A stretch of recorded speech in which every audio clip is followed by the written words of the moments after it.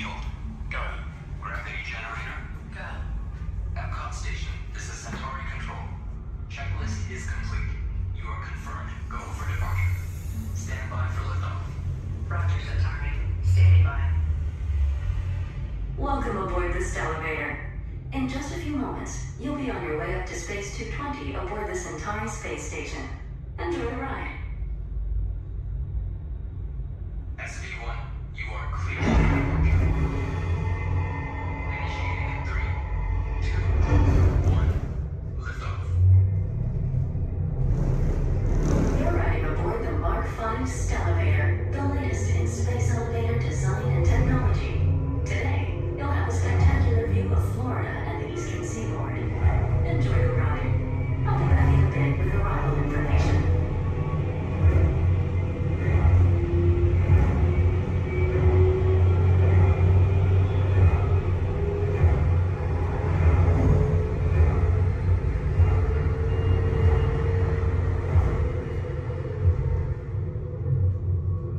SV1, we are on our final approach. Roger that. If you look above, you'll see Centauri Space Station coming into view. Once we dock, gather your belongings and exit through the open airlock. A Space 220 agent will be waiting for you. SV1, clear for arrival. Gravity generator active. Airlock activated. Docking complete.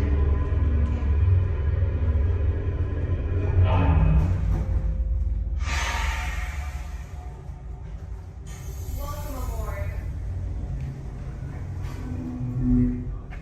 Is where we go down? Yeah. Give me one moment. You guys are gonna head right down this way. Somebody should meet you there. If there's nobody, oh, there is somebody. Okay. Head on down. Thank you. All right, guys. Is it okay? Good. We're safe.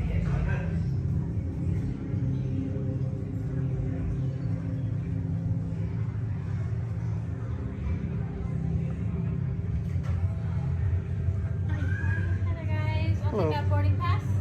And what's the last name? Niece? All right, for Joffrey. Yes. All right, you guys can call me. How was the trip up today? Was it good? Very good. Awesome.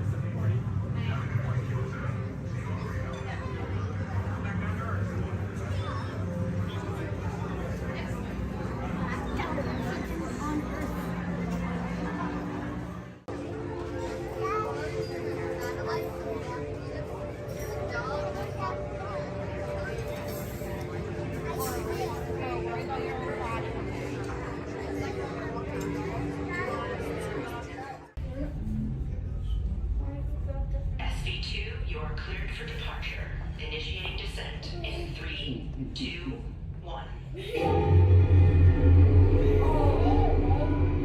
Your journey back to Epcot will be a smooth and quick one today, so enjoy the ride.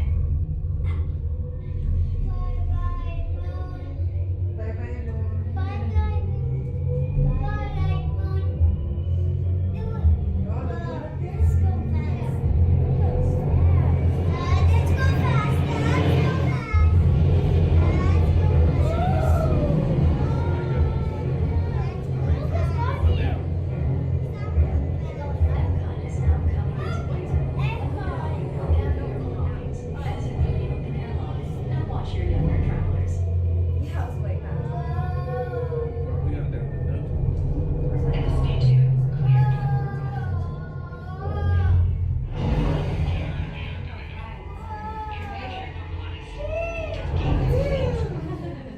We hope you enjoyed your visit to Space 220 and look forward to seeing you again The soon. ground is on this in the sky.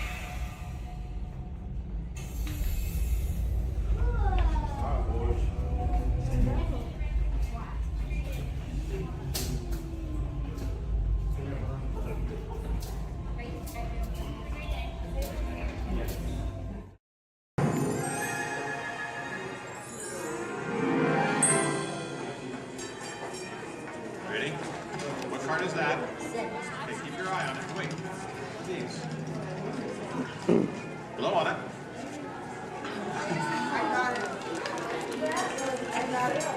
Hello and welcome to Disneyland's 50th anniversary celebration. For this truly historic event, no ordinary host would do. No, the Disney folks wanted someone who's been here from the beginning. They wanted a household name. A name that means family entertainment. Donald, calm down. You're just too animated. I'm referring, of course, to me, Steve Martin. Oh, really? Well, I don't remember him calling that show the Donald Duck Club. Now just waddle along. As I was saying, the Disney folks came to me because I began my career right here at the magic shop at Disneyland. That's me, Disneyland class of 1960. Magician, prestidigitator, and seller of fake vomit.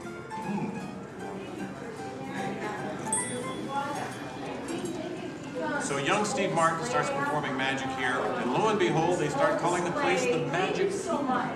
Coincidence? I don't think so. But right now, I'd like to introduce you to the man who started it all, Walt Disney. Walt, tell us how it all began. This is the original. Now, this is the original, this is taken from the original show here at Disneyland. And This is a then, milk. So we start out yes, it was Walt planning him, and then when they taking the merry-go-round and all kinds of places. As I sit there, all these things, sit on the bench, eat peanuts. I felt that should be something where parents and the children could have fun together. Great idea. So that's how Disneyland started. Disney does everything. I'll take it from here, Oh, Walt. yeah, and I did not. This work at priceless Disney artwork Good shows Show, the but I first did work design in for the Disneyland. Gettysburg show A small park that would with have been the near the headset. Disney Studios in You saw the Burbank. headset show. It's sweet, They isn't can it? simulate a hair But he couldn't pattern. stop there. Like you Not were- Walt. you were He sitting wanted in the war and you a were world of the looking future, and an exotic you get a jungle, haircut. You a feel that wilderness cutting your frontier. hair, literally. Yeah, what do you mean they're cutting your hair and you get This is just the most rare and valuable piece of art for Disney archives. It's the painting that sold the concept of Disneyland to the bakers. was a painting. You got us really. Thank you, and we just get this lobby just open this morning, so you were here day one. It just opened today. Then Walt heard about an orange grove in Anaheim. Thank you. Thank you, you're welcome. An hour away from any major city, at the end of a dirt road. Talk about impossible I dreams. guess I'll be able to. If I could take you back in time. All ages. Wait a minute. What am I saying? I'm a magician. I will have to finish already. It's going to be very patriotic, which is something beautiful. Here is the actual orange grove 1 year from opening. And that's actually Walt Disney in the actual orange grove. Let's listen in on his top secret plans. 1, 2, 3. Aha! Some sort of code. I get it. Walt also had a code for all the trees on the property. Red ribbons for the big trees he wanted to save for Disneyland, and green ribbons for the ones he wanted removed. But, as fate would have it, the bulldozer driver was colorblind! Oops. So, Disneyland, less than a year from opening. No one in their wildest imagination could ever build an entire theme park here in just 1 year. Yeah, I'll show ya. Watch this, Magic Boy. That kind of sound. Keep going, boys. Faster, faster. That's it, good. That's it, good. Opening, go. Take it away, Walt. To all who come to this happy place, welcome. Walt's dream had finally come true. And to celebrate, ABC organized the biggest live telecast in history. Some of the most famous stars in Hollywood showed up, including host Art Linkletter. Frank Sinatra. Hello, Franco. Who's driving? Sammy Davis Jr. Hello, Sammy. Bob Cummings, Ronnie Reagan. Come on in. Davy Crockett. Buddy Epson's there, too. But right now, it's my pleasure to introduce the famous star whom Mr. Disney has asked to christen the Mark Twain. Ladies and gentlemen, Mr. Disney. I'll take it from here, Mr. Linkletter. Try to find my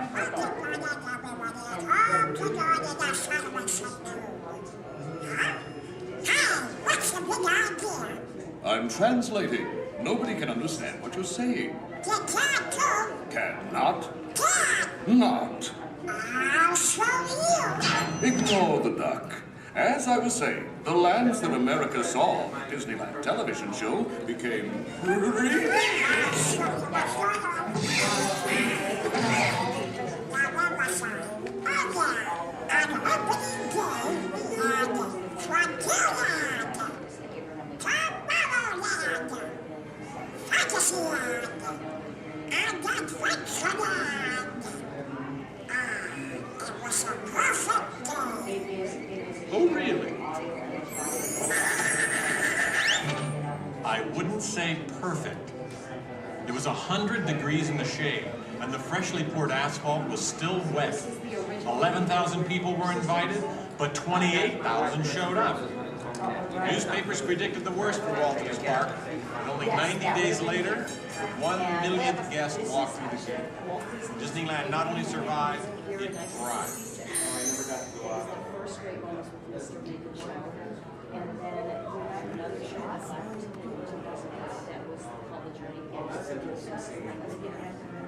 We've been down since 2005, where we've been doing the Steve Martin Show. This is honoring Disneyland's 50th year. So this film is what's left. It's going to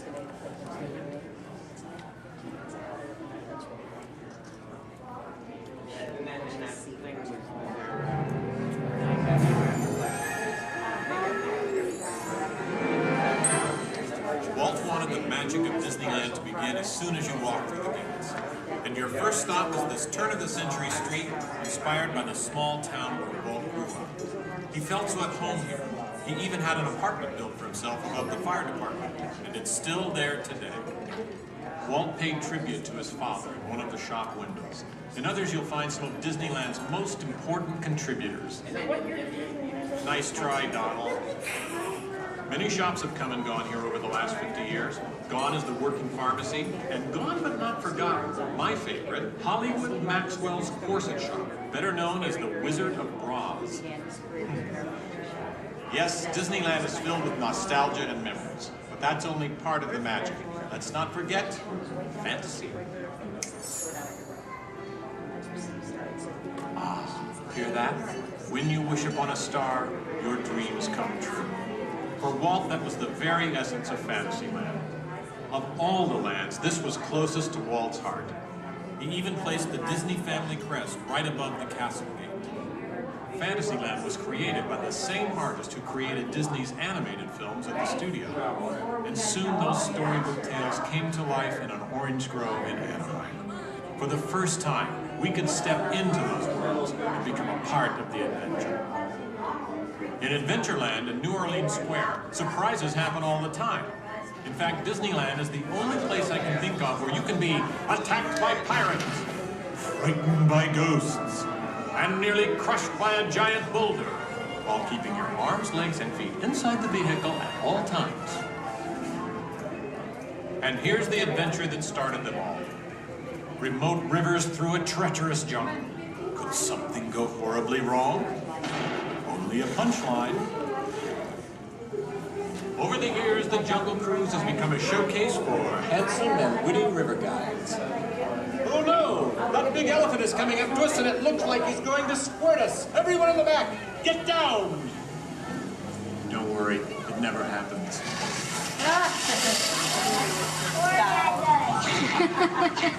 Donald. It was the duck, right? The duck?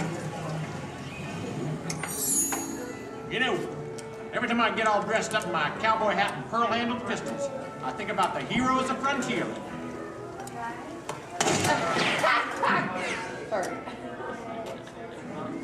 You see, Walt believed it was important to pay tribute to the pioneers who blazed a trail across frontier America. And I agree. Especially when it involves saloon girls and blazing six-guns! In Frontierland, you could meet popular Disney heroes of the day, like Davy Crockett and Zorro. For a while, there was an authentic American Indian village. And in the little mining town called Rainbow Ridge, you could board a mine train or pack mule to explore nature's wonderland. then the West got a whole lot wilder. Big Thunder Mountain Railroad was a thrilling addition to Disneyland's growing mountain range. The first peak was the Matterhorn, one of Disneyland's first e-ticket attractions. But the most out-of-this-world mountain of them all is right here in Tomorrowland. When Disneyland first opened, Tomorrowland gave us a preview of the amazing, futuristic world of 1986. Okay, so the 1980s didn't turn out that way. But Tomorrowland is really about imagining the possibilities of the future. So we got to go to the moon before real astronauts did. We got to travel through the mighty microscope on atommobiles, beyond the realm of normal magnification.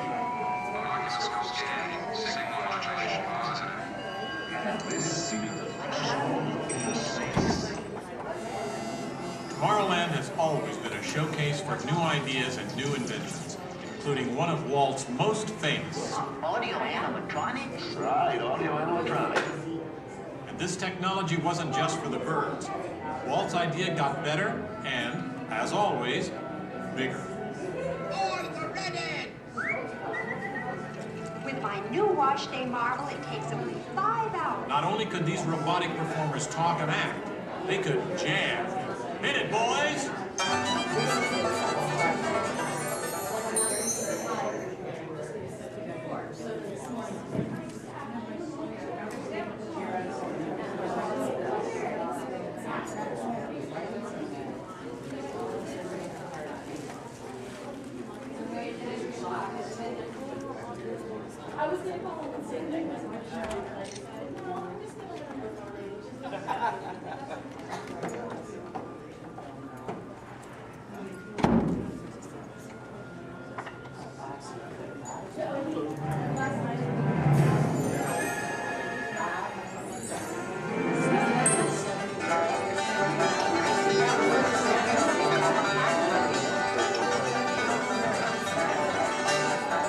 Yes, Disneyland has had thousands of great entertainers over the years, and not all of them have had servos and circuit boards. I learned a lot about comedy by watching Wally Boat, star of over 47,000 shows at the Golden Horseshoe Revue. And he was only one of the great homegrown acts that brought their unique magic to Disneyland over the years.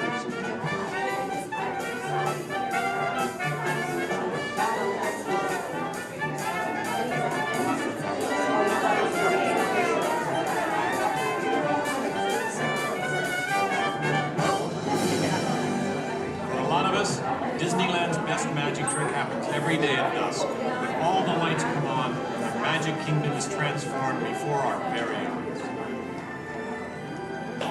You know, that's one of the great things about Disneyland. Everyone has their own special memories. For some, it's the first time they walk through these gates. For others, it's their first parade. And I'm sure for all of you, it's watching me, Steve Martin, host Disneyland's big 50th anniversary. But while shows and attractions are all great, I think for most people, real magic of Disneyland is right here. It's you, Donald. Yes, it's you and Mickey and all the rest of the gang who always make us feel like home friends.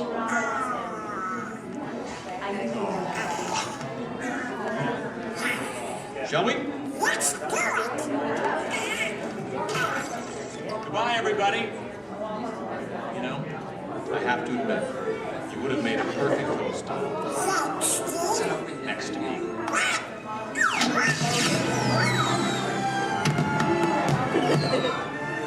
All come to this happy place.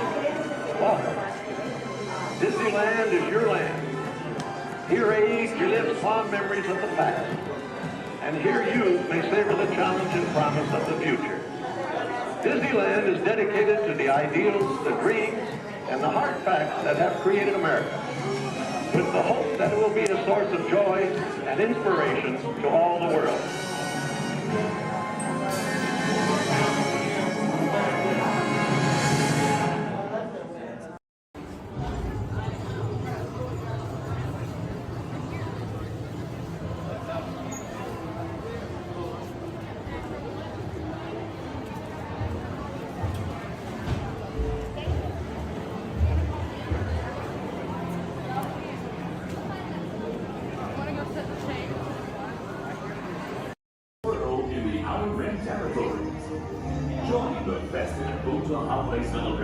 in the streets of Los Angeles. Then head to the arena and cheer for your favorite pilot in the annual Punta Eve Classic. Or set sail on the Dune Sea in a luxurious sail barge. Then rent a land speeder and head over to the colorful outpost of Mos Eisley. No visit is complete without having a drink at Tatooine's infamous Mos Eisley Cantina, where you will never find a more wretched hive of scum and villainy. That's right, a Tatooine vacation has everything under the sun. So call Star Tours and book passage to Tatooine today. We have reports of Freud being pumped and kicked back. I can honestly say that I have not seen a thing. Honestly. As if anything would ever get past me.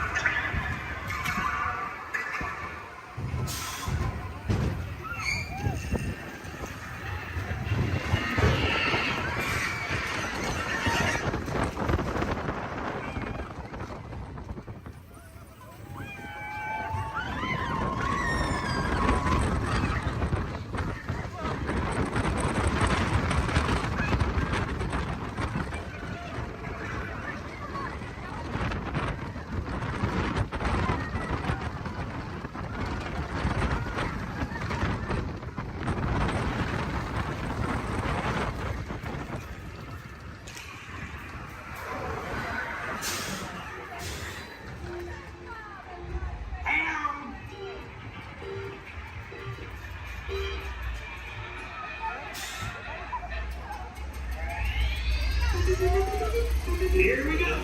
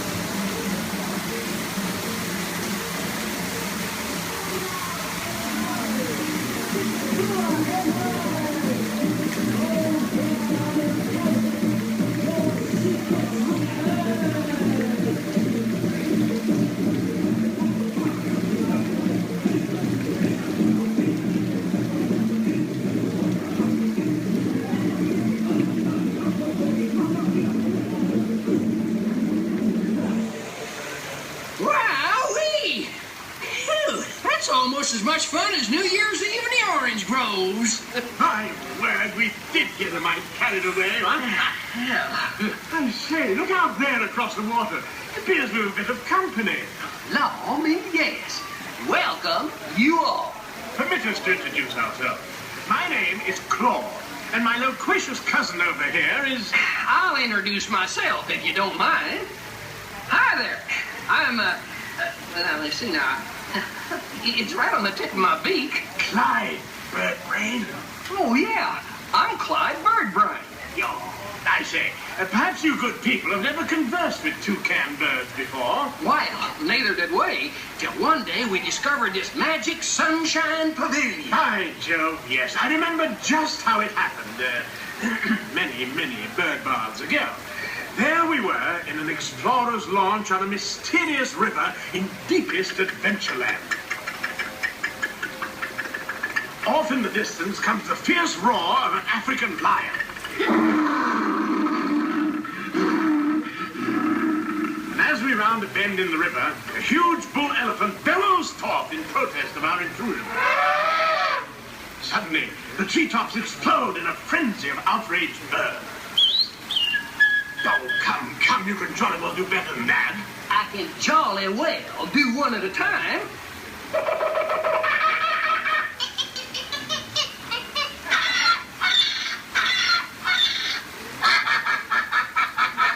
Meanwhile, shifty-eyed crocodiles lurk by the water's edge. Lurk, lurk, lurk. And the giant python slithers down from an overhanging limb. What's happened? What's wrong? I think snakes. Don't be ridiculous. I'm only relating a story. Oh, all right, Clyde. Enough is enough. That wasn't me. I never even opened my beak. Huh? Excuse me, I really hate to interrupt such an exciting story, but you're calling us for a show. For sakes, it's already showtime. And say yes, it is already showtime. And now, Claude, it is your turn to make the announcement to all our guests. Righto. Ladies and gentlemen, boys and girls, gather up all your cameras, purses, and other articles, and now turn to your left towards the tall doors. When the drums begin, they'll open magically to lead you right into the Sunshine Pavilion. Is everybody ready? Follow me, please.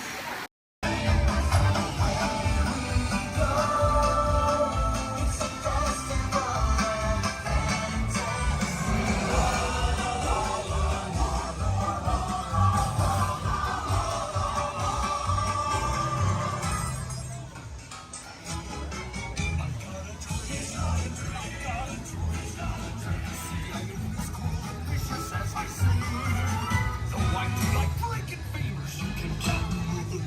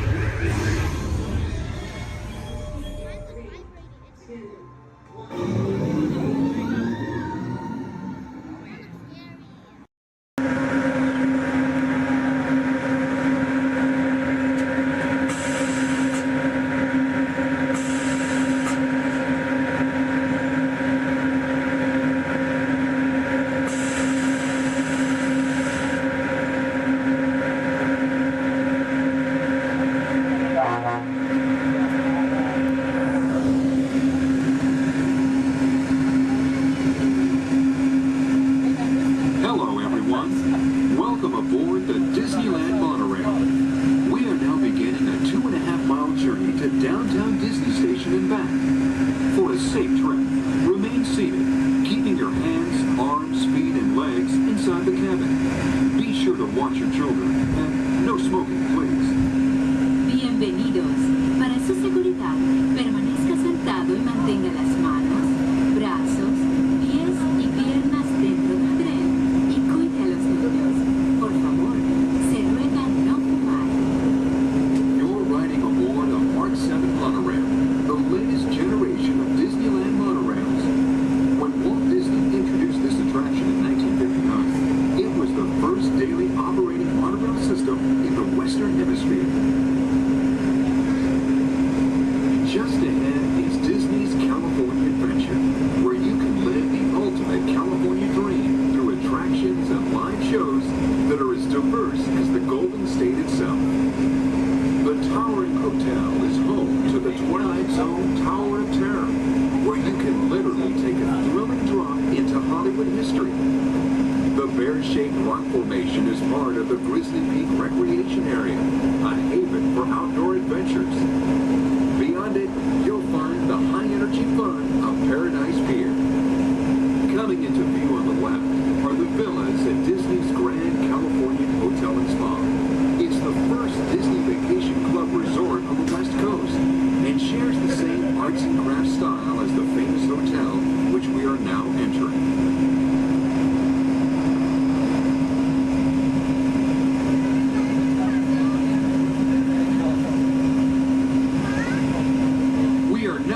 At Downtown Disney Station, gateway to the Downtown Disney District and the Disneyland Resort Hotels. If you will be leaving us here and returning later today, please hold on to your park ticket and have your hands stamped as you leave the station. You may reboard the monorail for a return trip to Tomorrowland up until 1/2 hour prior to Disneyland closing. Please remain seated until the monorail comes to a complete stop and the doors have opened. Then, gather your belongings, lower your head, watch your step, and exit to the left of the monorail. Thanks for traveling with us today, and we hope you enjoy your visit to the Disneyland Resort. For those of you continuing with us, we'll begin our return trip to Tomorrowland in just a few minutes. Thank you.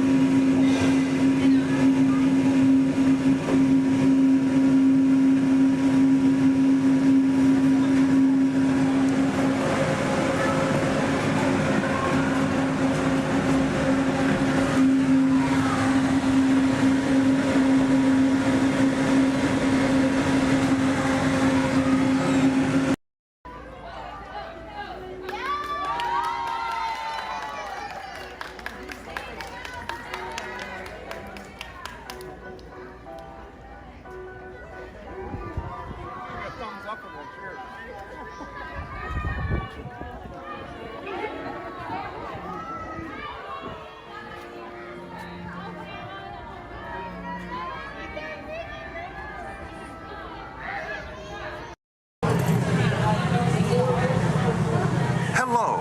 If you are new to the area, the Monstropolis Chamber of Commerce would like to welcome you. While you're in town, be sure... We interrupt this program for a special report. A child is on the loose in Monstropolis. A human child! If witnesses are to be believed, there has been a child security breach for the first time in monster history. We can neither confirm nor deny the presence of a human child here tonight. I tried to run from it, but it picked me up with its mind powers and shook me like a doll. It's true! I saw the whole thing!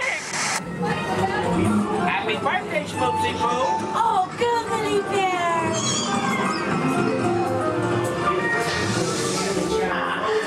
Telepathic control. Made me dance like a chicken. My thoughts were not my own. Then it grabbed me with its giant forked tongue and rolled me up and down like a Oh, we gotta get you home.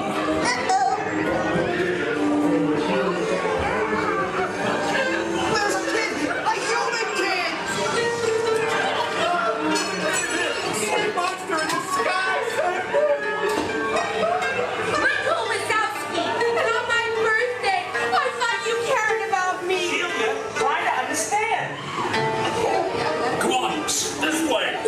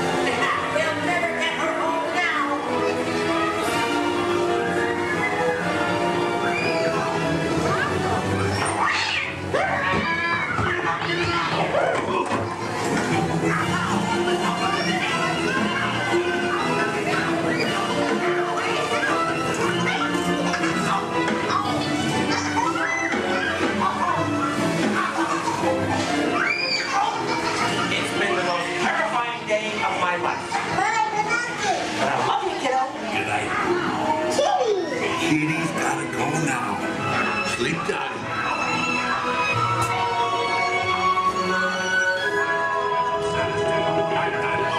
Get ready, folks. We have to decontaminate you. Sorry, Manny. We have to do this for your own good.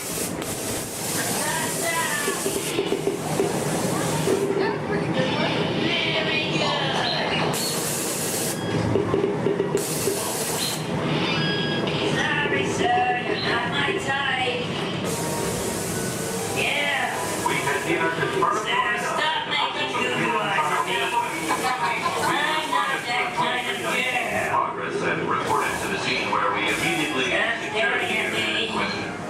We spread out and locked it down. Hey, you left the lens cap on. Just kidding.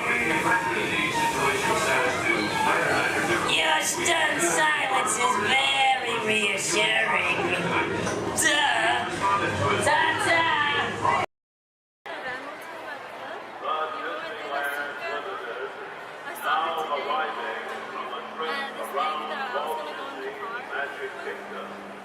She's a mom of some guy that I used to know. It's because you guys both have the same band. That's what the whole big kid, big glasses on.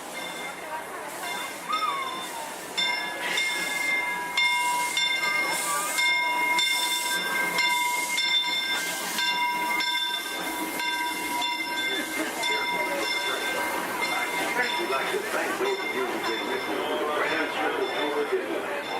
We sure hope you enjoyed the travel with us and check out some friends. I'd especially like to thank those of you who've been with us for the Grand Circle Tour of Disneyland. We sure hope you enjoyed your travels with us.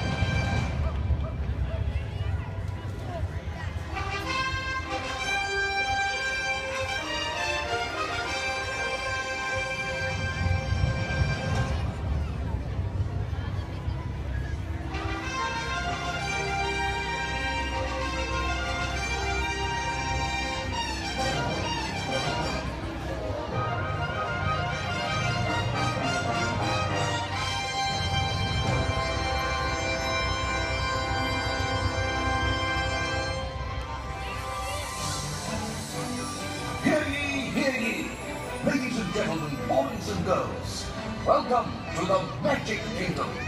You are warmly invited to join Mickey Mouse and his Fantasyland friends for a magical celebration in the streets. Dreams will come true, hearts will soar, and you will become a part of the magic. For the time has come to take your places and prepare to welcome the wondrous and wonderful Disney Festival of Fantasy Parade!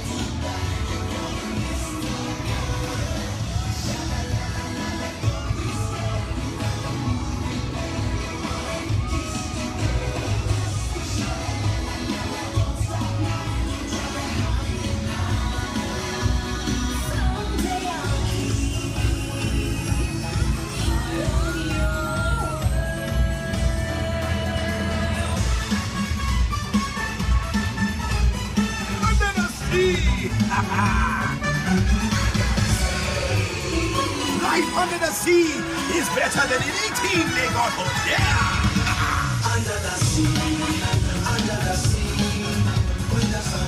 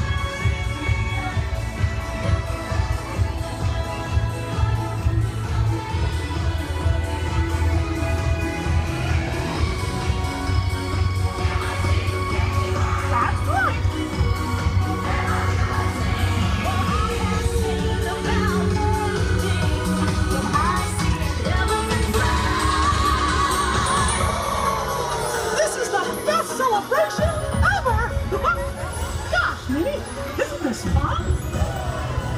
I'd like to ask everyone to please remain seated throughout the show, and please keep your hands, arms, feet, and legs inside the vehicle at all times. Oh, don't forget to supervise your children, and for the safety of our cast, we ask that you please refrain from the use of flash photography and external video lighting. Now that we've taken care of business, let's talk about me. My name is Travis, and I'll be your guide for this magical journey into the movies. It's the perfect job for me because, well, I love movies. Is everybody ready? Great, the cameras are ready to roll. Ready when you are, Stevie.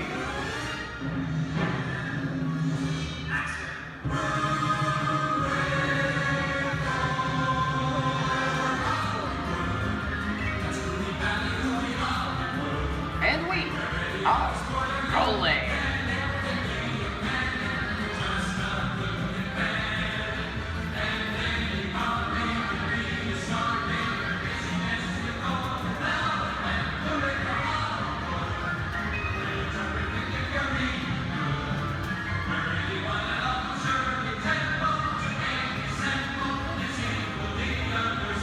Hello everyone and welcome to the Great Movie Ride.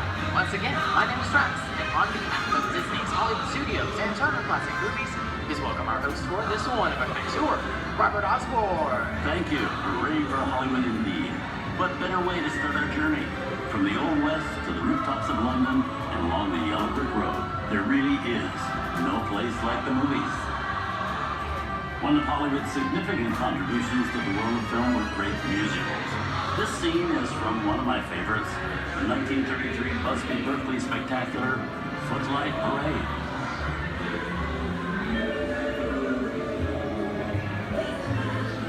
Here's one of the most famous of all dance sequences. It's from the 1952 musical classic, Singing in the Rain. Here's Chick Kelly singing in the rain. Literally.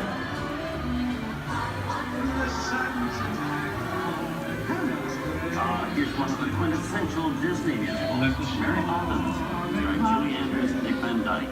This classic earned 13 Academy Award nominations. I love this song. Sing along.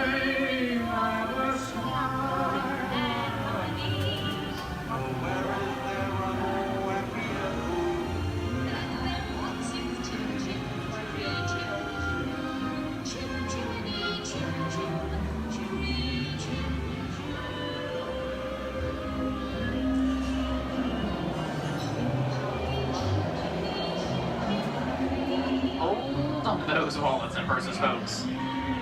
This doesn't look like a very good neighborhood. Here's the birthplace of the gangster film, the seedy underbelly of Chicago, from The Public Enemy, starring James Cagney.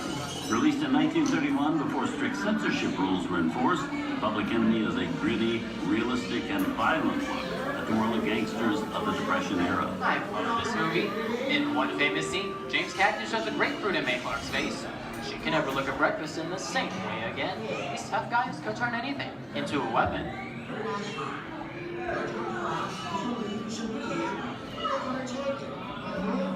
You want to kick in with the dog. If you don't, somebody's going to drop by here and kick your teeth out one at a time.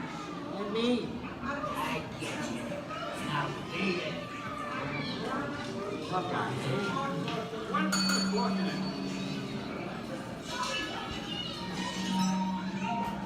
Sorry about the delay, folks. I don't want to run a red light, even in the movies.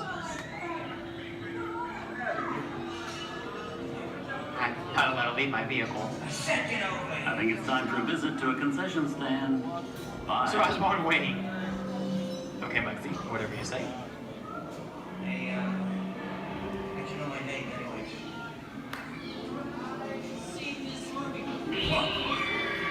I hear someone singing your fancy cars like to get out of here.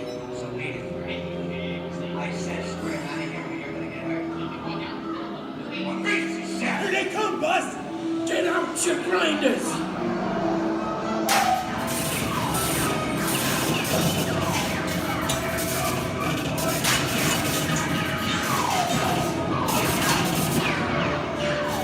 I'm hit! I'm hit! Muggsy! They got spin! Muggsy! Muggsy! Where's his head? Get his head!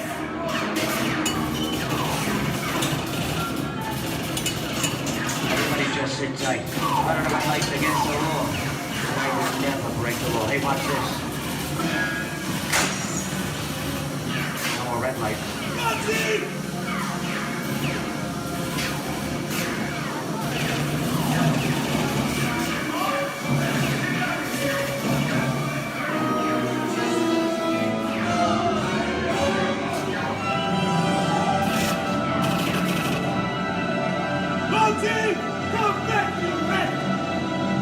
Sorry, boys, I'm making my getaway. Give my regards to the warden, suckers. What are you looking at? Everybody just mind your P's and Q's, and, maybe you won't get hurt. Oh. This must be the west side of town, huh? Western films depict the legendary American wild frontier, where cowboys and their loyal steeds maintain order in towns against the untamable wilderness. John Wayne and Clint Eastwood are two of the iconic stars who epitomize this ideal of the stoic gunslinger.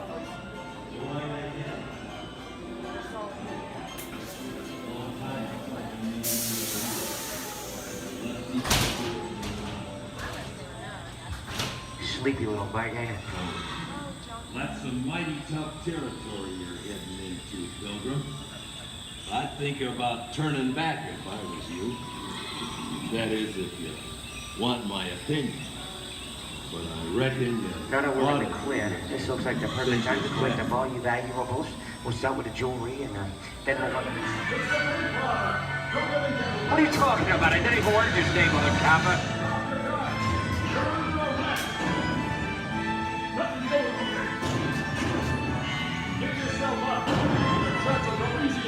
This is nuts. Nuts to this. Look at it this way. I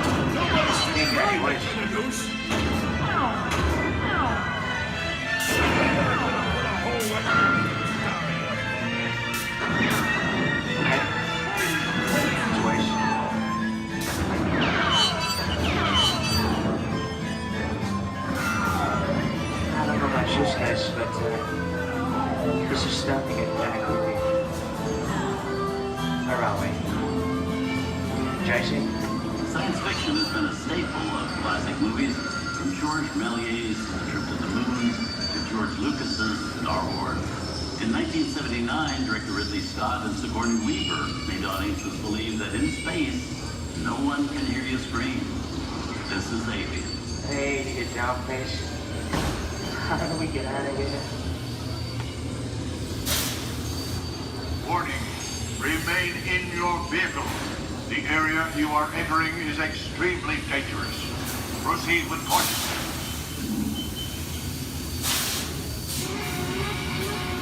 Danger. The emergency disrupt system is now activated. Ship will detonate in T-minus 10 seconds.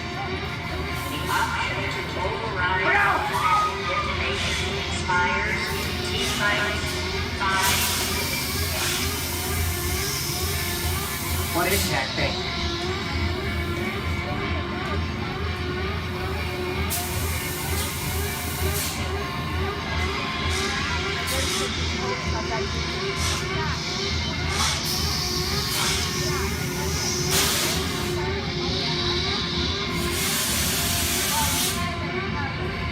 Get it together. I'm getting out of here. That's enough creepy crawly things for one day, right? Wrong.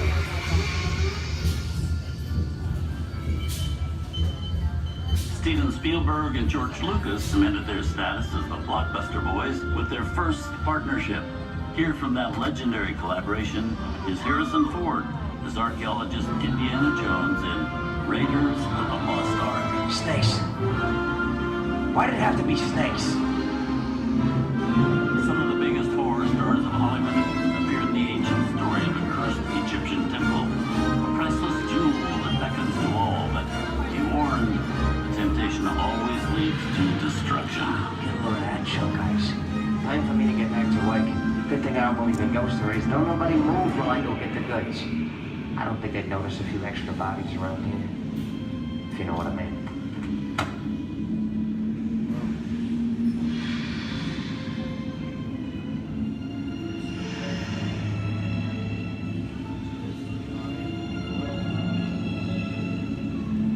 seen enough movies to know that you really shouldn't even think about trying to steal a jewel.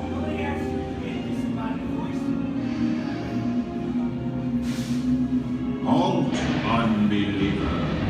Disturb the treasure of the gods, and you shall all pay with your lives.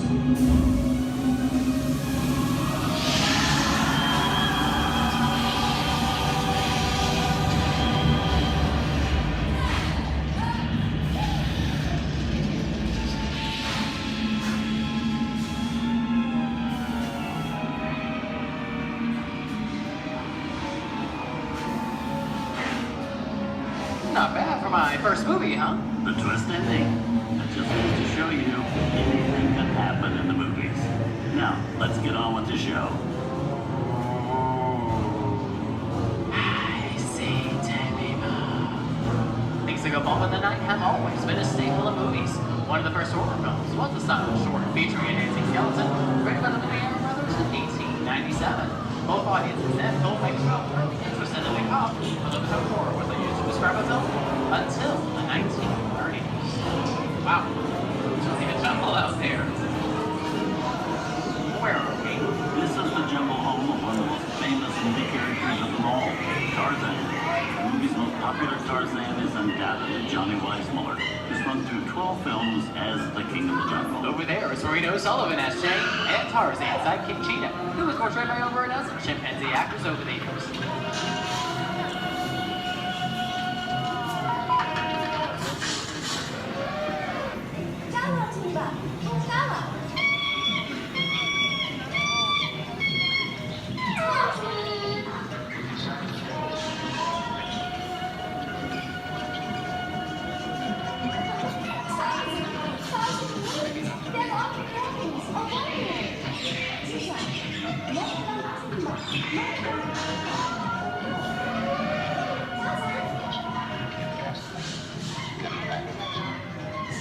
Here's Humphrey Bogart in his most famous film role. In 1942, Bogey finally got to spread his wings and romance the beautiful Ingrid Bergman in Casablanca. Look, I know that it'd be noble. It doesn't take much to see that the poverty of 3 little people don't amount to a hill of beans in this crazy world. Someday you'll understand that.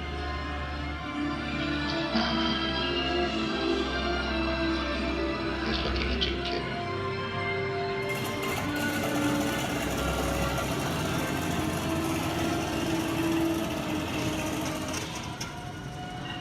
Inside of us, we both know you belong to Victor. His work, the thing that keeps you going. That thing keeps you around. Not really. And now, one of the most famous movie stars in one of his greatest roles, Mickey Mouse, is the Sorcerer's Apprentice in Fantasia. When the film came out in 1940, Walt Disney promised to add new musical sequences in the future. His nephew Roy kept that promise 60 years later for the release of Fantasia 2000.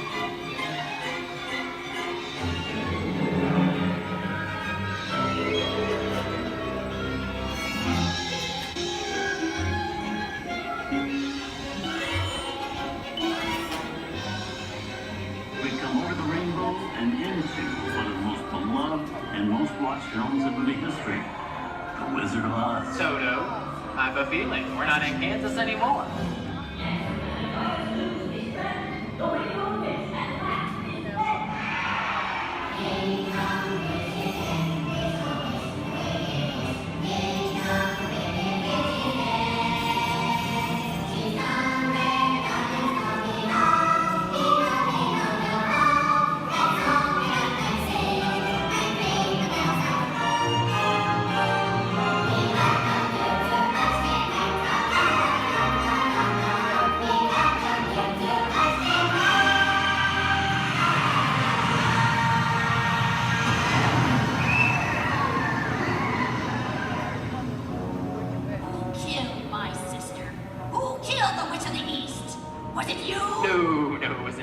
I didn't mean to kill anybody. Well, my little pretty, I can cause accidents too. Oh, rubbish. You have no power here. Now be gone before somebody drops a house on you, too. Very well. I'll bide my time. But just try to stay out of my way. Just try. I'll get you, my pretty. And your little dog, too.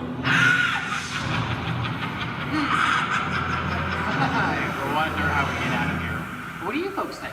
Which way do we go? Follow the yellow brick road. Follow the yellow brick road. Follow the yellow brick road? Now, why didn't I think of that? Sing along, folks. You know the words.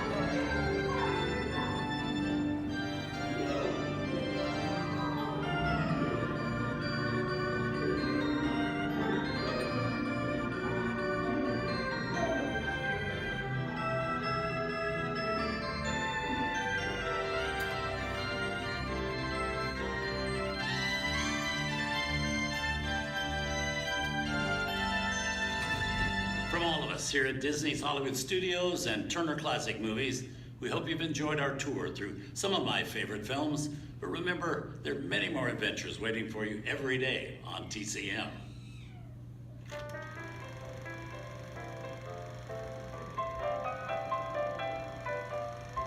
We didn't need dialogue. We had faces. Wait a minute. You ain't heard nothing yet. Step in time!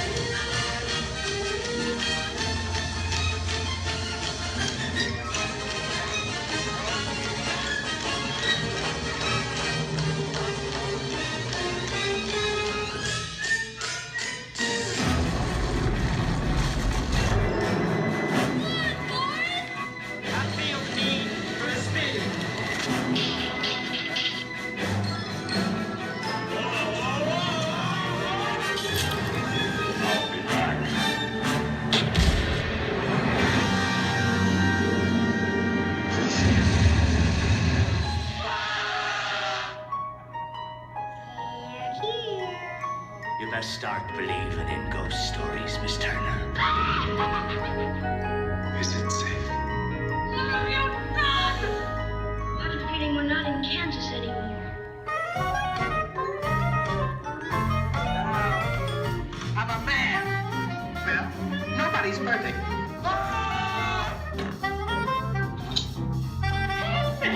Shut up.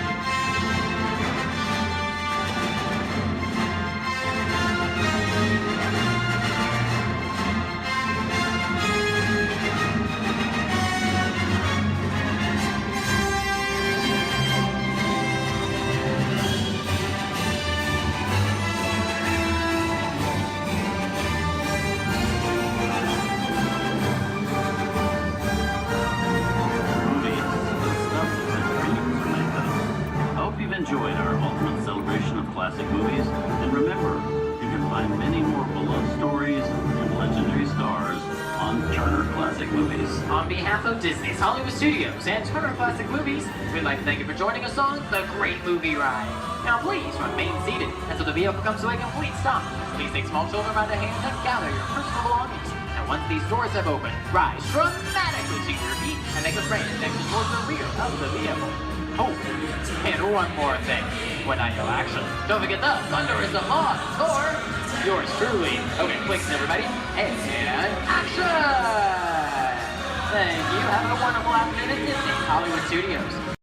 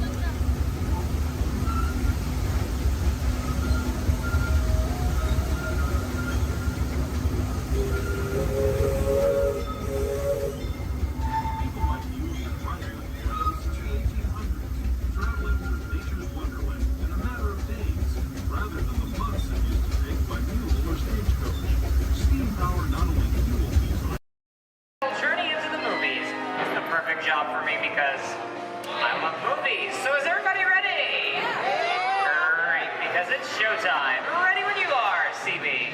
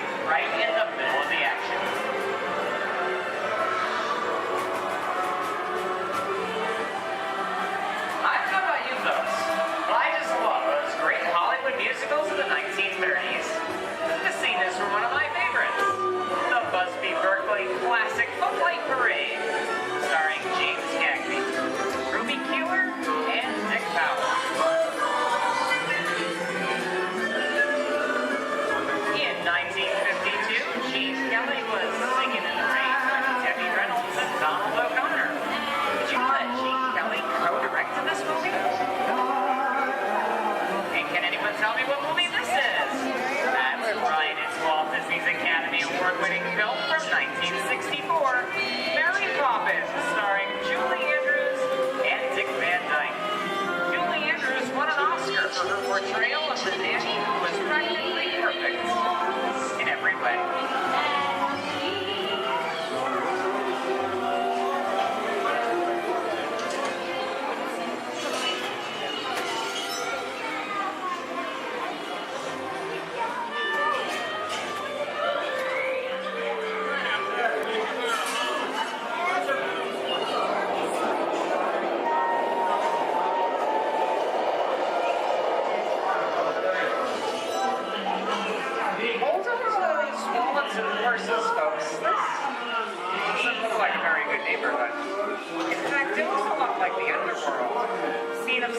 Classic gangster films as The Public Enemy, starring one of my favorite tough guys, James Cagney. Even though Cagney is best known as one of the movies' greatest gangsters, he won his only Oscar for his role as the song and dance man George M. Cohan in Yankee Doodle Dandy. I'm telling you, the very last time George comes around, he's going to leave you some beer. You're going to take it. And you're going to kick in with the dog. And if you don't, you're going to drop by here and kick your teeth out, squat at a time. You know what I mean? Somebody's coming. Somebody's coming. Get down. There isn't them. Yeah, just a bunch of rubber-necked tourists. Sorry for the delay, folks. I don't want to run a red light, even if it is just a movie. You talking to me? You talking to me?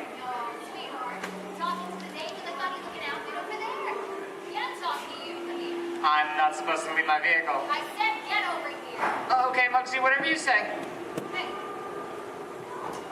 How'd you know my name anyway? I've seen this movie before. You're making a big mistake here, Muggsy. I can't just walk out in the middle of a movie. Here they come, I'll go for some artwork. You're blinded.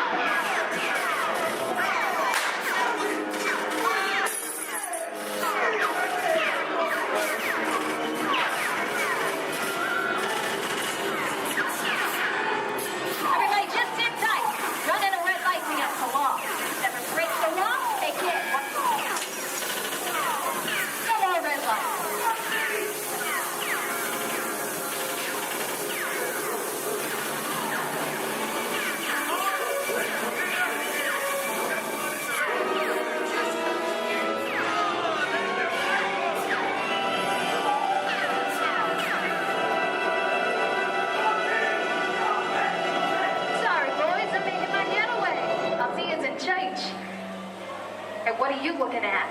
I'd everybody mind if he's accused, maybe you won't get hurt. Ah, must be the west side of town. And now, the Old West, and two of Hollywood's legendary stars, Clint Eastwood and John Wayne.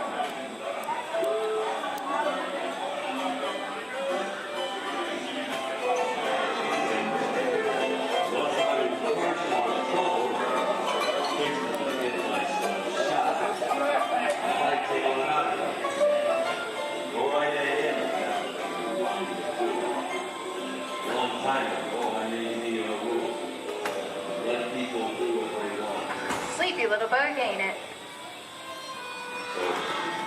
That's some mighty tough territory you're heading into, Pilgrim. I think about turning back. That is, if you want my opinion. Reckon Now that we're in the clear, this is the perfect time for me to collect up all your valuables. We'll start with the jewelry. There it is. It's the bank robber. Don't let him get away. Look out, it's important to see Brother Copper. Drop your gun. You're under arrest. Nuts and nuts to this. Get out of here. Get yourself up. Well, look at it this way. I can't get any worse.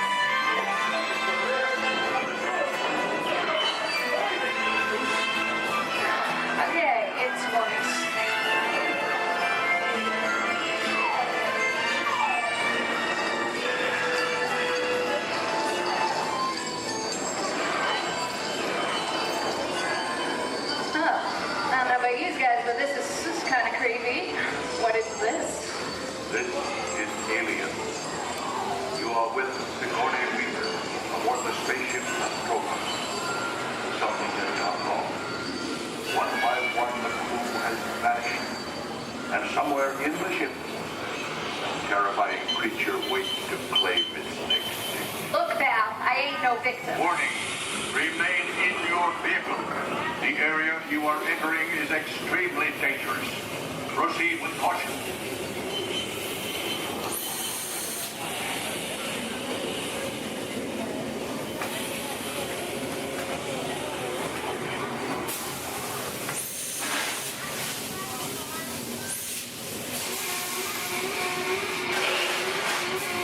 The emergency destruct system is now active.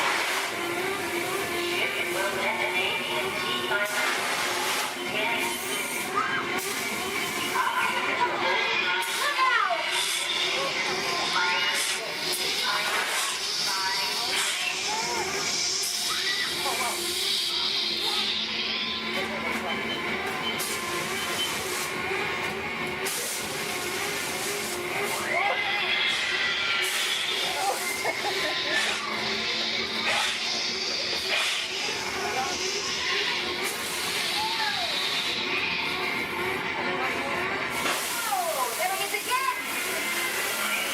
Okay, that's enough creepy crawly things for one day, right? Wrong. Here in Raiders of the Lost Ark, amid 1,000 deadly snakes, Indiana Jones unearths a great treasure. Will Harrison Ford escape with his discovery? And what will be your Snakes. Why'd it have to be snakes?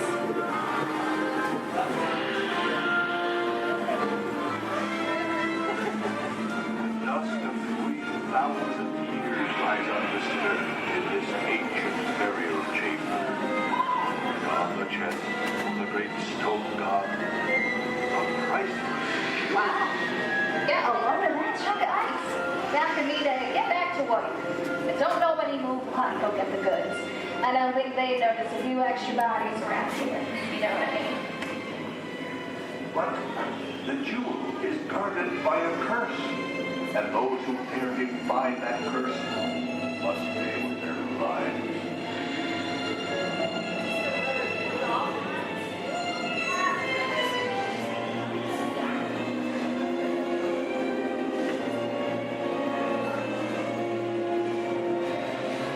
Halt, unbeliever. Disturb the treasure of the gods, and you shall all pay with your lives.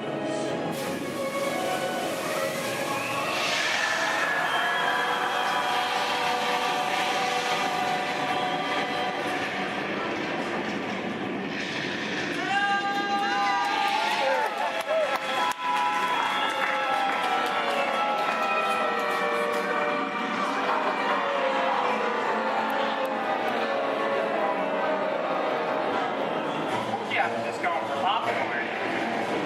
That just goes to show you anything can happen in the movies. Let's get on with the show. I see dead people. The horror movie is my all-time favorite genre. Some of the best horror films were produced back in the 1930s and 40s. But monsters, mutants, and maniacs are still audience favorites and continue to haunt us today. Hollywood has produced dozens of other movies over the years, beginning with a silent version back in 1912. We're now entering the jungle home of one of the most beloved characters of all time. No, it's not George of the Jungle, actually it's Tarzan. Represented by Johnny Weissmuller. There we have Maureen O'Sullivan as Jane and the lovely and talented Cheetah as herself.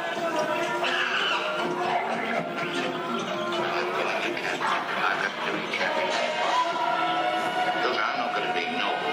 It doesn't take much to see that the problems of three little people don't amount to a hill of beans in this crazy world. Someday you'll understand that. Louis, I think this is the beginning of a beautiful friendship. That's the last line of a movie ever. Humphrey Bogart, your favorite person?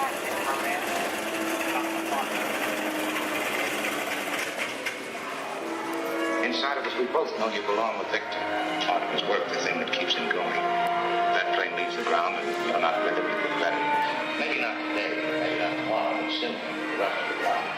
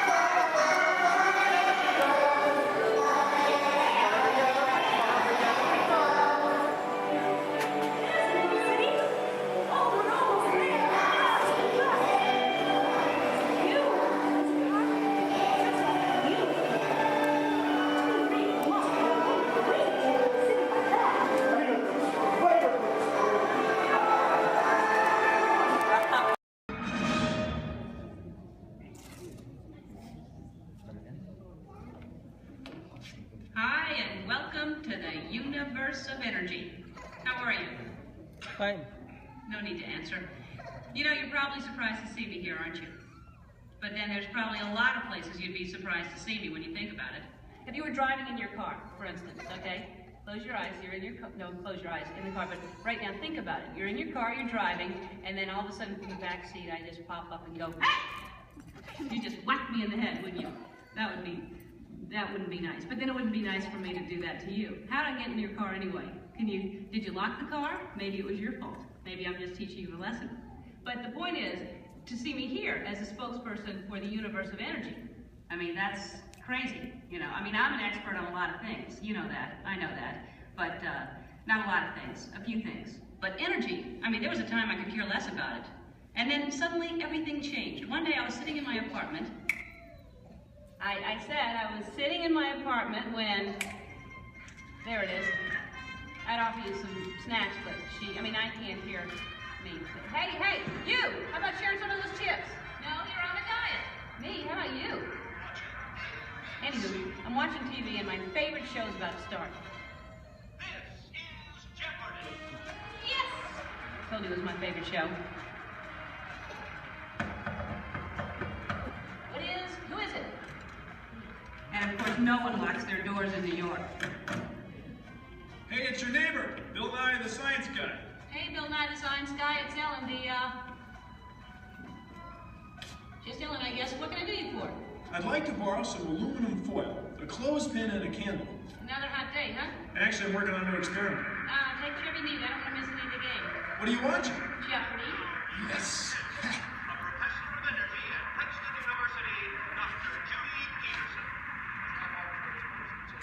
Oh my gosh. What? It's my old college roommate, Judy Peterson. She was such a smarty pants, know-it-all. I had the best nickname for her, though. What was that? Stupid Judy. Ellen, that makes no sense. She has a PhD. I know, but it made me feel better. So now I guess she's some hotshot, energetic professor. She's a professor of energy. Whatever. Who cares about stupid Judy and her stupid energy? Ellen, energy's the most important thing in the universe. Oh, yeah, sure. Take her side. I'm not taking her side. It's just that without energy, nothing would go. Nothing would happen. I mean, there'd be nothing. Well, then we'd really be in jeopardy now, wouldn't we? Yeah, well, what is, thanks for the supplies, and see you later. What is? Bye-bye. It's the Parliament of Israel. Right again. Go. Right again, Judy. Stupid Judy, stupid energy. Maybe the universe needs energy, but I don't. I'll take a nap for 100. I know. Big piece of corn right there in the teeth. How could you not see it? I'm gonna have to call you back. Now, as most of you know, when someone falls asleep watching TV, that person is going to have a what? Anyone? Sequence. Anyone? A crick in the neck? Bad hair day. A dream sequence. That's right, ma'am, a dream sequence. Right. Mine was more of a nightmare, actually. And actually, we should get some fog in here. Always nice to spice up a dream sequence with fog. No, not in here. Over there. The dream. Scary, huh? This is Jeopardy! Now here are today's contestants. Dr. Judy Peterson, Dr. Albert Einstein, and finally, just Ellen. And now here is the host of Jeopardy, Alex Trebek. Thank you, Johnny Gilbert. Hello, contestants. Welcome to our program, and good luck to you in the game. Here are the categories for the first round of play. Solar energy, wind power, energy from water, fossil fuels, fusion, and finally, gas. Ellen, since this is your dream, we'll let you make the first selection. I will take fossil fuels for, let's go 100. Fine. The answer is, this was formed from microscopic plants and animals trapped in ocean floor sediments millions of years ago. Ellen. Yes, I know that one. That's, what is the stuff trapped? Microscopic fuels and plants and animals and Sorry, Ellen. We were looking for something more than just an embellishment of what I had already said. Anyone else? Judy. What is petroleum, Alex? What is bituminous? What is solar thermal conversion? What is hydroelectric? What is helium? And so, as we come to the end of the first round, ladies and gentlemen, Judy has the commanding lead. Ellen has her work cut out for her, and Dr. Einstein is nowhere, relatively speaking. Is this a nightmare or what? Oh, Ellen, your first correct response. Wait a minute. Dreams! This is my dream. I'm in control now. I can still win. I still have a chance to. Ellen! Who is it? It's me, Bill Nye the Science Guy. Hey, I'm glad you came to help me. Actually, I came to see Einstein. Wow, you're getting clobbered.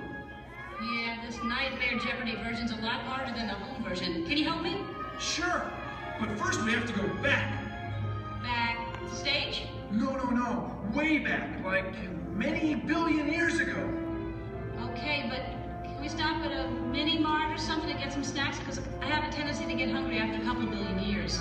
No can do, time's wasted. Come on! Wait, it's not even over. It gets really weird from here. Now some person I don't even know reminds me there's no eating, drinking, smoking, or flash photography allowed in my dream. There is no eating, drinking, smoking, or flash photography allowed on Ellen's stream. And she forgot something. And no videotaping, okay? And those of you who are just walking in right now, you're late. Where have you been? I love your hair. No, not you. No, I mean, it's all right, but that's cute, yeah. Anyway, so you're not completely lost. Here's a recap of what has been going on. I'm Ellen. Hi. I love Jeopardy. I used to not care about energy at all until I had a nightmare that I was on Jeopardy and all the categories were about energy. Oh, don't I know it's scary. So my neighbor, Bill Nye, stepped in to help me out. Bill Nye, the science guy. You know him? Anyway, so he comes in to help me out. That's what's going on. Got it? Good. If you don't, then that's your problem because you're late. And you think about that next time.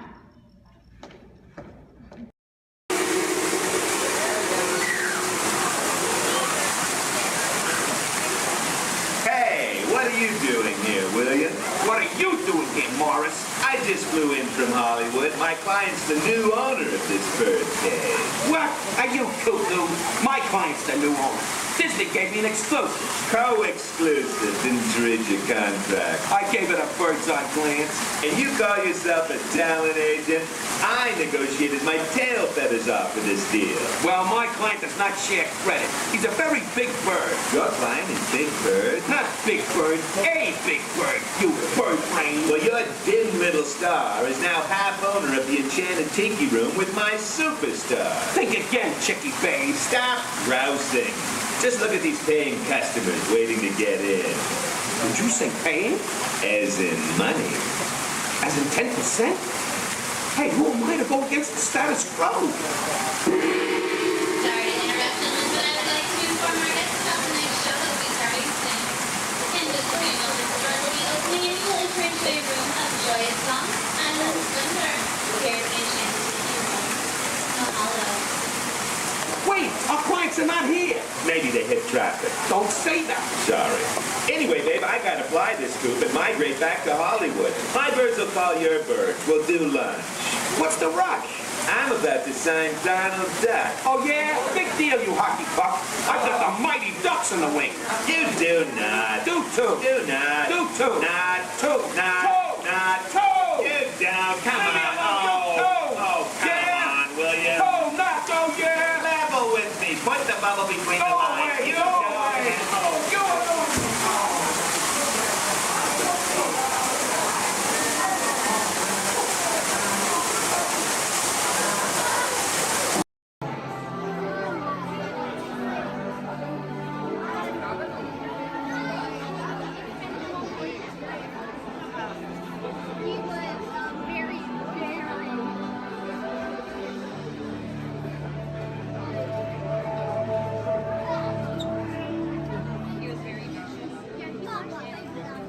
The technology that makes Sandar most famous throughout the galaxy is our universal neural teleportation network.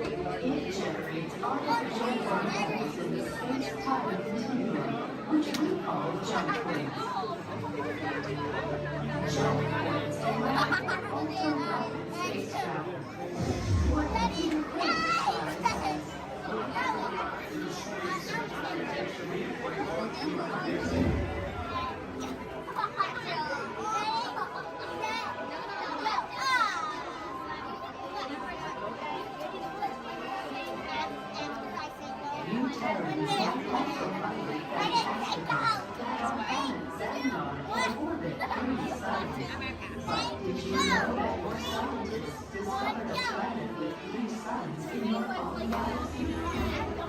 Your scientists name this planet HB 13199AZ, which Peter Quinn said is a terrible name for a planet.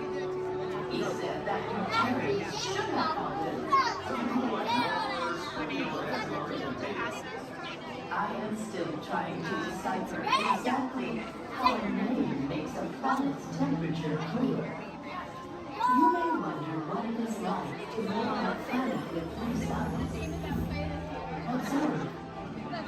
For much of the year, our suns appear close together in the sky, giving it a familiar Terran night and day cycle, yet with a unique triple sunset and sunrise each day. As continues along its orbit. The suns grow further apart until they reach a point where the setting of one coincides with the rising of another. At this point, Xandar is in near constant daytime. Is that not wondrous?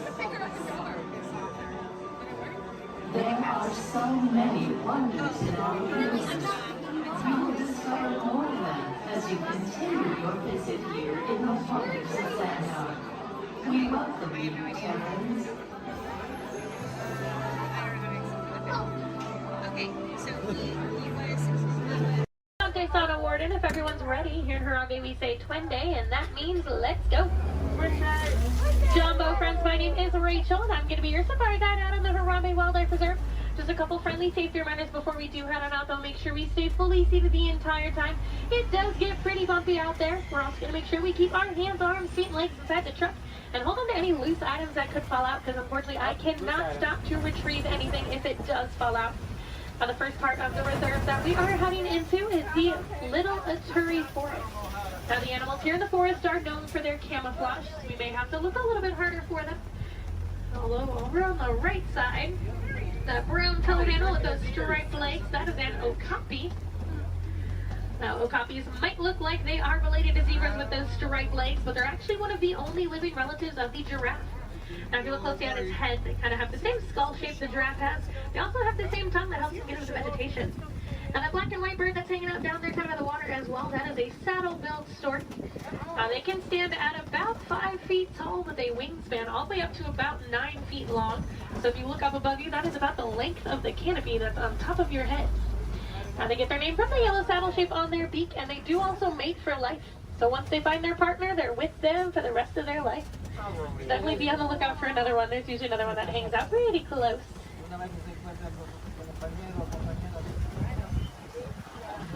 Looking a little bit quiet on this part of the forest, so let's see if we can head up, see what else we can find.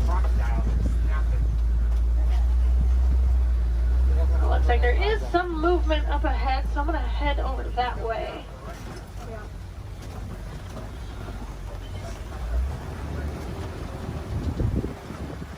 Alright, so coming up on the left, you might see there's some light tan colored animals kind of huddled underneath the tree, kind of by that bamboo. Those are greater kudus. And then actually up kind of under the trees, and then also at the top of the hill up there, those darker brown colored animals with those horns on top of their head, those are bongos. Now, bongos are very shy and reclusive animals. That is how they get their nickname, the ghost of the forest.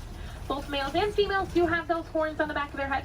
And if you notice they're angled backwards, that's help them get through any of that thick and tangled brush here in the forest they usually live in.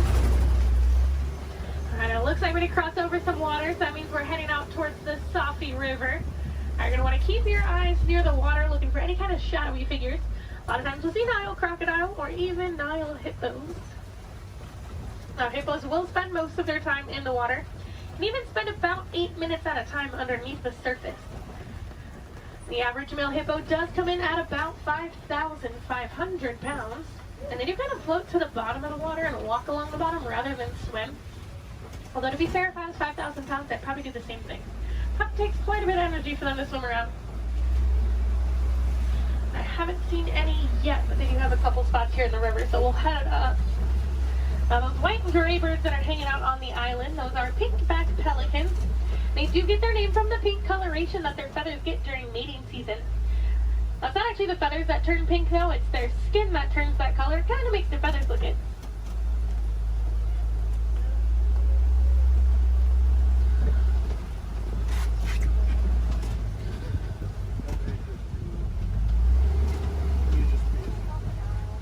The hippos are being a little bit shy right now, but I do know we are heading towards crocodile territory. Aha, down there on the left, there are some crocodiles down there.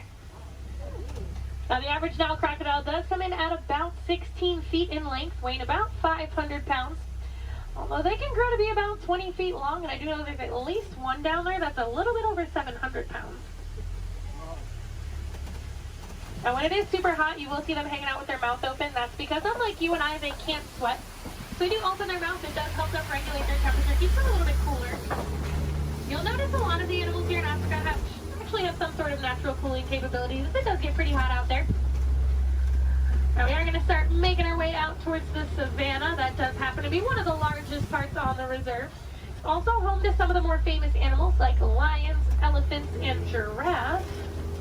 So hopefully we'll see some of those out there today. Now coming up on the right side of the truck though, this tree that almost looks like it was planted upside down. That is a baobab tree, also known as the tree of life or the upside down tree. And they will remain leafless or dormant up to 9 months out of the year, and that's to help conserve any kind of water or energy the tree does have. And I'm already seeing quite a bit of movement down there, so we're going to head down, get a little bit closer to everything. Now, unlike the animals in the forest, the animals out here on the savannah do rely on speed and agility to protect themselves. Even giraffes can run at about 30 miles per hour. That is a pretty funny run if you've ever seen it. Kind of see the head move way before you see any other part of the body move. Alright, coming up, those animals with those really big horns hanging out there on the right, those are Ankole cattle, also known as the Watusi cattle, after the Watusi tribe that did first domesticate them. They are one of the only domesticated animals here on the reserve, and those horns might look really big and heavy, but they are actually mostly hollow with kind of a honeycomb structure on the inside, so they are fairly light. Now these zebras that are hanging out here pretty close, these are Hartman's mountain zebras. If you look closely underneath their neck, you'll see a little flap of skin. That is called a dewlap. Now that does help them regulate their temperature. They're also the only zebra species that has it, so it does help us identify them as Hartman's mountain zebras. Now a group of zebras is called a dazzle. And if you've ever wondered if a zebra is black with white stripes or white with black stripes, just look at their nose. If they have a black nose, they're black with white stripes, and if they have a white nose, they are white with black stripes. Alright, we are going to slowly start making our way towards those giraffes.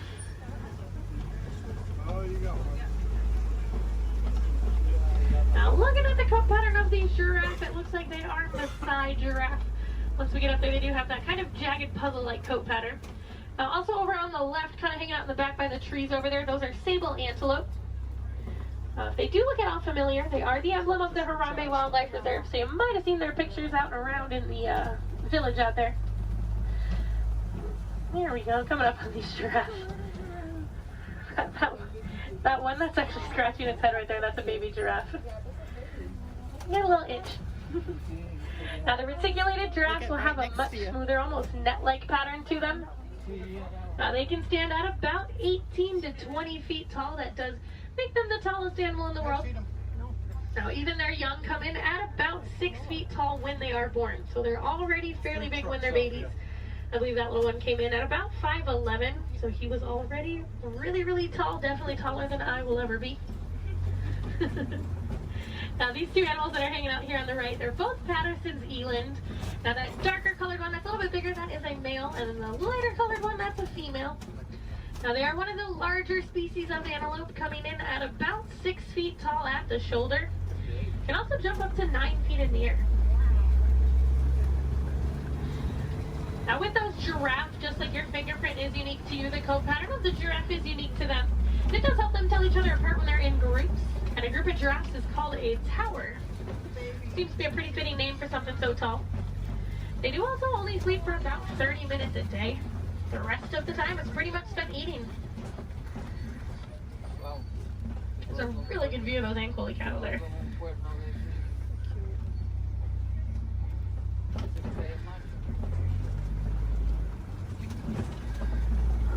Let's see if we can head up a little bit farther into the savannah, see what else we can find.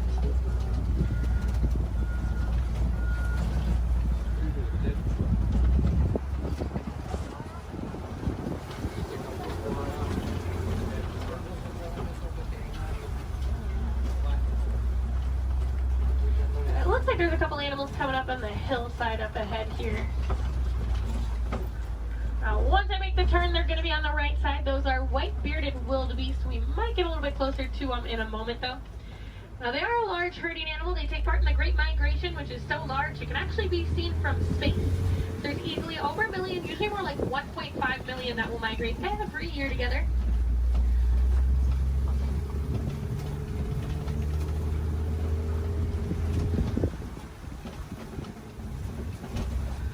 There they go. Right, you can kind of see them there. Now we are also coming up on some knockdown trees just up ahead, so we're going to head over that way. Usually that is a pretty good indicator that there's an elephant or two nearby. Now, elephants are known as nature's bulldozers, so you can always kind of assume. Actually, it looks like there is one up ahead of us. I'm going to zoom in a little bit closer to it.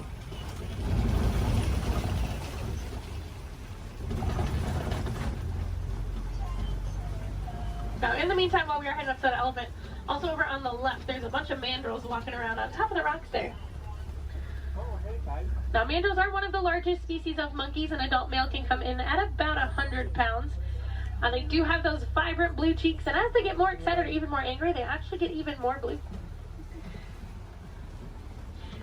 Well, it's a view of an elephant. Probably not the best view. I do know there is usually another herd of them that like to hang on a little bit farther up as well, so we'll see if we can head over that way, maybe get more of a frontal view of an elephant. That would be nice. Now, as male elephants grow older and more mature, they do get kicked out of the herd by the female elephants. They can live in solitary or smaller groups of male-only elephants. They do tend to get a little bit too rough with the young ones, and the females are not a huge fan of that. Well, you can kind of see that one a little bit better. Now, we can also tell that's an African elephant, not only because we're in Africa, but if you look at the ear shape, it almost looks like the continent of Africa. Makes it super easy to identify. Let's see if we can head up and find the herd. Thanks to our team's conservation efforts, they found that elephants are afraid of bees. So because of that, farmers have been putting up beehives around their crops. It's a much safer alternative for the elephants. It keeps them farther away from the crops, but it also keeps our locals and our farmers happy. Now, I thought it was so funny that such a large animal was afraid of such a tiny little insect. And it's actually the noise that the bees make. So elephants do have really sensitive ears, and that buzzing noise bothers their ears more than anything.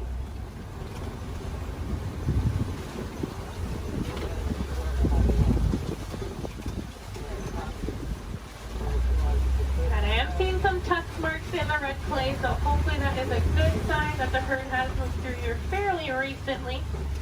Now, just like you and I might take a multivitamin every day, the elephants do eat that red clay. It gives them a little more nutrients they may not always get from their daily diet. Female elephants do also have one of the longest gestation periods, coming in at about 22 months. So I'm not sure I blame the females for wanting to kick the males out after a while. Personally, I might do the same thing if I had to go through that. Looks like there were a few of them moving up ahead, so we're going to see if we can get a little bit closer to them.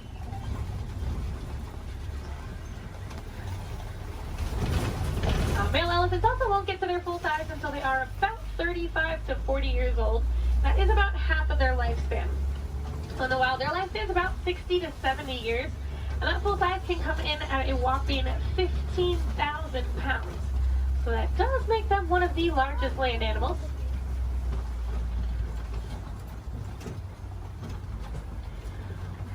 Now, they do also have really sensitive skin, so you will see them throwing dirt and mud up on their back. That acts as a natural sunscreen for them. You're also going to see them flapping those really big ears that they have, as those ears are home to a bunch of blood vessels on the inside. So just doing that, it does actually activate those blood vessels and can even cool their body temperatures down about 10 degrees. We might be able to see when we start going around this curve here. Now, in the meantime, we are coming up on some greater flamingos as well. Now, those greater flamingos actually start out as a gray color, and as they get older, they get their vibrant pink color from their diet, which does consist mostly of beta-carotene, like brine shrimp. If you actually look on a couple of them, the back of their head and neck, you can still see some of the gray feathering on some of them. Now, they are one of the lighter colors of flamingo species, as well as one of the largest. You might have seen their cousins, the lesser flamingos, out on Discovery Island when you were coming in today. They're quite a bit brighter in color than these ones, but they're also a little bit smaller.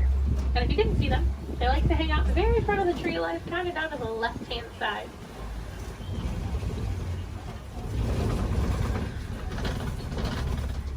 Looks like those elephants are wanting to be shy, but we are coming up on some white rhinos.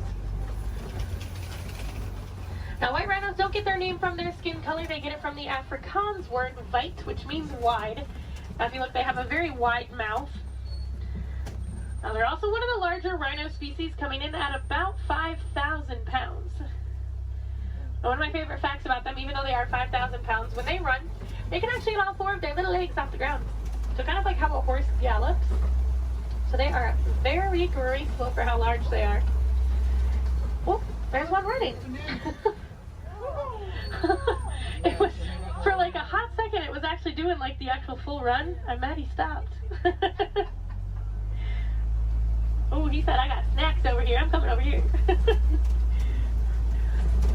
And usually if you see a couple, there's quite a few. So there might be some more around. So we'll definitely be on the lookout for some more. A group of rhinos is also called a crash. That is a pretty good name for them because they are almost blind. They kind of seem more like shadows. It's really funny when they stand really close to the road. Sometimes when you try to sneak by them with the trucks, they don't realize we're there until they hear the truck and they're like, ooh, they like jump and run back. Well, we are coming up on a couple cheetahs. There's a cheetah laying down right on top of the hill there that's really close, and there's a couple more walking in the back. Yeah. Now, cheetahs are one of the fastest land animals. They can go from about 0 to 60 miles per hour in just about 3 seconds. Now, they do get to that speed fairly quickly, but they can't actually maintain it for very long. It's more like a short sprint of a couple hundred yards. Looks like there's a couple more walking up ahead here. Now they will use that long tail of theirs, kind of works as a rudder to help them turn. Their nails also don't retract, so they do stay out. It does help them gain traction when they are running those speeds. And unlike most big cats, they will do most of their hunting during the day and do tend to be way more active during the day. They're also one of the only big cats that can purr. So kind of like your household cats, just a little bit bigger.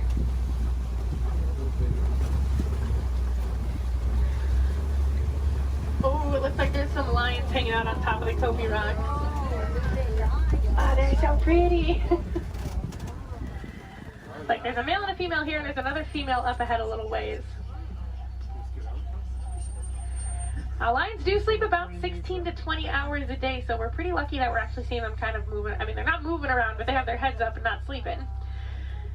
Now, they do tend to be more nocturnal and will do most of their hunting at night, and it's actually the females that will go out and do the hunting while the males stay back and protect the pride. During the day, their eyesight is pretty much identical to ours, but at night it gets about 6 times better. So they have super good eyesight at night.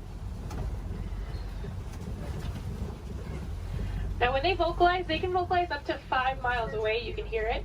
So if you do plan on staying here all the way up until park close, I highly recommend while you're walking out to your car, keep your ears open because sometimes you will actually hear them vocalizing. It's really cool. Now I know everyone's excited about the lions, but there's a really cute little brown and white animal over on the right. And that is a bontebok. Now he's related to the white-bearded wildebeest that we saw earlier, and within 5 minutes of birth he can stand. Within about 10 to 15 minutes they can also walk and run. That's a super good survival technique for them. That way once those little ones are born, they can get up and get on the move as quickly as possible. Now also hanging out in the trees there on the right, those are waterbuck. Now waterbuck do drink an excessive amount of water, hence the name waterbuck. But they also have kind of an oily, greasy feel to their fur. Now that is supposed to help them be a little more waterproof when they are hanging out in the water. Now we're coming up on some fairly big burrows. We'll be on the lookout for warthogs. Actually, down in that burrow there on the left, there is a warthog. Now, warthogs are one of the largest land burrowing animals. They like to back up into their burrows, just like that one's doing. That way it keeps their tusks out, so if anything tries to sneak up on them, they can try to deter that animal. They've also been known to recycle other animals' burrows, so they might find when an animal has an abandoned and call it their home. Isn't the ever so lovely ostriches over there, too?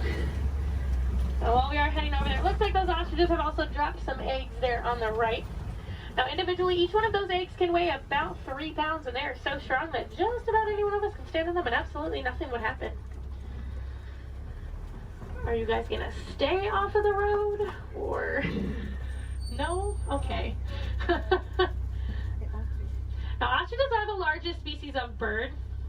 They are flightless birds, though. They use those wings to help them turn, kind of like how the cheetah uses its tail. They can run speeds of about 30 to 40 miles per hour, so they are fairly quick. They always look so confused, too. This makes me laugh. They are notorious for long animal stops, so when you can sneak by them when they're that close to the road, it's your lucky day. Alright, it looks like the warden's post is coming just up ahead of us. That does unfortunately mean our safari is coming close to an end. But the warden has adopted some Nigerian dwarf goats that like to hang out here. Now they do help our warden keep the grass looking nice and the weeds down low, and in return they produce some milk that the villagers here find very sweet and actually high in value. So that does allow the village to rely less on the wildlife out there. They are small, but they won't get any bigger than that. They are full-grown adults. And they are one of the many examples of how humans and animals can live in harmony together. It just takes a little bit of effort from us. Some small things that you guys can do at home but make a huge difference for these animals. Planting some native trees or plants in your yard. Maybe building a few bird houses here and there, or even some bat boxes.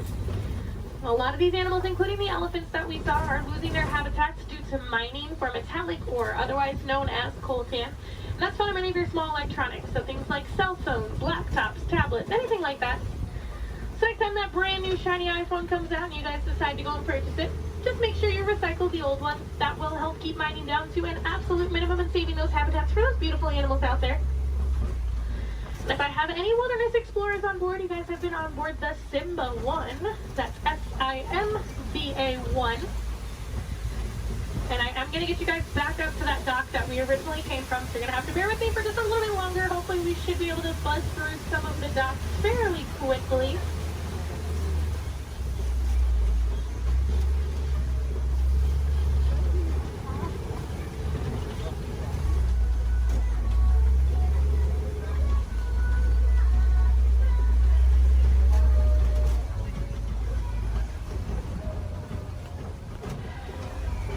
Now, if you guys did enjoy seeing the animals here on the safari, there are plenty more for you to see today. Now, actually, when you guys get off of the truck, when you hop down that little pathway there and go down the hill, if you guys take an immediate left, you'll actually be on the Gorilla Falls Exploration Trail. Now, over there, they have naked mole rats, meerkats. They have an underwater hippo viewing pool where you can usually get a little bit closer view of some hippos, as well as silverback gorillas. If you're heading over to Asia, right behind Tully River Rapids, you'll find the Maharaja Jungle Trek. Now over there they have Sumatran tigers, Komodo dragons, bats, and a whole bunch of different exotic bird species. Now both of those trails are about a 15 to 20 minute walking trail though, so you do want to give yourself a little bit of extra time. Now ECVs, strollers, wheelchairs, any of that can go through those. You don't have to park them, so you can bring them with you. And if anyone has Disney Plus at home, if you have not seen it already, there's actually a whole series on there called The Magic of Disney's Animal Kingdom. And they do go into way more detail about the animals here on the safari, as well as the ones over at Epcot and Animal Kingdom Lodge. I know they have episodes on the giraffes, the lions, the rhinos, the elephants. You get to hear from the keepers that do actually take care of them on a day-to-day basis. So you get to know them a little more on a personal level. You might even get to know some of those names. So next time you come and ride the safari, you can impress your friends and family by knowing those. On that note, no two safaris are ever the same as well, and the animals will always make sure of that. So if you guys are here on another day or even later on in the evening, definitely come back and check us out. You might see some different animals out there. Sometimes you'll actually see the hippos. We didn't really get good luck with the hippos today. But you might see some hyenas. They do tend to be a little more nocturnal, so they'll tend to come out a little bit later. And you might see the lions actually up and moving around. You never know. They'll probably have a different safari guide as well, so you might learn some different facts you guys didn't hear from me this time around. As you guys are walking around the park too, I encourage you guys to be super aware of your surroundings. A lot of times you'll walk past different animal habitats and you guys won't even know it. On front of the trail life, you'll see those lesser flamingos that I kind of touched on a little bit. You'll see some kangaroos hopping around, some vultures, all kinds of stuff. And then towards the front of the park, actually one of my favorite animals likes to hang out there, the giant anteater. Now that's like if you're heading out of the park when you go over the bridge and there's like the spot where you can go on the left side and the right side to exit. She likes to hang out on the right side. So if you go down there, she tends to kind of hide those. So you have to look into her habitat a little bit to see her. But she's usually there. Alright, it looks like this truck ahead of us is just about loaded, so they should be on their way. So it's a really good time. Double check your rows. Make sure you do have everything. You don't want to leave anything behind because I will be heading out on another safari as soon as I drop you guys off. So it'll take a little bit of time to get those items back to you. The warden knows we are on our way, so we should be able to get cleared up in that dock here fairly quickly.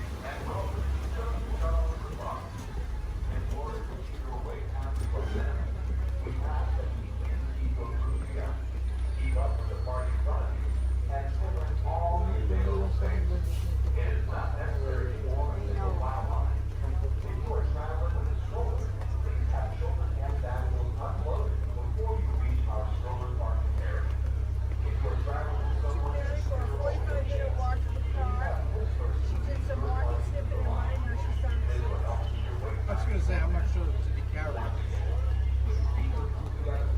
Probably some laying down too. Maybe some rolling. You're getting very adventurous and I'm really great. Very comfortable there. Good. That's awesome. She just heads down to her customer. She hired so she can roll and you won't yell at her. Yeah. She's smart.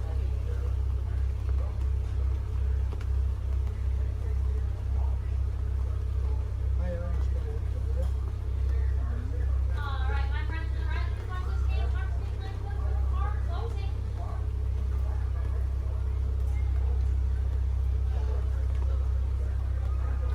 Asante San awarded. That means thank you. And as we say here in Toronto, Twin Day, which means let's go. Alright, guys, my name is Lake. All right, friends, here in Harambe, we don't like to say goodbye as we feel that is far too sad and far too final. So it's time to leave you with Kuaharini. So Kuaharini, friends, go well, go wild, go make a difference out there, and enjoy the rest of your day here at Disney's Animal Kingdom or wherever else your adventures might take you.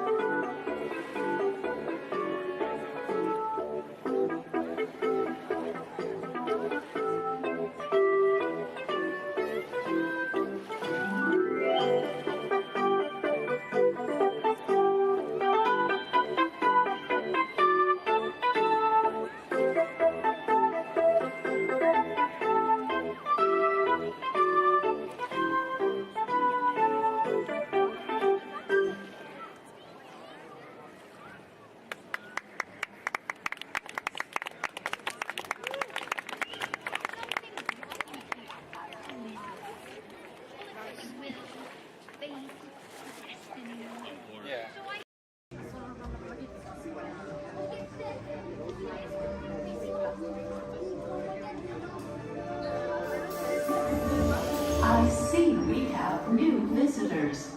Welcome, Terrans, to the wonders of Xandar. I am World Mind, sentient supercomputer of Xandar.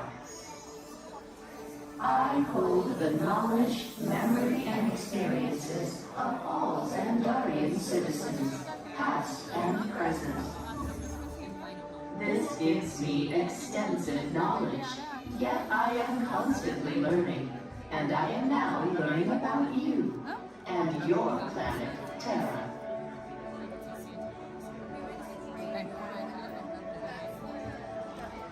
Much of my knowledge of your world came from your great scholar, Peter Quill. However, many of his facts have yet to be confirmed, such as the incredible importance of a legend called Footloose. Through my fellow Xandarians working here at the wonders of Xandar, I am discovering more about you Terrans. Such as your fascination with eating the turkey leg. Why only the leg? What about the rest of this creature? We are eager to learn the answers to these questions and so much more about your world. In return, we Xandarians hope to share with you more about ours. Although Xandar is 2.537 million light years away from your planet Terra, our worlds are actually quite similar and began at precisely the same moment. We refer to this as time zero, before the existence of anything. Our worlds were born of a single point of matter and energy that blasted outward in what you Terrans refer to as the Big Bang. And from nothing came the beginning of everything. Incredibly hot and extraordinarily powerful, this explosion filled the cosmos with a cloud of rapidly moving particles. Over the next 100 million years, space continued to expand, and the particles cooled and slowed. As they coalesced into huge swirling clouds, gravity pulled them into larger, denser clusters. At the heart of these clusters, the temperature rose, and the particles were compressed so tightly they fused, releasing enormous amounts of heat and light. This is how the very first stars in our shared universe were born.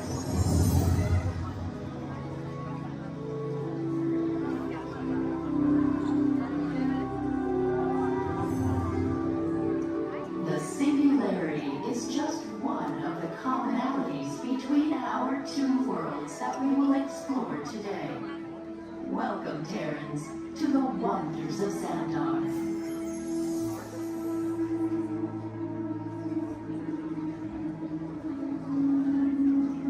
Too much last night, so bear with me. Tej left me alone today, so yeah, that's pretty much it, you guys. In just a moment, these doors will be closing, and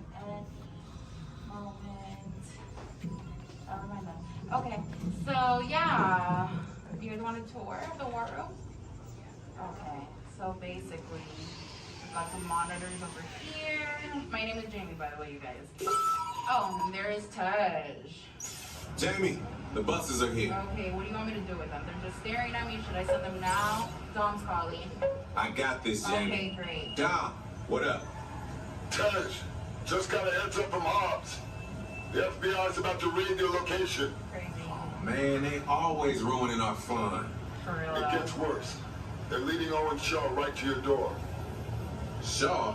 That cockroach we beat down in Spain? What's he got to do with this? Everything, right? Nothing yet. And let's keep it that way. Get those people on those buses. You need to start plugging out right now. And get that turbo truck ready. I'm sending Letty there to pick it up. I'll call Letty. I'm on it. Never mind then. Hobbs needs our help. He needs our team. Spread the word. Spread the word, you guys. But keep it in our family. Never mind. Don't listen to me. And keep it quiet. Just keep it in the room. Oh, the other bald guy's calling. Hobbs, my man. What up? Sorry, Brother Tej, no time for chit-chat. I just sent you a brief on FBI agent Novak. Has Toretto filled you in? Yeah. He wants us to get everybody over to the party at Sullivan's. Sounds like a plan. That party is a ready-made diversion. Keep it going. We need to discuss how you're going to get all those civilians out of there without tipping off the FBI. Crazy. Okay, hold on. Let me get everybody squared away, and we'll talk offline. Copy that, Tej, and let everybody know. Shut off your cell phones. Don't listen We to don't him. want Shaw tracking your locations. He's overreacting. Just put it on silent. Okay, Jamie, Yeah. you heard the man. I heard him. It's about to go to a whole nother level. Crazy. Send everybody to the loading dock. All right, you guys. Well, you heard him. Have fun. If anything happens, my name isn't Jamie, okay? Peace. Please remain fully seated.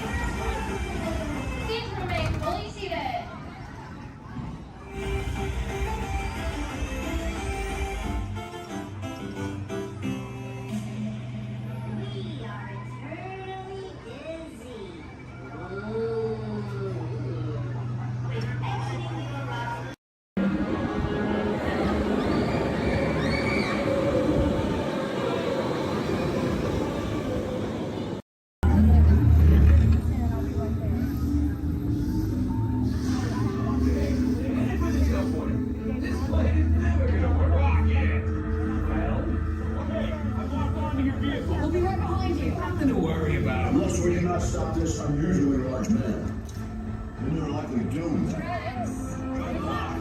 You're gonna need it.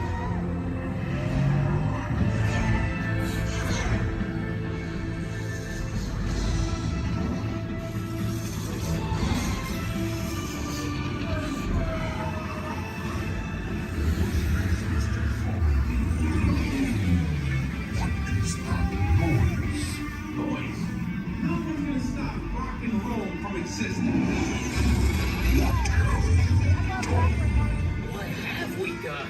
I think we're jumping back. All the way. Oh, Christ. We've got the Big Bang. Let's be bigger. We gotta get that generator. It's the only way back.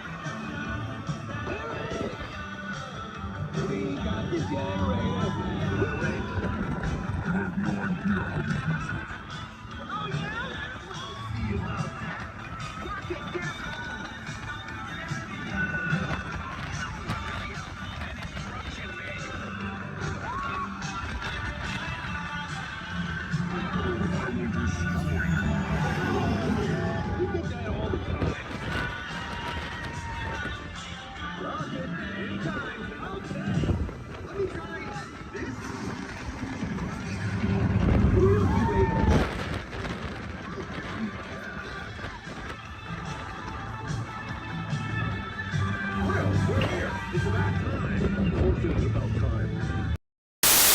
All the way down and not sitting on feet or anything else. All right.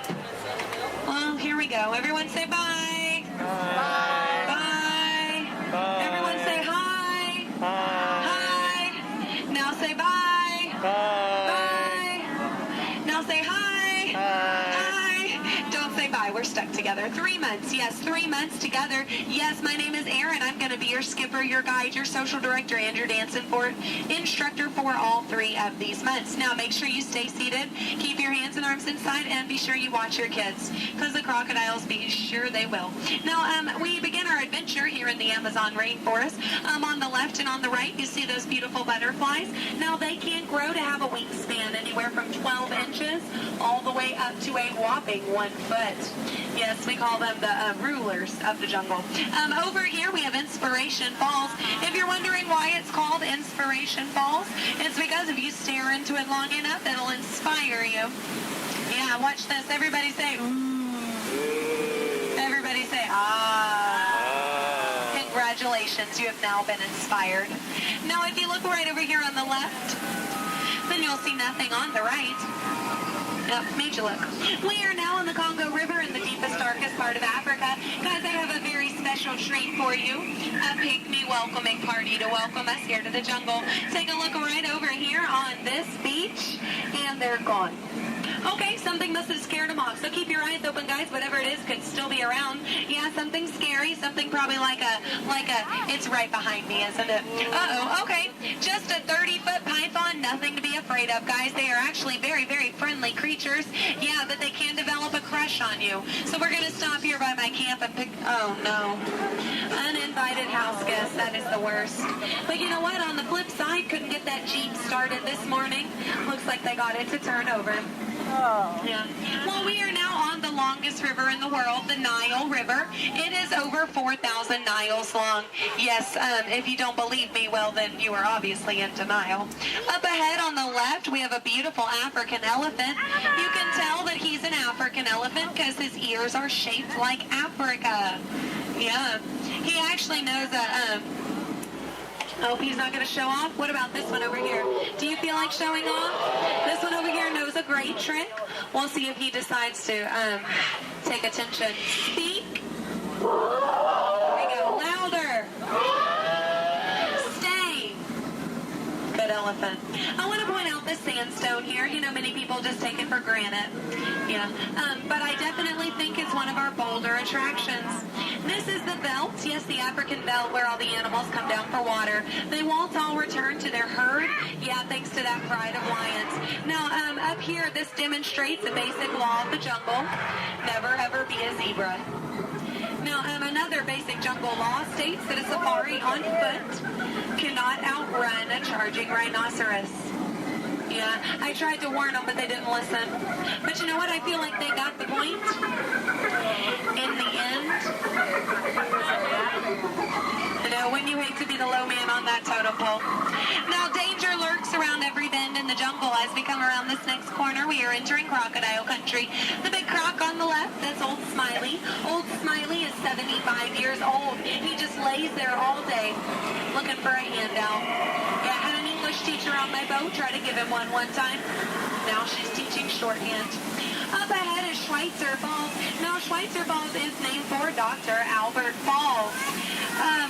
Those of you in the back, you might want to lean in. Lean in, guys. Lean in, lean in. It's going to be close. Lean in. Or don't move a single muscle. That works too. Paralyzed with fear, sir, I understand. Now, people ask me all the time how I landed my job here at the world-famous Jungle Cruise. I think it's plain to see. I took a crash course. Because when you've been here as long as I have, you just start to smell. Smell danger, that is. Like up ahead, this pool of hippos. Guys, I know they look cute, but they can actually capsize the boat. I'm going to use my gun to scare them off. Cover your ears, guys. This is going to be loud. Shoot! Shoot! Shoot! Shoot! Shoot! Shoot! There we go. Yeah, it's actually a little known fact about hippos. They are terrified of shoes. Now, up ahead, headhunters. This is bad. This is bad. This is a very bad place to be headed. All right, stay calm, guys. Don't lose your heads. Yeah, there's my last crew in that boat over there. Bunch of numbskulls. Now, that dance that they're doing, that does mean they are going to attack. But they only attack from the right-hand side. Stay focused on the right, and they can't ambush us. Over the top of the hill. They're on the left. Get down. Get down. Get down. Get down, sir. Don't worry about looking stupid. I'm doing it for you.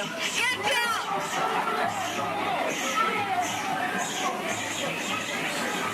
All right, we're safe. We made it. Now, this is it, folks. The 8th wonder of the world. The reason you rode the Jungle Cruise today. The backside of water.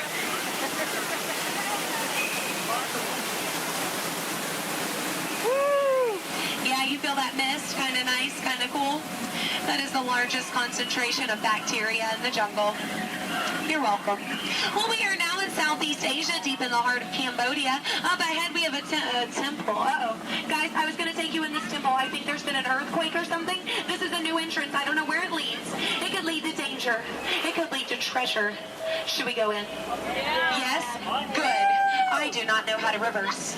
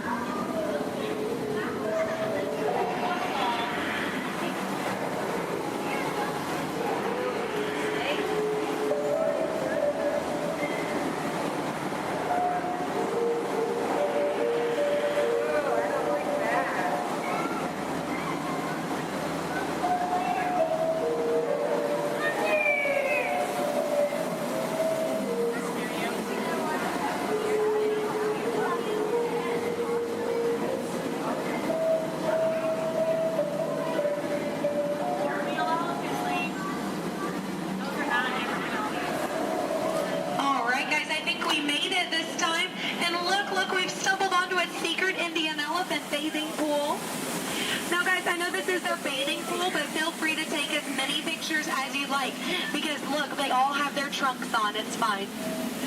Now, some of these elephants are very, very friendly, and they might try to spray the boat. So we are just going to scoot on through. Oh, no, up ahead. Up ahead. Get down. Duck, duck, duck, goose. All right. No, oh, no. Oh, no. Both sides. Oh, no. Get down. You fell for it twice. Yeah. No, that one over there, don't worry. He always forgets to pack his trunk. Now, guys, I'm going to take this time to point out some of my favorite jungle plants. That one. That one. And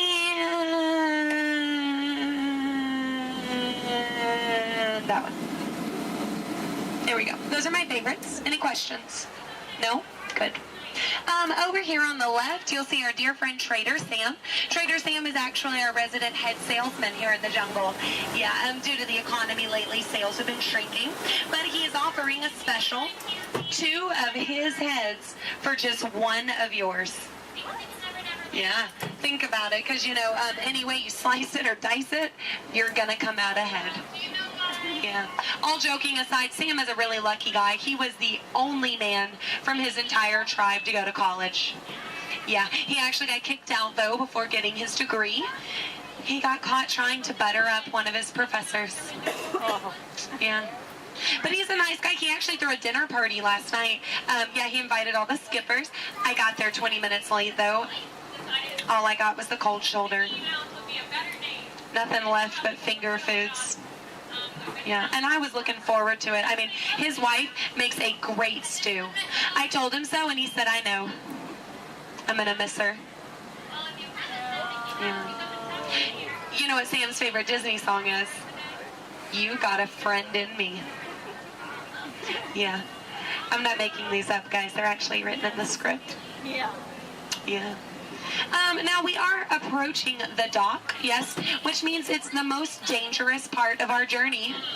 My attempt to dock the boat. So make sure you stay seated. Watch your elbows over here on this side. We don't want unnecessary peer pressure up ahead. Now, when the boat and the dock reach the same speed, you'll exit out the same way you came in. Everybody over here will use the back door. Everybody over here and in the center will use the front door. Just remember not to cross the crates. Yes, don't cross over the boxes.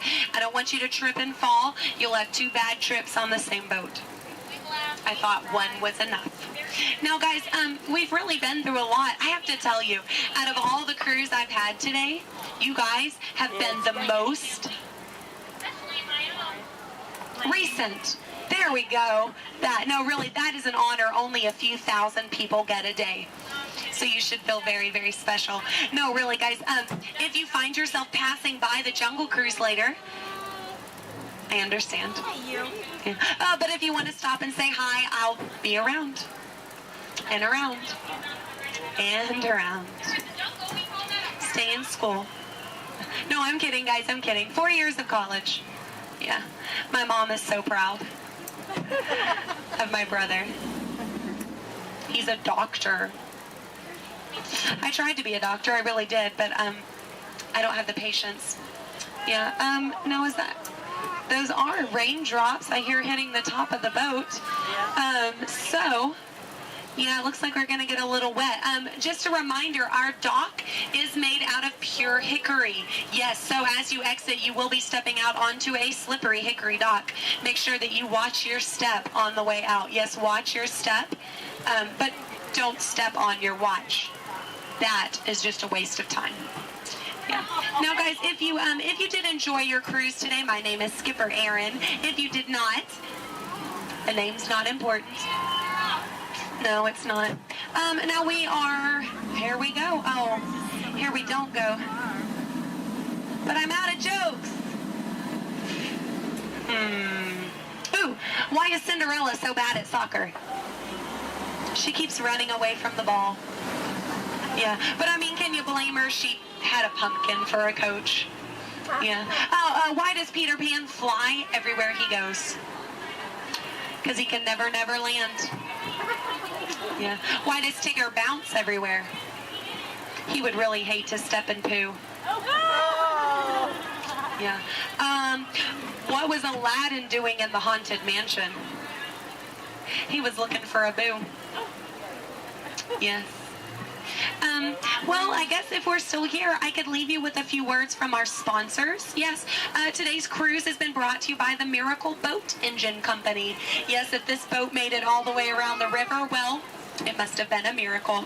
Yes, and Animal Crackers of the World, teaching children everywhere that all animals taste exactly the same. Delicious. And, the Cannibal Cafe, finding new and interesting ways to serve you every day. Now serving shish kebabs, shish freds, and shish teds. Yes. Now, guys, if you are planning on catching the fireworks tonight, just make sure you let them go. Okay? They're going to be very hot. They can explode in your hands. Yes. All right, here we go. Now, guys, there's a dock on the left and a dock on the right. It is a paradox. Don't let it confuse you. Yeah, but the skipper on the left and the skipper on the right, we just call that a paradorx. Look, they can't even deny it. It's true. Guys, I really don't want to say goodbye to you today, so I won't say goodbye, but I will say this. I mean it from the very bottom of my heart. Get out.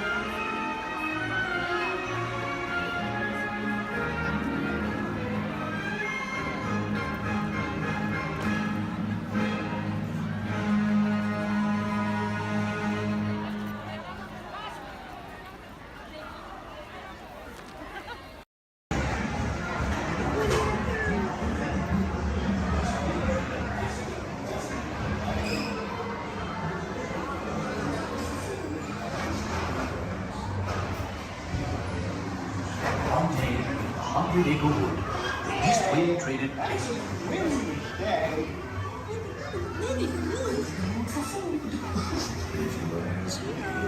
He'll never reach there. Why me? Why me? Oh dear. Hang on tight there, Mom. Look, Mama, look. I'm a fight.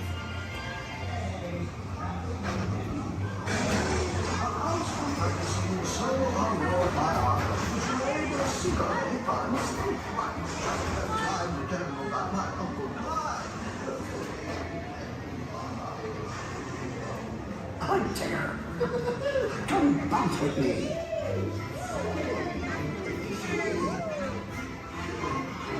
Music makes you feel just great, doesn't it?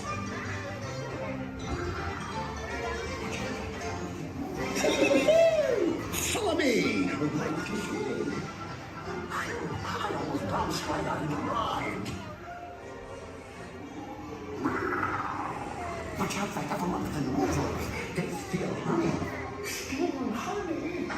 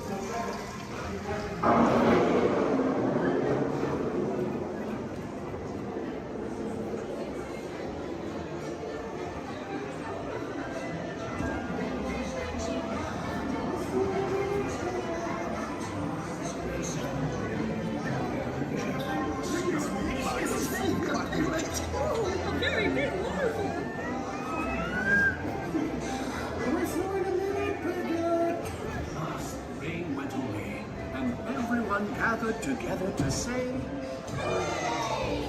Hooray for Pooh, too! Let's go to the party with all man.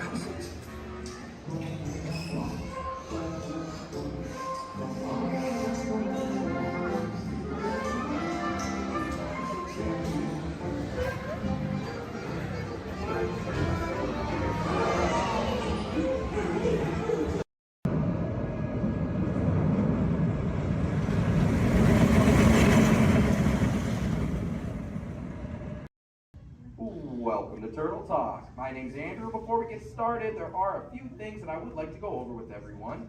Now, here at Seabase, there is absolutely no eating, no drinking, no smoking or vaping, and no flash photography. Thanks, guys. Now, this piece of equipment here is known as a hydrophone. It allows us to hear sounds from beneath the sea, and it's also going to allow us to hear from our very special guest today. Does everybody know who our special guest is? Please shout it out.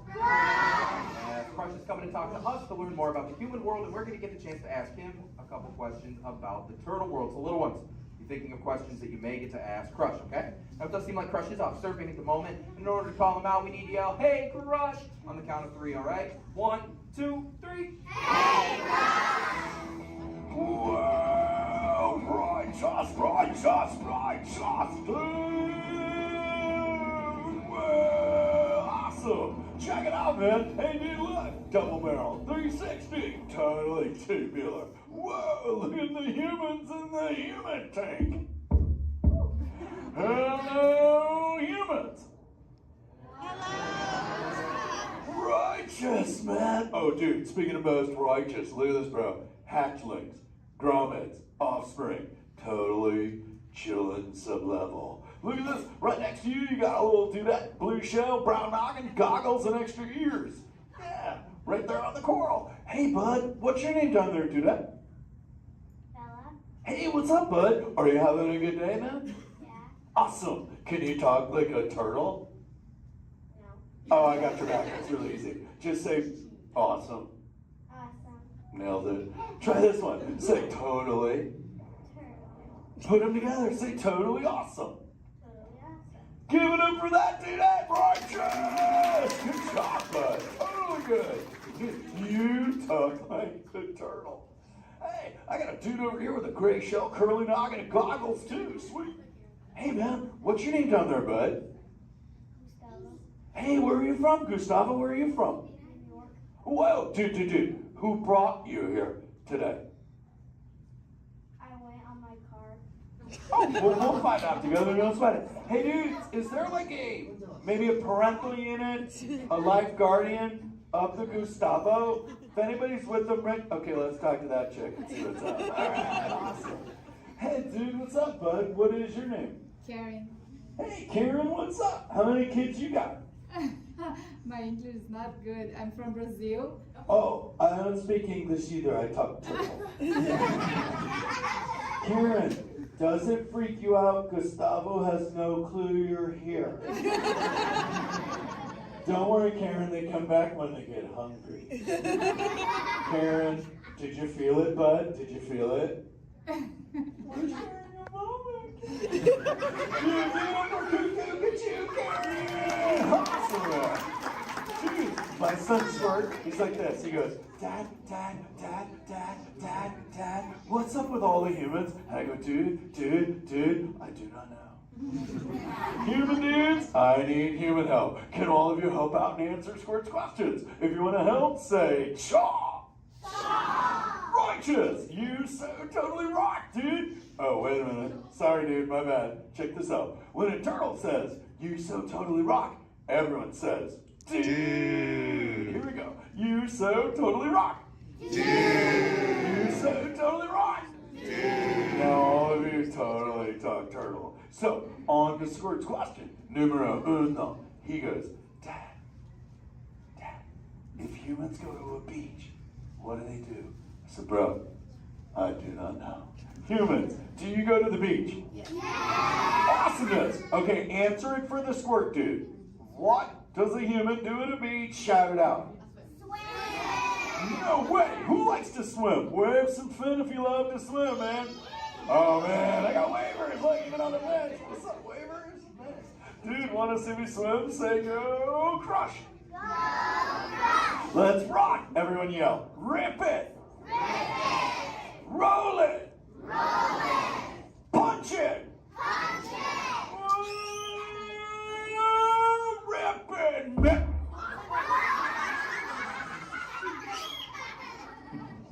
Hey, Crush, watch out for the glass. Hey, dude, thanks, Hank. How long has that dude been there? Oh, no, man. My bad, bro, my bad. Where are the manners? I've been asking the questions. Dudes, do any humans have a question about being a turtle? Raise a fin.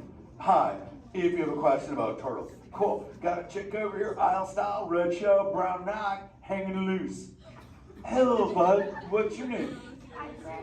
Hey, bud. What's your question? What turtles eat? Oh, dude, we're chowing green seagrass and green sea kelp. Big dudes, you're sitting on green seagrass benches. But check it out, Harper. We only eat green stuff, and so it actually turned this green. So, like, I'm green, and my kids are green, and my parents are green. Oh, and my wife's green, and my favorite color ever, purple.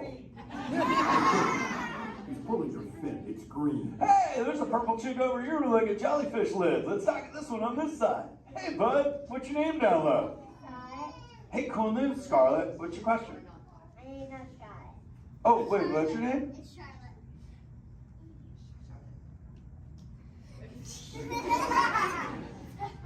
You don't have to tell me. Okay, what's your question, little bud? My name's not bad. Okay. Hey, let's head over here. We got like a little friend on this side. Looks like a light blue shell, brown noggin. Let's talk to this bud. Hey, what's your name, dude? My name's Marley. Hey, Marley, what's up? What's your question? What's your favorite food? Oh, dude, besides eating green seagrass and green sea kelp, we totally chow on the jellies. Yeah, they're like so tasty. Hey, wait, Marley, do you eat food and sleep and stuff? Yeah. Do you know how to swim? Yeah. You're a turtle. Because all we do every day is eat, sleep, and surf. Hey, we got a bud by the bench. He's got a red shell curly noggin. Let's talk to that guy. Sweet. Hey, big man. What's your name, dude? Ezekiel. Hey, Ezekiel. What's your question, friend? How do turtles breathe? Okay, here's the deal. We have to go up every 15 minutes, bud, because I'm like you. I breathe oxygen. But here's the deal. We have to go up every 15. But when I sleep, Ezekiel, we can go in this little cave right there. See the green shell sticking out over there? We got to tuck under, and we can sleep 5 hours straight and absorb oxygen out of water when we're underwater. Who else has a question? This is kind of cool. Oh, whoa, dude, check it out. We got like a little friend chilling on this side by the bench. Looks like a grayish blue shell, brown rock sitting on her own flips. Dude, what's your name over there, bud? Abby. Hey, Abs, what's your question, Abby? How many babies can a turtle have? Well, mommy turtles, man, they go to a beach, but it's the same beach every time. And they drop off like 90 to 100 eggs. But here's the cool part. When the sand is really warm, Abby, everybody is a dudette. And when it's cold, they're all dudes. So we say, dudes are cool and chicks are hot. This is awesome, humans. Hey, the Jelly Man. I was talking about you, buddy. Oh, Crush. Hey, man. I'm trying to get away from a turtle pile. Marlin, turtle piles are a celebration. Everyone yell, turtle pile!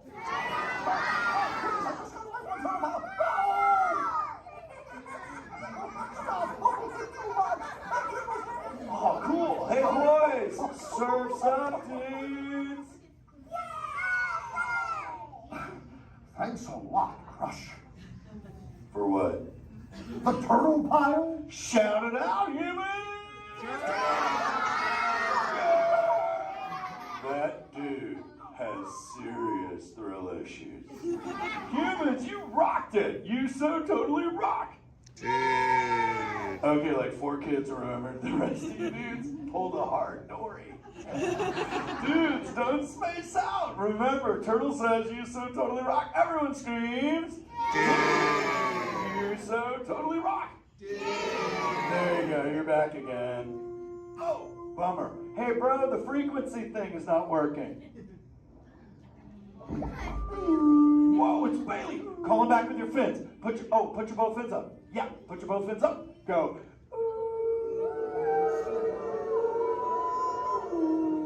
Crush.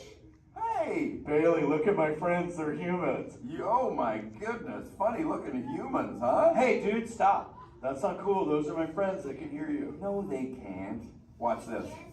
Hi, humans. Oh, okay. Why didn't you tell me? Dude, I tried, man. You got stoked out. Wait. Ooh. Yeah, that thing. I'm getting something. Ooh. Wow. Some of you have 4 ears. Weird. I'm not judging. Humans. Later, Crash. Later, Bailey. Everyone say, later, Bailey, dude. Bailey's echolocation's awesome. We're going to do it. Everyone, both fins up. Go. Okay, sub-level. Really good. Back bench. Solid. Grandma in the corner. This is where we put our fins up. Good job, Grandma. Good job. Fins up. Eyes closed. Go. How many fins am I holding up now? No, you gotta go. Yeah, you so totally rock. Squirt, Squirt, come here. Squirt, look at this. Squirt, I just taught humans your ultimate favorite. Sweet. Dude, go for it. They'll blast you. You so totally rock. Yeah. Rock on, human dude. Rock on, Squirt. That's my son. I'm in a jam. Oh, wait. Remember this thing. You gotta be good to the oceans. The oceans will be good to you. And slap the fins together for my man, Andrew. Rockin' the mic, man. Oh, righteous. Lovely. Use the word dude all day long. Because your parents will love you. Hey, Karen. You're welcome, Karen. Let's go! You so totally rock! Let's give it up for Fry. If you would like to learn more about friends and friends like green sea turtles, manatees, or sharks, you can do so up on the second floor of Sea Base. Now, little ones, don't move until your adult comes to get you. Adults, please collect your belongings, collect your children, head on up to those two right there exit doors. Or if you're taking, please don't stand up. Welcome aboard the Walt Disney World monorails at Epcot. For those of you staying, please hold on to the handrails throughout our journey and stay clear of the door. For the comfort of others, no smoking, please. Thank you. As we turn south, you can catch a glimpse of the spires of Space Mountain in the Magic Kingdom. Nearby is Disney's contemporary resort.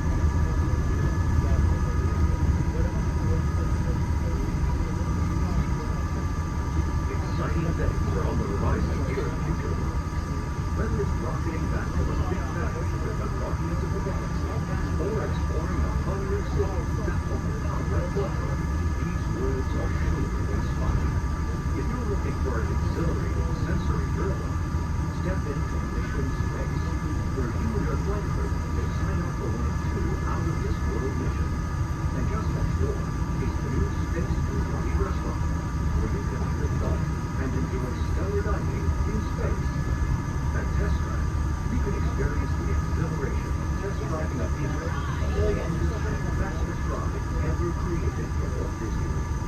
Across the river and during the showcase, you'll find representatives from the coastline, making this a truly international experience. Some exciting new adventures from around the world are coming to France, Canada, China, and the United Kingdom. Join us tonight on Good to celebrate together during the nighttime spectacular. There's even more to explore. And you come around the world with a inside the Bus Pyramids, unleash your spark and journey into imagination and pictures and experience your favorite short films like never before at the Disney Pixar Short Film Festival. Next is the Land, where you can celebrate Earth's rich diversity. The Land is also home to Soar, a free flying adventure across the wonders around the world. Here at the sea, you'll be able to meet some of your favorite undersea pals from Disney Pixar's Finding Nemo. We're approaching the Epcot monorail station. For our smoking guests, there are designated smoking areas just outside the park. Please hold onto the handrail and stay clear of the doors until the monorail stops completely and the doors open. On behalf of the cast of the Walt Disney World Resort, welcome to Epcot.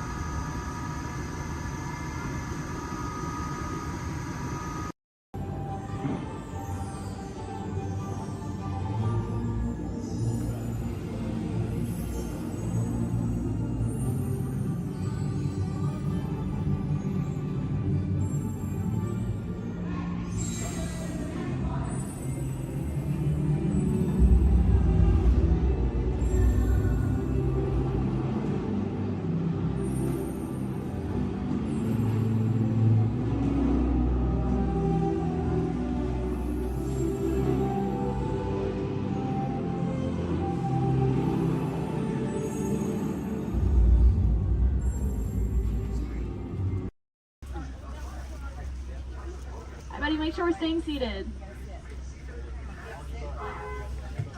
Sante Sana word, and that does mean thank you. There's another word we like to say out here in Harambe, which is Tuwende, and Tuwende means let's go. Jumbo, everyone, my name is Julia, and I will be your safari guide today. A few quick safety reminders before we head on in. Just make sure to keep your hands, arms, feet, and legs inside the truck, and make sure everyone is staying seated for the entire safari ride. Above you, you'll see that animal spotting guide. That'll help you identify some of the animals that we might be seeing out there today. So go ahead and look it over for a quick second, see if you can find any of your favorites. That's also a great time to get any cameras or phones out and ready, as the roads are going to be pretty bumpy and we won't be able to stop for every animal.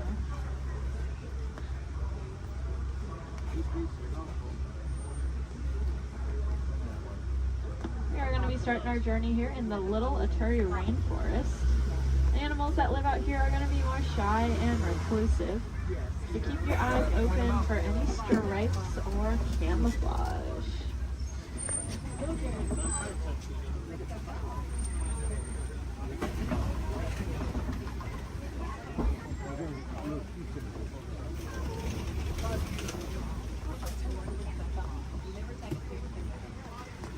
Like off to the right, there's that okapi. That reddish brown animal with the zebra party pants. However, they are not related to the zebra. They are the only living relatives of the giraffe. Just like a giraffe, they have a very long tongue. Theirs are so long they can lick their own eyes. And if you look down to the left, you'll see a bird standing on a nest. There's actually a couple eggs, I believe, in there, maybe. That is a saddle-billed stork. They're about 5 feet tall, and their wingspan is about 9 feet long. And if you look up at that canopy above your head, that is also just about 9 feet long. Put that in perspective for you. Now, if we look back at the okapi over there, I said they're related to the giraffe. Just like a giraffe, they have ossicones, which are those stubby horn things on their heads. But that one that we're seeing doesn't have any ossicones. That's because she's a female. Only male okapi will have them, whereas all giraffes will have them. Up on the hill to the right are the greater kudu. And we can tell they are female. That's because they don't have any horns on them. The males will have horns that can spiral backwards up to 6 feet long. If you look off to the left against this cave wall here, you'll see a black rhinoceros. Kind of looks like one of those boulders, just a lot smoother. Now these black rhinos are unfortunately critically endangered. There are less than 10,000 individuals left in the whole world, and that's including the one we are looking at.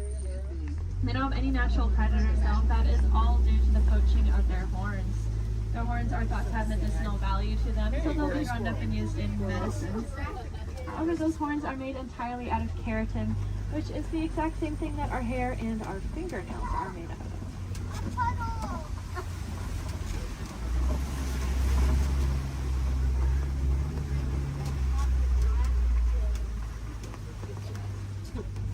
I said the animals that live out here are all going to use camouflage. We saw how they use their colors or patterns to blend into the trees around us. That's why it's really important that we use our paper products responsibly, since our paper comes from the trees that these animals' lives depend on. Looks like we are getting to the edge of the forest here. We're gonna make our way down towards the Safi River. The animals that live here naturally spend most of their time underwater, which will keep them cool and camouflaged, so keep your eyes open on the surface for any bubbles or ripples that you might see.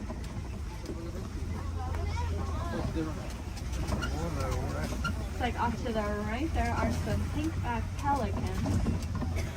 We get that name for that slight pink coloring on their back. That'll be there all year round. It'll get brighter during mating season though. I like to say it's because they're putting on their blush.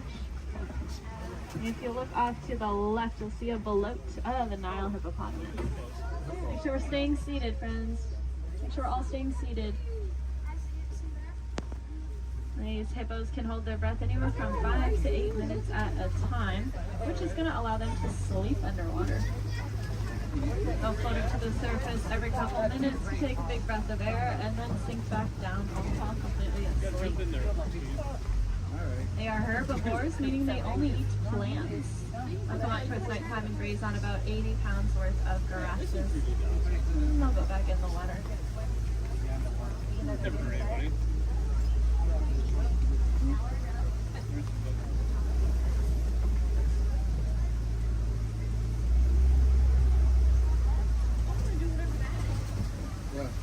Keep your eyes to the left, especially as we cross over this bridge up ahead here, and you'll see the Nile crocodile.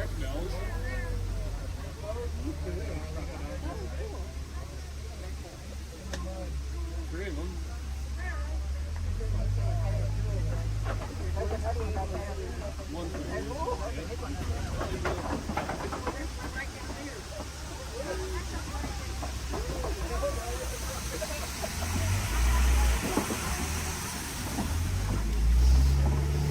Those crocodiles are pretty impressive. They can weigh anywhere from 500 to 1,000 pounds, be as long as a giraffe is tall, and they have the strongest jaw and bite force of any animal. Being said, they are really amazing parents. They're going to take their eggs, put them in their mouth, and roll them around very, very gently. That'll help break up the shell, making it a lot easier for those babies to hatch. Oh, it sounds like there is an animal in the road up ahead, so I think we're going to hang tight here for just a second. This is their home, and they can go wherever they want, and sometimes they choose the middle of the road. So we'll just wait for them.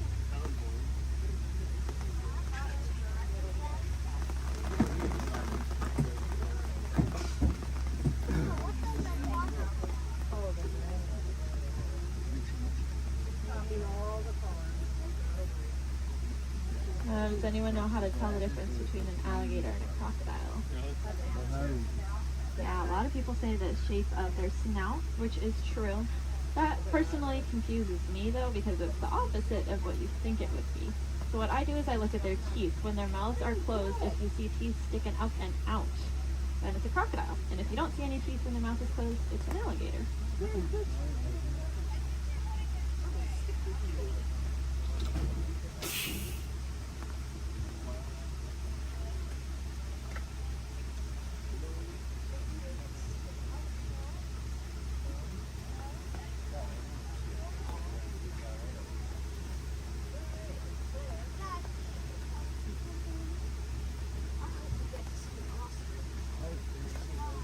It's pretty little. It's very hard.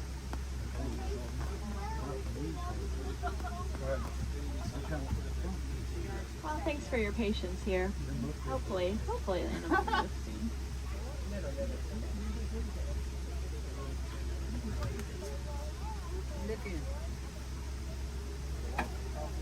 Crocodiles are also something that are called a living fossil, which just means that they were alive way back when all the dinosaurs and all them were alive. But they never went extinct and they didn't evolve into a different species. They kind of just stayed. There's a lot of other animals like that, like horseshoe crabs, cockroaches. They're all living fossils. But so are those crocodiles and alligators.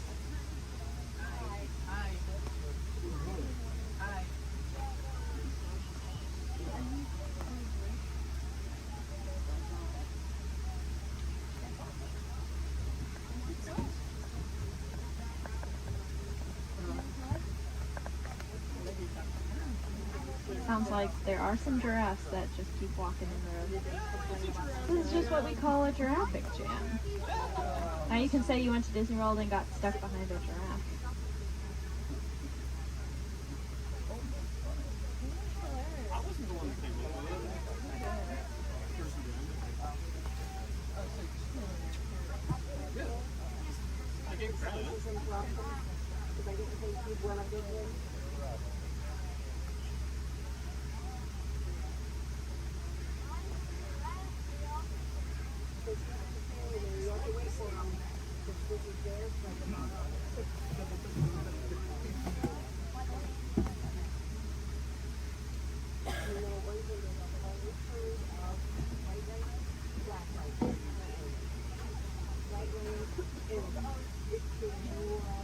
Sounds like the giraffe has moved, but now there's a different animal on the road.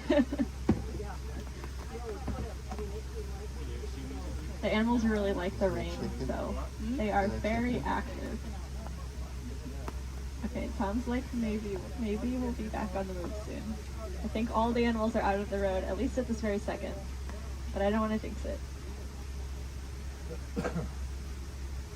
But that's good news for us because that means once we get down into the savannah, there's going to be a lot of cool animals really close to see. Alright. See how far we can get.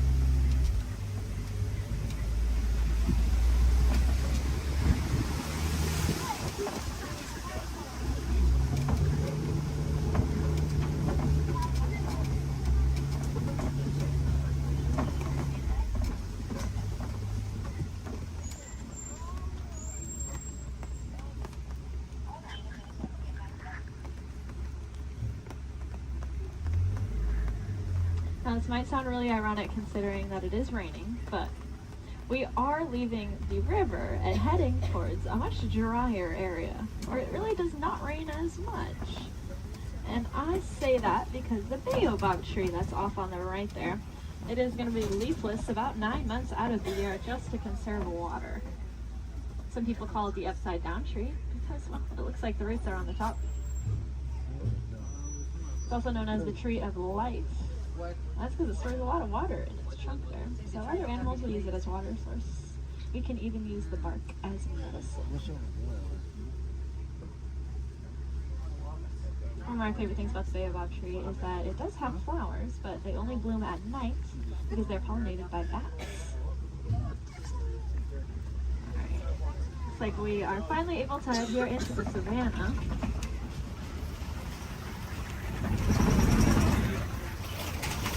Now you may notice the trees are starting to thin out quite a bit, and that's because it doesn't rain as much out here, like I said. So the animals here can't really rely on camouflage in the same way, and so they're going to be very agile and flighty. Most of them can run within an hour or two of being born. That is something I personally cannot even fathom, being able to run within an hour or two of being born. Crazy. Looks like here to greet this is the Maasai giraffe off to the right. They are, of course, the tallest land animals, averaging at about 18 feet tall. You can see that really long, dark tongue. That dark coloring is there to act like sunscreen. And that's because giraffes eat most of the day. And by most of their day, I don't mean like half the day. I mean they eat about 20 to 22 hours. Out of that 24-hour time period, they're going to spend eating. So that tongue is that dark coloring just to protect it, since it is out about 20 hours a day.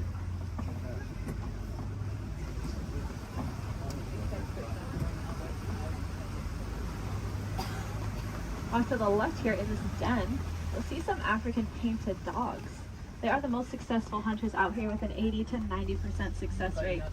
It's so successful that their young, sick, and elderly will eat first, and the healthiest adult will wait and eat last. What makes them so successful is that they are so cooperative. As a pack, they're not going to move on until everyone's got the chance to eat. Those painted dogs are there on the left. On the right, you'll see another giraffe as well as some Ankole cattle. I think these two were the culprits that were in the road earlier.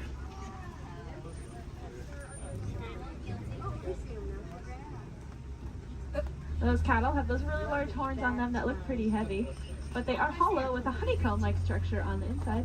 That'll help blood flow to keep them nice and cool. If you look to the left, you'll see the sable antelope, those 3 brown antelope back there. You'll also see some Hartman's Mountain zebra. Now take a really good look at the zebra here, because one of them is a little bit smaller than the other one, and that's because she's about 7 months old. That's her and her mom there. And if you look at her legs, though, her legs are just as long as her mother's, and that's because zebras are born with their legs fully developed. Running, as I said, is very important out here, so those zebra babies are born with long, lanky legs, ready to run within half an hour of being born. Their stripe patterns are going to be unique to them in the same way that our fingerprints are unique to us. This is actually true for a lot of animals, not just those zebra. It's true for those painted dogs we saw, and it's also true for these giraffes up here.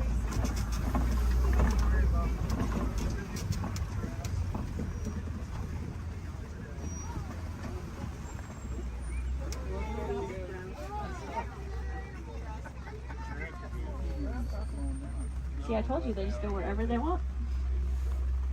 Oh, look, the zebras are in the road now. Over here they're in the road too. Yes, look over there. Zebras are in the road over there. Now, since giraffes spend most of their day eating, they also spend most of their day standing up. They don't really like to sit down. It's very vulnerable for them. They even prefer to give birth standing up. So that's about a 6-foot drop for those baby giraffes. I like to say the first thing a giraffe experiences in life is gravity. Of course, when you're born already about 6 feet tall, I guess it really doesn't matter that much. It also is going to kickstart their heart, that drop. So maybe it's a good thing.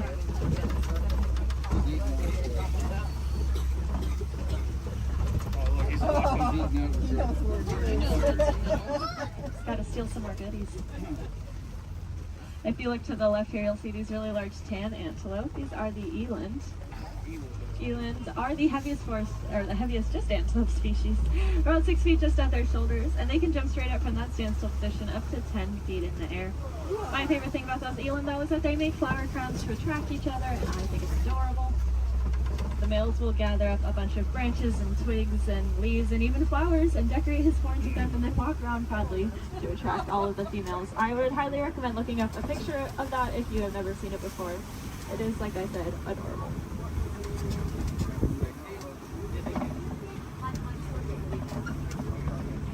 Now off to the right, there's going to be a path. We're not going down that path, but if you look down it, you'll see some little tiny antelope called the springbok. They get that name because they can jump about 6 feet up and 13 feet across. When they do that, it kind of looks like ping pong balls hopping across the savannah. Makes it really confusing for those predators out there. Now, all the animals that live out here have a very important job to do. They're going to be the landscapers. So those antelope will be the lawnmowers, giraffes will prune back the trees, and then larger animals will be the bulldozers. They'll knock over trees. And if you look around us, looks like there have been a whole bunch of trees knocked over. There's really only one animal I can think of, though, that is large enough to act as a bulldozer and knock over an entire tree. Let's see if we can find them. There's also a really large watering hole. There they are. Like off to the right is an African elephant. We are going to get a really good look in a second, though, so I don't mind looking over to the left because there are some mandrills walking around. Mandrills are the largest roll-roll monkeys, and they have that distinctive blue coloring on them. Might remind you a little bit of Rafiki. Let's see, I promised a good view of this elephant here. And I know the road up ahead has been closed, so I think we're going to get a really, really good view. Yeah.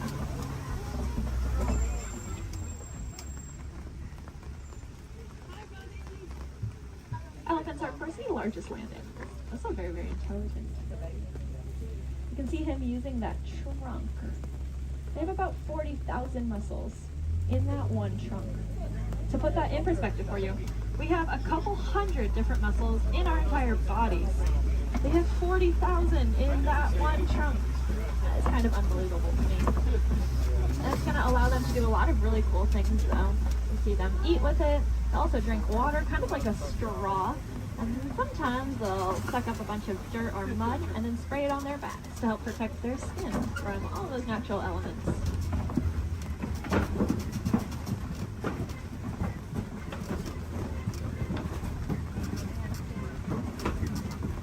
Lucky for us, I think we are headed deeper into elephant country here. And I say that because elephants love to eat red clay. If you look around us, it looks like we are surrounded here by this red clay. It's very nutritious, so they'll eat it as an extra form of nutrition, just like how we might take a vitamin or a supplement every day. And there are some tusk marks over to the right and some footprints down to the left. So the herd must be nearby. I think I see them off to the left there. Elephants are matriarchal, and that means the oldest or wisest female is going to be the dominant one in charge.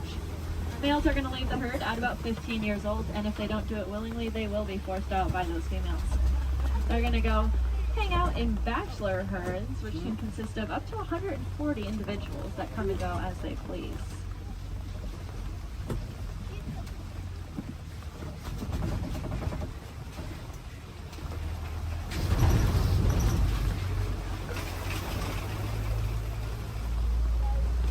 Keep your eyes to the left and get some pretty good sights here.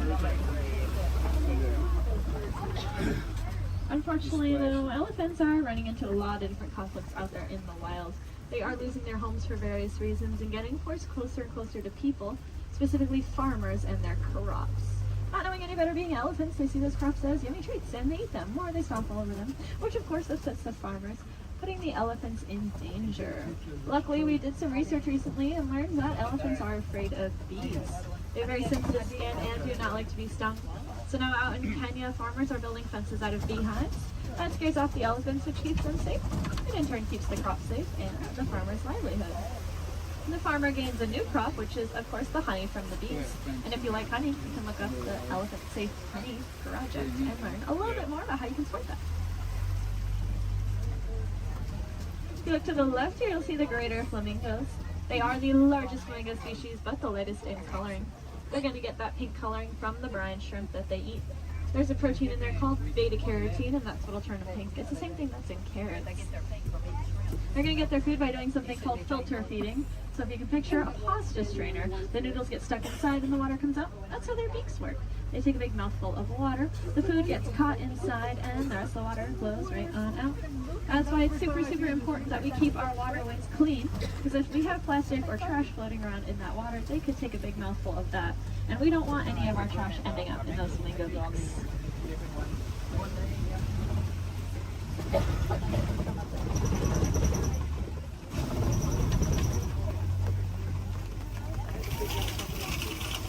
Looks like this side of the savanna's getting a little bit more tree coverage here, which leads me to believe there might be some cats nearby. Please help them out while they are hunting. Keep your eyes open. I know I've seen cats roaming around on the hills up ahead before. Look down that path though on the right, you see a white rhinoceros.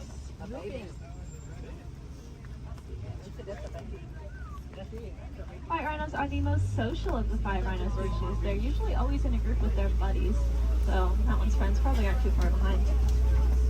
They have a really, really good hearing too. Their ears will wiggle independently of each other, and they look like funnels, which helps them pinpoint the exact location a sound is coming from.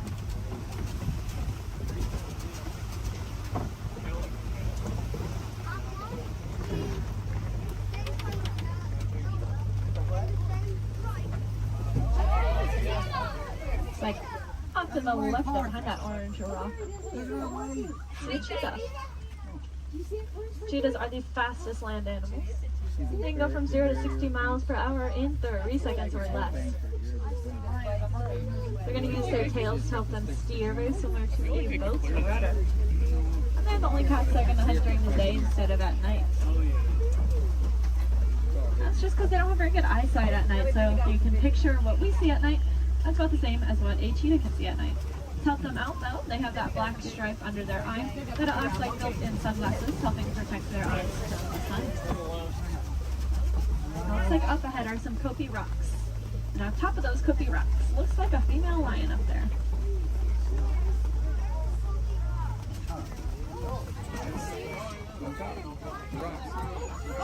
The second tallest rock on the top of it. She's laying up there.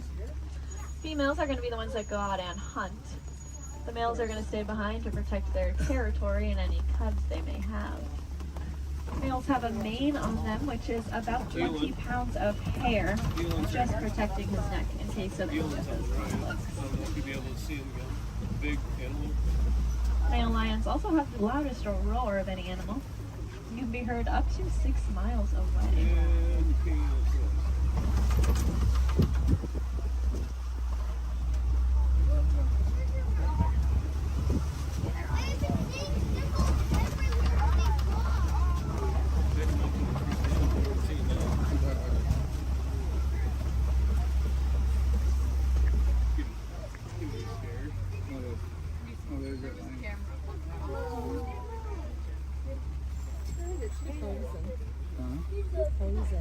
She is looking at us. That is so cool.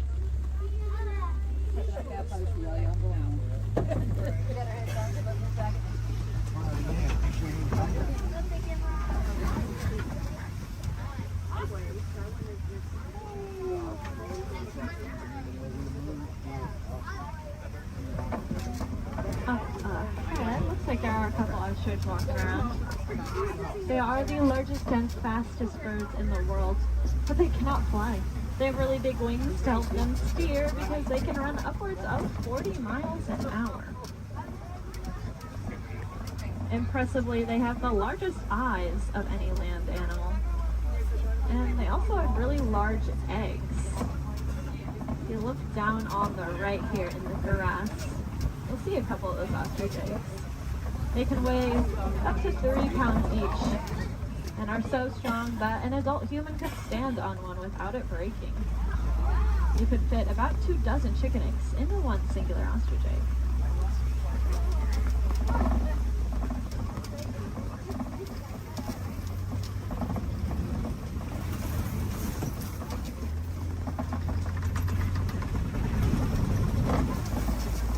Up ahead is the warden's post. The warden takes care of all the animals out there on the reserve. There's some special ones up here with them. I bet they're all hiding under this porch from the rain though. These are the Nigerian dwarf goats. They look like cute little babies, but this is them full-grown adults. They really do not like that rain.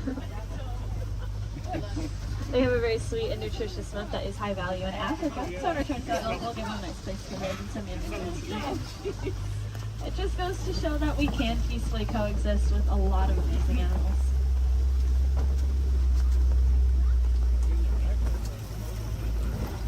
Unfortunately, those gates do signify the end of the reserve and our return back to the village. I really hope you enjoyed that safari. More than that though, I hope you learned something new. If you did, maybe you can tell your family and friends those fun facts that you'll learn when you get home. That's pretty important because the more we learn about these animals, the more we'll care about them, and the more likely it is we're actually going to do something to help protect and save them, so that then the generations after us get to enjoy all those really cool animals that we saw today. If you want to take it a step further in doing your part, you can go ahead and recycle your old electronics. Our electronics are made with a mineral called coltan that comes from the forest out in Africa. So when we mine for it, we are making things away from many, many animals.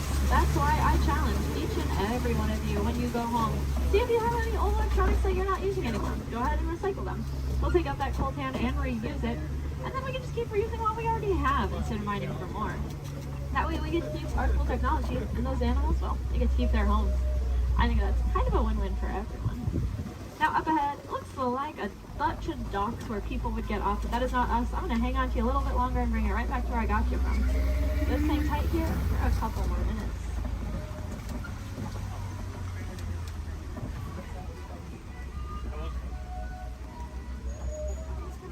He's people watching.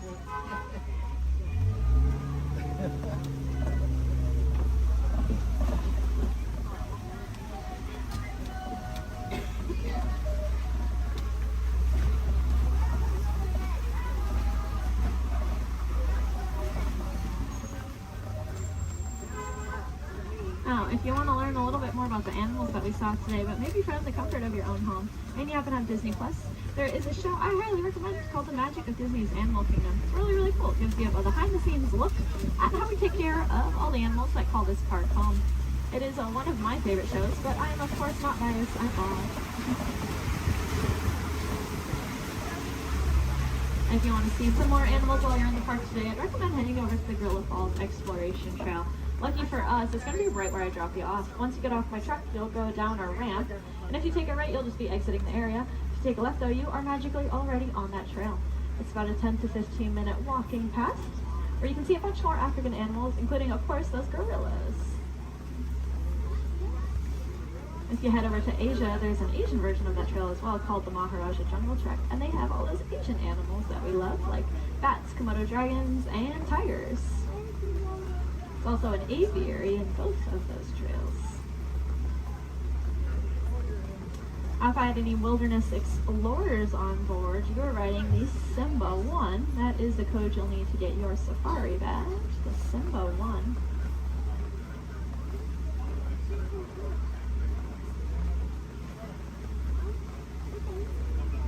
You might have also heard a train.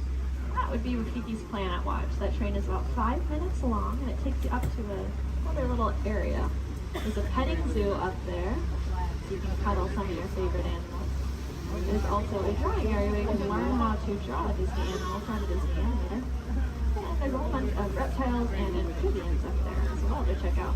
The last train is going to leave at 4:30 though, so if that sounds like something you're interested in, I recommend making sure you are on that train before 4:30.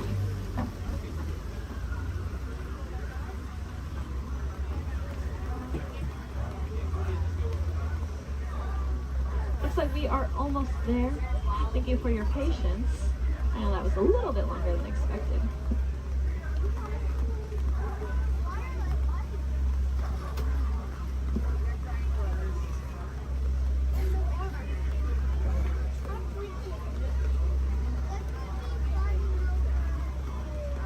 Now's a great time to gather up any personal belongings that you might have. Make sure you have everything with you.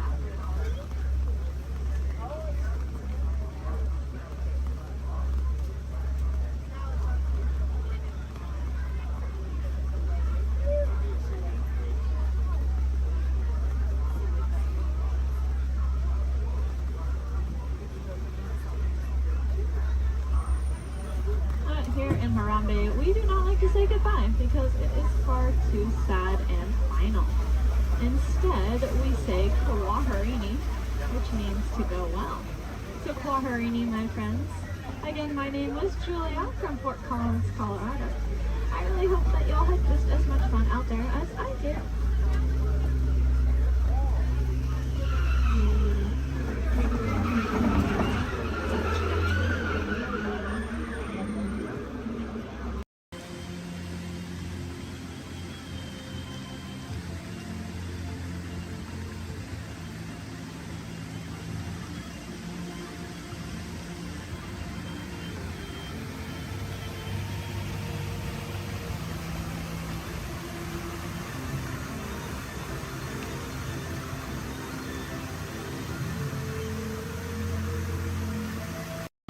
Y mantenga sus manos, brazos, pies y piernas dentro del tren.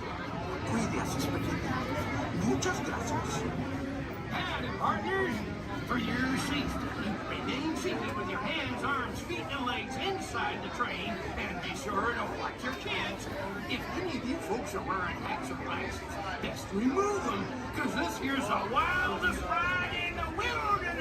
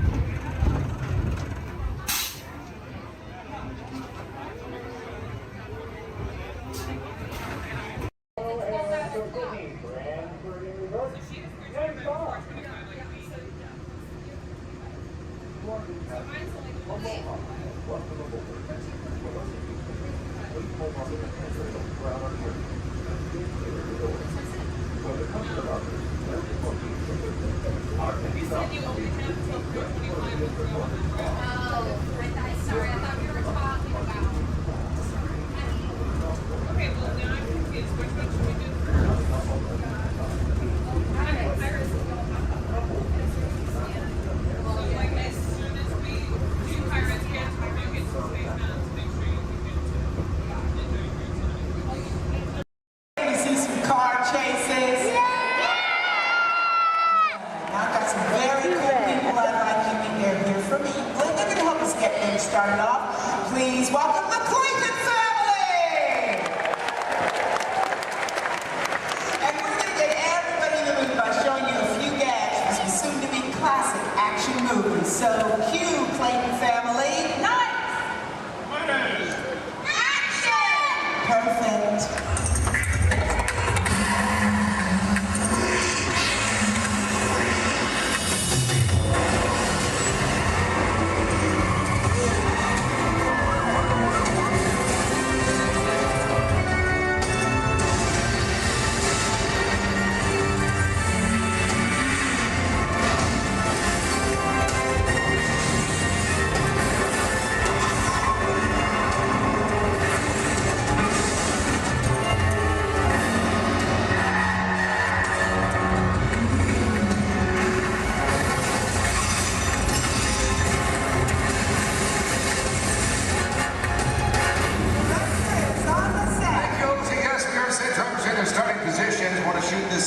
First scene as quick as possible. Just need to know, is everybody fired up? Are you ready?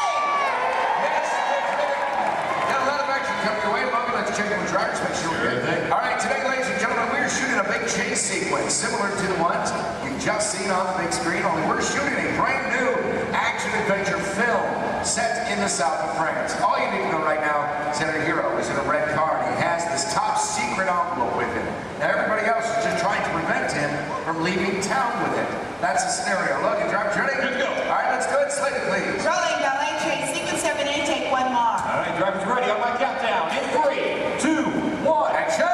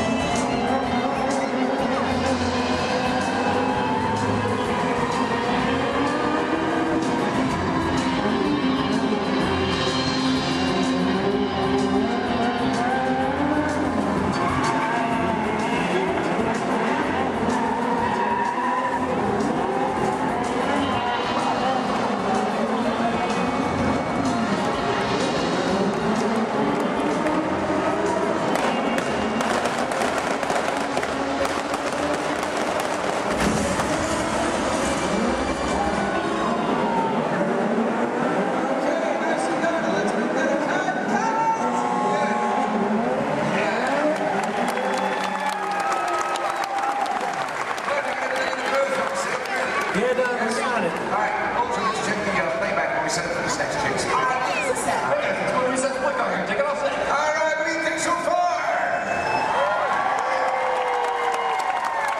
Terrific, thank you so much. I love hearing that. My name's Don Langland, the director for today's shoot. Today we're going to show you what goes into creating complex vehicle stunts. Just like what you just saw. One of the most important things I've learned, got to hire the best stunt coordinator you can find. So member of the creative team, our lead stunt coordinator, Logan Newell. Hey, good afternoon, everybody! Thank you very much. All right, off to a good start. Terrific. You'll see right there. A lot of close calls. It's good stuff. Love that for Chase Films. Tell your guys what you do for it. Yeah, sure thing, Don. Folks, basically my job out here is to choreograph some of this action and bring these scenes together. Whether it's stunt team or director here, but biggest responsibility is safety. Absolutely. We talk safety every single day here with these extreme stunts. It's our number one priority. Well, it's critical. As drivers make it look easy on here. There's a lot of planning in everything we do. In fact, I better get on. And your playback's ready. Great. Let's do video assist camera 1. Video assist is coming up. You're going to see some black and white images up here on the screen. This just helps us preview what we've shot before the film gets developed. It's called video assist. We have cameras all over the set. Most of this footage I'm taking from my 2 cameramen. Again, already down here in the slab chair. We got the camera truck. But I just want you to notice how we're framing the action in some of these shots. Keeping the camera low actually makes it look like these cars are going faster than they really are. And the short distance already getting upwards of 50 to 70 miles per hour at times, but keeping that camera low really keeps it exciting for a chase film. In fact, it's a technique used in almost every car chase you've seen on film. Oh, it's this great footage. Let's just get right to the height of the chase. Rams, Lloyd, all of it. Heard a lot of cheering, a lot of excitement when this was happening. There it is, that high-performance machine, the hero car. Look at this reverse jump. Slow-mo for you so you can really capture that detail. Ernie, my main cameraman, right underneath those cars, and then zooming right in on the driver. There it is right there. Main man, Ernie. Here's a look from inside one of the vehicles, give you a perspective of what the drivers are looking at. I do want to talk about the hero cars, so let's bring up the camera forward, let's freeze that jump, okay? All right, Lloyd, I'm going to need you to roll into camera 4, yeah, the straight on, and then freeze it at the top of the jump. There you go. Cha-ching. Right there. There you go. All right, this is a very special car for us. Yeah, sure is. Ladies and gentlemen, this hero car out here was designed and built specifically for our film. It is built with 4 forward gears, but unlike the cars we drive every day, it also has 4 gears in reverse. Now, obviously, we can go a lot faster that way going backwards. Something else a little bit different than the vehicle is where we put the motor. It's not in the front or in the back. It's actually mounted right behind the driver. And the reason we do this, it balances out the car, gives it better overall stability, and of course, maneuverability on all these tight turns out here. That's right. And speaking of time, it's not really a luxury ride for the drivers. They are around today's vehicle. Don, we're still setting up here. Let's just bring out the hero truck. You know, let's do that. Let's introduce it tomorrow. All right, let's do it. Hero 2 set. Thank you. Oh yeah, there he is, speaking into place. Ladies and gentlemen, how about a nice warm welcome for your hero from Brazil, Mr. Eduardo Oliveira. Nice to meet you, my friend. Great work you do. Great work, my friend. Now we've worked together for a little while, and he's pretty awesome with the 180s, 360s at 540. Pulled that out. Look good. Look good. Glad we put that in. How about you? You glad we put that in? Yeah, you're glad. Okay. It's all right. This thing's on. You can talk. Hey, Eddie, go ahead and look at the camera and tell everybody how you do the jump backwards. They love that too. It's going to take a long time? Yeah. All right. Well, I'll summarize for you guys. As good as he is at what he does, this unique, one-of-a-kind car has its win. Let's check that out. Hero 2 on set. All right. Now you see, folks, it's really not safe to drive in reverse at high speeds, of course, or jump a car backwards for that matter. So what we did is we had a duplicate car built. This is exactly every detail as Eduardo's hero car right here, except for one tiny modification. It's built, so our driver faces out the back. Check this out. We even took it a step further. Built a reverse stunt driver. Made it look like he was facing out the front. Oh, everyone, I'm not real. So reverse hero. Let's hear for Ron Fox. Nice work, guys. Great exchange. Now, folks, you may be wondering out there how we're able to switch these vehicles mid-take like that without you noticing. In fact, Ultra, if we got that video system, we bring it up? You got it. I need cameras 1 and 6, Lloyd. Roll.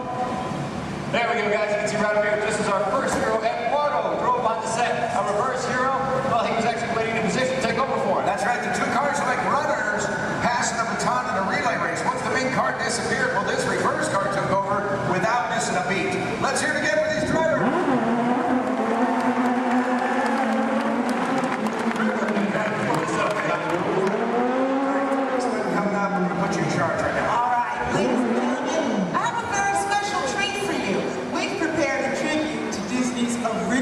action movie star. He's made a lot of films for the studio. He's lovable, cute as a bug, and I understand he does all of his own stunts. Do you know what I'm talking about?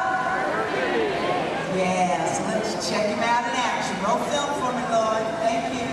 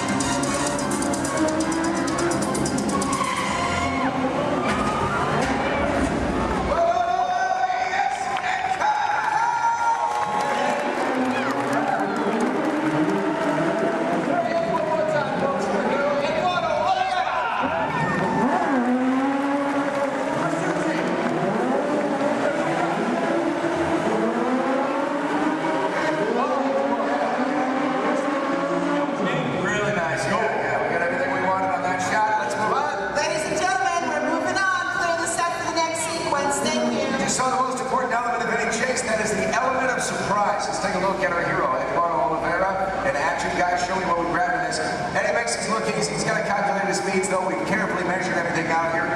Up to him to make this work. That right there is an airbag. Slows Eddie up just a little bit. He is still at an accelerated speed. Look at this, pulling the 180. Otherwise, he's liable to hit the building. Not a lot of brake room. Not a lot of room to play with. That airbag, by the way, custom designed specifically for this stunt. I'm going to show you the finished film a little bit later on. You're not going to see the airbag in the film because of the magic of editing. Yeah, John's got a great point there, folks. Again, another reminder, please don't try any of this on your own. We're showing you out here on the set. There's always a lot of safety equipment involved that you've never seen that finished picture, so always keep that in mind, okay? All right, terrific. Let's get the pickup shot in. Can we make that happen? Can we make it happen? Yeah, it's a great time. We're going to do it. All right, yeah, let's do it. I'll get the car. All right, Logan's bringing up the red hero car. We're going to do a pickup shot. But we thought we'd mix it up a little bit, make a dream come true. Olja, you around? Yeah, I'm in the air conditioning. Well, come on out here, okay? Yeah, you can't be in the air conditioning when we're all suffering out here. Yeah, well. But let's make a dream come true. I want you to head out to this crowd. I want you to find me one driver to get behind the wheel of that hero car. You actually drive the vehicle for us. Okay, what are you looking for in a driver? Gotta have quick reflexes and great hand-eye coordination. Yeah. If you play a lot of video games, you should volunteer. Wait a minute. Video games, that sounds like you're talking about like a kid. That's what I'm talking about. Give me a kid. Really? You really want a kid? Okay, how about Shade's boy? Yeah. Step on over here. Here we go. Tell everybody your name. James. Hi, James. How old are you? 12. And where are you from? Yeah, it's not an Alabama accent. You guys give it up for James the Ninja!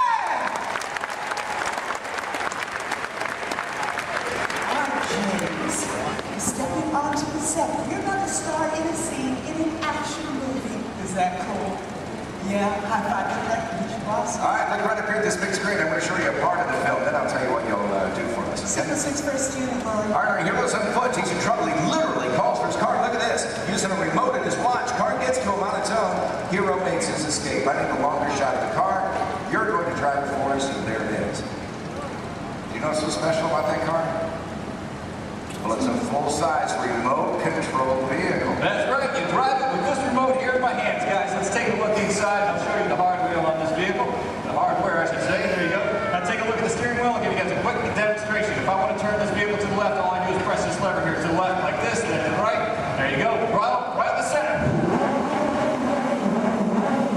Oh, that's a fun little toy. Now, guys, this is just like any other remote control car that you can find in the store, except it's a little bit bigger, obviously. It is custom built, bumper to bumper, all of our safety features inside. The great advantage of having a remote car out here on set is that we can operate it safely from a distance, especially when the scene requires explosion. Pyrotechnics, we've got to keep everybody away, of course. So there you go. All right, beautiful. Have you ever driven a remote control car before? Yeah. Just keep in mind that this is a $100,000 vehicle. Now, James, this is going to be really easy. As a matter of fact, Logan's already shown you how to steer. But for this particular sequence, dude, you have so got to concentrate on directional. Now, make it go forward. You can push his knob straight away from you. For reverse, pull it straight down towards yourself. Does that make sense?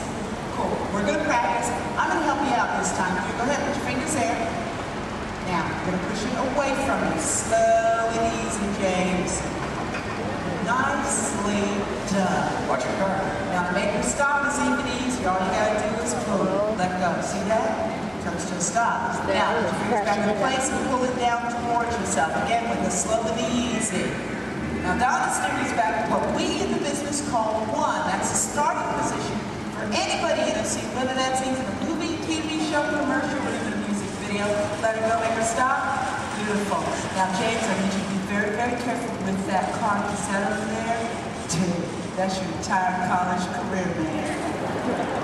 Roll fast. Let's go faster, okay? Take this, move it all the way up. Ready? Go ahead. Action, straight. Punch it. Nice, James. First, pull it down, let go. Pull it down. Pull it down and hold it. That's how this is ready. Forward. Take it forward. All right, stop track. Stop. Hey.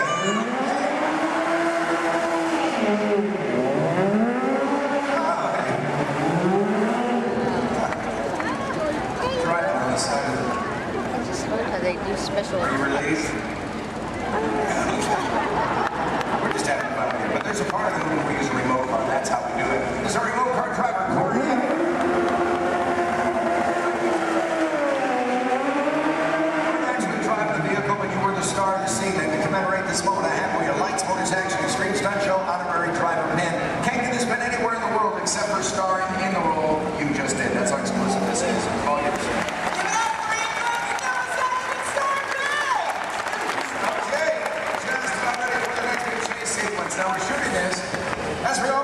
movies out of sequence. We have a lot of complex stunts coming up for you in this chase. In fact, I highly recommend you having your camera standing by. You're going to see some incredible stunts in this one.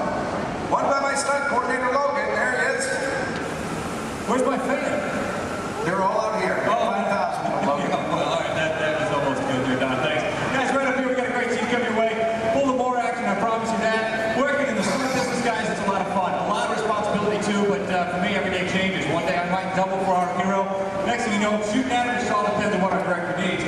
I'm pretty sure by now you guys all figured out how to get down, right? Pretty obvious?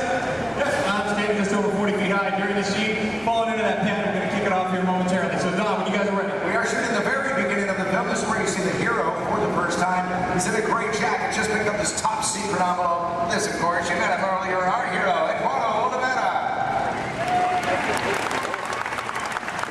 And he's done a lot of stunt driving for the film already, but for this scene, he's playing the role of stunt double, and then we'll bring out our moto, so you're going to see a motorcycle chase. Ready to go? All right, that's good. Hold your slated, please. Rolling, motorcycle chase, sequence 3, take one more. On the countdown, in 3, 2, 1, action!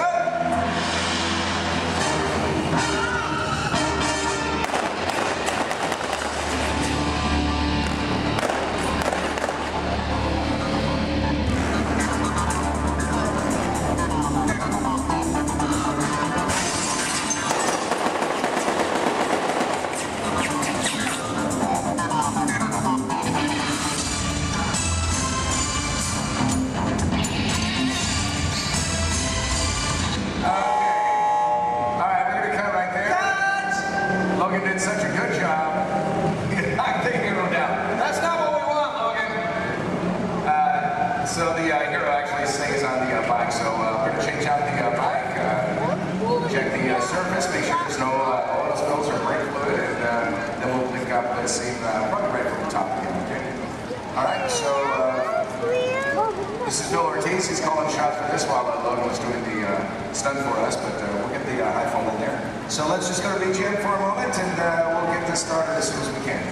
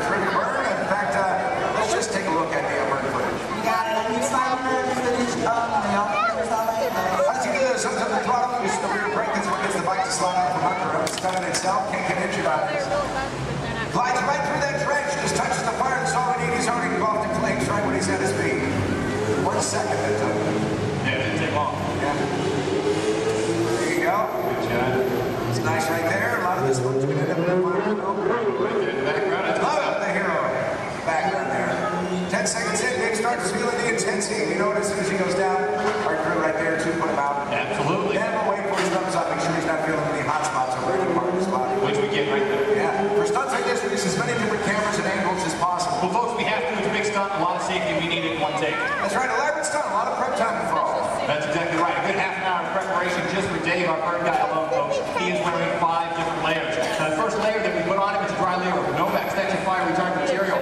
We throw in some pads, of course, for the impact of that fall. Another layer of Novax.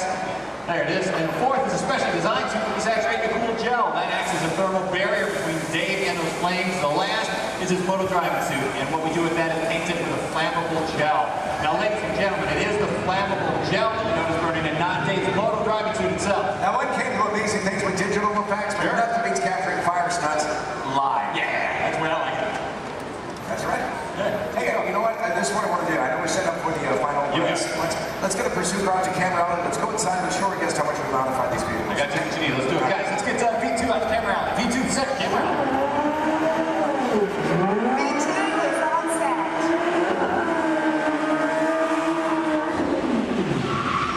There you go. Right up there. That's terrific. Slow it down, boy. Hey, there you go. Folks, how would you like this guy to be your valet? Put your hands together for Mr. Nick Keeley.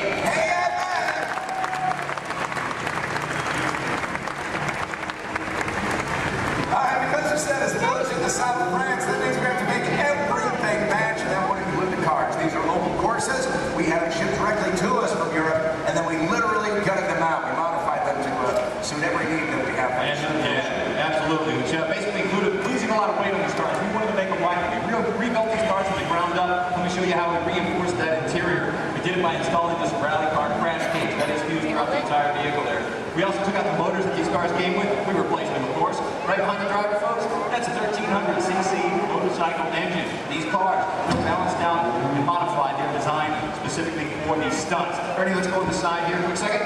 Now, executing these maneuvers, pulling off these stunts that our cars do, it requires a lot of complex timing, using your clutch, your gas, and your emergency brake. These cars here, that e-brake releases the moment our driver lets it go. The cars we drive every day, it locks in position until we release it manually ourselves. These guys are pulling off all these maneuvers and they have to keep going. So that's why we leave it released. Something else a bit different, the gear shift, second, third, fourth gear, just requires a little push forward. It's called the bump shift in our business. If you want reverse, you just turn the handle on top and you've got 4 gears of reverse at your command, just like that. And we are ready for final shot. Thanks a lot, Nick. All right, let's do it.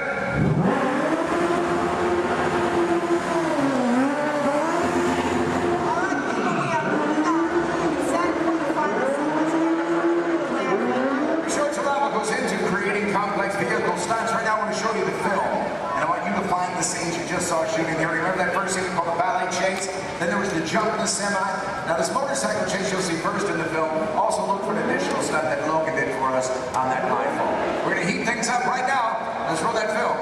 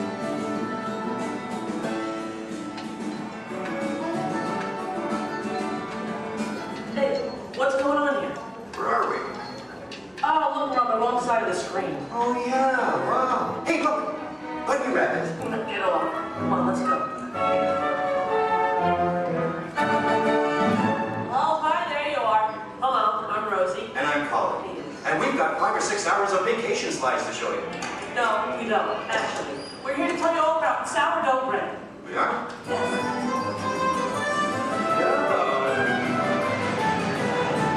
Okay, let's get started. Did you know that a traditional sourdough baking process goes back to the California Gold Rush? You're reading this, aren't you? No, of course not. I did some research. I made a few notes. So, my little encyclopedia, what exactly is sourdough? Well, it's a type of bread that doesn't use yeast as a leavening agent. These miners had agents? I don't think so. Look at them. Isn't it nice to see the guys helping with the dishes? Now, Colin, did you know to make sourdough bread you need a chunk of what's called starter or mother dough? Wouldn't you need mother dough and father dough? No, just mother dough. These guys here used to carry a chunk of it with them in their bedroll to keep it warm. Well, that's an image I'll carry with me through supper time. Well, we're not talking five-star restaurant here, we're talking grub. They would take the dough, put it on a stick, and cook it over the campfire. Isn't it true they used to strain their coffee grounds through a sock? I hope so. Oh, I love these guys. The Jefferson Airplane. No. This is the Bodine family. And this is Isidore Bodine. He's the one who perfected the sourdough starter. Tastes perfected to me. Yeah. By the way, did you know they are still using the same sourdough starter that Isidore mixed here 150 years ago? Excuse me? Must have made an awful lot of it. You see, you have to save a little bit of the starter dough to mix with the next day's batch of flour and water to keep the fermentation process going. Hey, did you know that the strain of bacteria found in mother dough is Lactobacillus San Francisco? How did you know that? Internet. Hey, can we watch them bake something? Oddly enough, that's what we're here for. Great. You people go on ahead. I'm going to meet you in there. Colin, you stay here and make sure there are no stragglers, okay? Okay. All right, just more kind of a bread line to my right. Good. They're on their way, Rosie. Okay, bye. I'll see you soon.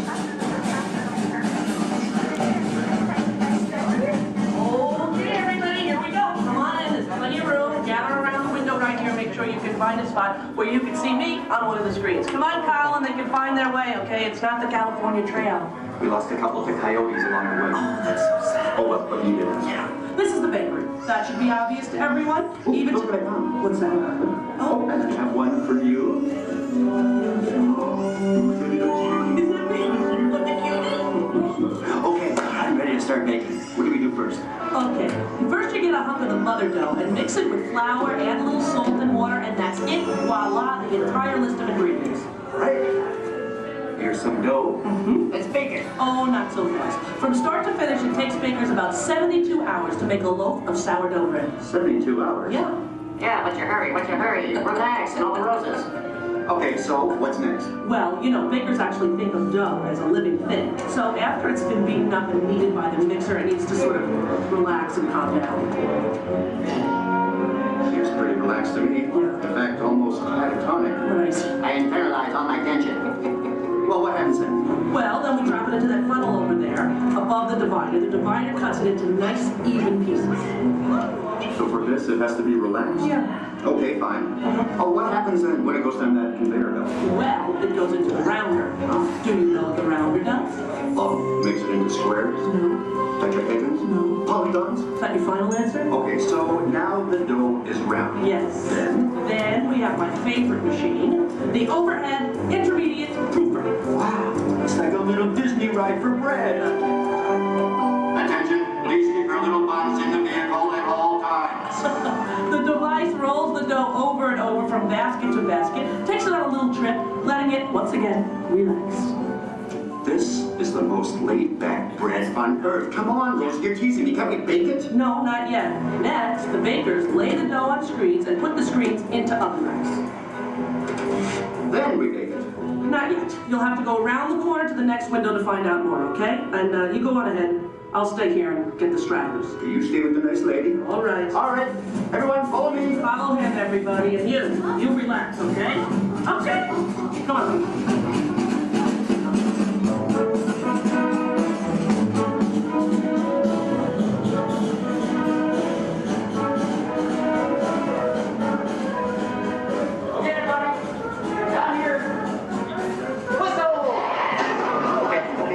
around the corner. Just spread yourselves out along this window.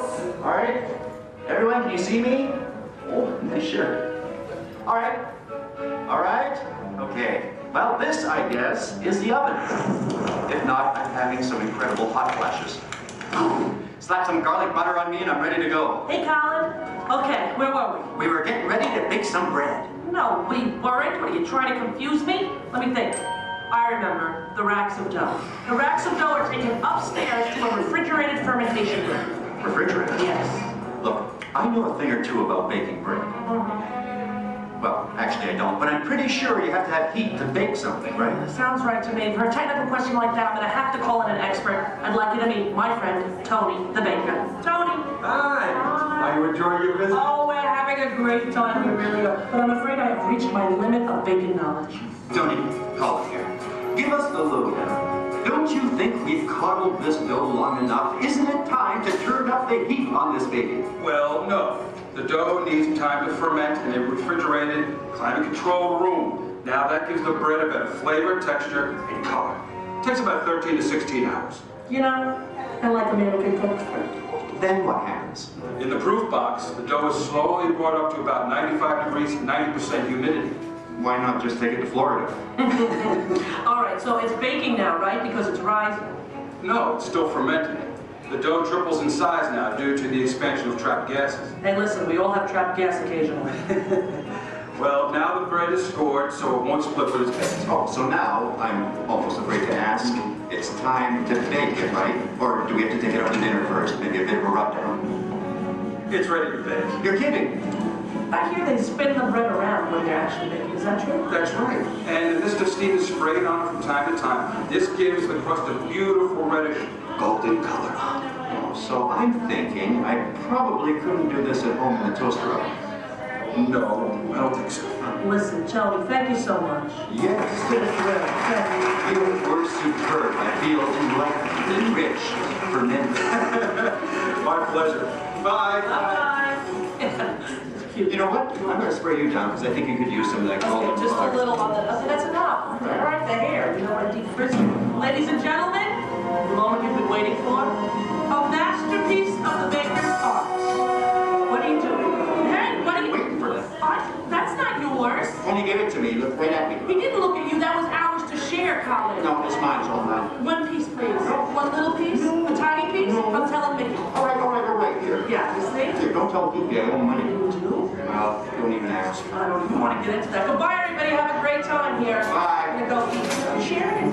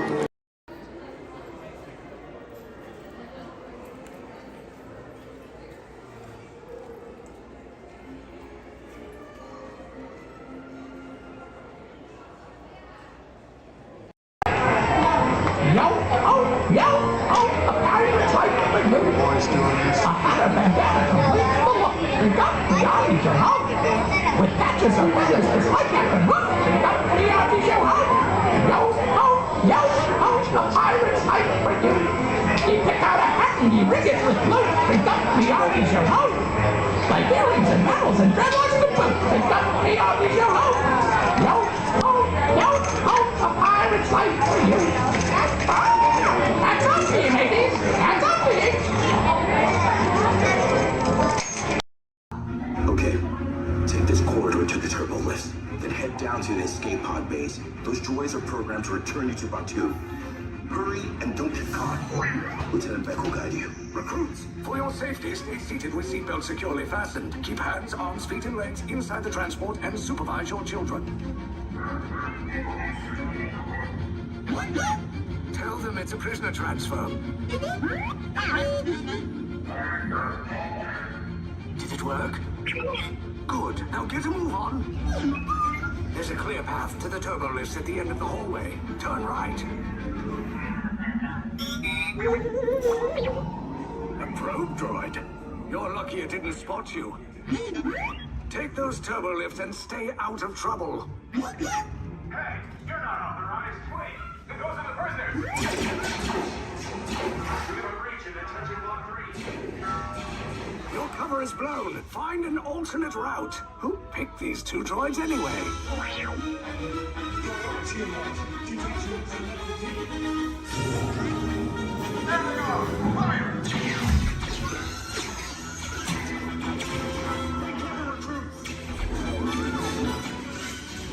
The escape pod's just below us. Take the lift down. Hurry! Hurry! No, not up! I said down!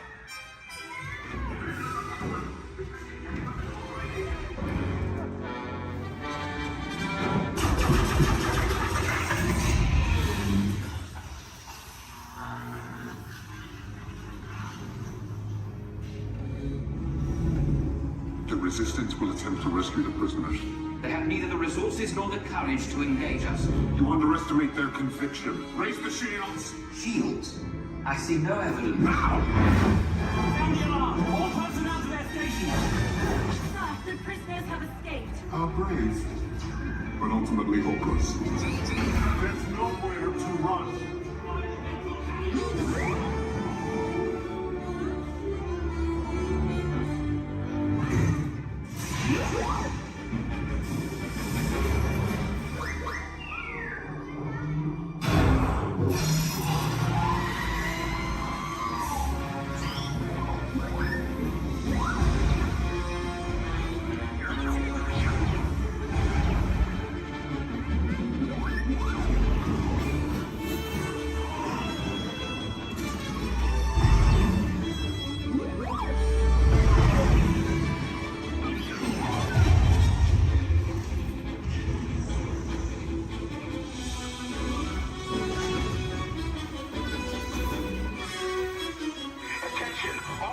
Personnel, abandon ship.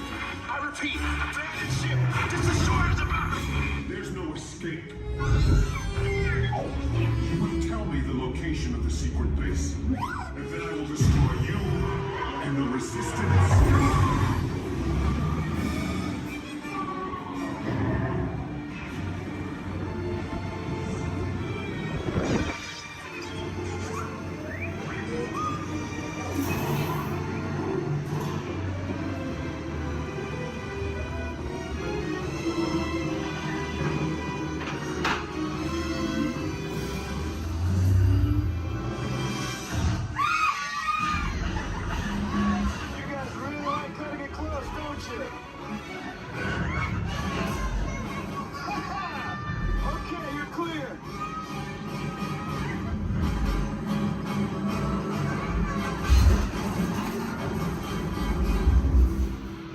Your escape pods came in a little off target.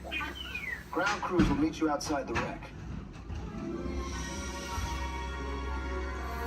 All right, nice job, recruits. Not what you signed on for, but hey, you're Resistance now. I think I have that authority. Right, Beck? Where's the lieutenant? I need eyes on Beck. I know, Scaffery's pod beacon. More escape pods down in Sector 4. Verification pending from Key Command personnel. Lieutenant Beck here. Beck! You're alive! I should hope so. Great job, recruits. Thanks to your heroism, the location of the Resistance base is secure. Bravo! Yes, R5, you too.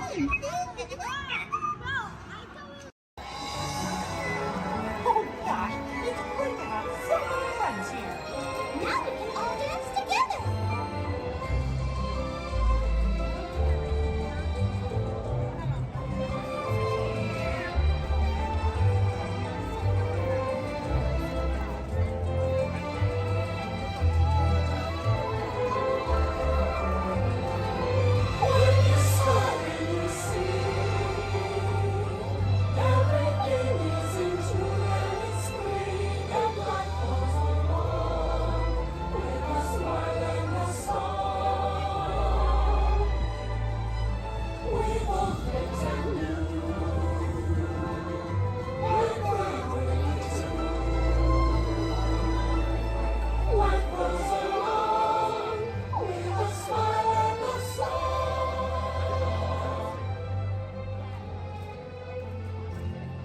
That was so much fun.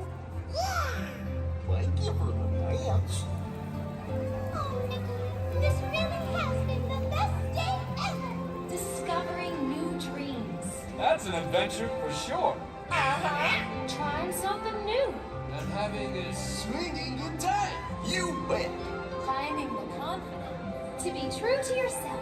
That's right. Here's to all of us, old friends and new. Warm hugs for everyone.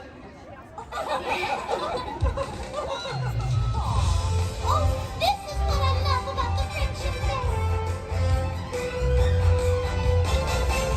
Wherever you are and wherever you're from, we're so glad you're here. The best is yet to come. To really make us happy with our friends, family. We've just begun. Once in a lifetime, a chance to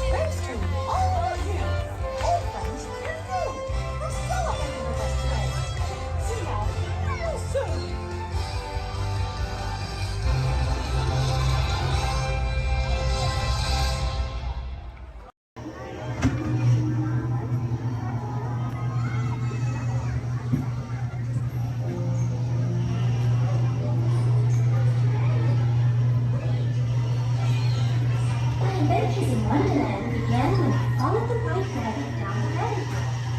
All of a sudden, I fell. Down, down, down. Because of the white rabbit? Wow! See for yourself. Oh, Mr. Rabbit, wait, please. He went this way. No, that way. Okay, just take it over. Okay.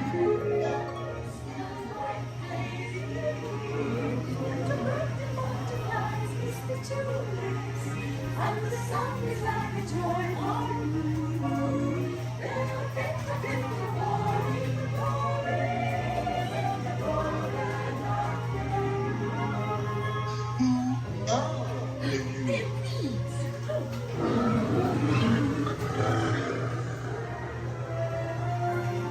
Now this is curious.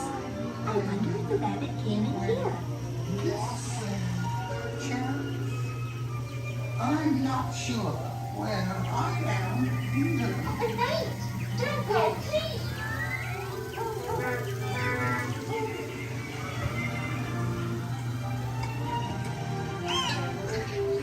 Try this way. We're making a monster's ring. And making a cheery shake. Because we know They'll cease to grow. in fact they'll soon be dead. Oh, and yet we go ahead, making the roses red. You can't give up on Royal Majesty, the Queen of Hearts, and the King. Shall we play croquet? And Rule 42, the Queen always wins.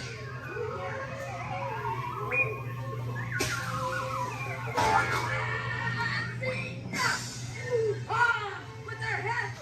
Off their heads!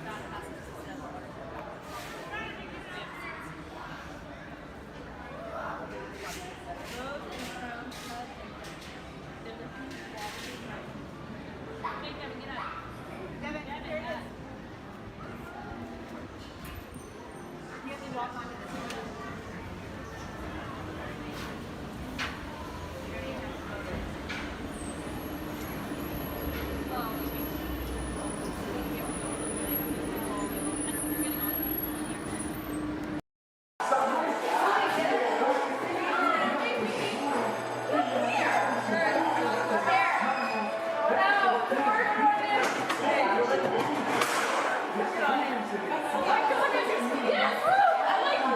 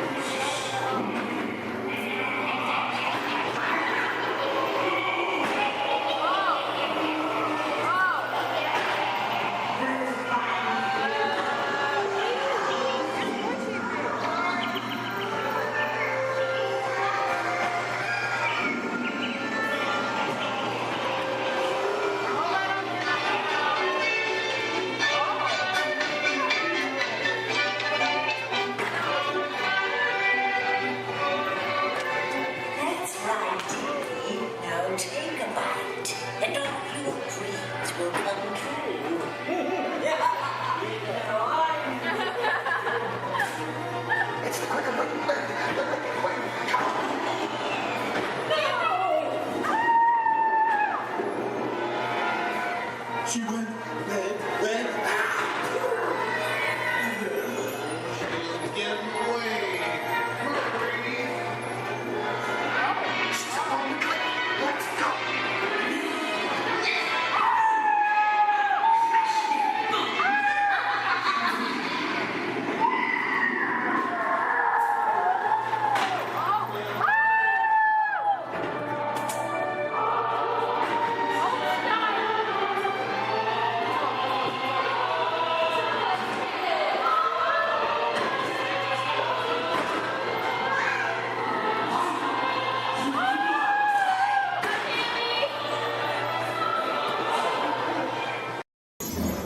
Welcome home, you are.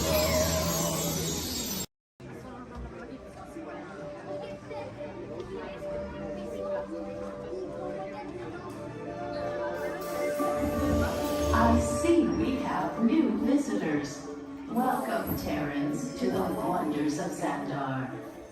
I am World Mind, sentient supercomputer of Xandar. I hold the knowledge, memory, and experiences of all Xandarian citizens, past and present. This gives me extensive knowledge, yet I am constantly learning, and I am now learning about you and your planet, Terra.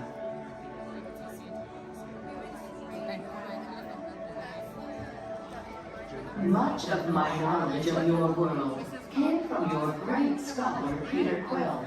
However, many of his facts have yet to be confirmed, such as the incredible importance of a legend called Footloose. Through my fellow Xandarians working here at the wonders of Xandar, I am discovering more about you Terrans. Such as your fascination with eating the turkey leg. Why only the leg? What about the rest of this creature? We are eager to learn the answers to these questions and so much more about your world. In return, we Xandarians hope to share with you more about ours. Although Xandar is 2.537 million light years away from your planet Terra, our worlds are actually quite similar, and began at precisely the same moment. We refer to this as Time Zero, before the existence of anything. Our worlds were born of a single point of matter and energy that blasted outward in what you Terrans refer to as the Big Bang. And from nothing came the beginning of everything.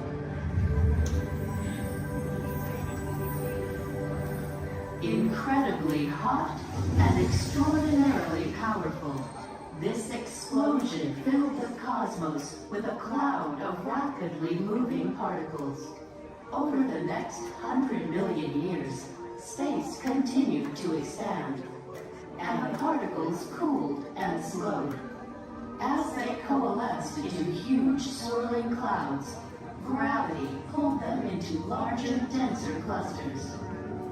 At the heart of these clusters, the temperature rose, and the particles were compressed so tightly they fused, releasing enormous amounts of heat and light. This is how the very first stars in our shared universe were born.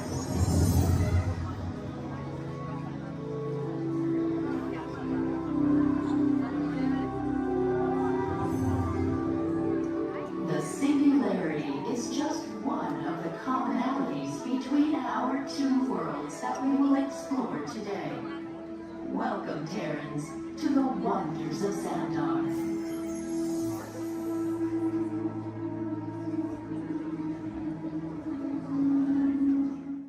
We recently learned that your Terran visionary, Walt Disney, had a similar goal in mind with his early concepts for the experimental prototype Community of Tomorrow. Years now, Peter Quill, what do you have to say about this? I mean, it was really a group effort to execute my plan. Thank you. The green lady, this is, I would love to hear more about how Tara was chosen for this Wonders of Xandar tour. Well, that was totally my idea. And that concert too, because I love that place. It's awesome. I went there as a kid, and I can't wait to get to go back and ride. I forgot his name. Also want to see the energy, dinosaurs, and of course, hear the veggie fruit. It's the best. Can't wait. Okay, well, I'm sure it will be wonderful for you to relive all of those memories again. That's us. And it's thanks to Guardians that Xandar is reaching out to other cultures across the galaxy.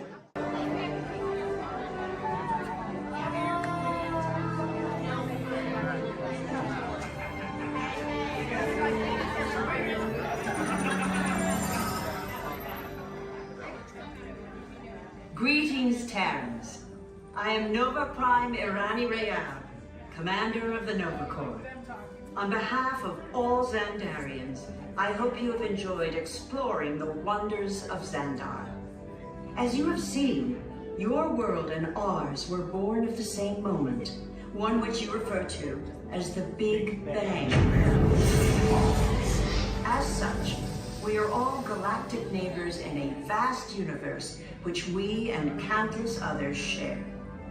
For you to travel to Xandar would take 2.5 million years, assuming you had a ship that could fly at the speed of light. So we decided to come to you. But even we could not have reached you so easily were it not for the Cosmic Generator, an advanced piece of Xandarian technology that creates jump points, artificial tunnels that act as shortcuts, linking distant points in space. It is our desire to share this wondrous technology with your people so that together we might explore new worlds and create a brighter tomorrow. And now, as the culmination of the wonders of Xandar, you will be teleported to a Nova ship above your planet for a demonstration of the Cosmic Generator. I trust you will find it an unforgettable experience.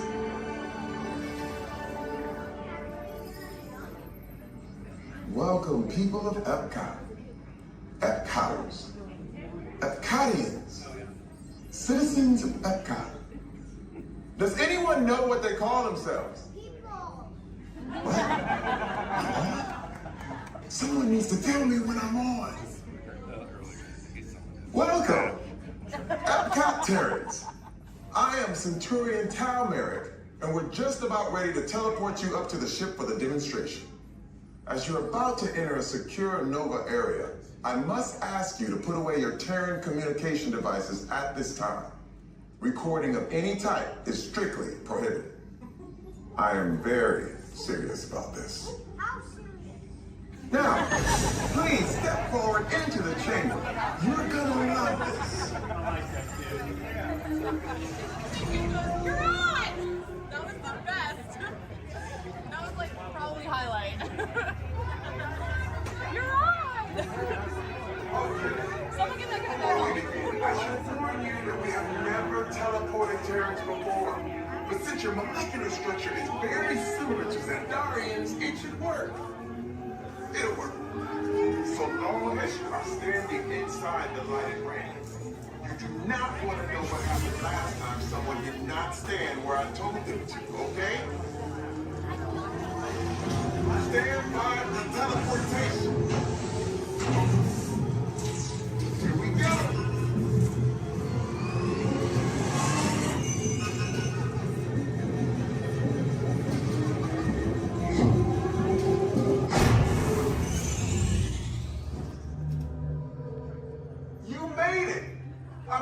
Of course you did.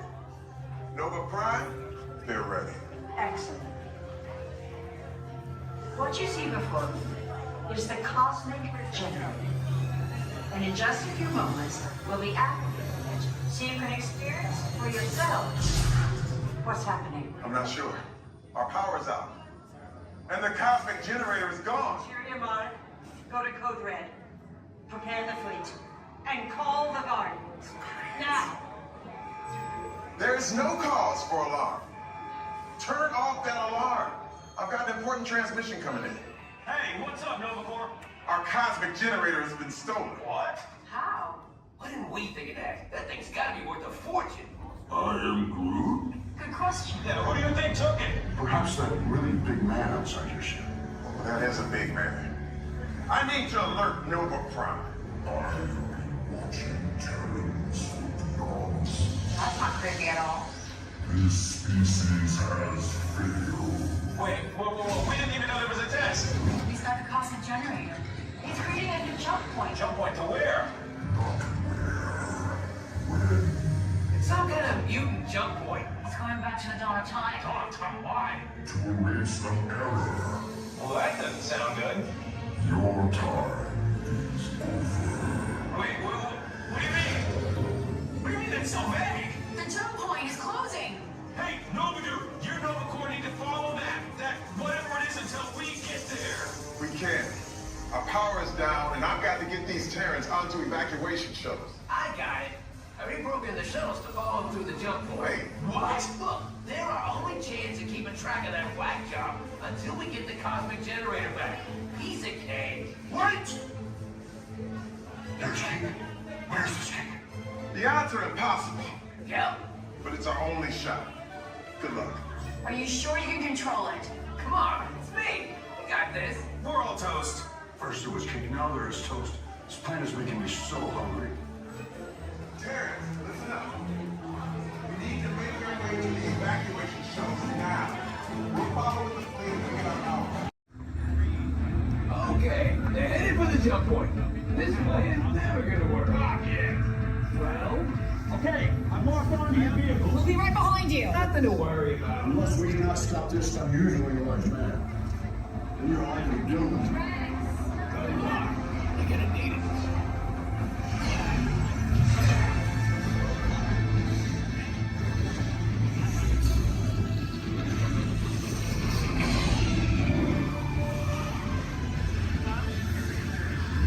Refuse to follow me. What is that noise? Boys, no one's gonna stop rock and roll from existence. What have we done? What have we done? I think we took crack.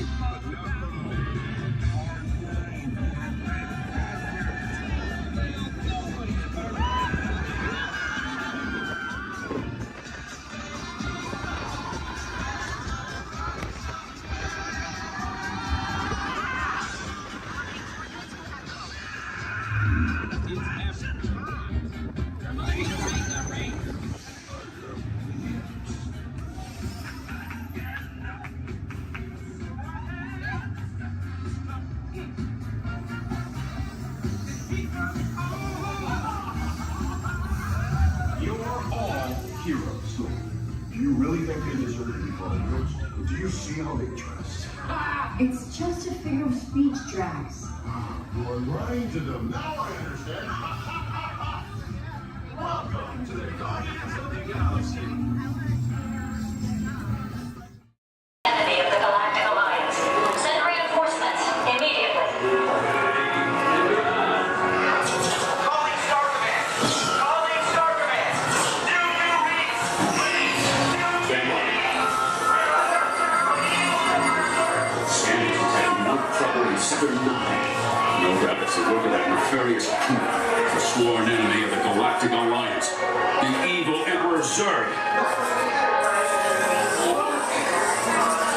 robotic army is stealing crystallic fusion power cells.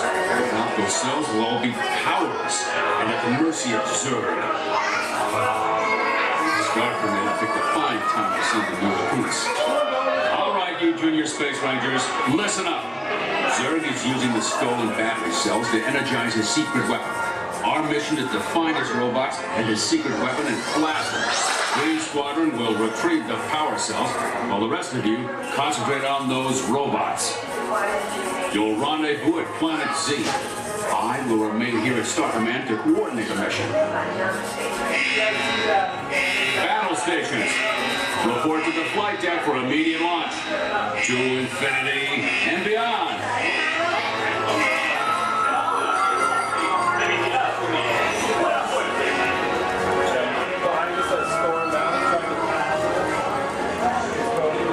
Attention, Space Rangers. This is Star Command. Prepare for immediate launch. Flight safety requires that you remain seated in the cabin of the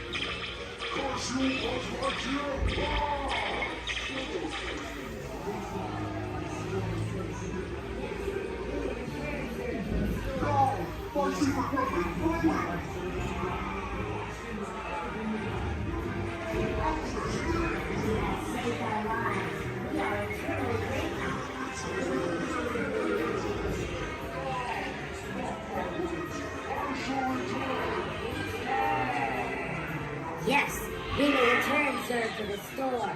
He is a bad toy.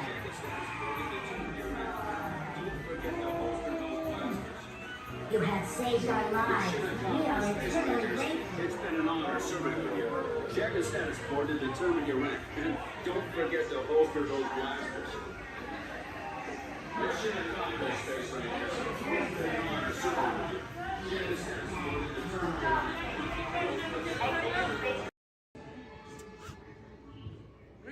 an orchestra of penguins. Yeah, probably took the job for the hell of it.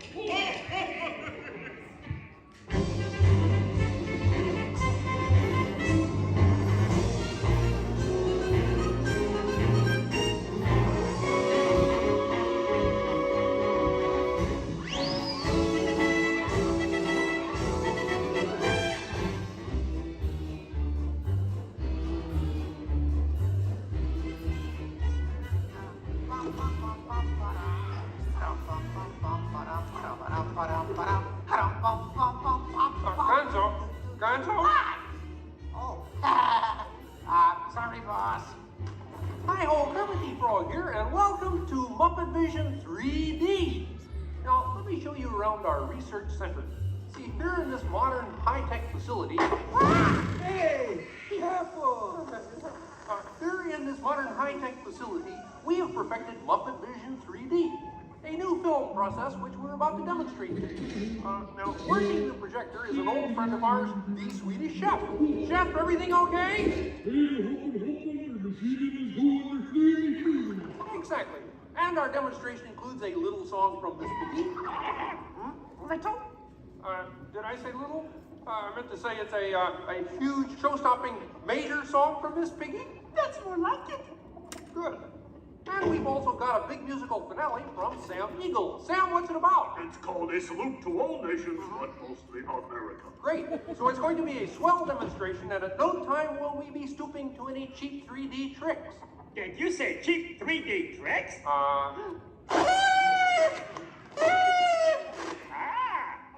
And here's something I wanted to spring on you. Walmart, it's that dumb bear again. Yeah. Hey, Bear, you're not even funny in 3D. Oh, not you guys. How did you get here? We entered a contest. Yeah, we lost. Oh, yeah? Well, my new 3DX gonna shower you all with humor. Waka waka. He's trying to drown us. What kind of act is that? An act of mercy. Listen, better luck next time, Fozzie. Okay? And now, if you'll come this way, I can show you our secret laboratory. You see, we invited distinguished scientists from all over the world to come and work here. Unfortunately, none of them showed up. So instead, I'd like to introduce you to the guys who invented Muppet Vision, and they can show you some of their... right now, I'd like to turn you over to Dr. Bunsen Honeydew and his assistant, Beaker. Well, thank you, Mr. Kermit. Today, let's look at the advancements we've been working on for Muppet Vision. Beaker, would you turn on the machine?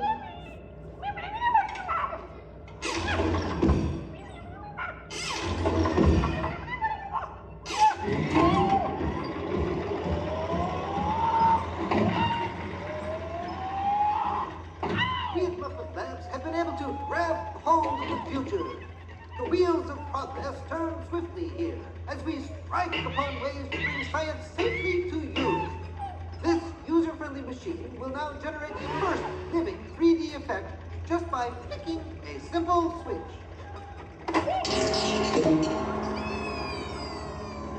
I'm Waldo, the spirit of 3D. Thank you. Here. Ooh, cute outfit. What's this? Don't you just hate it when your nose runs? think I'm talking to them, but I'm really just talking to you. Well, I think that would be just about enough of Waldo, Beaker. You may deactivate. What? What are you... Hey, watch it. Oh dear, he won't deactivate. Ladies and gentlemen, there's nothing to worry about, but please keep your heads down. I'm bouncing on people's heads. Beaker, activate the inflatomatic. The what? You... Oh. Beaker, hurry. Great. Now I can start my own football team. Beaker, we'll have to try the vacuum muppet. Yes.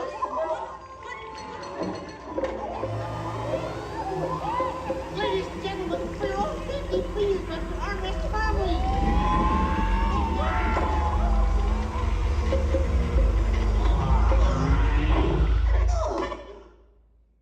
Hey, I'm free! Taxi! All right, now I'm getting out of this place.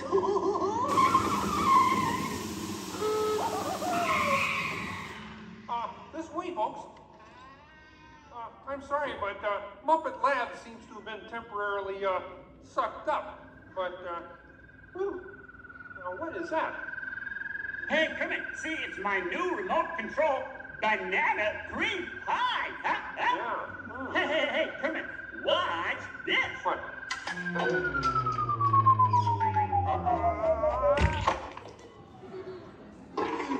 Ozzy, that's terrible. You're right. Needs more sugar. And now, ladies and gentlemen, for the first musical portion of our demonstration, we have Miss Piggy in a wonderful 3D number. That's you, penguins.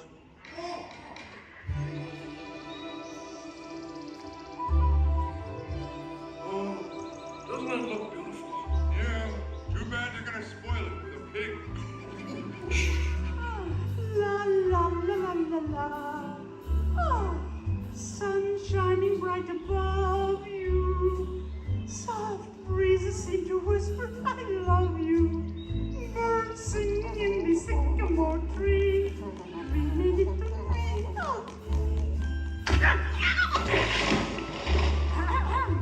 Look in my eyes and kiss me. Just hold me tight and tell me you miss me. While I'm alone and blue as can be. A little dream of me. No troubles as life bubbles on, dear. Still craving a kiss. All right, that's it. Knock it off, penguin. Oh, but it was going so well. I will not work with the rabbit. But I was just doing 3D. Guess I won't be needing this. What's that? It was for the big water skiing finale. What?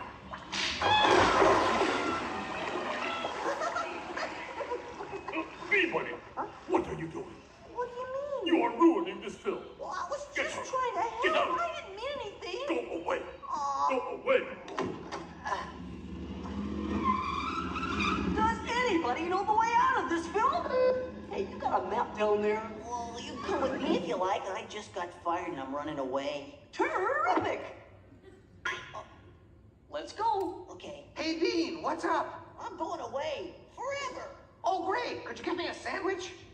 Would any of you people like anything? I mean, since he's going out, he could forever? Bean? Bean? Oh, Kermit! Kermit!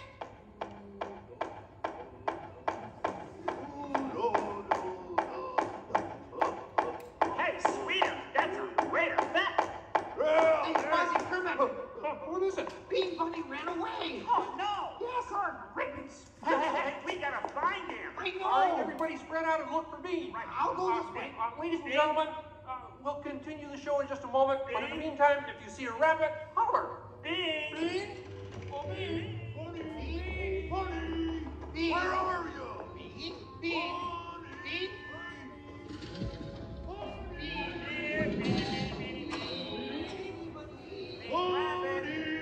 Hey, what's all the commotion about? Bunny ran away. Well, you know what that makes him? Smarter than us. Hey, anybody seen a bunny? bunny? Where? Where? Oh, nothing up there but a bunny. A bunny? Bean! Nice beans. Hey, Kermit, look! What? Bean, what are you doing out there? I'm running away. Nobody would let me help in the movie. Oh. This is a very moving moment. Yeah, I wish they'd move it to Pittsburgh. Hey, Bean! What are we doing sticking around here? Let's burn rubber! Who's that? He's Walt, my 3D friend, and we're both leaving the movie. Right. Look at Bean! If you leave, you'll miss all the fireworks. Right, yeah!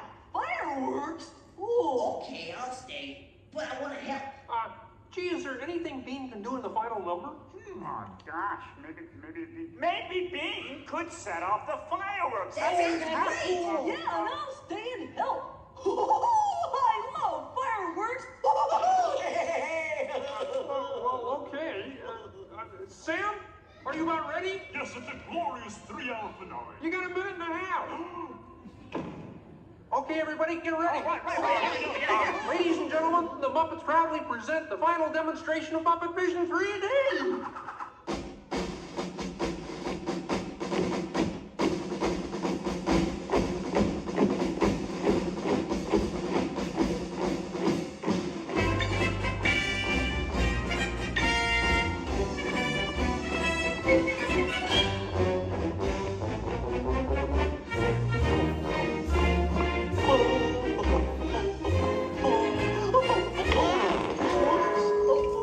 Where am I?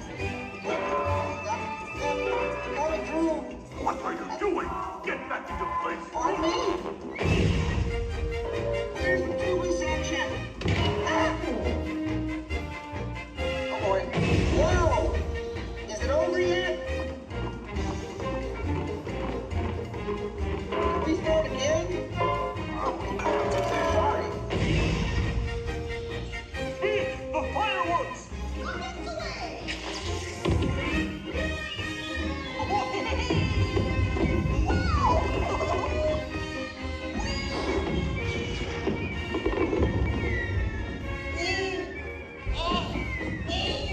Enjoying the fireworks?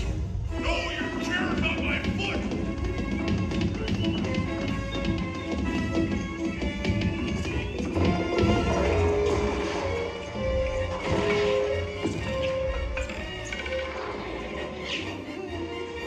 What's this?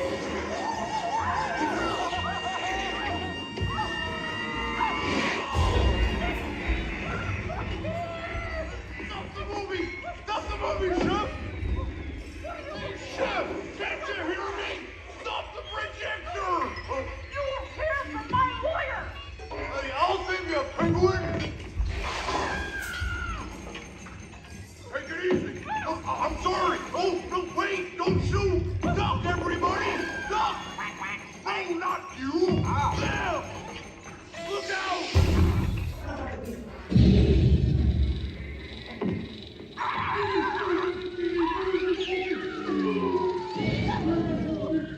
At last, I'm out of this silly film. Hey, what are you shooting at me for? It was the penguin. Hey, watch it, will ya?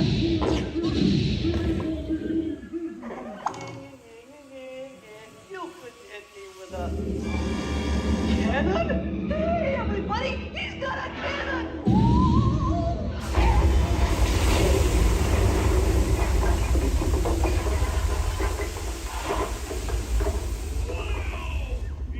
Everyone okay in here? We surrender! We surrender! What an explosion!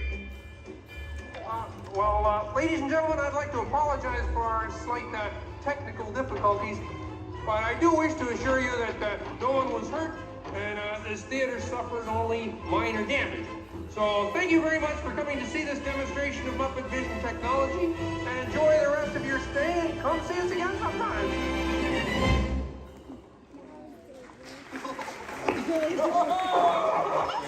They'll never recognize me now! Forward!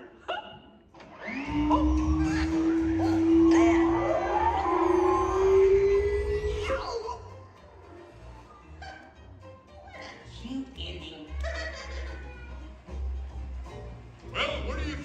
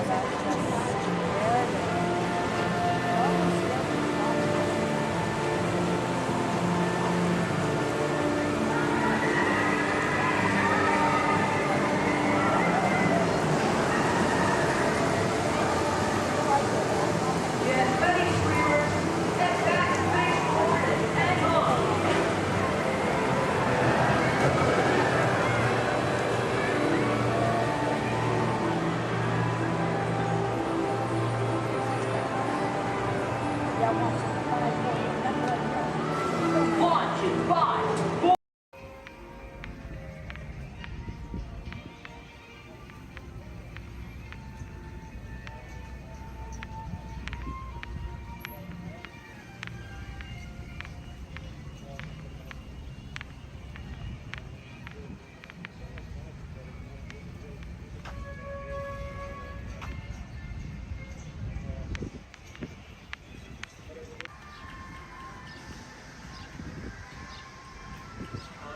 Hi. Tom, watch your step. Welcome aboard. All right, thank you. You're welcome. I'll see you on the other side. All right.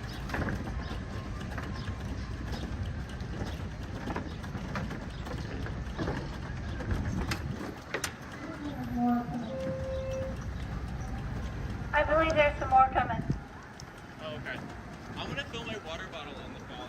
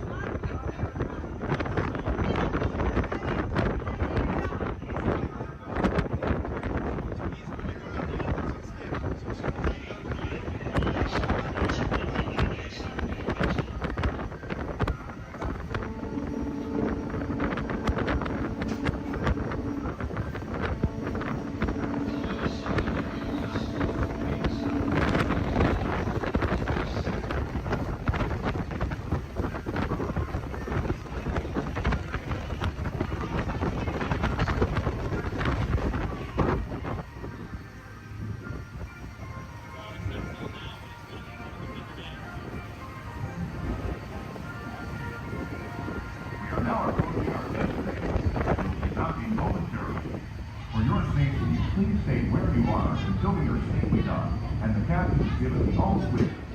Because this is a free floating vessel, we do have a tendency to bounce around a bit during docking.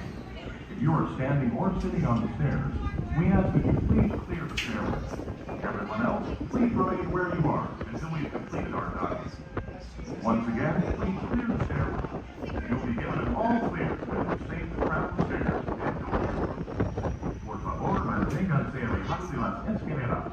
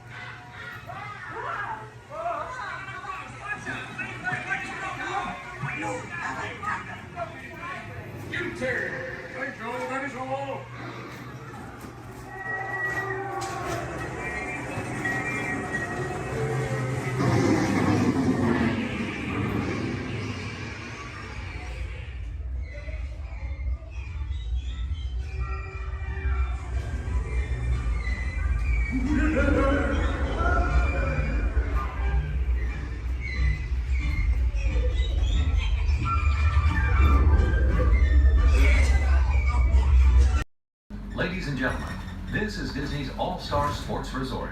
Please collect your belongings, watch your head and step in this park, and take small children by the hand. Thanks for riding with us, and welcome home.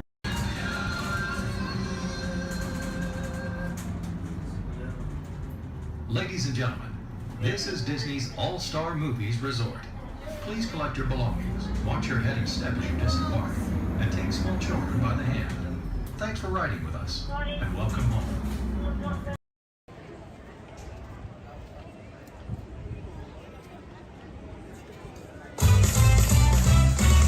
Good morning, everybody! Welcome to the Magic Kingdom! In just a few moments, the lanes are going to open for you to explore as we kick off the start of this magical day!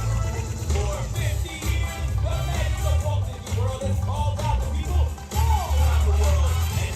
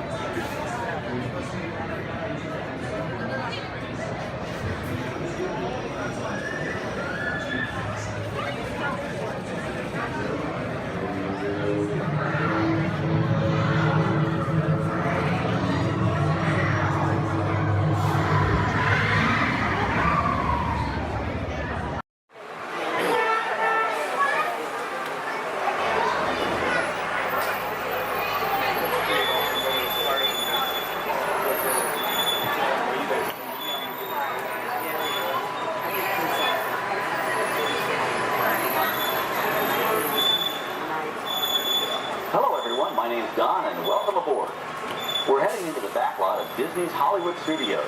This production area was built in 1988 as a Florida counterpart to the Walt Disney Studios in Burbank, California. We included sound stages, recording studios, high-tech editing rooms, all the tools needed to create movies, TV shows, and radio broadcasts. We've even got our very own water tower, too. It's up ahead on the left side of our shuttle. We call it the Earful Tower. It's inspired by the water tower Walt Disney had built for his Burbank studio in 1939. Our Florida tower stands a lucky 13 stories high, and we added our own creative touch, a giant set of Mickey Mouse ears. If you wanted to wear those ears, you'd have to have a hat size of 342 3/8. Up ahead, after the next bend in the road, you'll have a perfect opportunity to take a picture of this famous icon. In the world of entertainment, every project starts with a screenplay and a lot of creative ideas. A production studio is where the ideas of writers, producers, and directors are transformed into an on-screen reality. Within these huge spaces, filmmakers can literally create their own worlds. Our Florida sound stages are soundproof, weatherproof, and most importantly, air-conditioned, all vitally important for the cast, crew, and equipment. Many of the crafts needed for filmmaking are located right here on the lot. On the left, we have our own greens department. It grows flowers, trees, shrubs, and topiaries. A few well-placed plants can cover up empty spots in the set and add a touch of natural beauty to a scene. On the right are two of the aircraft from the 2001 blockbuster hit Pearl Harbor.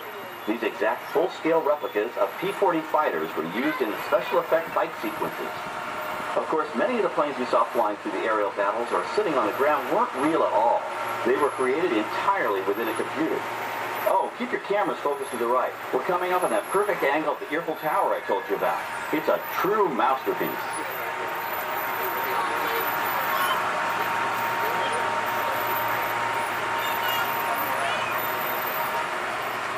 We're entering one of our most glamorous and colorful departments, creative costuming. Every star has to have just the right wardrobe, and it all begins here with a designer's sketch. Our team of designers, seamstresses, and tailors can turn 1.5 million yards of fabric into over 25,000 costumes every year. Many of these costumes will become part of the shows and attractions of the Walt Disney World Resort. In fact, here in Florida, we have the largest working wardrobe department in the world. Why, Mickey Mouse alone has over 175 different outfits to choose from, while Minnie Mouse keeps more than 200 unique costumes in her wardrobe. On the left are costumes worn by the stars in recent studio productions. You'll probably recognize some of those costumes from the big screen. Every story needs a setting, and our design staff can create just about any place a script calls for, from an urban city street to a remote desert canyon. On the left is our scenic shop where large-scale sets and props are built. Our team of set designers, carpenters, artists, and engineers has created caves and caverns, game show sets, even replicas of the U.S. Supreme Court and NASA's Mission Control, all on our sound stages. The shop also provides sets and props for our shows and parades here at Walt Disney World. The same skill and craftsmanship that goes into a movie set can also be used to create magic for our parks. Either way, it's all about making dreams come true.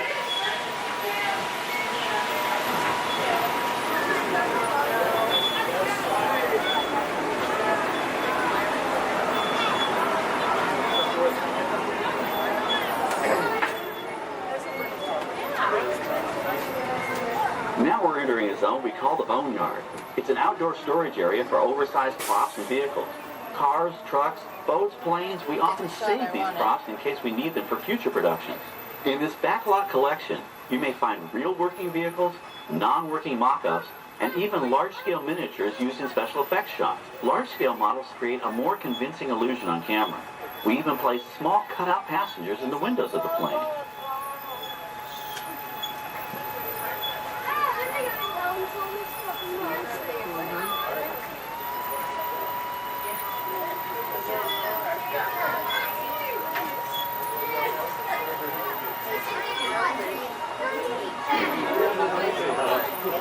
We're now passing by the sets for our Lights, Motors, Action Extreme Stunt Show. On the left, you may catch a glimpse of the Mediterranean fishing village that sets the stage for this thrilling attraction.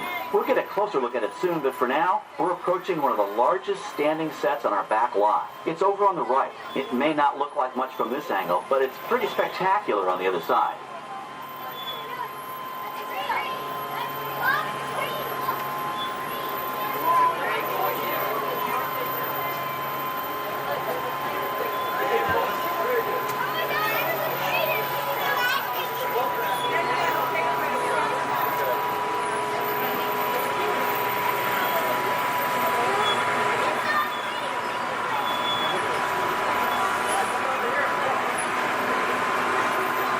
is great, folks. The production crew has just given us clearance to enter the set. Hello, Backlot Tour. I'm Amy, the production coordinator here at the studios. I can see your shuttle heading toward our canyon set. I've given your driver permission to come in and take a look around. I'm up here with our effects crew, and we're getting ready to shoot a test sequence. Oh, on the way in, you're going to be crossing a wooden bridge, and things may get a little bumpy, so please, hold on to your belongings, especially hats, cameras, and glasses, and keep an eye on any small children in your party. And of course, please remain seated at all times. Welcome to the set. As you can see, we brought the bare, dry deserts of Southern California to green, typically humid Central Florida. This set is based on real locations that our production designer took pictures of. Our set crew spent about 6 months building the canyon, but we've used it for a number of TV shows and specials over the years. For our upcoming production, the script called for a tanker truck. We found this one in our boatyard, but it was too big to drive into place. So we picked it up with a crane and set it down here. We're up on the overhead platforms, and I see our director has arrived. As soon as the rain effect is ready, we'll begin the sequence. This set and shower is really just a special effect. We've rigged up a series of water nozzles just above your trim. The water sprays in a crisscross pattern to create a sense of depth. But this storm only covers the first few feet.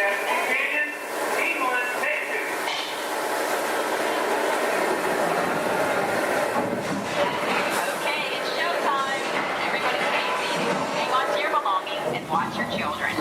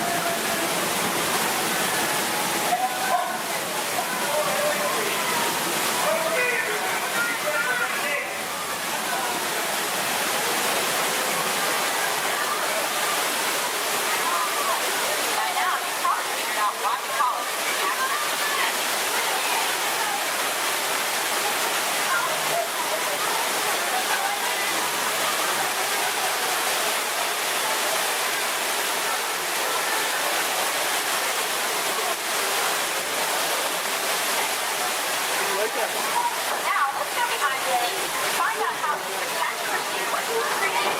The canyon itself is a facade, a steel structure covered with wire mesh and layers of concrete, sculpted and painted to look like natural rock formation. Narrow yellow pipes carry propane gas to fuel explosions and fire effects. For the flash flood, we used 100% real water, about 70,000 gallons of it, dumped from overhead tanks. Oh, but don't worry, we recycle.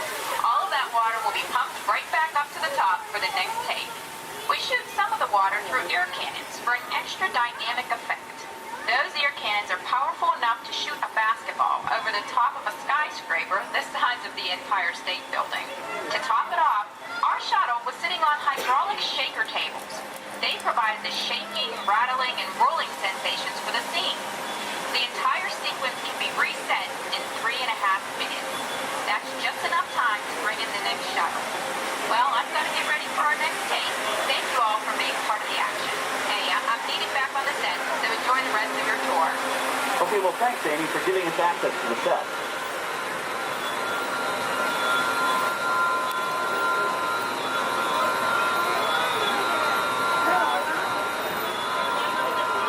On the right, we have an authentic piece of Disney history. That Gulfstream 1 was known at airports across the country as November 234 Mickey Mouse, but we just call it the Mouse.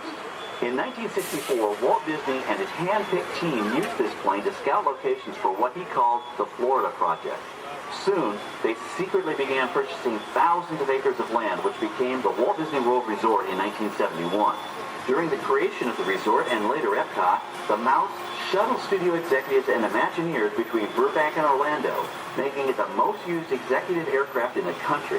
Appropriately, the Mouse retired here in 1992. As Walt used to say, it was all started by a mouse. In this case, the 234 Mickey Mouse. On our right, we once again sweep past the magnificent Mediterranean village of our lights, motors, action extreme stunt show. This high-octane attraction is based on the hit show from the Walt Disney Studios Park in France. In this action-packed production, you'll feel like you're right there on the set during the filming of a spy thriller, complete with custom-built cars, motorcycles, even jet skis. You'll experience the split-second timing, coordinated driving, and fiery special effects that make action movies a real blast.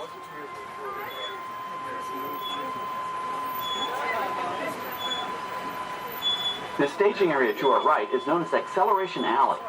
Here, the custom-built stunt show vehicles rev their engines up to 70 miles an hour before making their high-speed entrances onto the stage for our lights, motors, action extreme stunt show. Of course, these are professional stunt drivers. We hope you'll enjoy their daring driving skills, but please, don't try them yourself.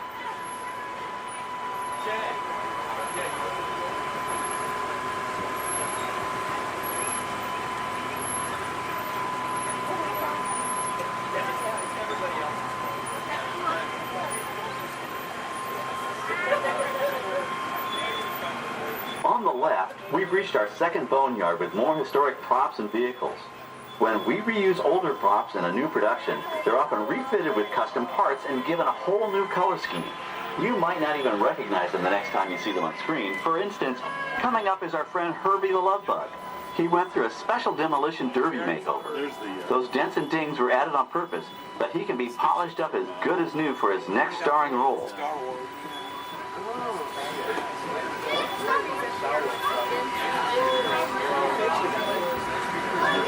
On our right, we now have a very different view of the fishing village set. From this point of view, you can see that there is no inside to the buildings. They are just false fronts or facades. In the movie business, set builders only create what the camera has to see. It's an old movie trick dating all the way back to the silent era. To add to the sense of realism and avoid the cost of set building, many of today's television shows and movies film on location in cities and towns across the U.S. But out in the real world, you've got to contend with noise, traffic, crowds, and various visual elements that may or may not belong in your film. Here on the backlot, we can avoid these problems because we created our very own flexible urban environment. Our Streets of America facades can stand in for a small town or a giant metropolis. As we come around the last corner on our route, you'll see the skyline of New York City in the distance. It's really a series of painted flats, expertly designed to fool the eye and the camera. We can dress and decorate these streets to look like any city we want, from Chicago to San Francisco. Depending on the choice of vehicles, props, and costumes, we can even turn back the clock and set our story in a different time. And what's more, these sets are built with Florida weather in mind. They're made to withstand 100-mile-an-hour winds. You're welcome to visit our Streets of America anytime during your visit today and get an up-close look at the skills of our set designers and builders. We've just about reached the end of our tour. Our final stop is the American Film Institute Showcase, where you can see the actual costumes and movie props used in some of Hollywood's most famous films. There are some pretty amazing items in there, so feel free to take all the time you like. Please stay seated until our tram comes to a complete stop and check around you for any personal items that may have fallen during our trip. Well, as they say in Hollywood, that's a wrap.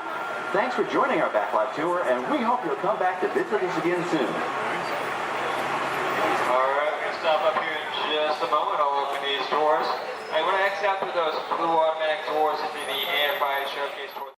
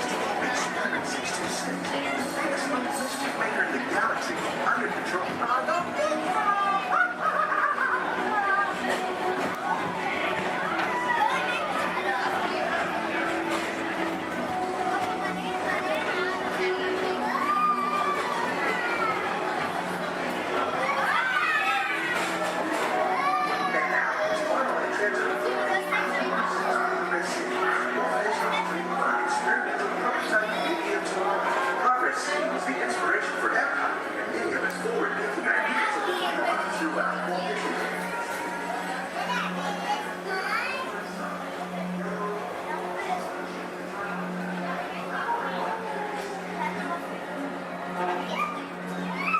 If your future includes shopping, then you'll want to visit Mickey Stuff Traders, where you'll find the greatest goods from around the galaxy. That's right. It's out of this world.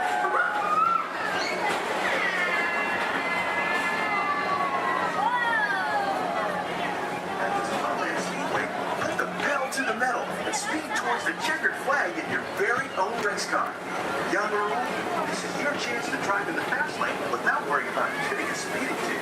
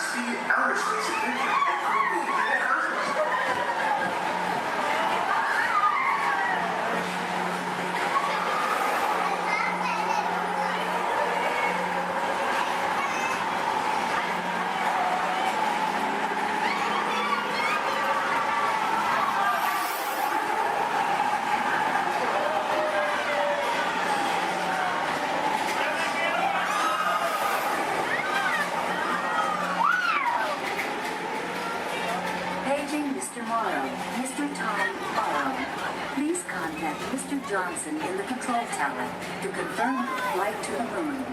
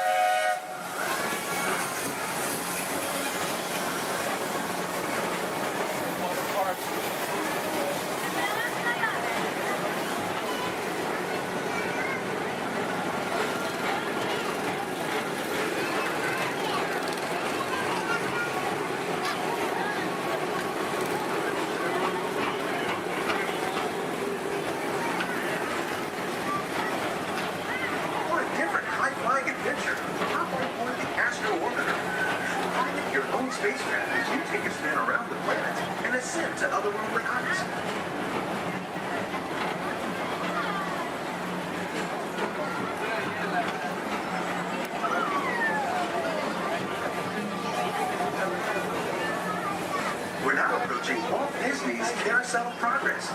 Inside this rotating theater, whole families welcome you into their homes of yesterday and today, starting way back at the turn of the 20th century.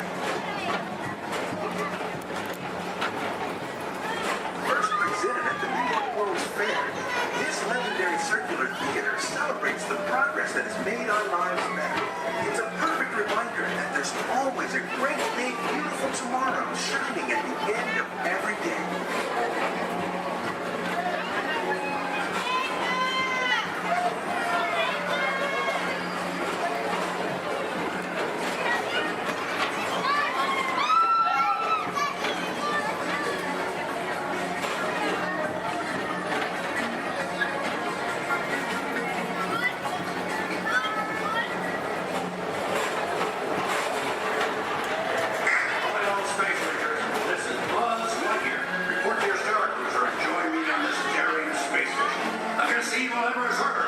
As an honorary space ranger, you'll use your own personal laser cannon to save the entire galaxy.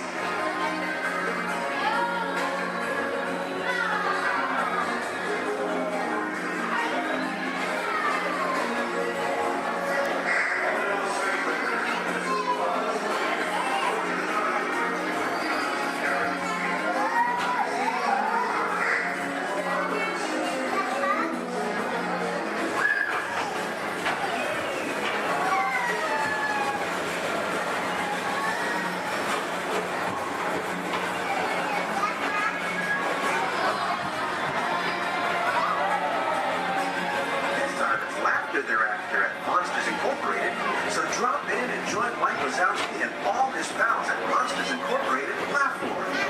Share the fun.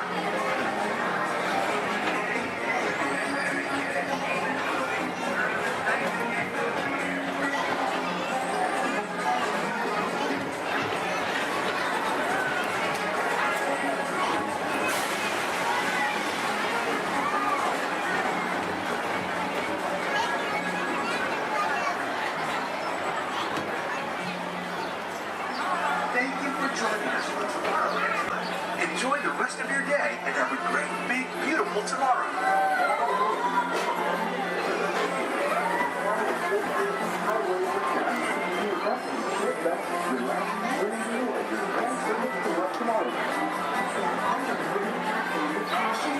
Exit by stepping away from the car. And so, as you can plainly see, imagination works best when it's set free. I'm supervising you. Now everyone pick up your favorite hand and wave goodbye to those people on that dock. Bye. Goodbye. Yeah, you're never going to see them again. But you don't know them, so why would you see them again, right? Unless that was your family up there, then you know what? You're welcome. I just got you a 10-minute break from them. You probably need it. You've been at Disney World all day with them.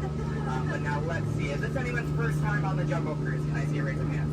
Perfect. Me too. Is this anyone returning to the Jungle Cruise? Can I see a raise of hands? Perfect. I can't wait to be a sore disappointment for all of you and exchange a lot of awkward eye contact has already started. How beautiful. But hello everybody, welcome in. My name is Skipper Kevin. First name Skipper, last name Kevin. I'm going to be your best friend, guidance counselor, dance instructor, tour guide, dragon slayer. And if you don't laugh at my jokes, I'm going to be your swimming instructor. I said that just for you. I said that just for you because I knew you were going to interrupt me. Yeah, thank you so much. I really do appreciate it. Wow. But now here we are in the Amazon rainforest. If you look over to your left-hand side, you're going to see what I like to call an inspiration call. I call it that because the longer you stare into it, the more it's going to inspire you to go. Oh, deeper into the jungle, of course. Yeah, I don't know about you guys, but that certainly does look like inspiration to me. So much that I now feel inspired to take you guys into the Congo River. So why don't we see how far this boat can go? Okay, I'm glad of you if you did not like that. Don't worry, my jokes, they don't get any better yet. So buckle up, we're going to have an amazing time together. And if any of you have not seen the Jungle Book or you'd like to see it again, don't worry, it's right over there in 3D and the box set edition. Yeah, it really was the bare necessities here in the jungle. Oh wow, this is awkward. I'm sorry guys, I was trying to throw you a surprise party, but it looks like no one's here. I can't see anyone. Canoe? Yeah, I cannot. It really is an either-or situation if you get what I'm trying to say. I even brought out that giant python snake. I just would not recommend getting too close to him. He will develop quite a crush on you. It's what I like to call a constricting relationship. It never ends well. What in the jungle? Oh, sorry. I hope that did not alarm anyone. Those are just my roommates. Yeah, looks like they got into the explosives, but I'm sure they were just trying to find the bananas. They do find them very appealing. Yeah, they kind of go ape over them actually, but you know, I think we should make like a banana and split. So we're now going to head down the Nile River, which is the largest river in all of the jungle. It goes on for Niles. And Niles.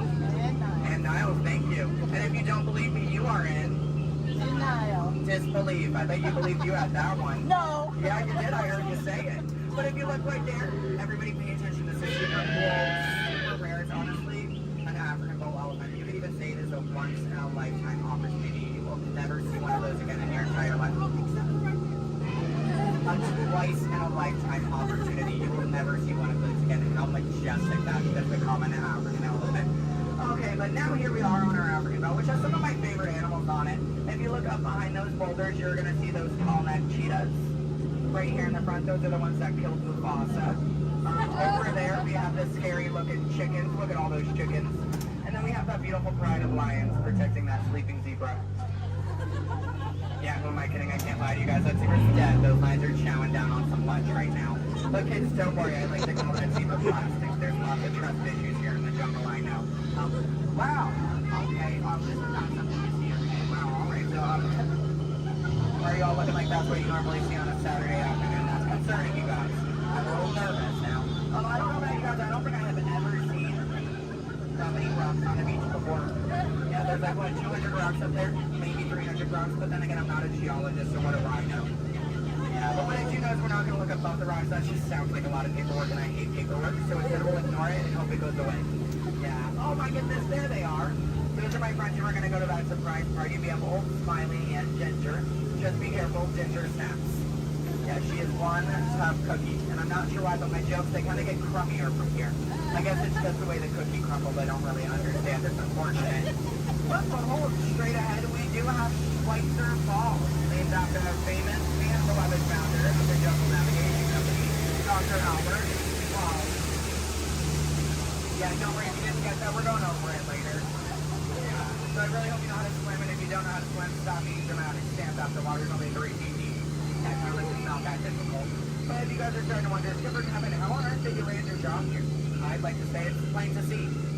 Yeah, I took a crash course, which was half off, and you know, I've been winging it ever since, but that's kind of the tail end of that story. There's not much to it. And now it does look like we are entering a hippo pool, and I need everyone to be very careful. These do look like some dangerous animals. In fact, you could even say they are some hungry hippos. So if you guys could do me a favor and hold on to your marble. I lost mine a long time ago. That's why that boat's halfway underwater. Oh no, I'm just kidding. The legal team tonight can't keep saying that. That's gonna get me fired. Yeah, the last time I took a boat out, I went to a volcano and everybody came back without eyebrows. But lucky for you guys, I took a wrong turn this time. But this is normally the point in the cruise where people start thinking my job is so easy, I'd let a monkey do it. But I promise you, that's not true. Those are chimpanzees. Yeah, there's a very clear difference between the two. Just don't ask me what it is. I have no idea, and I didn't think we'd actually see any, so that's kind of crazy. But lucky for you, I do have a very fun fact about monkeys. So apparently, humans eat more bananas than monkeys.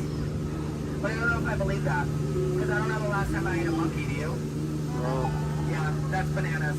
And don't worry, if you don't get that joke, I'll give you about 10 seconds. I get it. You're a late bloomer, you just need a moment to digest that one. You're welcome. Yeah, so please take your time. And it is now the moment that we have all been waiting for. It is the amazing, the colossal, it is the eighth wonder of the world. The backside of water!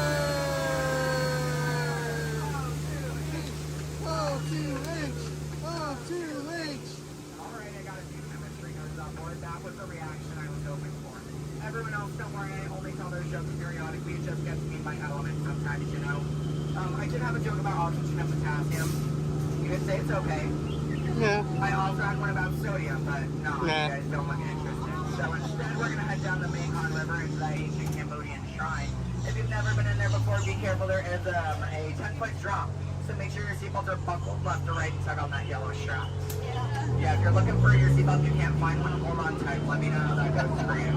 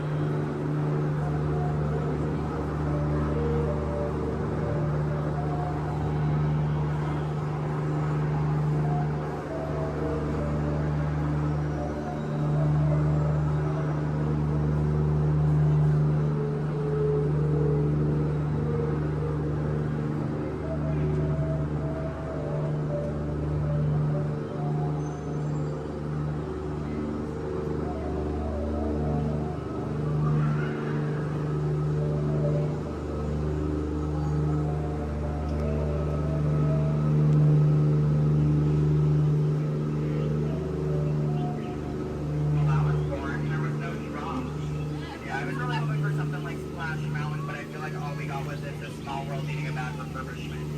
Yeah, but on the bright side, here we are in an Indian elephant bathing pool, and I bet you guys even think that's water coming out of their trunks. But don't worry, it's not. Yeah, and as a double feature, if you look up ahead to your right, you're going to see those two baby elephants playing under a full moon. Yeah, I bet you don't see that very often, do you? No, I'm just kidding. Don't answer that. If you do see that often, I don't want to know why that's weird. Please keep that to yourself, okay? But you know, since we are here in the jungle and there are plants everywhere, I'd really like to take a moment and show you guys some of my favorites. So, that one.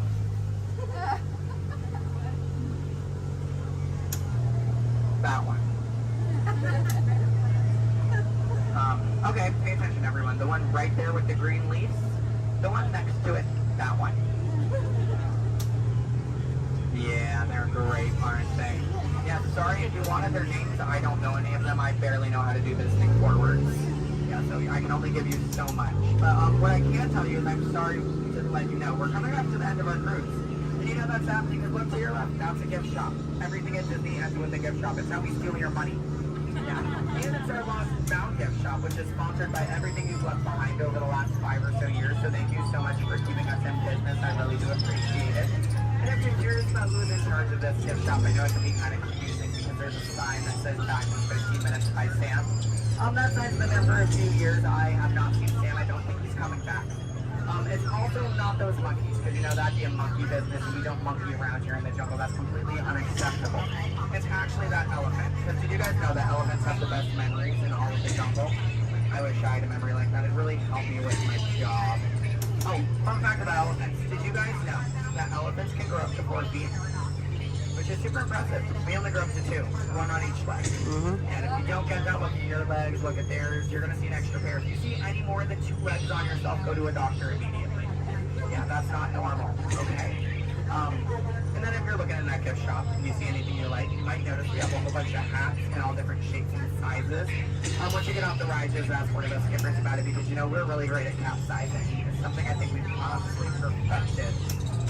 But what I can tell you is that if you did enjoy your time here today, my name is Skipper Kevin. I'm trying to give you my full name. And I do spell it a little weird, so I'm going to go ahead and spell it out for you. It is spelled H-E-L-P space M-E. Do it that way, you will, okay? If you did not enjoy your time here today, then you know what? That's unfortunate for you. You willingly got in my boat and wasted 10 minutes of your own time. My name is still Skipper Kevin. Thank you for leaving. And I think I would go one step farther to say that out of all of my cruises today, you've been the most recent. No, I'm just kidding. I'm just kidding. You've actually been outstanding. Especially those of you who have awkwardly stared at me for 10 minutes. It's been mutually awkward. Yeah, I'm not a robot plot twist. I'm not an animatronic. I can move my feet off the floor, and I can hear and see everything you haven't done since you sat down. And you know what? That makes us like a family. As I say to my own family after 10 minutes of quality time together, look at that. She's even giving me a heart. This is why the attachment issues. You're going to get out of my boat in about 2 minutes, and it's going to make me cry. You need to leave is what I'm going to say. So in just a moment, you're going to be outstanding on that dock. Yeah, it really is great. Oh, and while we're looking over at the dock, let's do a little bit of a dock orientation. Everybody on this side, this is where we're going to be getting out. So if any of your rebels are hanging out of the boat right now, leave them there, stay comfortable. But when we get over there, you might want to pull it in the boat because that dock is really hard to replace. Yeah, your elbow, I can send you to an urgent care lab dock. I don't have a contact card for it. I don't know how to replace it. But you're going to see those 2 docks in between the boat. I like to call them a paradox. Yeah. The 2 skippers, they're paradorks. Yeah, they really are adorable, aren't they? And you can tell them I said that. They're going to hate it, but I love it. Yeah, and thank you for saying I'm so funny. You're really inflating my ego as we speak. Yeah. I'm getting some compliments from you. She's falling in love with me. She's stealing my jokes. He's recording me. This is like a reality TV show. I'm better than the Kardashians. Yeah. Oh my goodness. And what do you do? What's your story? Do you walk across the country? Yeah. You do? That's I have metal spreads. Do you? Yeah. What kind of metal? Golden ones, silver. Do you sell them? No, I just wear them. You just, but, so have you not won any? No. You haven't, yeah, you're not wearing any, so I kind of assume. Yeah. When you get one, are you just going to wear it all the time? Yep. Oh, are you gonna name it? Yeah. Why not? If it's gonna be that important to you, I think it deserves a name. Why do you think your mother named you? I'm just saying. Okay, your story's boring me now. What is your story? Talk to me, Miss Epcot Center. She's wearing a shirt that says Epcot. Is that your story? Yeah. That's it? Yeah, and I'm sticking to it. That was a pretty short story. Yeah.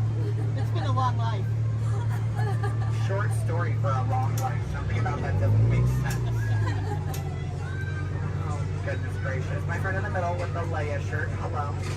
Are you a Star Wars fan? Good to know. What's your story?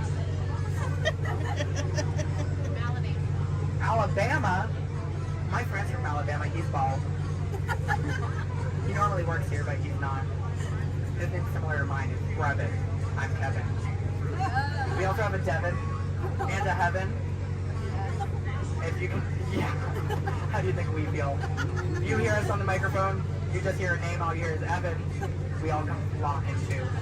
Yeah, it's great. Okay, my friends in the back, why are you so quiet? You're so quiet.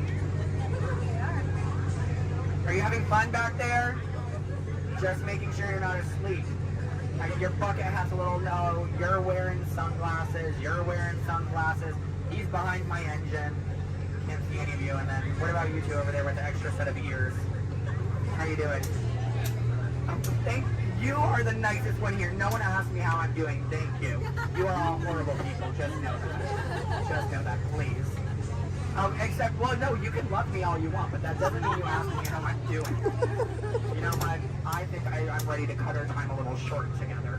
So, now this is a word for legal. Make sure your hands, arms, legs, and feet are inside the boat. Parents, supervise your children. I don't have any. I don't want yours. Children, supervise your parents. I don't trust them. Neither should you. And that number 2 they're holding on means that we have to do this 2 more times because you guys just didn't make me feel good enough about myself. So hello everybody, welcome aboard the world famous Jungle Cruise. My name is Skipper Kevin and I would never do that again. That's treacherous.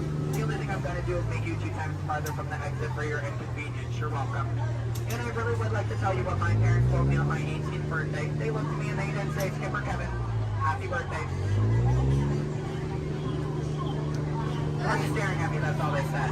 Okay, well now that you guys are just doing weird things, get out. Goodbye. Yeah. Yay. Stop. Okay, don't stop. I need it. Yeah, go ahead, give me a standing ovation. I am a middle child. I love validation. Yeah, thank you. And my name is Alexis. How's everyone doing this wonderful evening? Good. That was the most believable I've heard all night. But we're going to try it again anyways, folks. How's everyone doing this wonderful evening? Great. All right, once again, my name is Alexis. I'm going to be your storyteller and captain for the evening. Just as a friendly reminder, please keep your hands, arms, and fingers inside the boat because Monstro does not like finger food. Oh, my folks, it looks like we are being swallowed by Monstro the whale. This is the very same whale that swallowed Pinocchio. But not to worry, folks, because Pinocchio was a smart little puppet. He lit a fire in here that made Monstro sneeze, and Monstro sneezed so hard that he blew his tail right off. Now, Monstro's not half as scary as he used to be. Haha. Around the bend to your left, you'll find the cave of the big bad wolf. And across the way, the homes of the 3 little pigs, the one made of straw, the one made of sticks, and the one made of 100% wolf-proof brick. Just beyond this bridge to your left, you'll find the village of Alice in Wonderland. Alice's home is the one in the corner with the nice roof, and if you follow this long cobblestone walkway, you'll find the home of the White Rabbit. This is where Alice fell down and began her adventures in Wonderland. To the right in the center of the canal, you'll find London Park, made famous by the film Peter Pan. This is where Wendy, Donna, and Michael, with the help of Tinkerbell and a few happy thoughts, followed Peter Pan all the way to Neverland, where you never have to grow up. Straight ahead, you'll find the city of Agrabah, city of mystery and enchantment. The busy marketplace below is where Aladdin and Jasmine first met, and Aladdin, being that prince of thieves that he is, he not only stole bread that day, he stole Princess Jasmine's heart. Aww.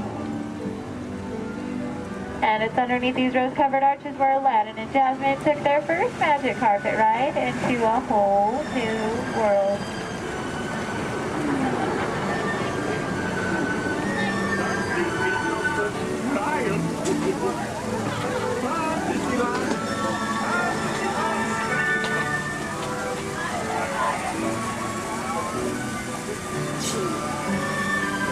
Now, folks, please be careful and please do not touch anything because we are entering the Cave of Wonders.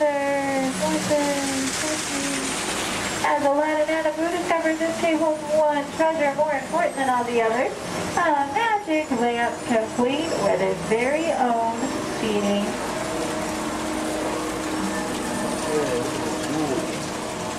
To the right, you'll find the home of Snow White and the Seven Dwarfs. The Seven Dwarfs are still back up in that jewel mine, whistling while they work. See?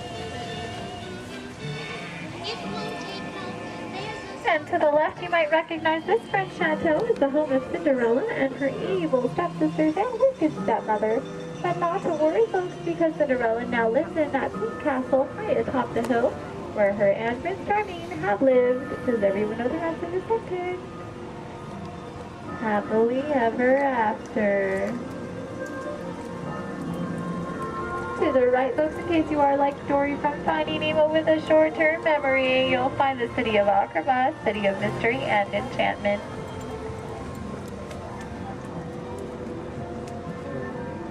To the left, you'll find the world-famous patchwork quilt. This patchwork quilt is comprised completely out of desert flowers, and it, along with every other plant and tree here in Storybook Land, are 100% real. They have just been miniaturized by a process known only by Tinkerbell and a few of our Disneyland gardeners.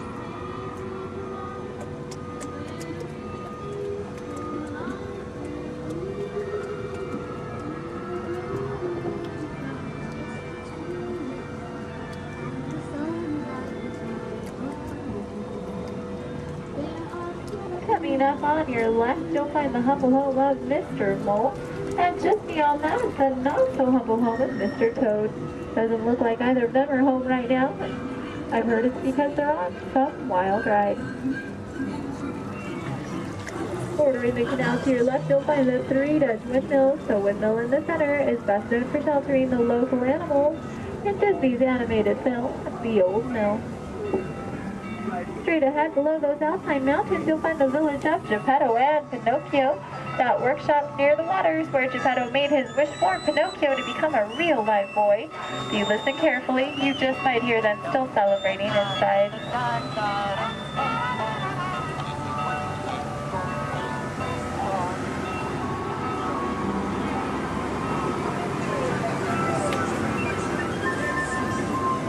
Coming up on your right, you'll see the ship of Prince Eric. The sandy beach nearby is where Ariel took her first steps on land and saved Prince Eric. That castle on top of the beach is where her and, you guessed it, Prince Eric, now lives happily ever after. And it is behind this waterfall that you'll find the Kingdom of Princess. This is where Ariel grew up and is still the home of her friends, the Ashton and Saunders.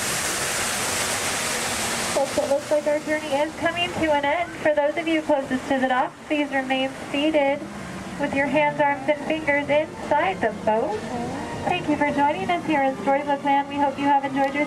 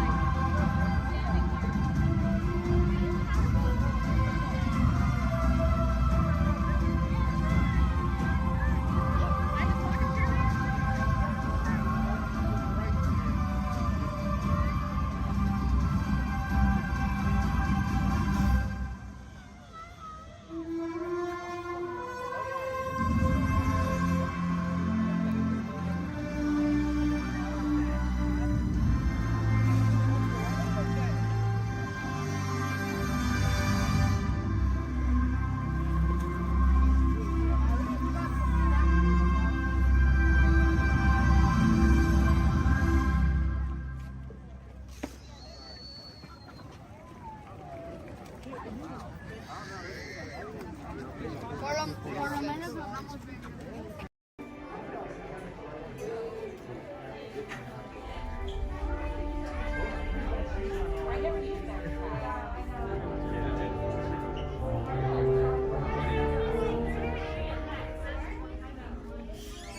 and welcome to Soarin'.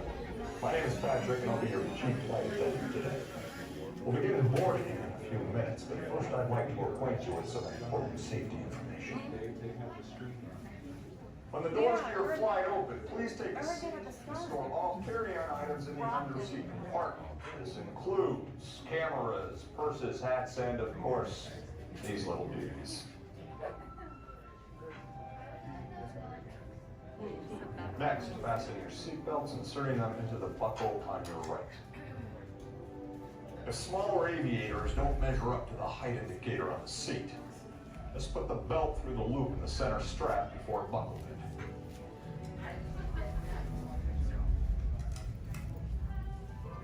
Nice work, pal. Soon you will be airborne. So if you or your little aviators have a fear of flying or of heights, you might want to wait for your party to be arriving. Okay, let's review. That is seatbelt, carry-on item, safety strap, fear of heights, keep your hands and arms inside at all times. Anything else? Yeah. Have a nice flight. Alright, my friends, we're gonna load row 3, followed by 2, then 1. Row 3, please follow me. 2, you're gonna follow 3. 1, you're gonna follow 2.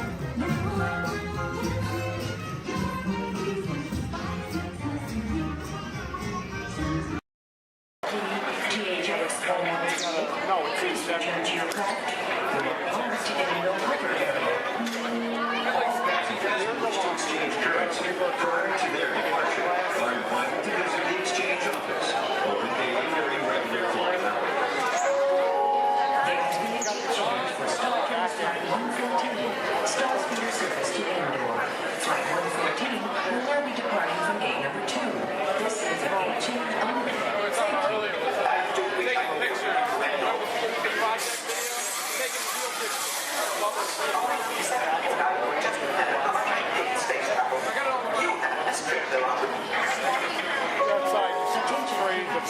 Track 1119, non-stop service to Endor is now ready for boarding at gate number 1.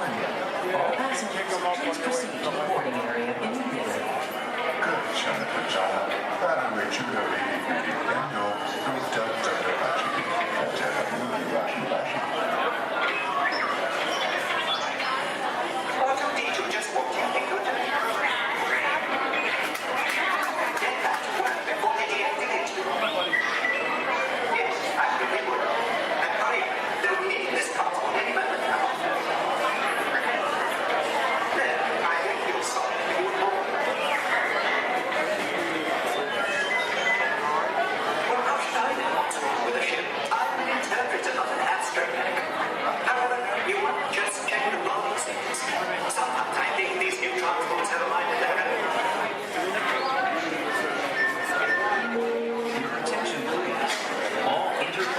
Travelers must have a current passport and the necessary visas prior to leaving the spaceport. Passengers requiring assistance should visit the nearest information kiosk. Thank you. Star Tours is now offering convenient daily departures to the exotic moon of Endor. Come spend an afternoon or the entire day with the lovely Walts in their charming tribal villages. It's a fun-filled visit that you and your family will remember forever. Just ask for the Endor Express, available only from Star Tours. Non-stop flights leave every few minutes, so don't delay. Visit Endor today.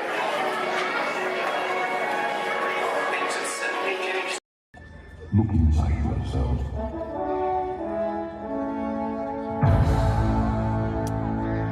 You are more than what you have become.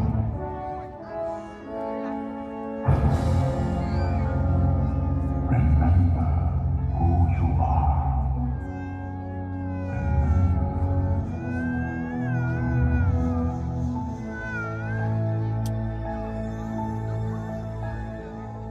I have often dreamed of a fireplace where a hero's weapon would be waiting for me. Where the crowds would cheer when they see my face, And the voice keeps saying, this is where I'm meant to be.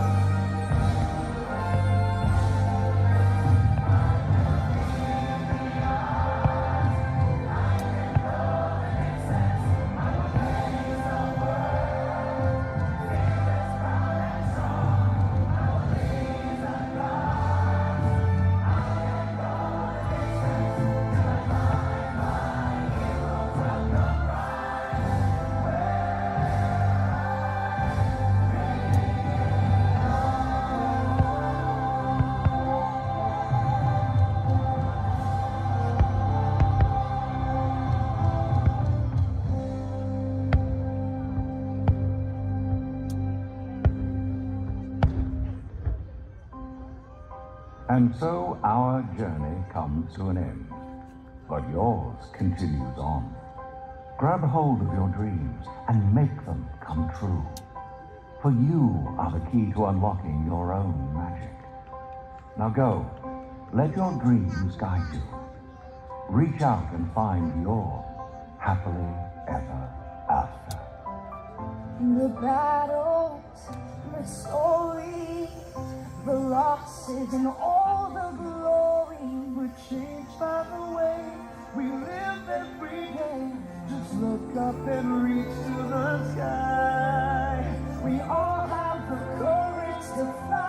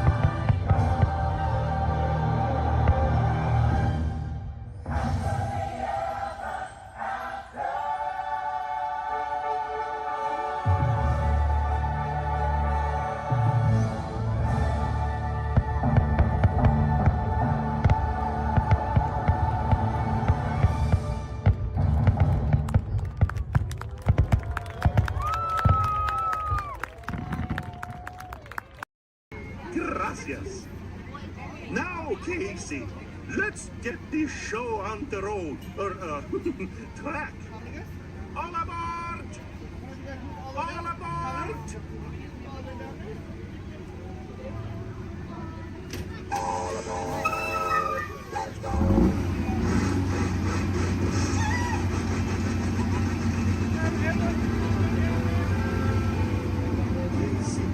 Coming down the track, where the smoke is stacked. We're perfect, coming round the hill. Casey's here, every jack and Jill. Every time it's fun, a little whistle sound. Everybody moves through the circus grounds. Time for lemonade and Cracker Jack. Casey G is back, Casey G is back.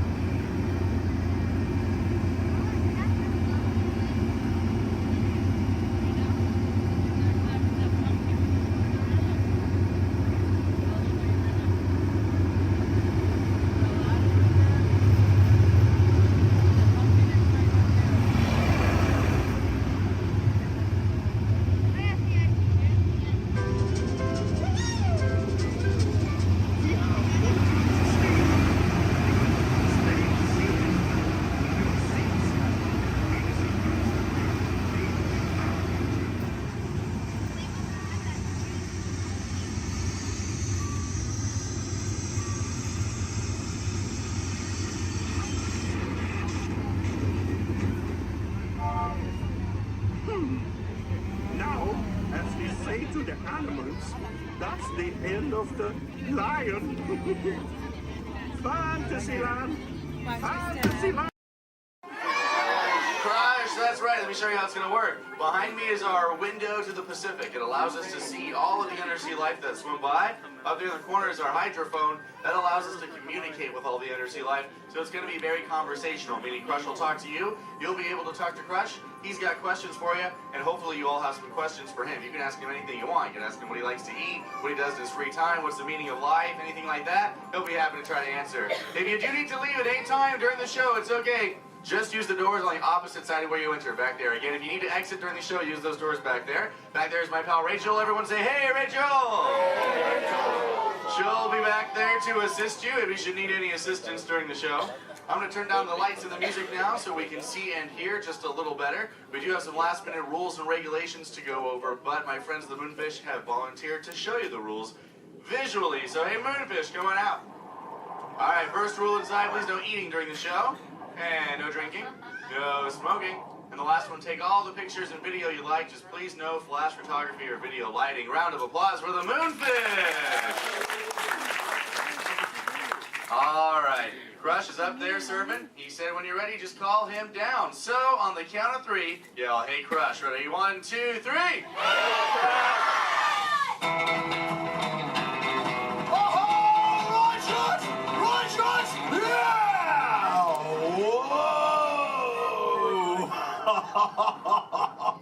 Oh, dude, check out the double spinner intro by the turtle. Whoa!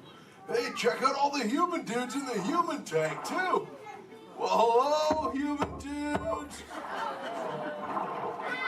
I said hello, human dudes. There you go. Whoa, hey, look at these little dudes, sub-level. Hey, little dudes. Focus, little dudes. Oh, man, let's totally make contact with some of the humans. Oh, hey, John, dude, come over here to the seafloor, dude. At the back of the seafloor, there's totally Meaty Man by the aisle with a blue lid and sparklies on it, dude. Oh, I see, dude. Chaw.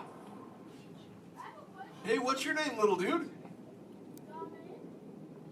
I'll just ask the old dude. Oh, totally sweet, dude. Let's see, how old is he?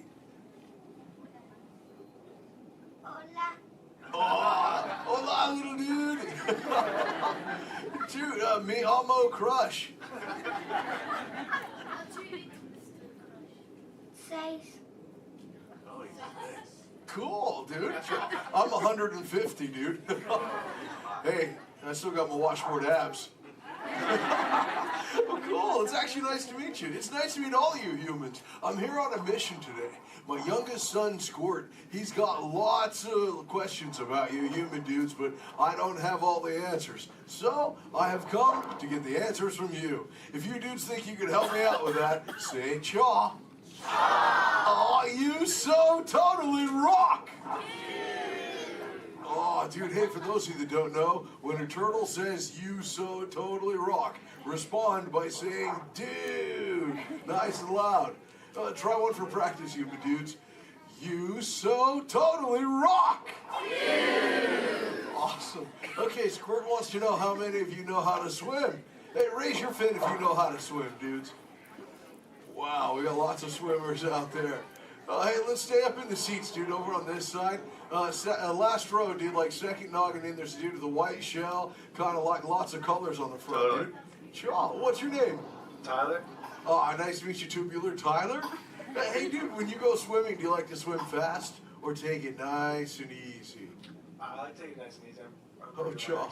Yeah, dude, you just kind of like kick back on the shell and be like, dude. Totally, dude. Hey, I like to swim fast, though, too. Dude, you want to see me shred some biscuits? Say chaw. Chaw. Okay, dude, let me get my motor revved up. Human dudes, I want you to time me, okay? Start counting when I say go. Ready, set, go. Back, dudes. Totally just swam all the way around the world. Twice. Ah, dude, I can't swim that fast. Only about what you call 20 miles per hour. Hey, but check it out, dude, if I got a tiger shark on my tail. I can go way faster, dude. Hey, but I'm doing all the talking here. Humans, if you got a question for me, like totally raise your fin, dude. Talk to the dudette right there, waving me down from the second row. Hey, what's your name, dudette? Morgan, Oh, cool, it's Mondo Morgan. What's your question? do you know any twins? Turtles? Oh, I know, yeah, dude, I got lots of twins of my own, dude. There's my twins, Bill and Ted. I got my twins, Cheech and Chong. I got my triplets, Mary, Kate, and Ashley. That's really cool. What about you? Do you have lots of twins, too? Yeah, well, I'm a twin. Oh, you're totally into. Wait, that dude in front of you looks just like you. Is that your twin? Yeah. I would hope so. That'd be an odd coincidence. That's cool. Where are you dudes from? Castro Valley. Oh, where's that? Same by the Bay Area. Oh, okay. That's cool. That's cool area up there, dude. Way too many sharks, though. That's totally sweet. Well, thanks for your question. Who else has a question, dude? Let's see. Let's go. Hey, back to the seafloor. Let's go right over here, John, dude. There's totally a mini man up front. He's got a blue shell. He's kind of near the outside, dude. Blue short sleevey shell. Hey, little dude, what's your name? Dominic, Nice to meet you, Deep Sea Dominic. What's your question, dude? have you ever been married or divorced?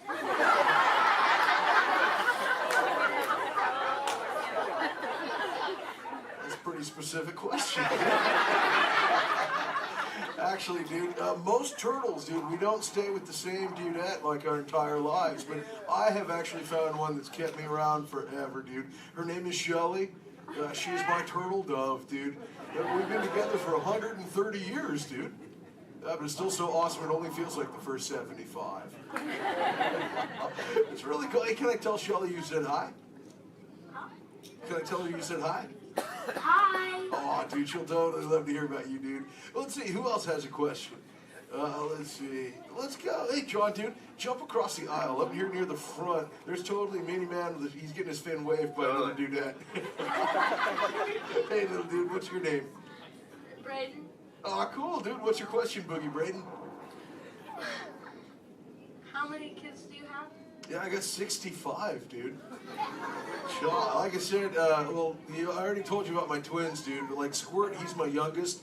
And then there's Sheldon, Shelby, Michelle, Herschel, Rochelle, Trishelle, Shell, Lella Ding Dong. See, I got my teenagers, Leonardo, Donatello, Raphael, Michelangelo, Zach, Kelly, Slater, Screech, Jesse, Lacey, Chris Jr. Let's see, there's John, Paul, George, and Ringo. John's going through a really weird phase right now, though, dude. He thinks he's a walrus. So there's Michael, Janet, Tito, Jermaine, LaToya, Randy, Marlon, Chris Jr., Chris Jr., Chris Jr., Chris Jr., Chris... Well, there's lots of Chris Jr.'s, dude. All the way up to my oldest son. His name is Keanu. Keanu's not very bright, but we still love him anyway. My What's that? sister's name is Trishelle too.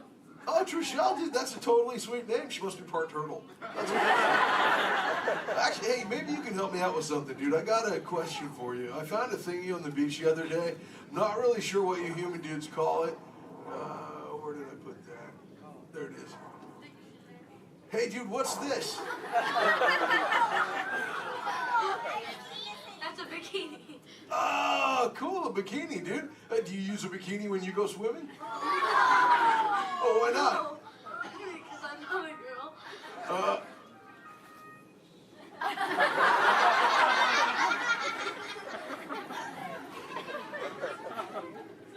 This is for chicks, dude? Does it make me look fat? Anyway, dude. Oh, let's see, dude. Hey, John. Up in the seats, dude, over on the other side. First row on the outside, second noggin over. That dude with like the specs on the noggin, she had her fin raised too. Where, dude? Sure, from the two noggins to the outside. Oh, totally. Hi, dude. What's your name? Cassandra. Oh, nice to meet you, Kahuna Cassandra. Hey, oh, did you have a question too? Yes. Do you speak a second language? Yeah, I speak a little bit of whale, some orca, and some dolphin. That's pretty cool. I'm learning, like I said, like I speak human pretty well too. You know, my friend Little Blue, she's like the best at it, dude. Hey, do you human dudes want to meet Little Blue? I think she's around here somewhere, dude. Call her out, dude. Say, hey, Little Blue! Whoa, there she is. Hey, Little Blue, dude. Check it out. I was hanging out with these human dudes. Cassandra over there wanted to know if I speak any other lingo, dude. I told her I was speaking just a little bit of whale, dude. I can speak whale. I totally Okay, know. everyone, repeat after me. Hello.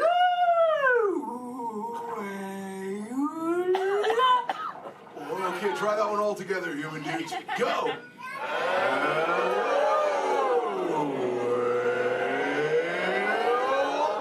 Wow, you human dudes speak whale really good, dude. That was just like excellent. Oh, too bad there's no whales around here, though, dude. You know, sometimes you speak whale and there are like 80 whales swimming around you. Yeah, totally. Not today. No whales around here, dude. No whales. No whales in the ocean today. Try to speak sea. Where? Whoa! Oh, dude, look out! The humans call the whale, dude! Grab shot! Swim away!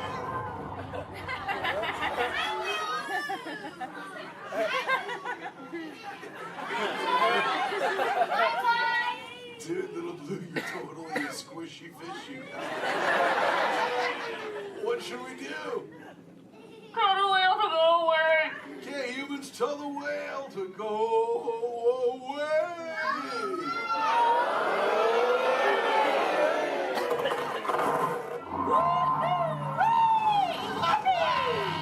Most excellent.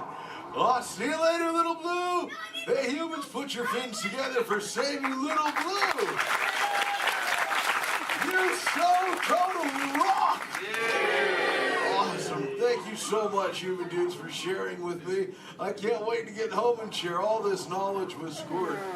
Hey, but before I go, human dudes, remember this. We all share the same ocean, humans and turtles alike. So treat everyone you meet like an oyster, dude, because you never really know when you just might find a pearl, dude. That was like a warm and fuzzy moment, wasn't it?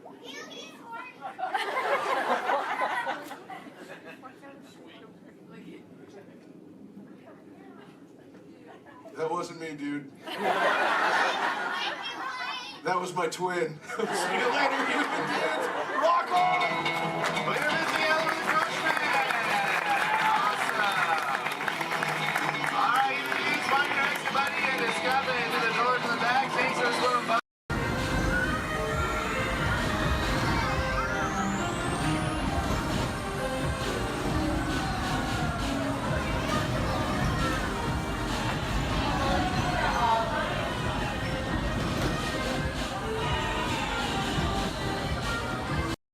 Your journey, keeping your hands, arms, feet, and legs inside the car. And please, supervise your children. Remember to stay clear of the doors, which will open and close automatically. Enjoy your trip aboard the Metroliner.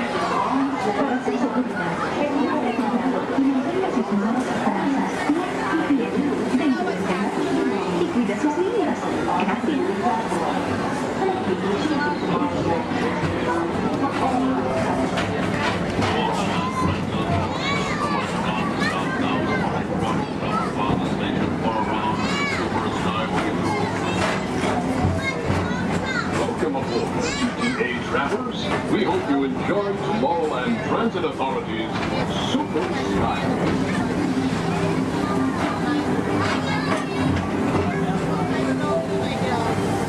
Now approaching Tomorrowland Interplanetary Convention Center. The convention center is home to galaxy wonders from the following tracks.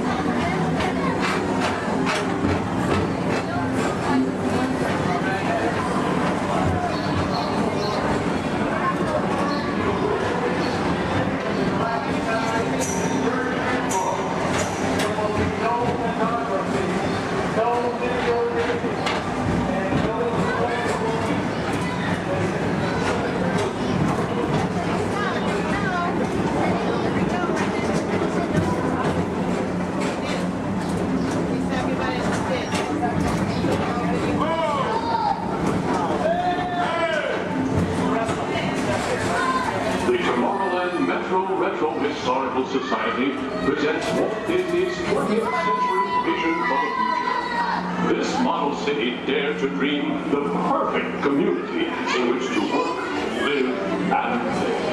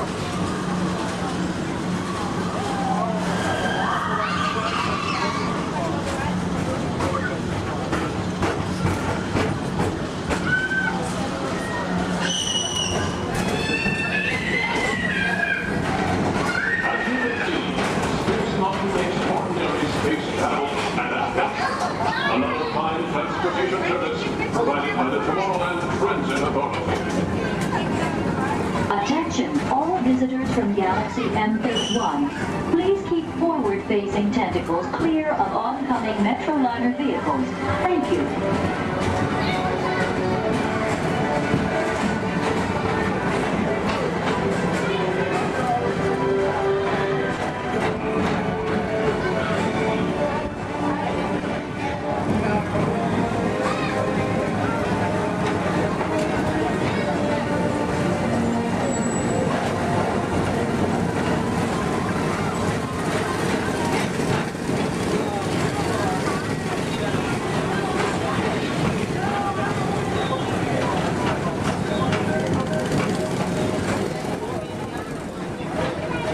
The centerpiece of Rocket Tower 1 is the League of Planets Astro Orbiter.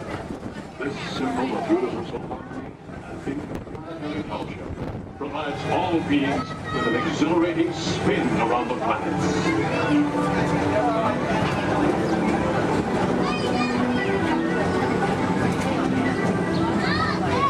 Remember, Blue Line passengers, for all your future your travel needs, the TTA services all of Tomorrowland's outlying areas, including the personal rocket ship docking lot, and of course, perfect parking, the latest upgrade.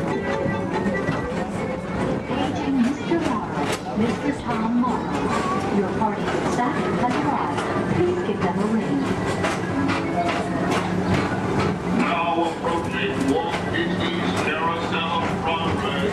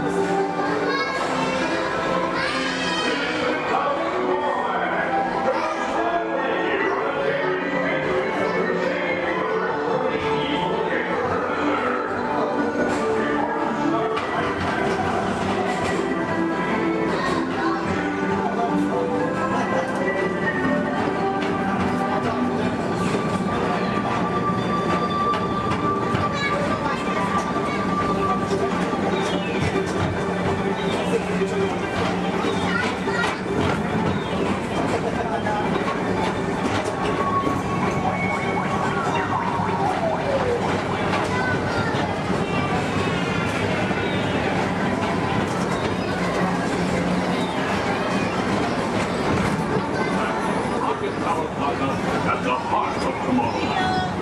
Come now, rejoin us and believe in the promise of tomorrow.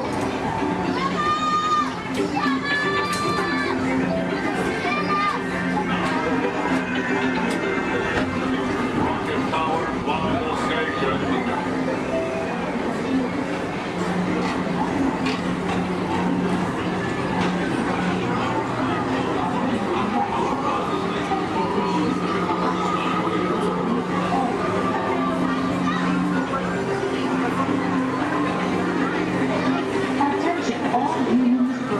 Intergalactic beings. Please keep your arms, legs, and other appendages away from the doors. The doors open automatically. When they do, please collect your belongings and step carefully onto the moving platform. Thank you for choosing Tomorrowland Transit Authority for all your travel needs.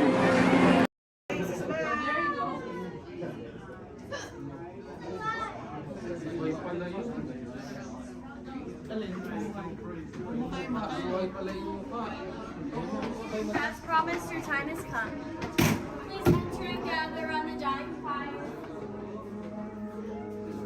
When hinges creak in doors chambers, and strange and frightening sounds echo through the halls, whenever candlelights flicker, where the air is deadly still, that is the time when ghosts are present, practicing their terror with ghoulish delight.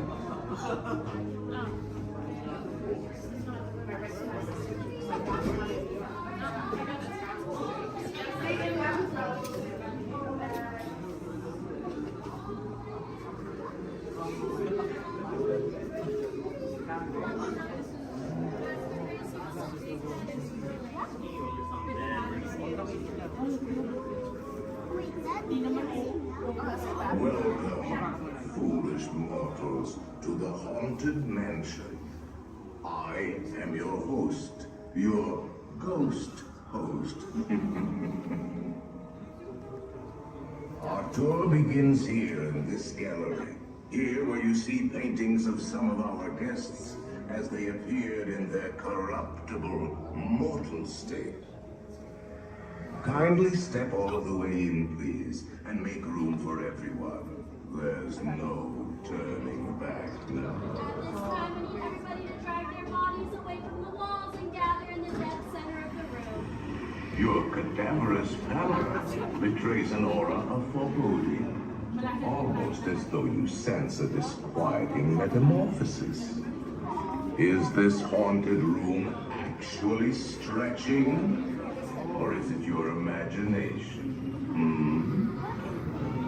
And consider this dismaying observation. This chamber has no windows and no doors. Which offers you this chilling challenge to find a way out.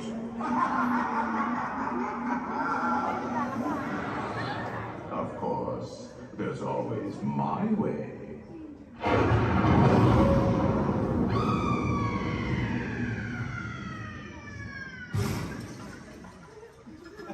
Oh, I didn't mean to frighten you prematurely. The real chills come later. Now, as they say, look alive, and we'll continue on too. And let's all stay together. You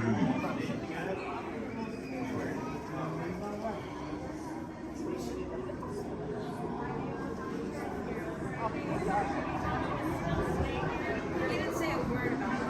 I'm just gonna be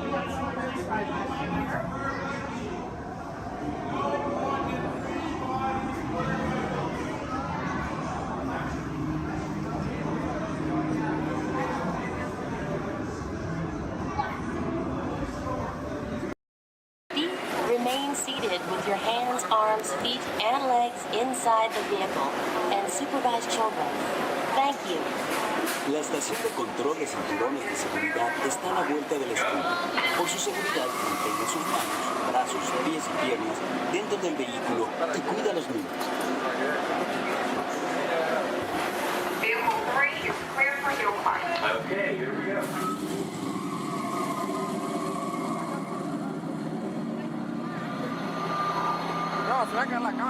Target transmission load data are looking good. Great. Let's proceed to the rough road tests. You got it.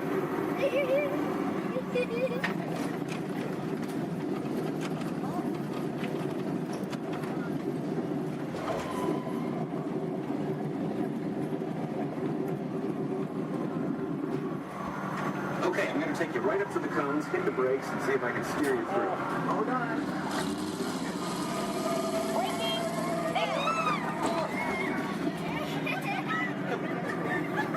Okay, we're back on track.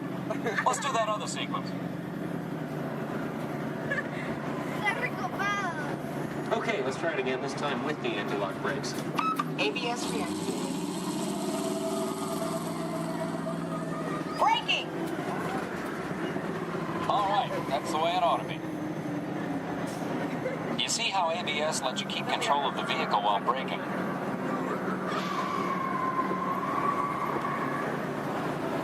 Let's demonstrate some extreme test conditions. Okay.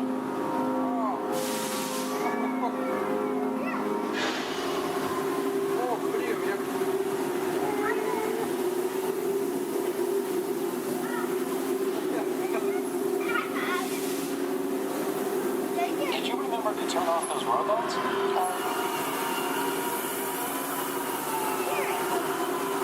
Clear for track course A. All right, let's pick up the pace. Increasing speed. 10%.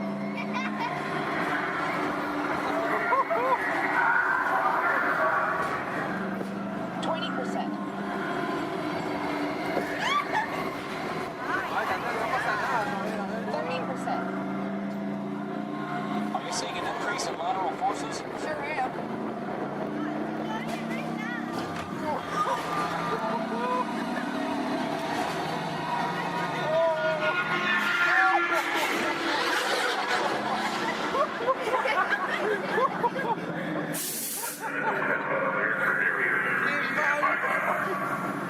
Ready for the variant test. Oh, chocamos acá.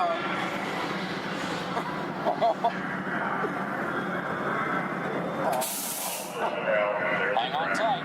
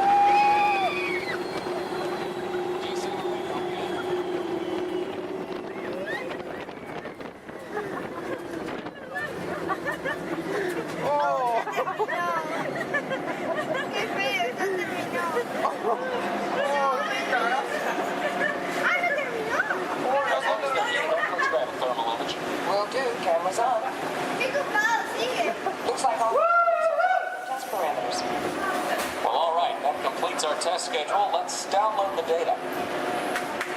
Hey, thanks for being such a great test crew. Come back and ride anytime. Bye now. The first order, excellent. We're not authorized to pick up the cargo. We're picking up the cargo, good, good. They've accused us of stealing. Well, see, now you're breaking up. I cannot hear you. What? Don't you dare. I don't. Oh, unfortunate day to go to the government. What a conversation anyway. Aha! Another group of flight candidates. Welcome, my friends. Welcome, welcome. What a fine-looking group of flight professionals. You remind me of me. But without the bounty on your heads. Recognize a few of you. You've flown for me before. I can't believe you made it back. And it's good you made it back. Good for you. We'll talk later. I have to do everything around him.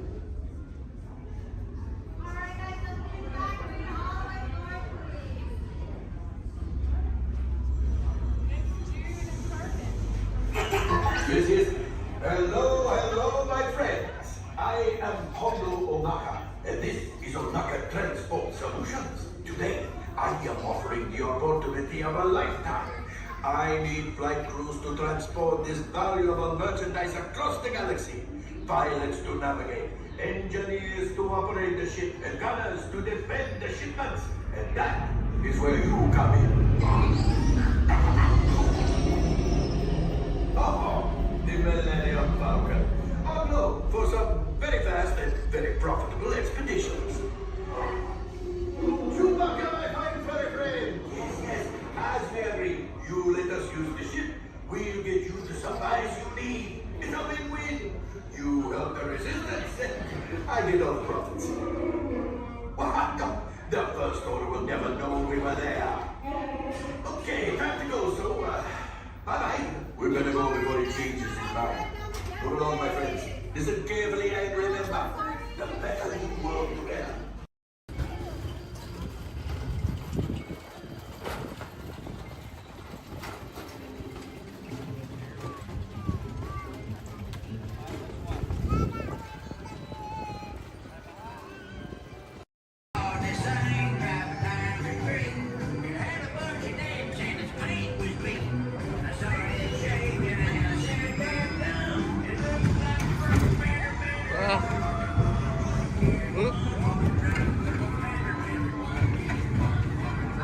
Wait, what?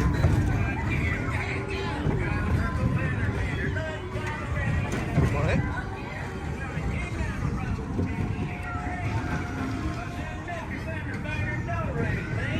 I heard him say, the boy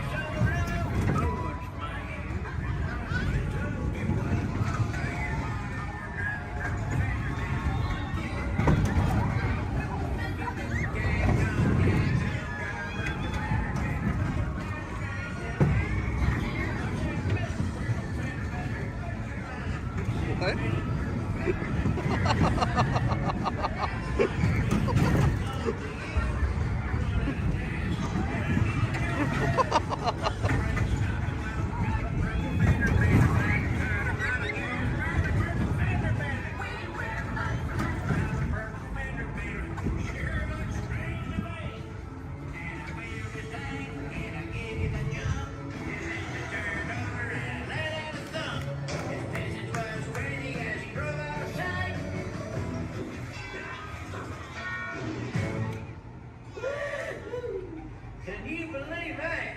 All right, grab all your junk and keep an eye out for that purple fender bender.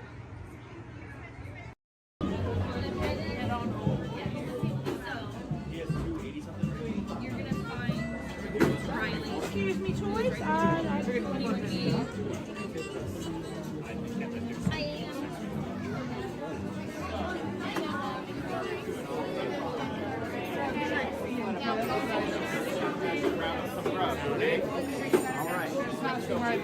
But I promise you.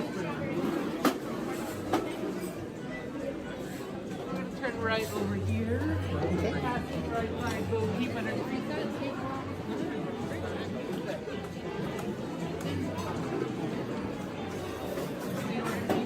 Right back there.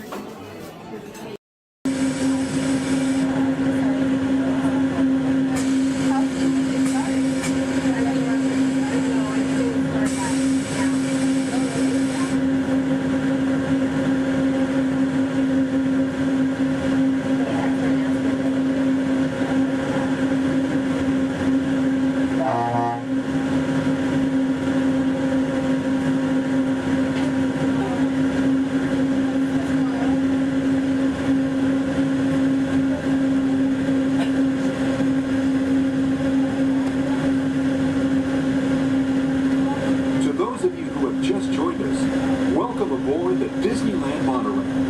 For your safety, please remain seated, keeping your hands, arms, feet, and legs inside the train. Watch your children, and no smoking, please. Bienvenidos a bordo. Para su seguridad, permanezca sentado y mantenga las manos, brazos, pies y piernas dentro del tren y cuide a los niños. Por favor, se detenga no.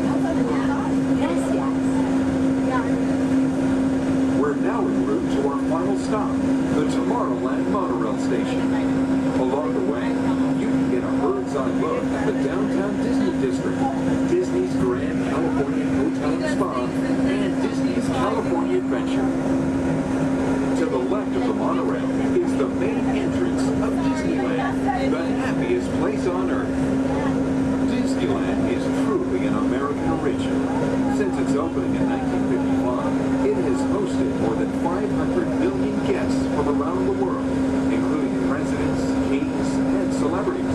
It is the original Disney theme park, created and enjoyed by Walt Disney himself. To the right is our transportation closet, where you'll find taxis, hotel shuttles, and public transit stops.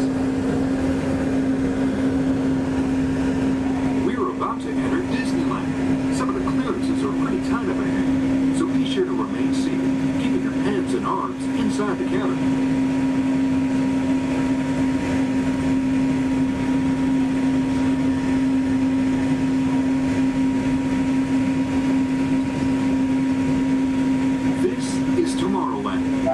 Inspired by science fact and fantasy. Directly below us is the Submarine Lagoon, where you can dive into an exciting underwater adventure aboard the Finding Nemo submarine voyage. Across the way are the icy peaks of Matterhorn Mountain, home of the world's most famous bobsled run. And beneath us are the roadways of the Utopia, where drivers of all ages can ride the road to tomorrow. As we cruise over Tomorrowland, our pilot would like to share a few program reminders. Hello everyone, welcome aboard Monorail Red for your enjoyment. This land park will remain open until 9 p.m. tonight. The park's hours has been extended to 9 p.m. Our last monorail tonight will be at 9 p.m.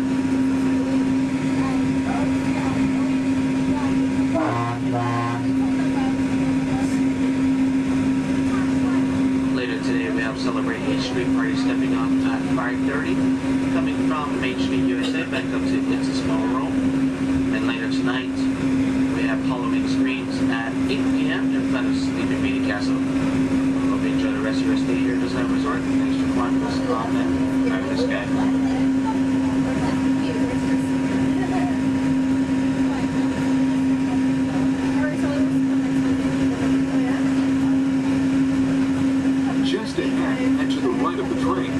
Sparkling gold spires of one of Disney's most beloved attractions, It's a Small World.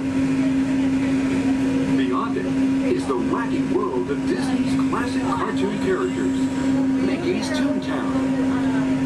We're now riding alongside the happiest kingdom of them all, Fantasyland, home to Pinocchio, Snow White, Peter Pan, and other storybook characters. Last time I went, one of the guys got really close with the little boys right here. It freaked me out, and I hit him, and I was like over it. I'm never like, no. I haven't gone to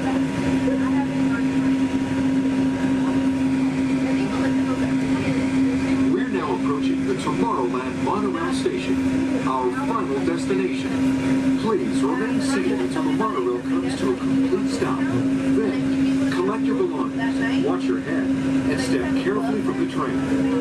On behalf of all of our crew, thanks for traveling with us, and we hope you'll have a happy and memorable visit here at Disneyland. This is the Tomorrowland monorail station.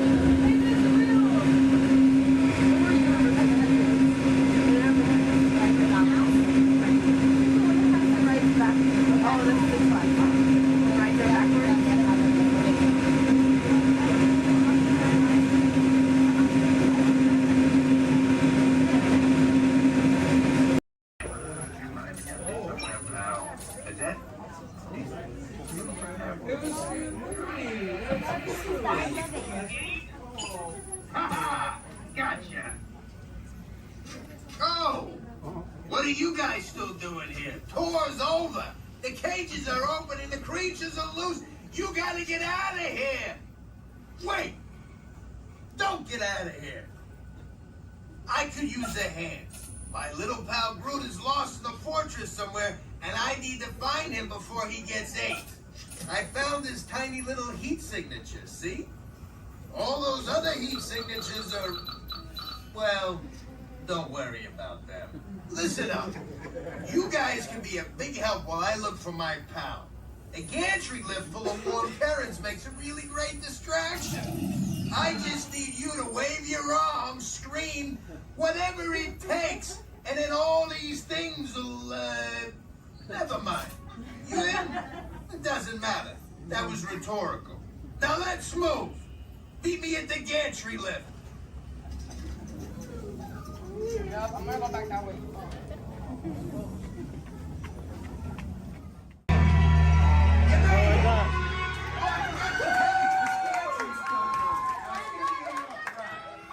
Remember, if you see a scary creature, scream real loud and look delicious.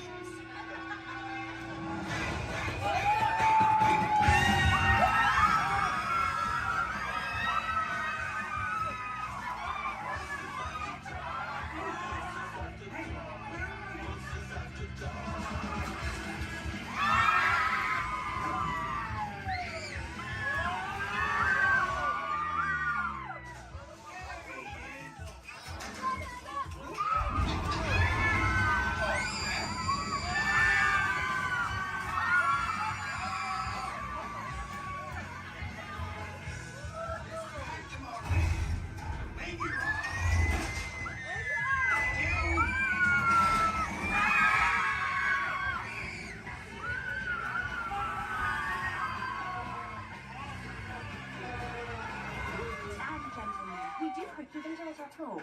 Please gather your purse souvenirs.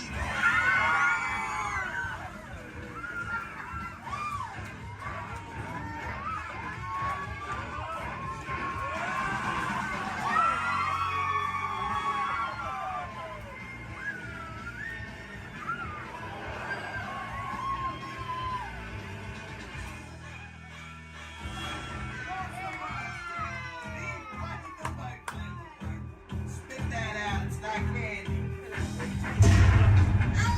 What's your language?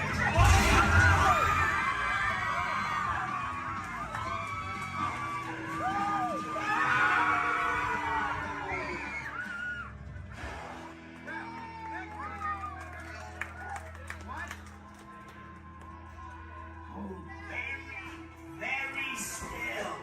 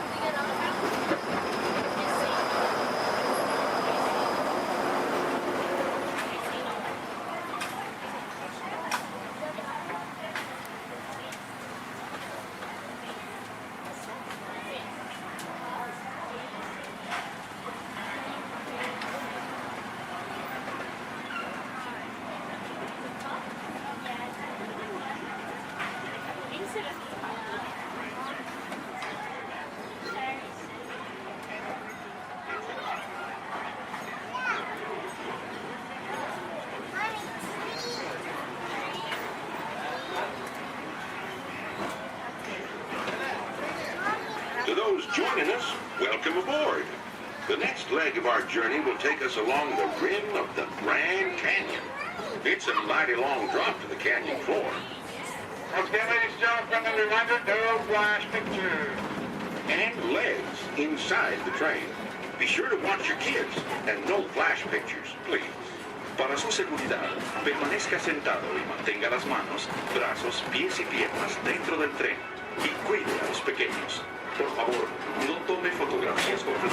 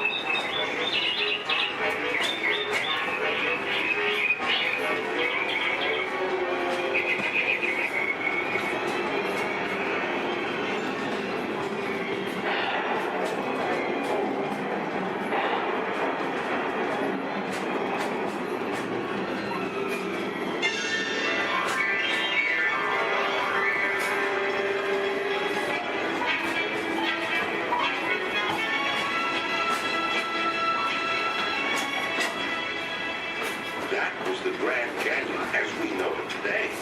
But it wasn't always that way. And now, as we travel back in time, back to the fantastic private world, land of the dinosaurs.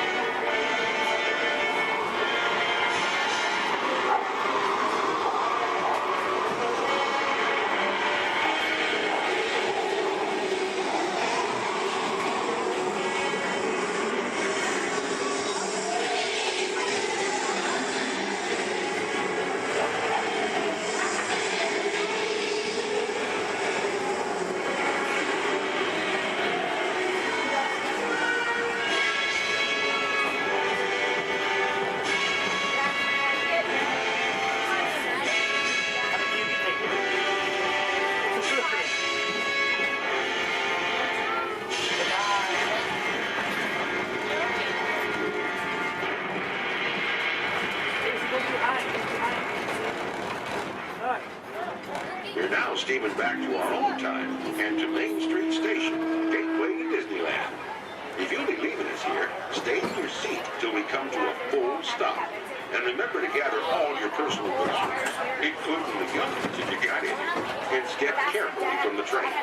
I'd especially like to thank those of you who've been with me for the Grand Circle Tour of Disneyland. We surely hope you enjoyed your travels with us and that you'll come back and see us again real soon. For those of you traveling on, we'll be on our way again in just a few minutes. This is Main Street Station, Main Street, USA.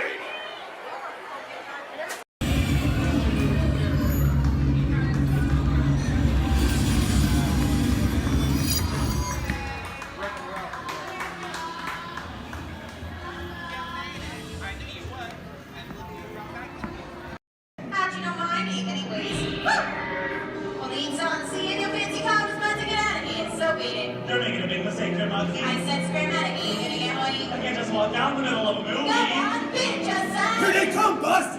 Get out your grinders! I'm gonna go by Mr. Osborne.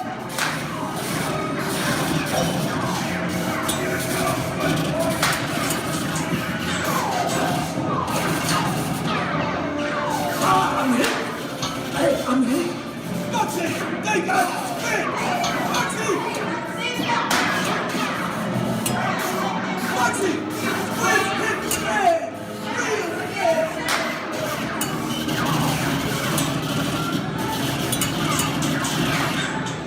Hey, everybody, grab this tight. Run the red lights against the law, and I would never break the law. Hey, watch this. No more red light.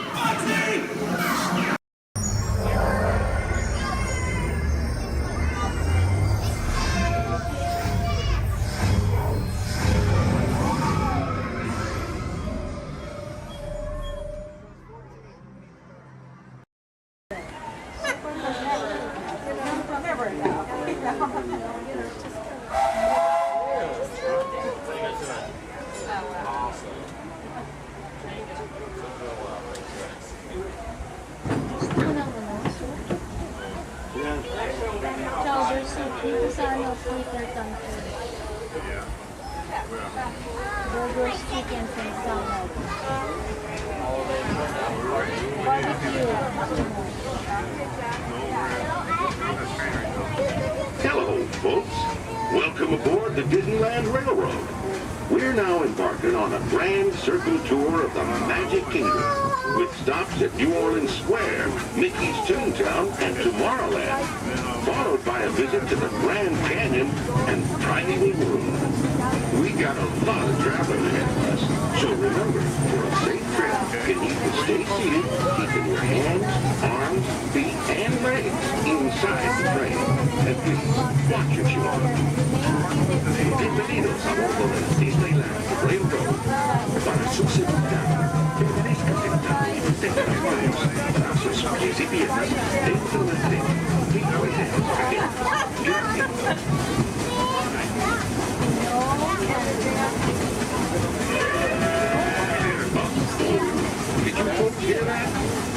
to me like we've reached the wilds of Adventureland.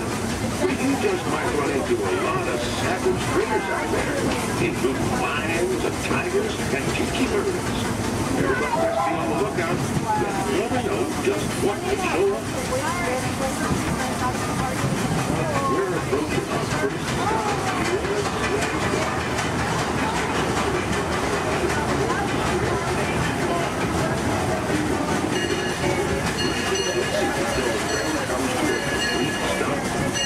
watch your step, we'll get off. Have a good time at the frontier, yeah? For those of you continuing on, we'll be resuming our trip in just a moment. This is Warren Square. Take a drink.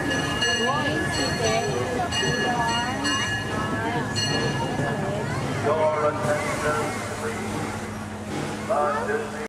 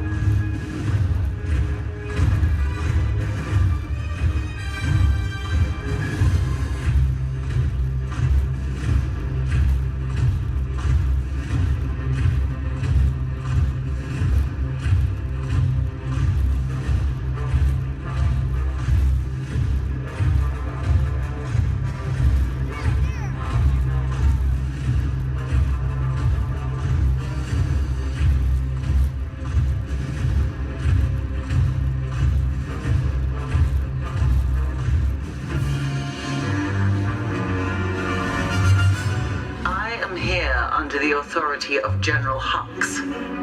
You are here under the authority of me. Stand proud.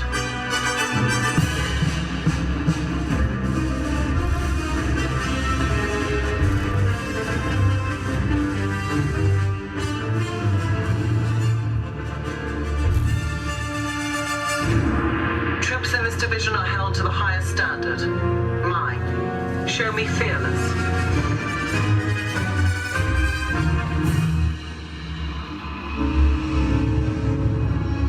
Under my command, you will be proud to wear the armor of a stormtrooper. You will learn discipline, loyalty, and what it means to be a stormtrooper. Battle starts.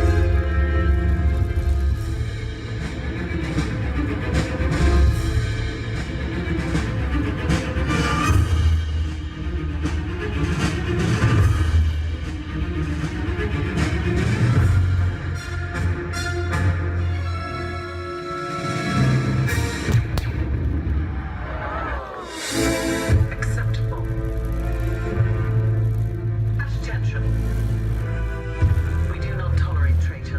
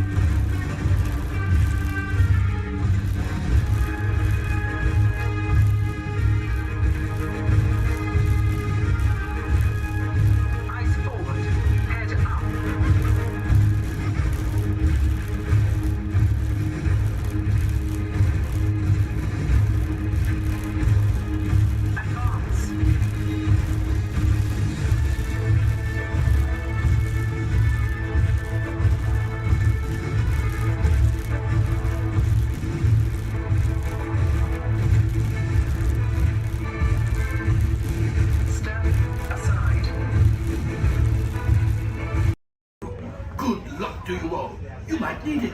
Today's flight takes you to the planet Corellia. You will be intercepting a first-order train shipment of coaxium. Gunners, you clear the path. Pilots, line up behind the train.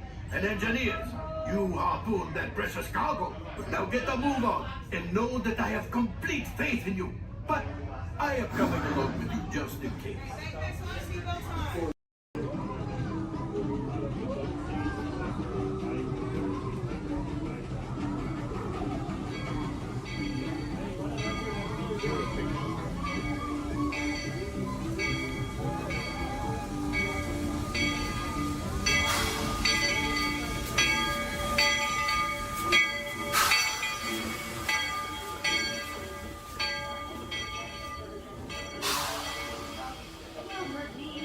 Magical words all weird.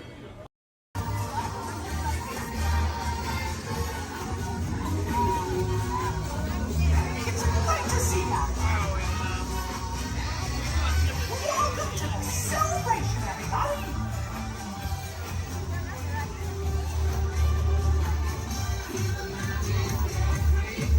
Hi, pals.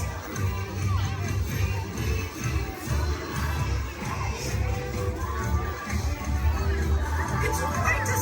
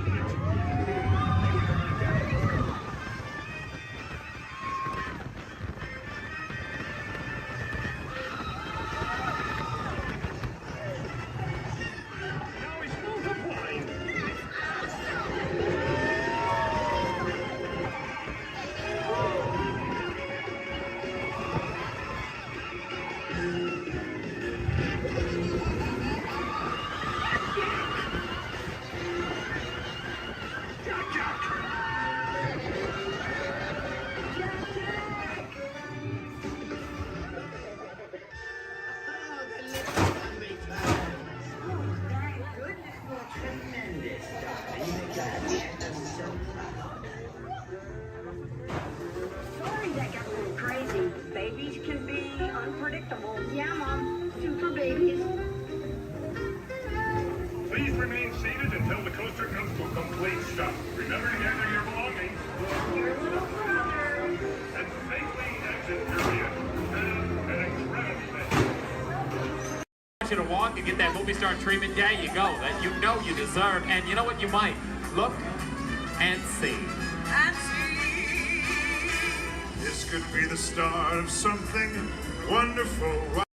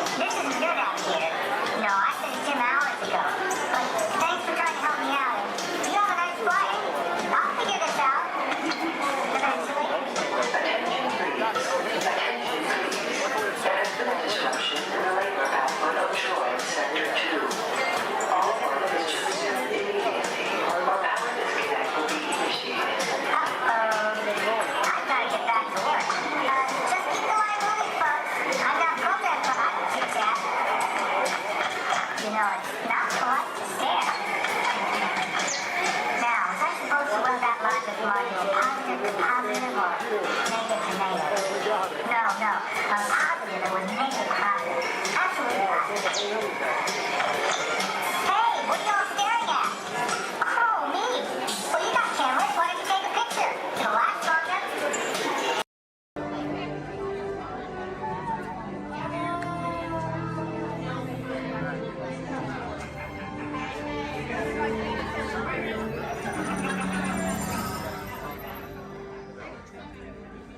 Greetings, Terrans. I am Nova Prime Irani Rayal, Commander of the Nova Corps. On behalf of all Xandarians, I hope you have enjoyed exploring the wonders of Xandar. As you have seen, your world and ours were born of the same moment, one which you refer to as the Big Bang. As such, we are all galactic neighbors in a vast universe which we and countless others share. For you to travel to Xandar would take 2.5 million years, assuming you had a ship that could fly at the speed of light. So we decided to come to you. But even we could not have reached you so easily were it not for the Cosmic Generator, an advanced piece of Xandarian technology that creates jump points, artificial tunnels that act as shortcuts, linking distant points in space. It is our desire to share this wondrous technology with your people so that together we might explore new worlds and create a brighter tomorrow. And now, as the culmination of the wonders of Xandar, you will be teleported to a Nova ship above your planet for a demonstration of the Cosmic Generator. I trust you will find it an unforgettable experience.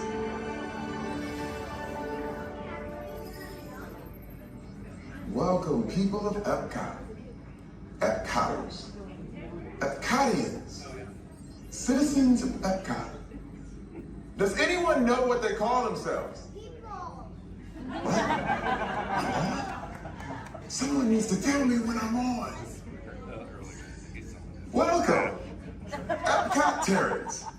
I am Centurion Tal Merrick, and we're just about ready to teleport you up to the ship for the demonstration. As you're about to enter a secure Nova area, I must ask you to put away your Terran communication devices at this time. Recording of any type is strictly prohibited.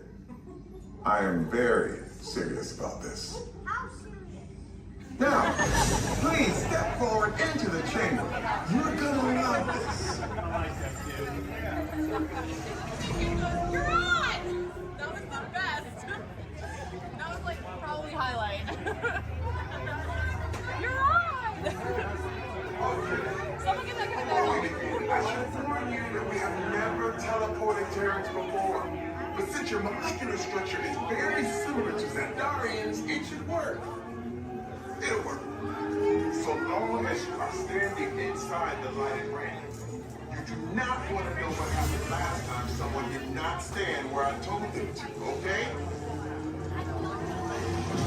Stand by the teleportation. Here we go.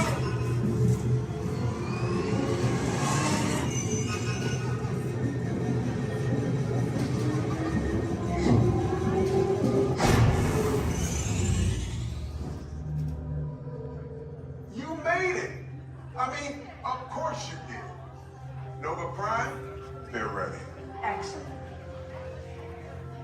What you see before you is the Cosmic Generator. And in just a few moments, we'll be activating it so you can experience for yourselves what's happening. I'm not sure. Our power's out. And the Cosmic Generator is gone. Interior Mark, go to Code Red. Prepare the fleet. And call the Guardians. Now. There is no cause for alarm. Turn off that alarm. I've got an important transmission coming in. Hey, what's up, Nova Corps? Our Cosmic Generator has been stolen. What? How? Why didn't we think of that? That thing's gotta be worth a fortune. I am Groot? Good question. Yeah, who do you think took it? Perhaps that really big man outside your ship. That is a big man. I need to alert Nova Prime. That's not creepy at all. This species has failed. Wait, whoa. We didn't even know there was a test. He's got the cosmic generator. He's creating a new jump point. Jump point to where? When? It's some kind of mutant jump point. He's going back to the dawn of time. Dawn of time, why? To erase an error. Well, that doesn't sound good. Your time is over. Wait, what do you mean? What do you mean that's so vague? The jump point is closing. Hey, Nobudu, your Nova Corps need to follow that whatever it is until we get there. We can't. Our power is down, and I've got to get these Terrans onto evacuation shuttles. I got it. I reprogrammed the shuttles to follow them through the jump point. Wait, what? Look, they're our only chance of keeping track of that whack job until we get the cosmic generator back. Piece of cake. Wait! There's King. Where's this King? The odds are impossible, Yep. but it's our only shot. Good luck. Are you sure you can control it? Come on, it's me. We got this. We're all toast. First there was King, now there is toast. This planet is making me so hungry. Terrans, listen up. We need to make our way to the evacuation shuttles now. We're following the plane to get our power.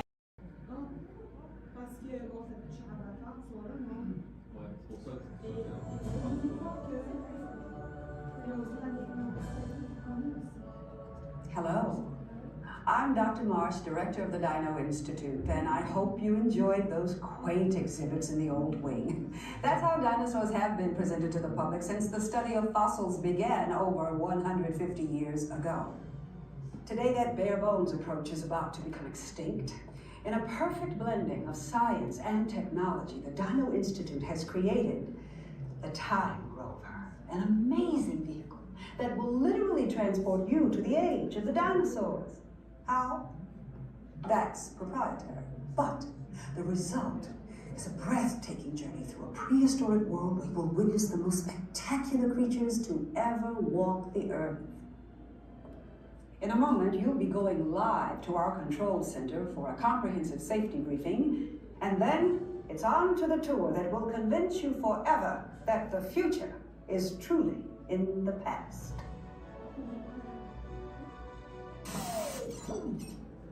Hello there.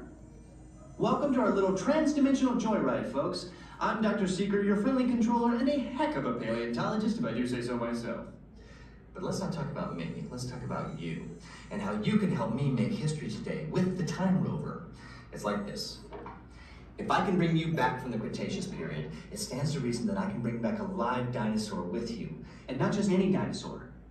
Take a look at this guy. He's an iguanodon, and I'm certain that he is the key to understanding these magnificent creatures. I tagged him with a locator during an unauthorized field trip. Otherwise, I'd be traveling with you.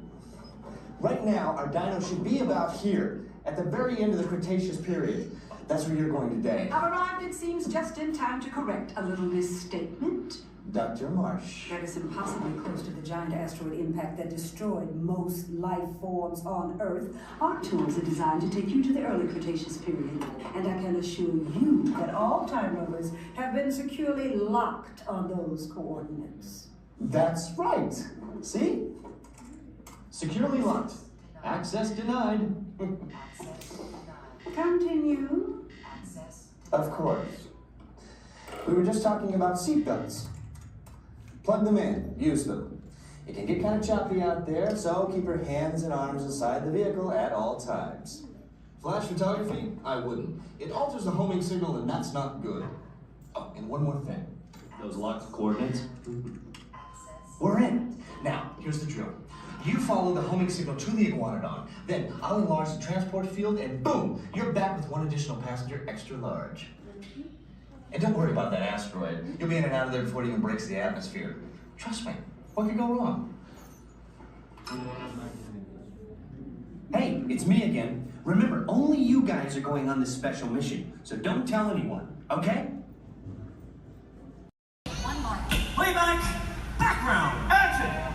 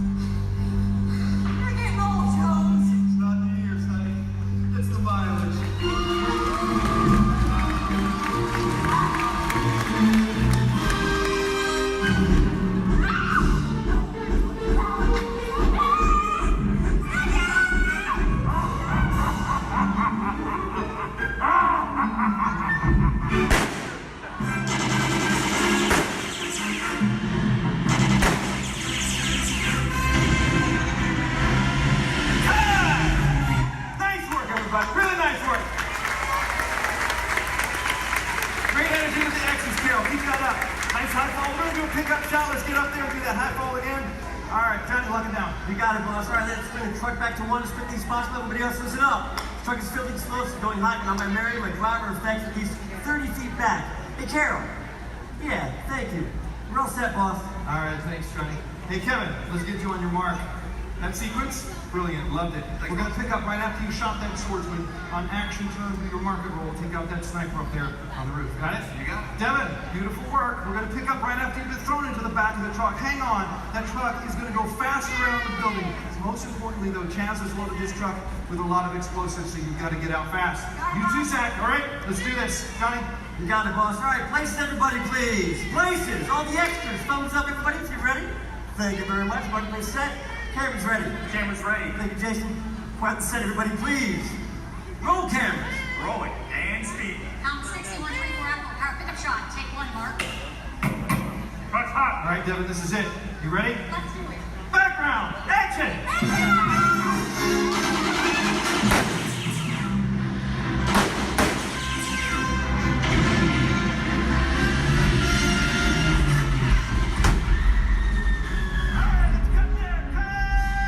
Nice work, everybody.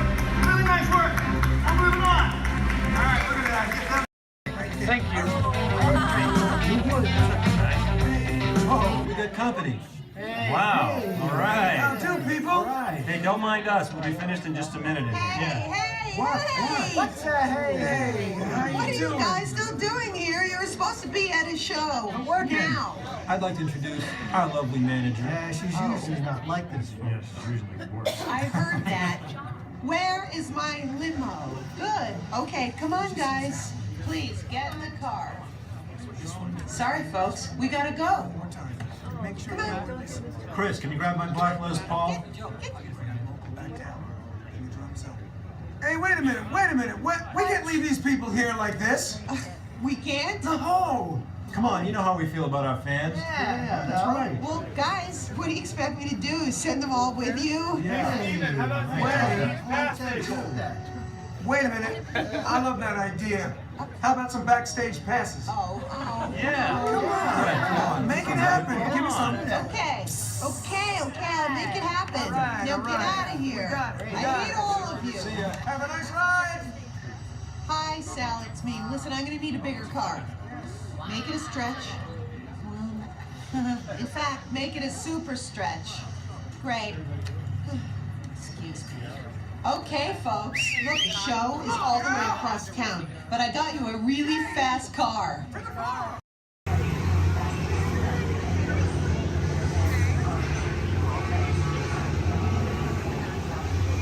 Time travel commencing in T-minus 10 seconds and counting. This is Seeker. Listen up. We've got to get in, grab the iguanodon, and get out before that asteroid hits. Let's roll!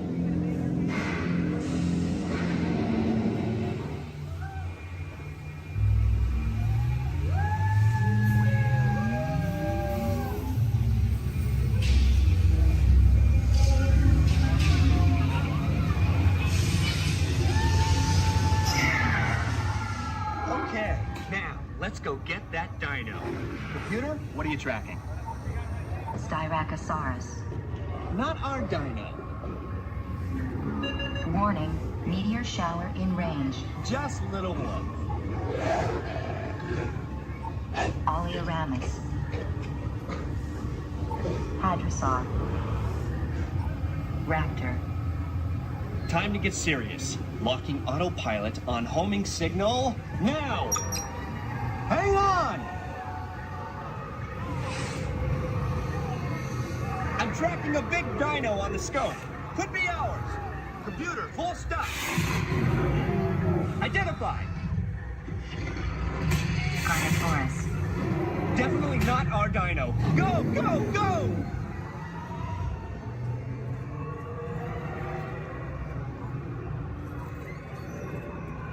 Another big guy coming up. Computer. Slow and identify. Sauropod. Still not our dino, but at least this one's a vegetarian.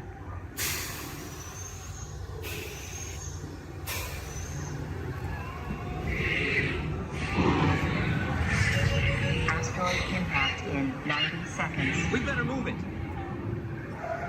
Pterodactyl. Incoming! Asteroid impact in 60 seconds. We can't stop now. Keep going, keep going. Compsognathus. Computer, what's happening? Loss of traction. Four-wheel drive, move it! Warning, meteor strike. Evasive maneuver! Left! Right! Left! Right!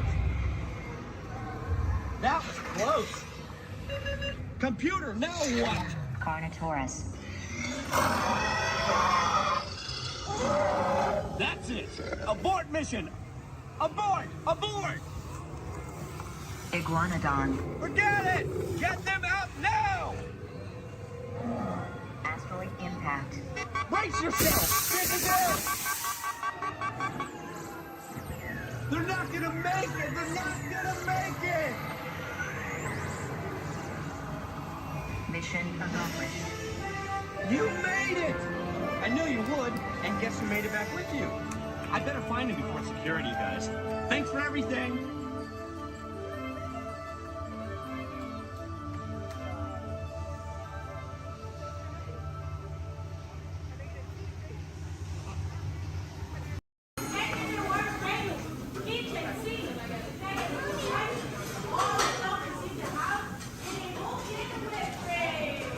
Oh, Ken.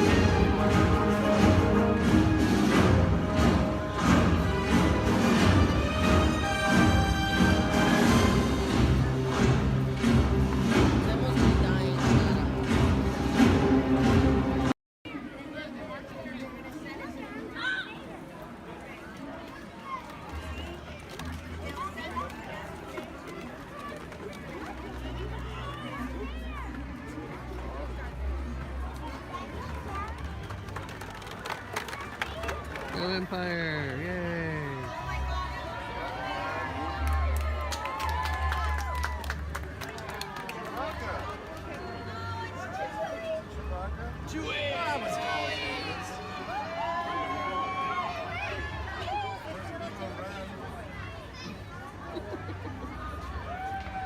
Hello, what's up? Hey. Oh, 这谁啊？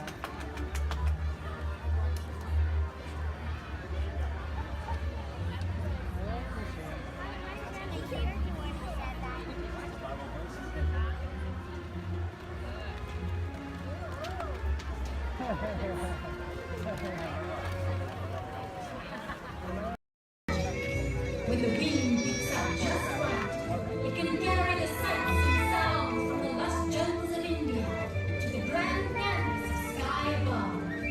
Join us now as we allow the magic of Disney storytelling to soar like never before.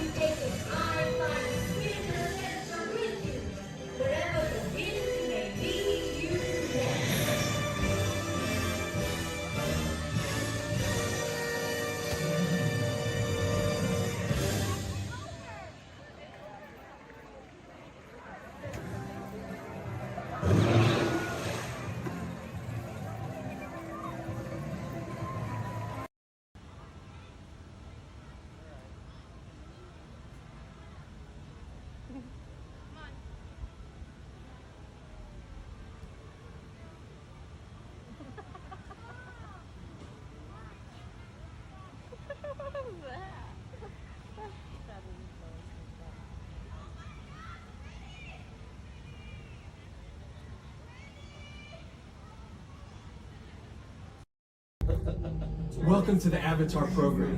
Soon, you're going to have a chance to undertake an amazing Navi rite of passage, flying on the back of this powerful animal called an Ikron, or as we call it, a Banshee. The way you're going to do this is by being matched to something called an avatar. And I'm here to help you guys get ready. But first, we have to scan you for Pandoran microparasites. Alright everyone, stay on your number and move your arms a bit. Okay, start scan. I'm red. You've all got them.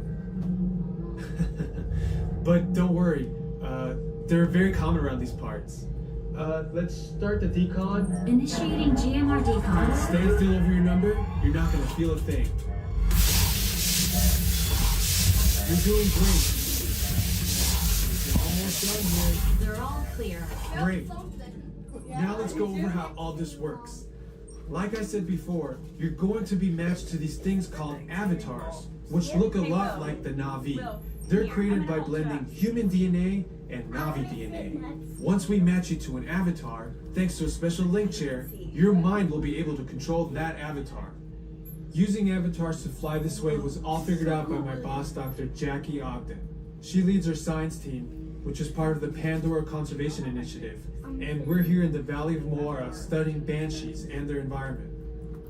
Over a generation ago, this enormous company called the RDA created a lot of damage to the area through their bad mining practices and conflicts with the Navi. Just like on Earth, it can take decades for ecosystems to recover. One way to understand what's going on with an ecosystem is to study what are called keystone species. These are animals like tigers, jaguars, seals. The banshee is one of these important animals. Okay, to get you flying on a banshee, we need to find each of you an avatar. Let's prep the genetic sampling. I'm on it. Okay, first we need to find the compatible match of your genetic material with the genetic material of one of the avatar bodies that we already have. Once we do that, you'll be able to link to that avatar and fly. Help us out and move around a bit. Almost. Yes, got him. Now, let's find you your avatar matches.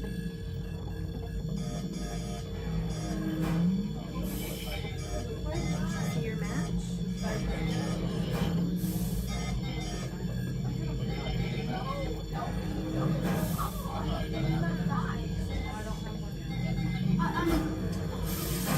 All right, you've all been matched with avatars. Looks like they're ready for you in the next room. When the door opens, please go inside, all the way in, and stand over the same number that you're standing over now. And I'll see you in there. I'll be for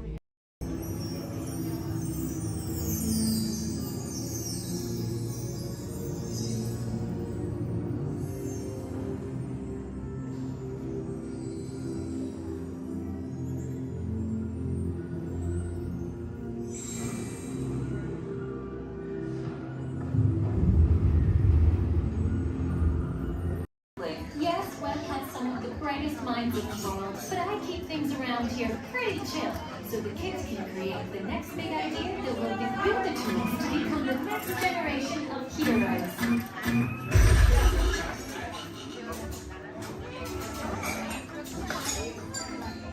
We hope you have a great time on your visit to the Worldwide Engineering Brigade Open House.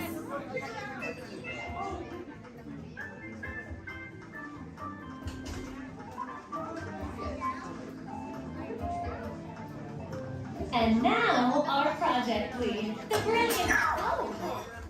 Peter Parker! Hey, what's up? I'm Peter Parker. And here at Web, we get access to some pretty awesome tech, like vibranium from Wakanda, or this crazy alien juice stuff we have in Particles and Star Tech.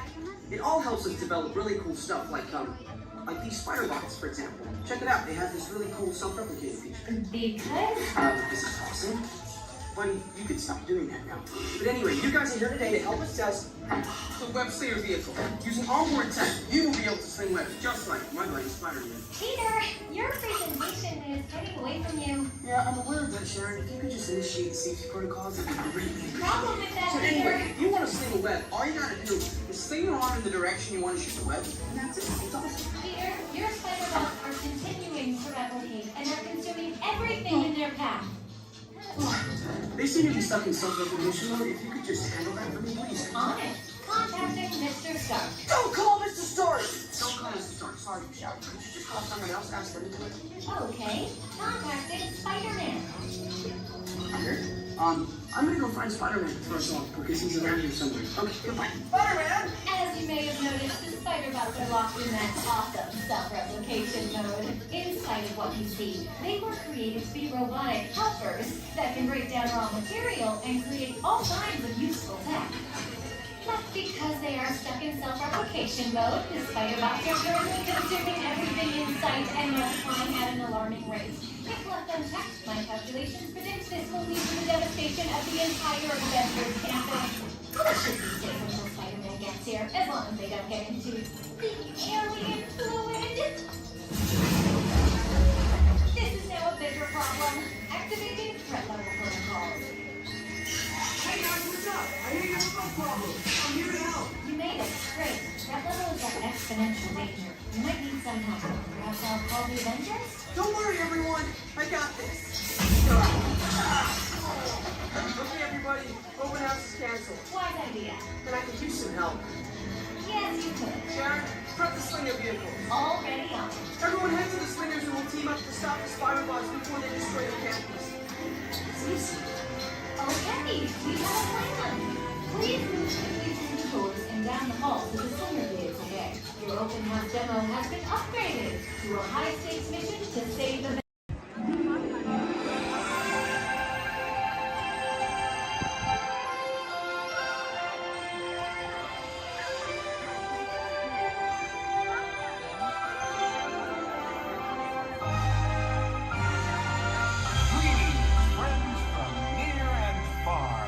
Welcome to the magical Friendship Fair!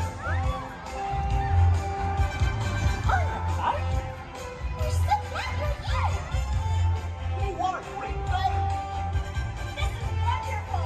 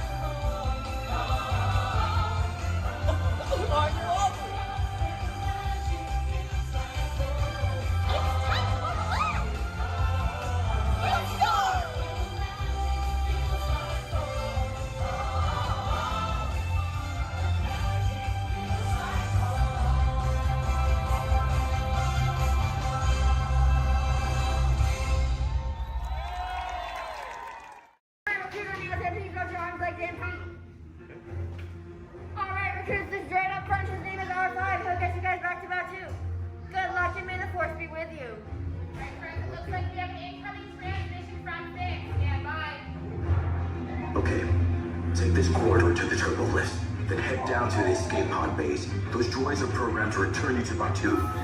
Hurry and don't get caught. Lieutenant Beck will guide you. Recruits, for your safety, stay seated with seatbelts securely fastened. Keep hands, arms, feet, and legs inside the transport and supervise your children. Tell them it's a prisoner transfer. Did it work? Good. Now get a move on. There's a clear path to the turbo lifts at the end of the hallway. Turn right. A probe droid. You're lucky it didn't spot you. Take those turbo lifts and stay out of trouble. Hey, you're not authorized. Wait, those are the prisoners.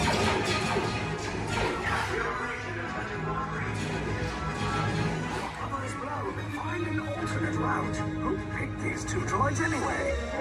Detention breach. Prisoners not seen and never seen. There they are. Fire!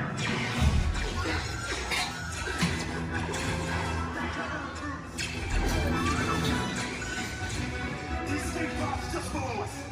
Take the list down. I'll cover you. Hurry! No, not up! I said down!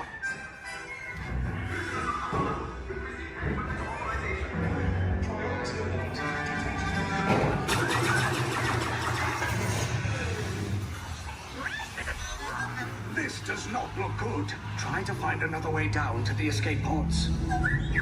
The Resistance will attempt to rescue the prisoners. They have neither the resources nor the courage to engage us. You underestimate their conviction. Raise the shields! Shields?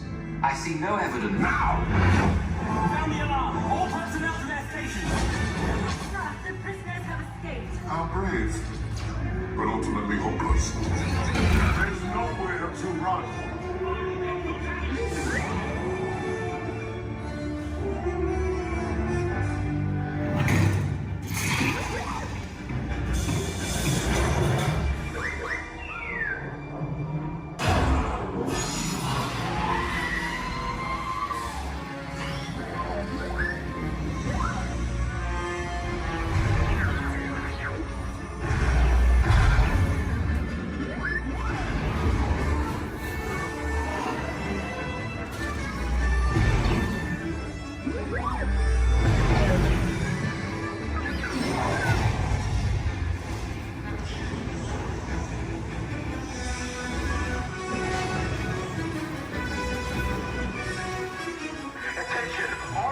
Personnel, abandoned ship.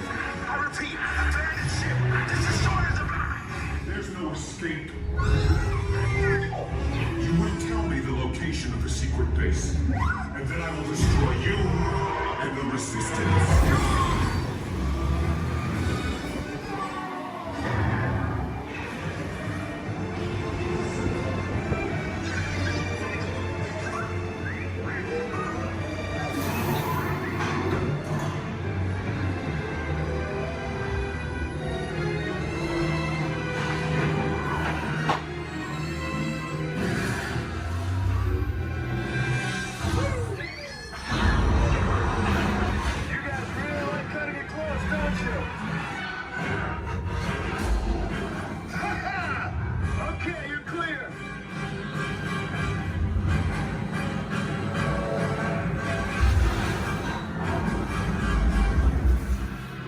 Your escape pods came in a little off target.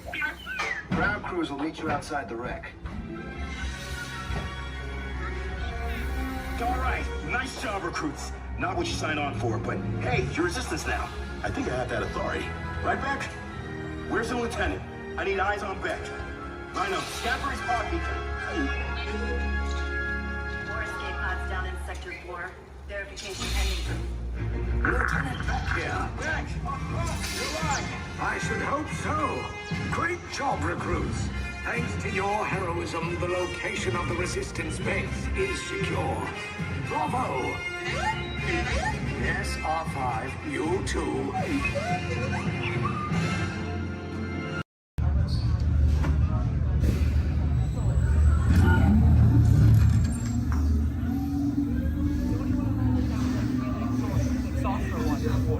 This fight is never gonna work out yet. Well, okay, I'm not finding your vehicle. We'll be right behind you. Nothing to worry about. Unless we cannot stop this from usually man. We're likely doomed. You're gonna need it.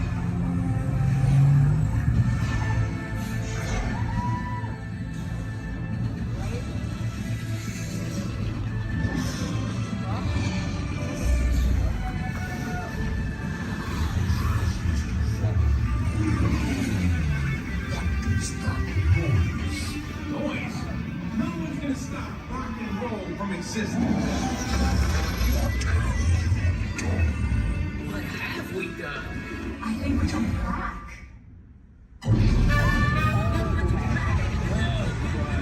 This bastard thinks it was the Big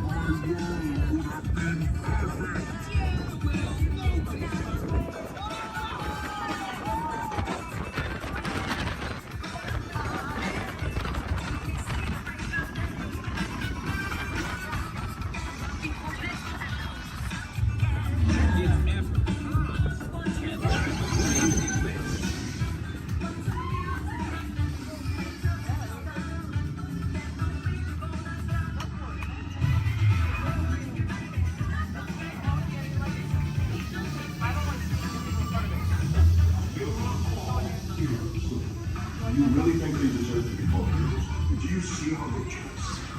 It's just a figure of speech, Drax. You are lying to them. Now I understand. Welcome to the Guardians of the Galaxy.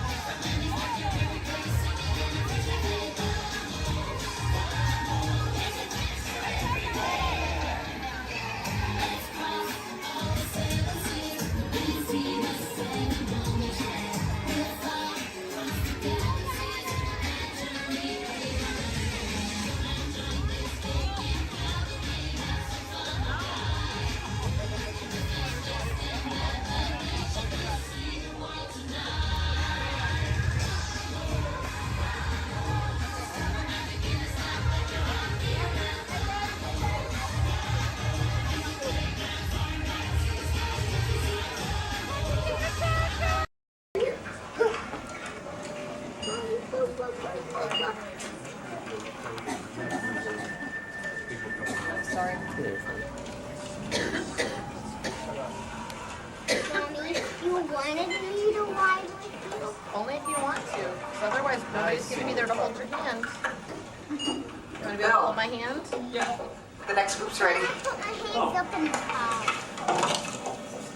You got to get Hi, everybody. Welcome to the test track. My name is Bill McHale. I'm up here in the control center. In just a couple of minutes, you're going to be out there on that track. But first, let's put together your test schedule. These are the same kinds of tests that are run at GM test facilities all over the world.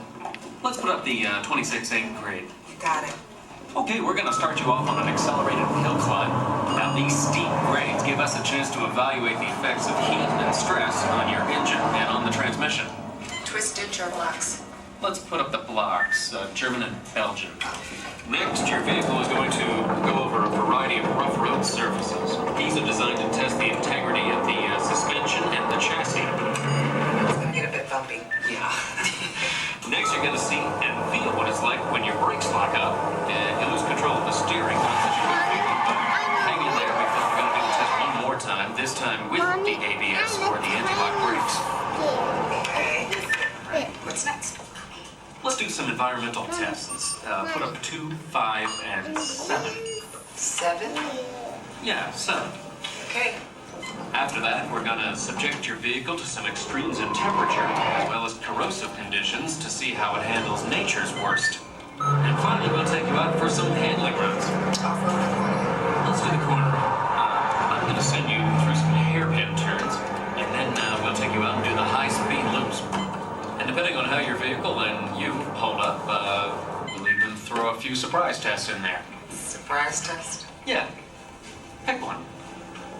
Now, if this whole routine seems a bit extreme, you're absolutely right. That's what a test track is all about. The cars you drive at home are made up of over 15,000 different parts, and every one of them has to pass the test under very extreme conditions before we ever let it off that test track and out onto the road.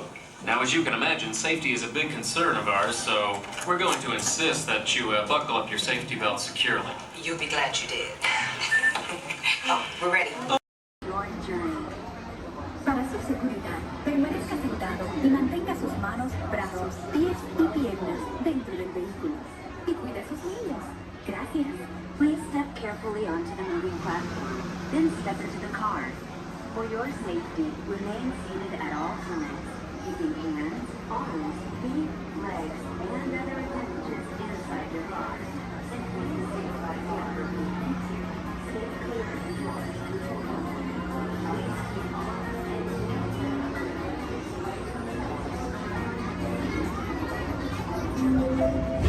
This is the TTA Blue Line. Non-stop service around tomorrow.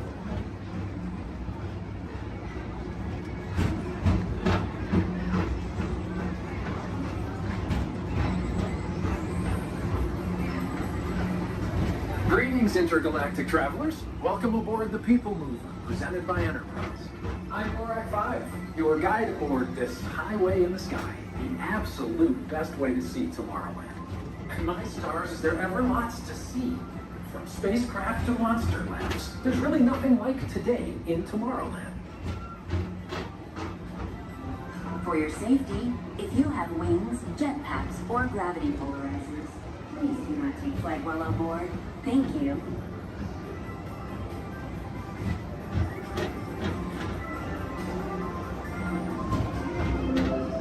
The next station is Tomorrowland Urban Planning and Star Traders. Transfer to green and red lines. Don't worry, your express train keeps on rolling through the future, right by two of my favorite spots.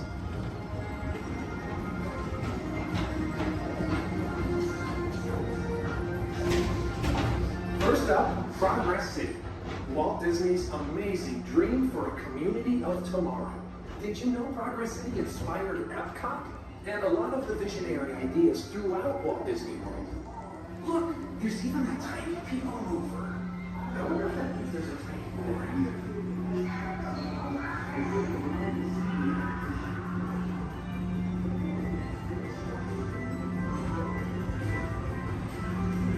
On your right is Star Traders, home to the greatest goods in the galaxy. Except action stars. Those are the moments.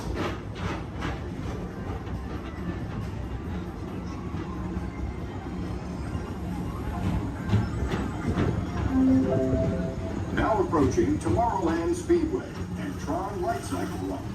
I love a good circuit, and these are two of the best tracks of the cosmos for a bit of light, speedy competition.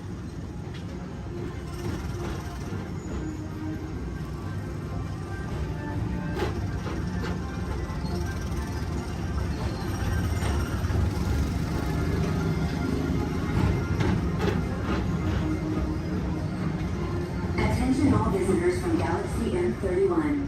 Please keep forward-facing tentacles clear of oncoming vehicles. Thank you.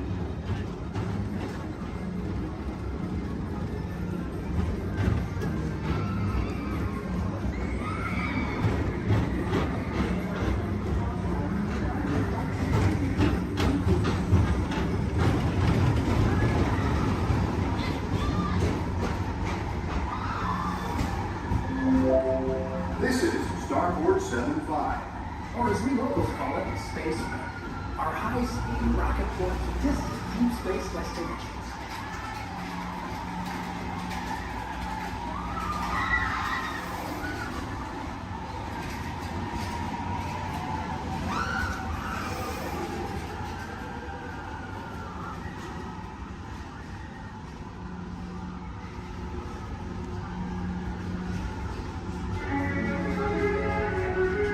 Let relaxation wash over you at the most refreshing retreat in the galaxy, the coral moons of Pisces 7. You H2O it to yourself. Book today.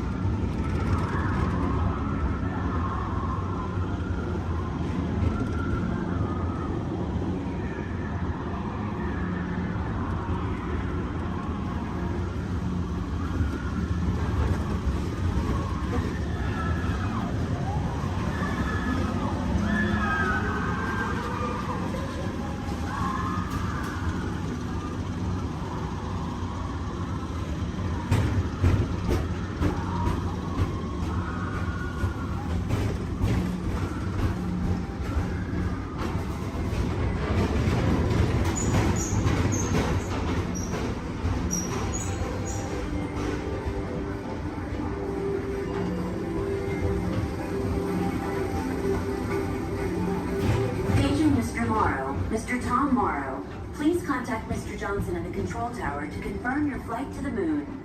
Thank you.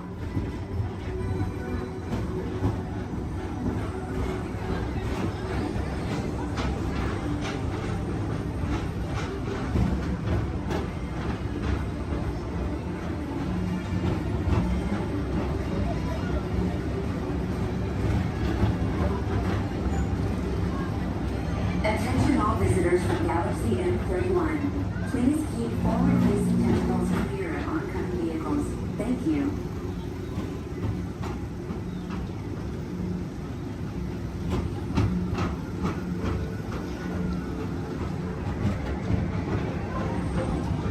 To your right is the Astro Orbiter, our celestial symbol of interplanetary harmony and fellowship. Hop aboard and launch high above Tomorrowland for a spin amongst the planets.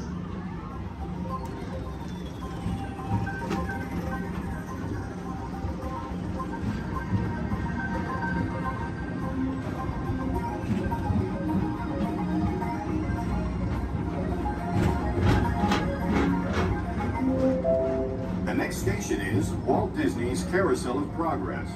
As usual, we'll keep moving ahead, and so does the carousel.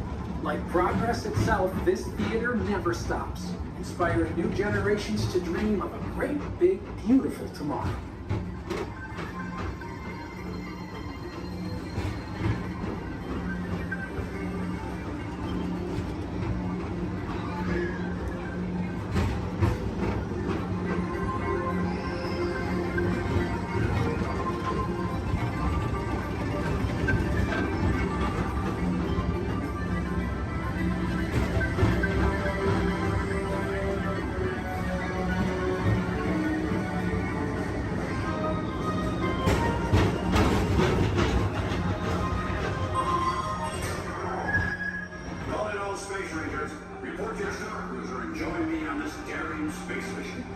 casino ever served. Affirmative. We run it, Buzz. You can count on us.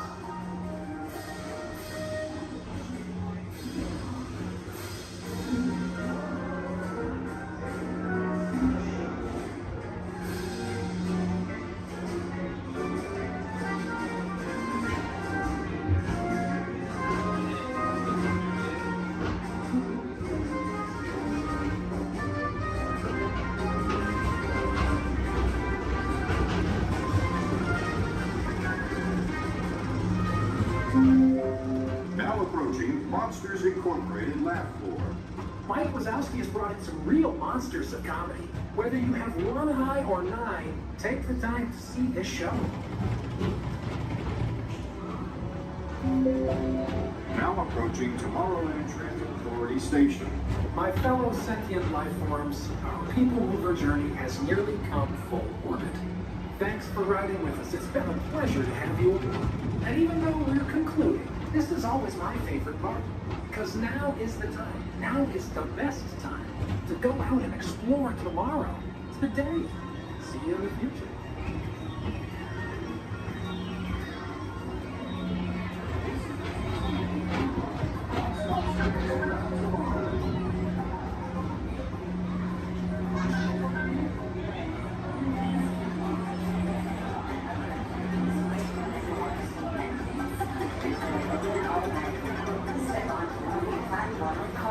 And exit by stepping away from the car. Thank you. Please keep arms and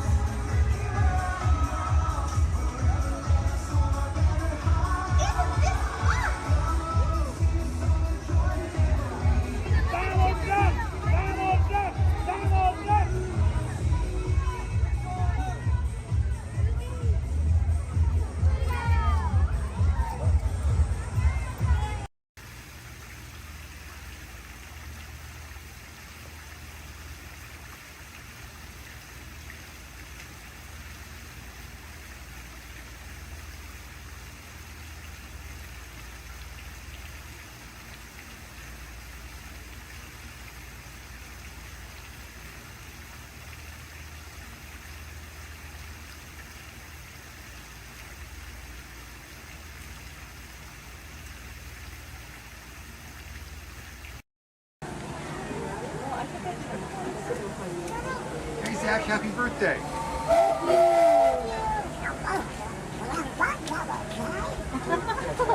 Who's that?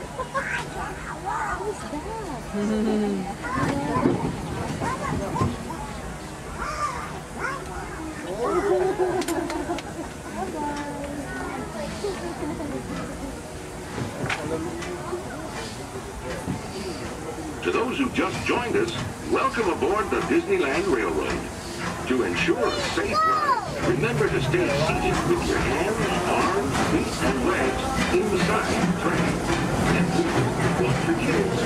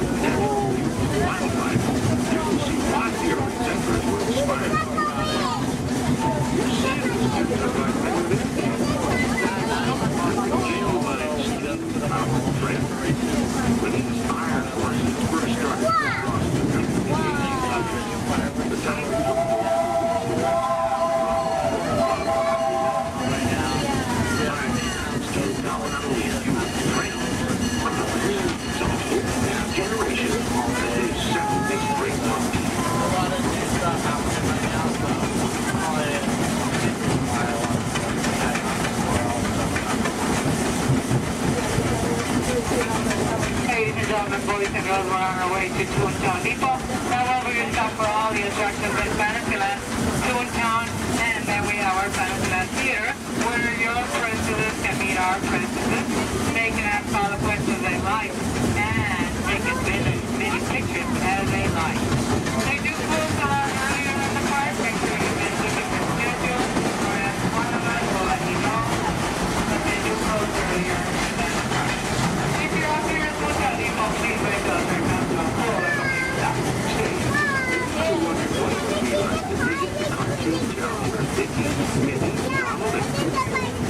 Well, just a few minutes to find out for yourself. Because our next stop is Toontown Depot, official train station for Big Toontown. This is also the next stop to Fantasyland, where you'll find many of your favorite Disney animated characters and stories. If you'll be leaving us here, please wait until the train comes to a full stop. Remember your personal belongings, then step carefully from the train. Y'all have fun and say hi to Mickey for me. For those of you continuing on with us, we'll be resuming our trip in just a moment. This is Toontown Depot.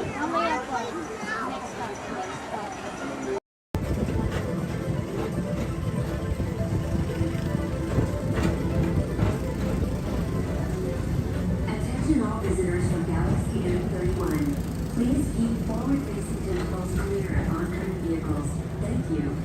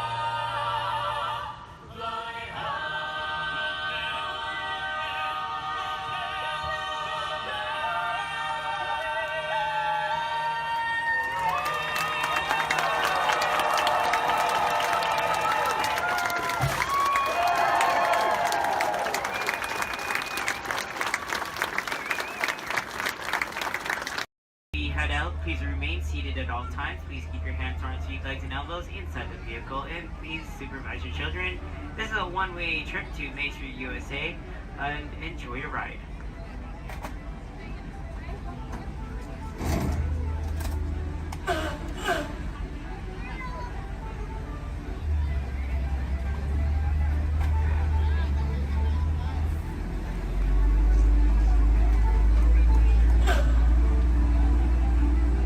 On your right-hand side is Sleeping Beauty Castle, your gateway to Fantasyland.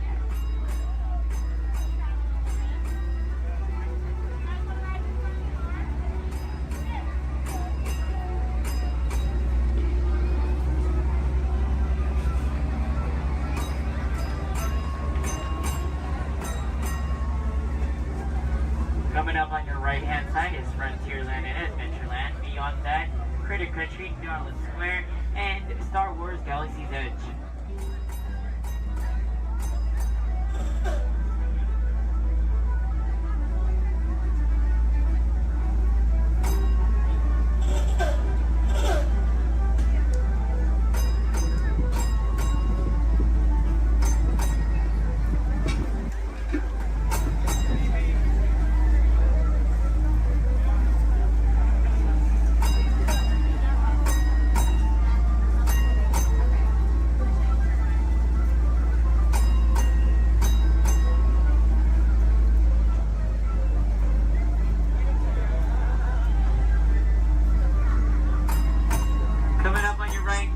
Left-hand side, there's our first aid center, our baby care center, and our lost child center.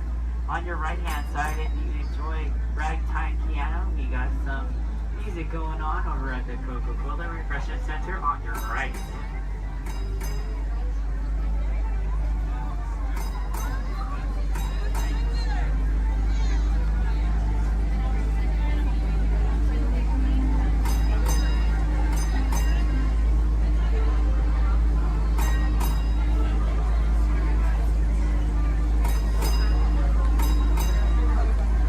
If you get hot later, on your right-hand side is our Dips and Grill ice cream parlor. And on your left is Market House, where you can find our Starbucks coffee and tea. Beyond that is our locker station.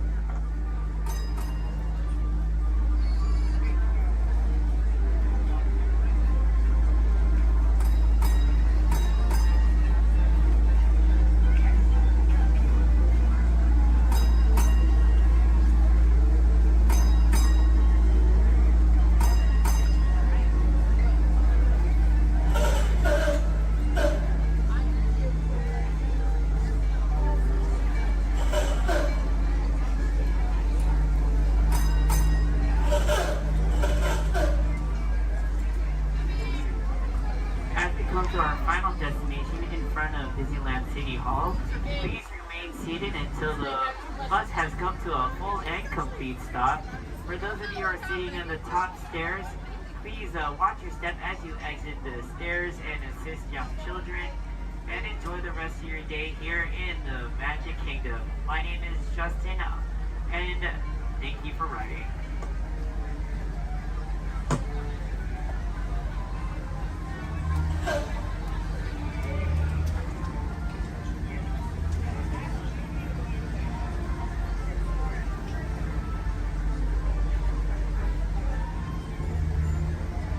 Thank you. Please remain seated, folks. I do need a park like right over there. Yeah. Please remain seated, folks.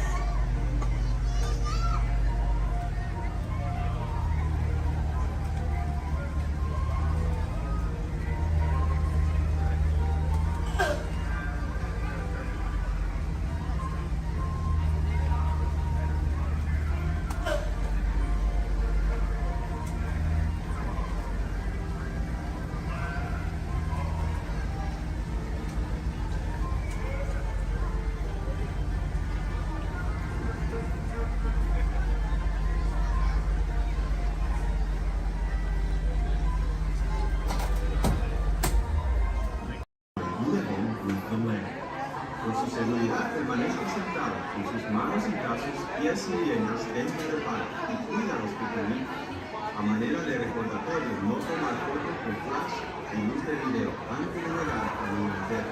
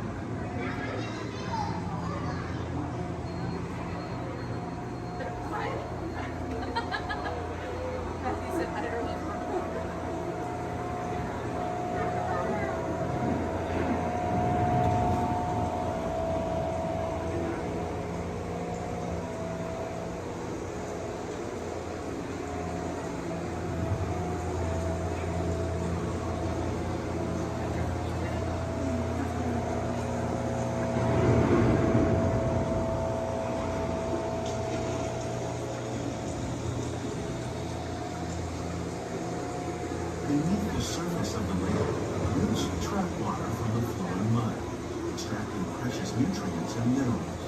These elements then combine with sunlight, creating the diverse living systems of our planet.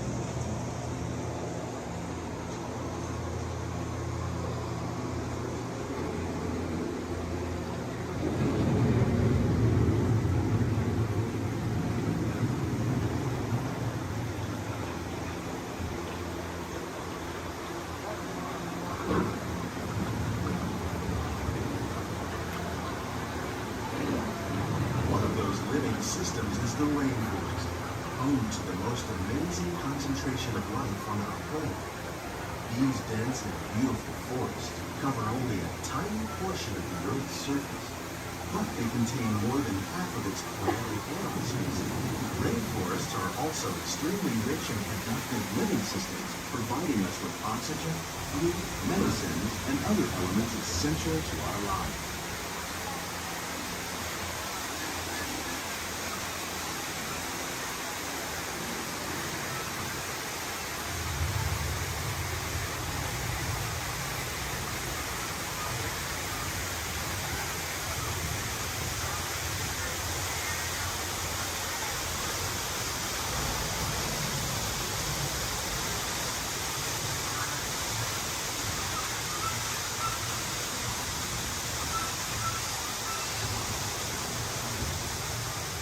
In the desert, nature has created a very different, but no less beautiful living system.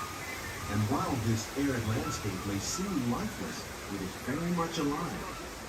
The plants and animals that have learned to survive in these harsh conditions make use of what little water they can find and avoid the scorching rays of the relentless sun.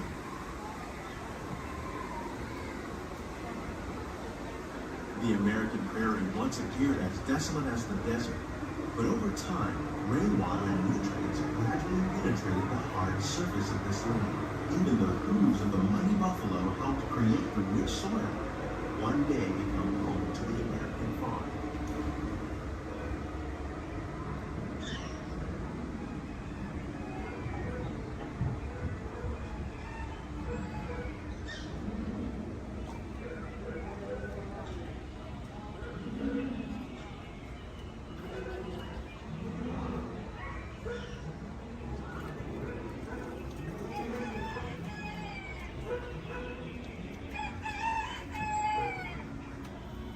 Of all the forces at work on the land, humans have had one of the most profound effects. The need to produce food for a growing world led to the enormous use and sometimes overuse of the land. In our search for more efficient ways to grow food, we often fail to realize the impact of our methods.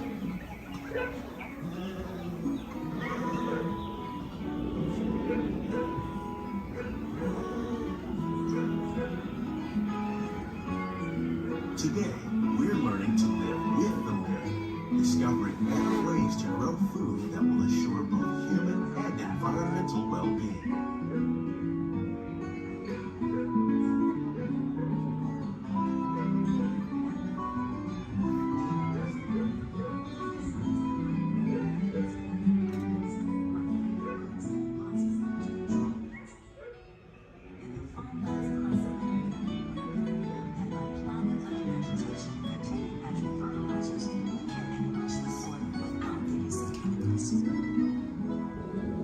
In arid regions, we're learning to produce food on desert seacoasts by developing and planting crops that thrive on salt water.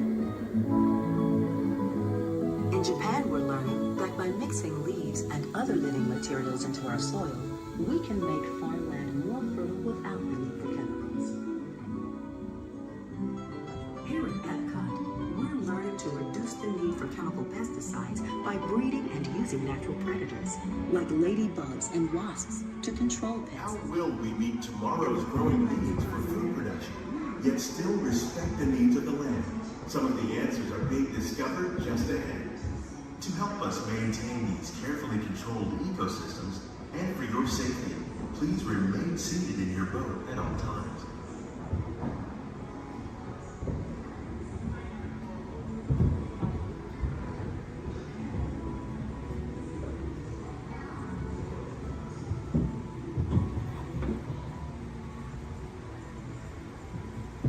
Welcome to our living laboratory, where scientists from Epcot and the U.S. Department of Agriculture are exploring innovative ways to produce bountiful harvests now and into the future.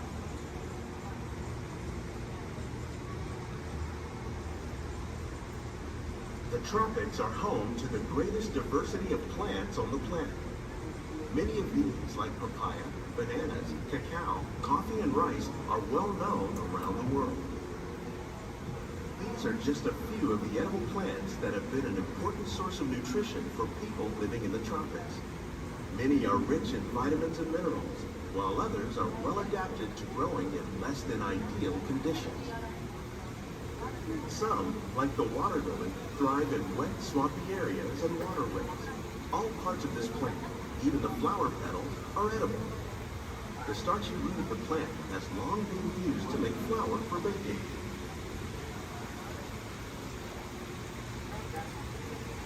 One day, many of these lesser-known tropical plants may be as important as the bananas growing on both sides of the boat.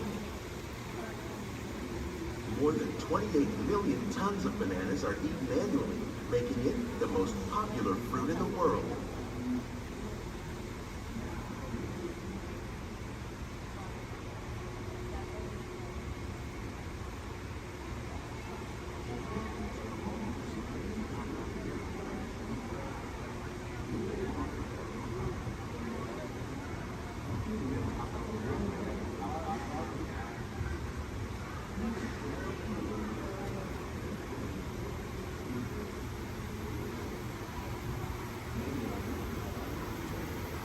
When we mention farming, you probably don't think of fish.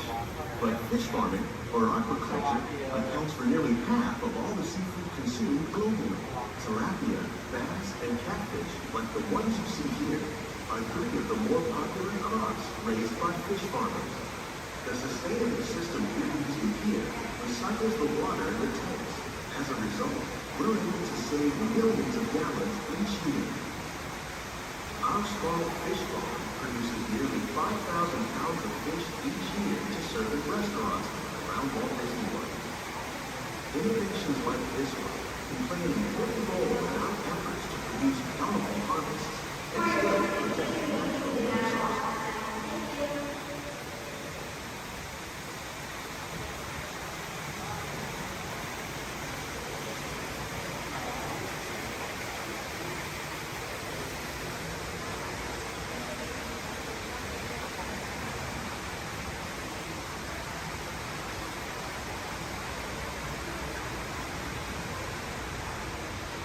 While there are more than 50,000 edible plant species in the world, most of us are only familiar with the handful that make up our everyday diet. The common grains growing here: maize, sorghum and millet, plus rice, account for nearly 2/3 of our global food consumption. Learning how to increase yields of these staples is an important goal of research around the world.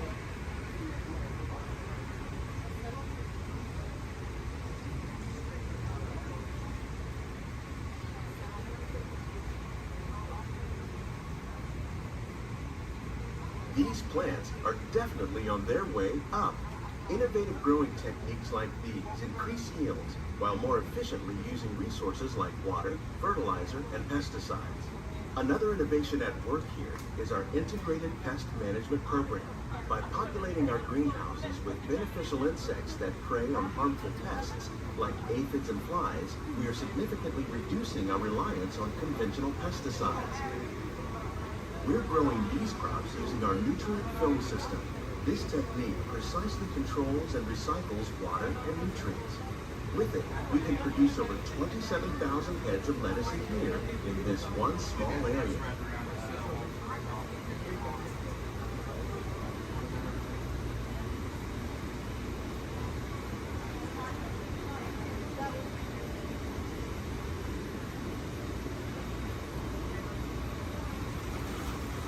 Some of our best ideas have been inspired by nature, like these fruit and vegetable trees. By growing these ground plants vertically, we can increase yields and better control diseases. These crops taste as good as they look. In fact, we serve more than 15 tons of produce from our greenhouses in restaurants here at the Land every year.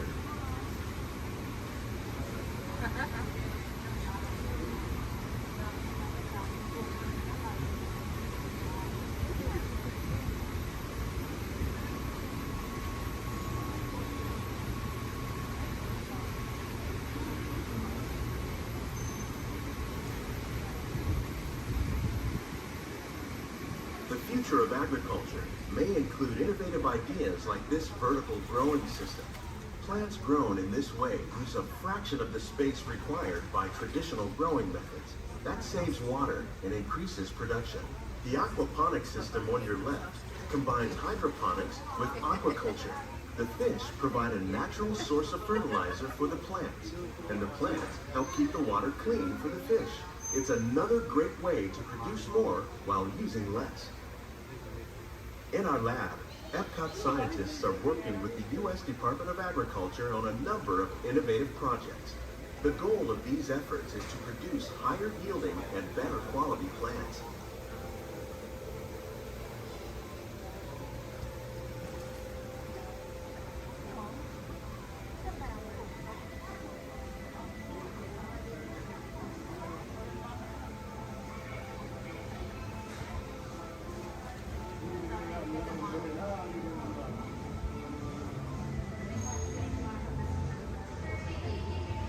These greenhouses represent just a fraction of the work being done worldwide to produce bountiful harvests for our growing population. Scientists, farmers, and even backyard gardeners are doing their part to improve the quantity and quality of foods that we all rely upon. Together, we can continue to find more ways to increase food production and protect our precious natural environment. Only then will we truly be living with the land.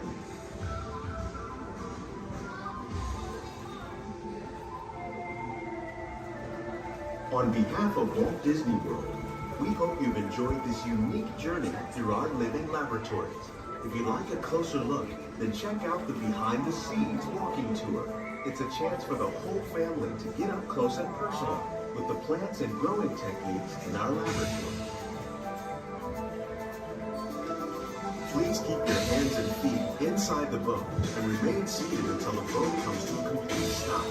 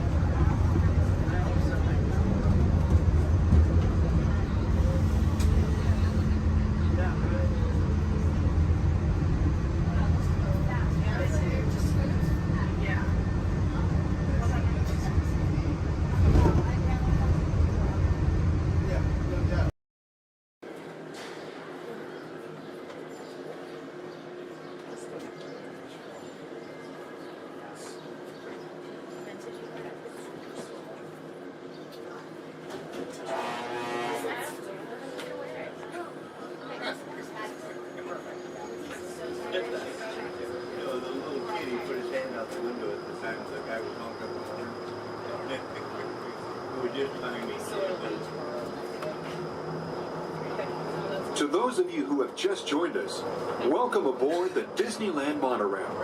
For your safety, please remain seated, keeping your hands, arms, feet, and legs inside the train.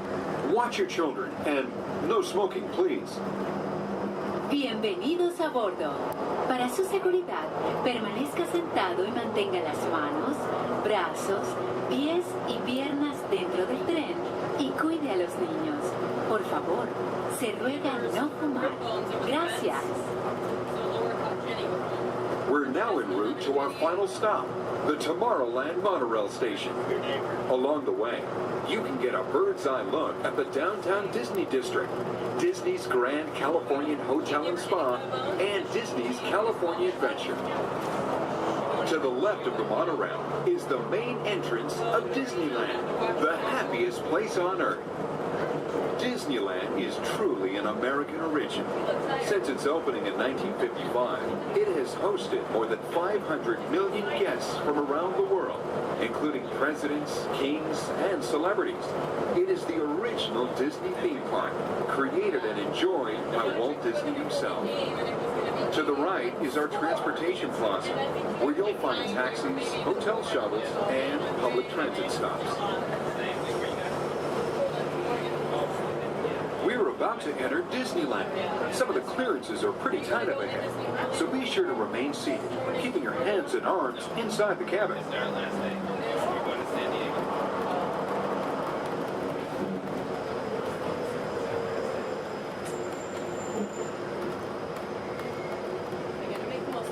This is Tomorrowland, a land inspired by science fact and fantasy. Directly below us is the Submarine Lagoon, where you can dive into an exciting underwater adventure aboard the Finding Nemo submarine voyage. Across the way are the icy peaks of Matterhorn Mountain, home of the world's most famous bobsled run. And beneath us are the roadways of the Utopia, where drivers of all ages can ride the road to tomorrow. As we cruise over Tomorrowland, our pilot would like to share a few program reminders. Alrighty folks, thanks for flying aboard Monorail Red, your highway in the sky. Just a few reminders. Disneyland will remain open today until 12 o'clock midnight. All passengers are required to be on board this monorail at approximately 12 o'clock midnight to catch that final flight. Walt's going to be having Celebrate a Street Party along Main Street at 6:30 p.m. today. Fantastic along the Rivers of America at 9:05 and 10:30 p.m. and then Magical Our Fireworks Spectacular at approximately 9:30 p.m. So once again, for all passengers wishing to exit Disneyland via the monorail, please remember that the last flight will be at approximately 12 o'clock midnight. We thank you for flying aboard your highway in the sky and enjoy the rest of your stay here at Disneyland. Thank you.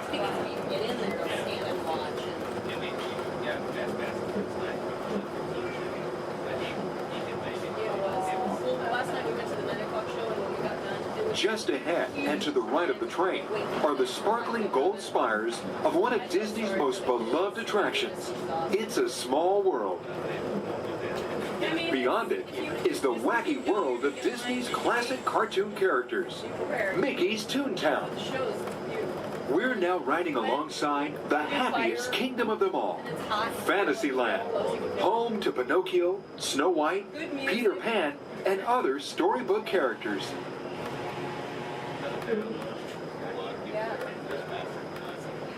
Yeah, it's brand new.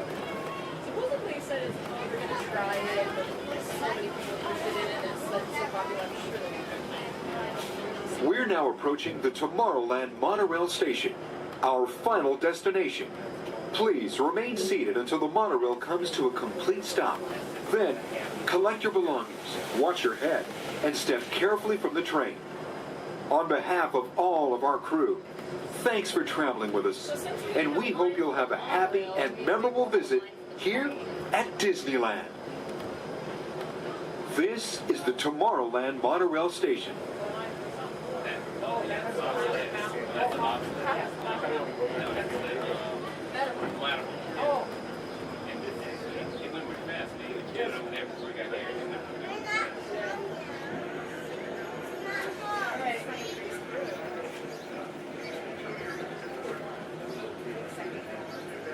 backpack. We did? Okay. Come in. I have an opportunity for you all that is very dangerous. I was going to say profitable. You think I'm so heartless I would send my friends into danger? You insult my honor. And believe me, I have very little honor to insult. We'll talk later. I have to do everything around here. Hello, my friends. I am Hondo Onaka, and this is Onaka Transport Solutions. Today, I am offering the opportunity of a lifetime. I need flight crews to transport this valuable merchandise across the galaxy. Pilots to navigate, engineers to operate the ship, and gunners to defend the shipments. And that is where you come in.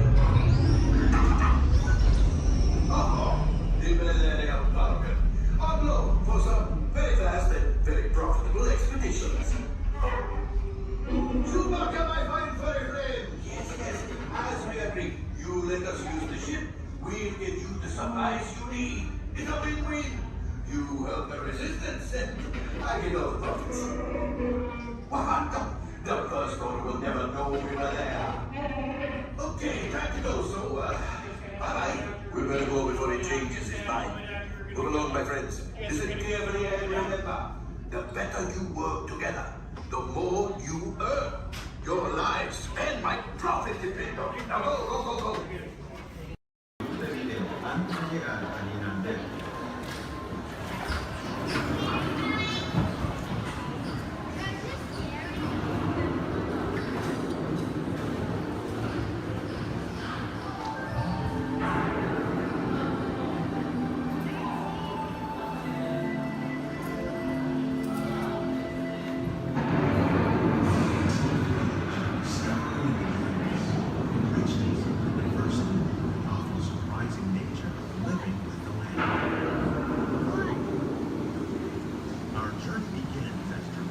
Sudden change in slipping by the wind. Ocean storm may seem violent and destructive to us, but to nature, it's a complicated cycle of life.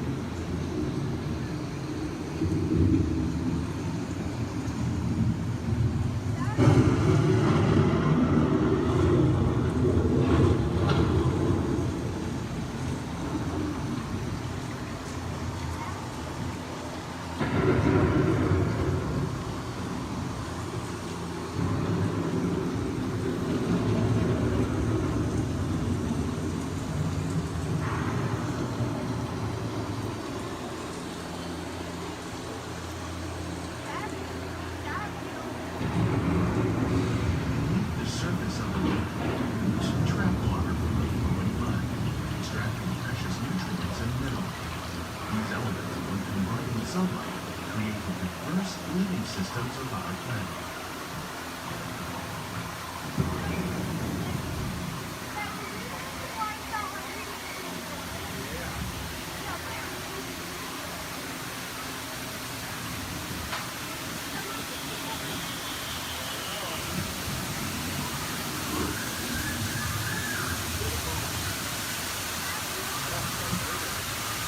One of those living systems is the rainforest, home to the most amazing concentration of life on our planet. These dense and beautiful forests cover only a tiny portion of the Earth's surface, but they contain more than half of its planetary energy.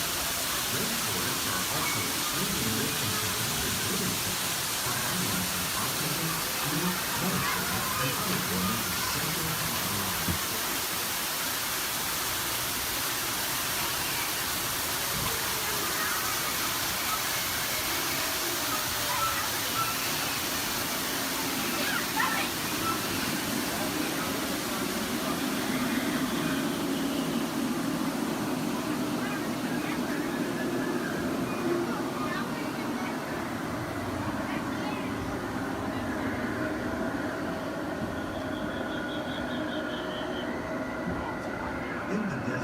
Nature has created a very different, known as beautiful living system. And while this arid landscape may seem lifeless, it is very much alive. The plants and animals that have learned to survive in these harsh conditions make use of what little water they can find and avoid the scorching rays of the relentless sun.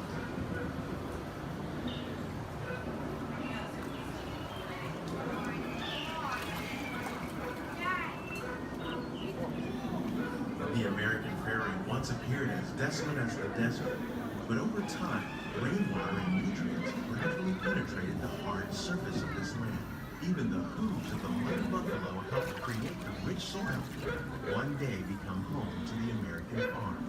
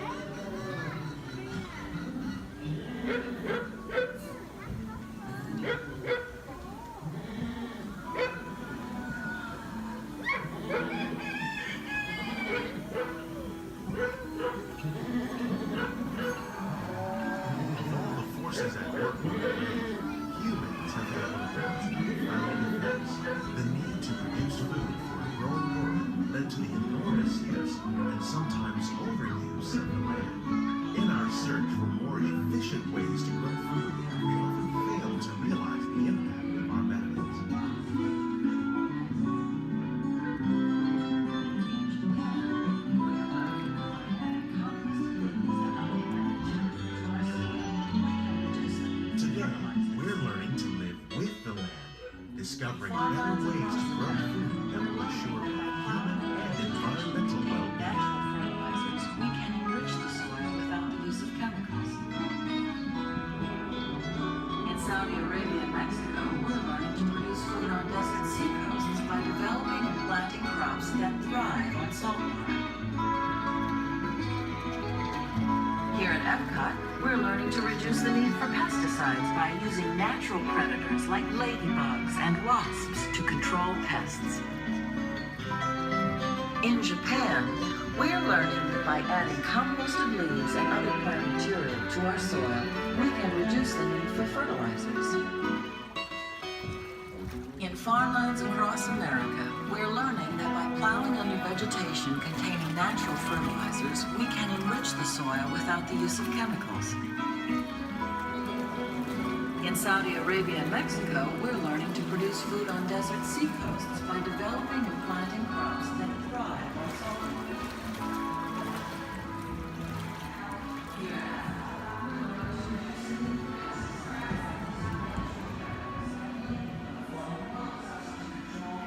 How will we meet tomorrow's growing needs for food production, yet still respect the needs of the land?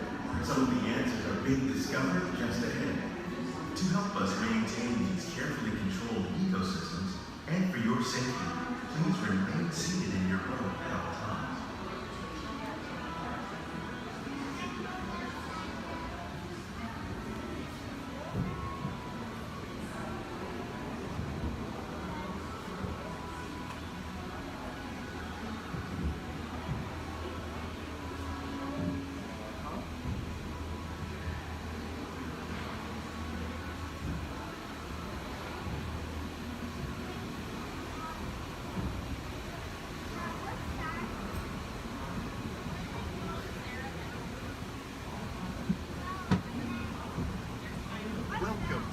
Laboratory, where scientists from Epcot and the U.S. Department of Agriculture are exploring innovative ways to produce bountiful harvests now and into the future.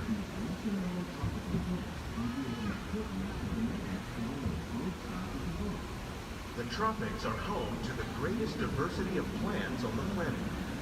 Many of these, like papaya, bananas, cacao, coffee, and rice, are well known around the world. These are just a few of the edible plants that have been an important source of nutrition for people living in the tropics. Many are rich in vitamins and minerals, while others are well adapted to growing in less than ideal conditions. Some, like the water lily, thrive in wet, swampy areas and waterways. All parts of this plant, even the flower petals, are edible. The starchy root of the plant has long been used to make flour for baking.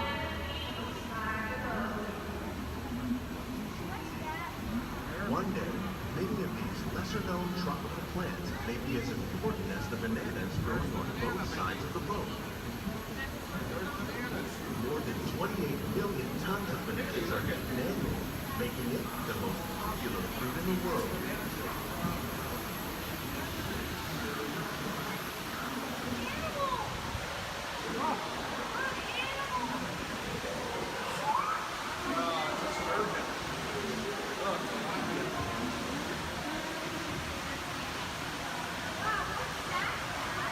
When we mention farming, you probably don't think of fish, but fish farming or aquaculture accounts for nearly half of the plants consumed globally. These effects and methods, like the ones you see here, are due to the more popular crops raised by fish farming. The sustainable system we're using here recycles the water in the tanks. As a result, we're able to save millions of gallons each year. Our small fish farm produces nearly 5,000 pounds of fish each year to serve in restaurants around the nation. Innovations like this can play an important role in our efforts to produce economical products and still protect natural resources. Shrimp. That's a big shrimp.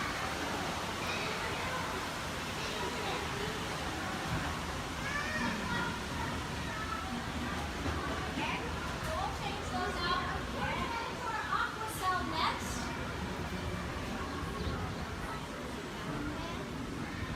Little sunflowers.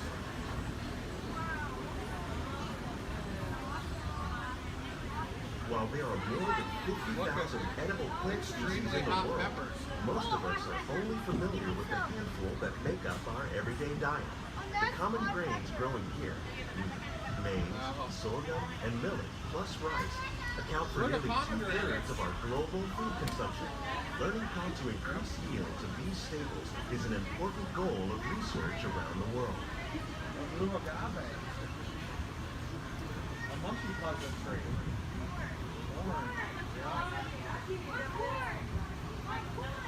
These plants are definitely on their way up. Innovative growing techniques like these increase yields while more efficiently using resources like water, fertilizer, and pesticides. Another innovation at work here is our integrated pest management program. By populating our greenhouses with beneficial insects that prey on harmful pests like aphids and flies, we are significantly reducing our reliance on conventional pesticides. We're growing these crops using our nutrient film system. This technique precisely controls and recycles water and nutrients. With it, we can produce over 27,000 heads of lettuce a year in this one small area. Look at the cucumbers.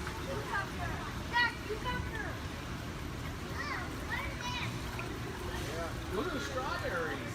Some of our best ideas have been inspired by nature, like these fruit and vegetable trees. By growing these ground plants vertically, we can increase yields and better control diseases. These crops taste as good as they look.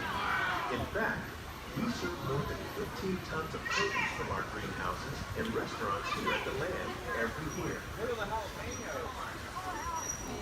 That's a great idea.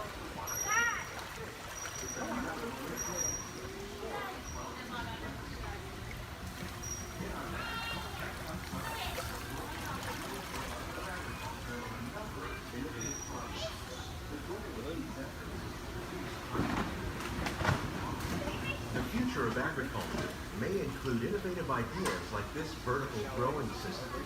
Plants grown in this way use a fraction of the space required by traditional growing methods. That saves water and increases production. The aquaponics system on your left combines hydroponics with aquaculture. The fish provide a natural source of fertilizer for the plants, and the plants help keep the water clean for the fish. It's another great way to produce more while using less. In our lab, Epcot scientists are working with the U.S. Department of Agriculture on a number of innovative projects. The goal of these efforts is to produce higher yielding and better quality lives. Together, we can continue to find more ways to increase food production and protect our precious natural environment.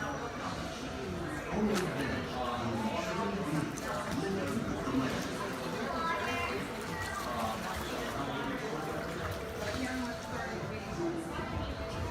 On behalf of Walt Disney's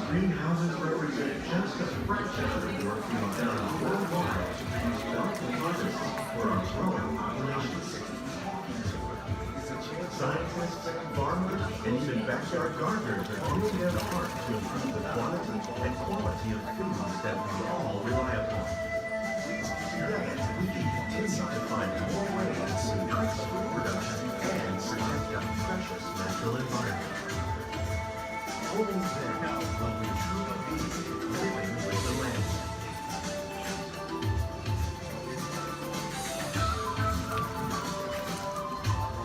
On behalf of Walt Disney World, we hope you've enjoyed this unique journey through our living laboratory. If you'd like a closer look, then check out the behind-the-scenes walking tour. It's a chance for the whole family to get up close and personal with the plants and growing techniques in our laboratory. Please keep your hands and feet inside the boat and remain seated until the boat comes to a complete stop.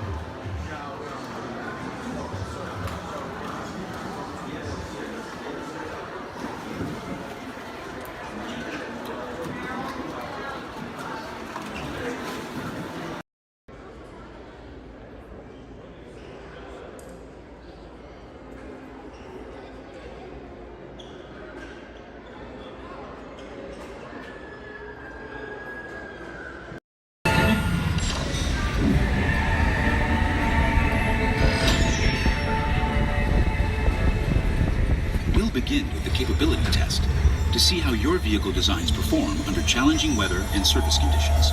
Monitoring road surface. Connecting to OnStar. SIM-car performance data acquired.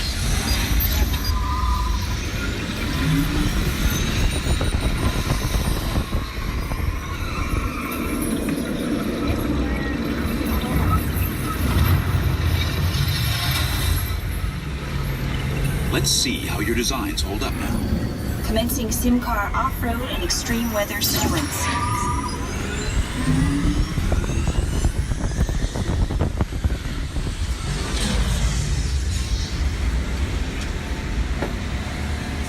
Capability test results displayed and verified. Now let's see how your vehicles compare when it comes to their efficiency. Scanning SIM-car for optimal fuel efficiency.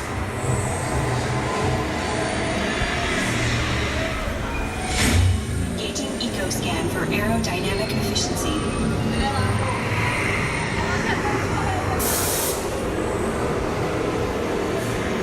Drive systems analysis. Hyperspectral imaging in progress.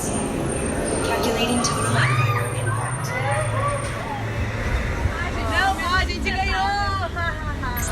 Commencing responsiveness test. Okay, the responsiveness data is now being synchronized. Automated driving technology verified and active.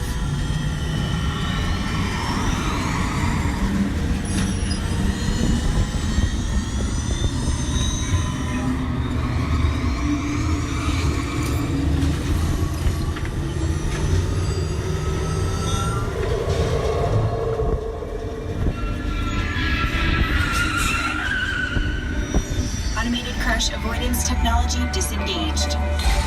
Displaying responsiveness data. Here comes the final test. Energizing for power test.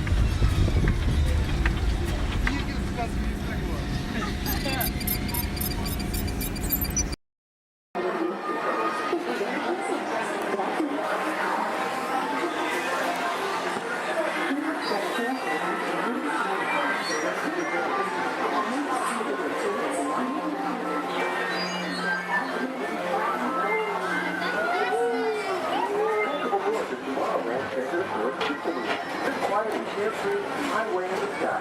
We invite you to sit back, relax, and enjoy your grand service tour tomorrow. Along the way, you can preview many of the exciting places you want to be sure to enjoy today while visiting this land of tomorrow.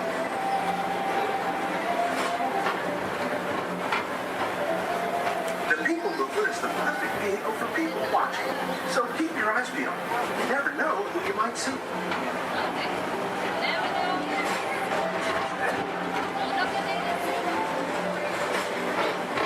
Coming up, Stitch's Great Escape, where you can report your duty as a security agent for the Galactic Federation.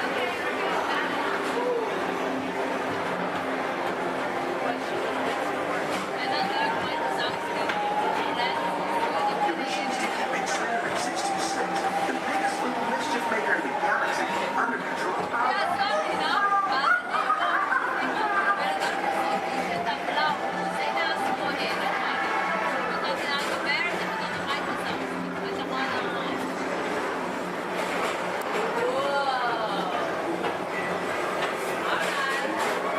And now, Tomorrowland Transit Authority proudly presents Progress City, Walt Disney's dream for an experimental prototype community of tomorrow. Progress City was the inspiration for Epcot, and many of its forward-thinking ideas have been realized throughout Walt Disney World.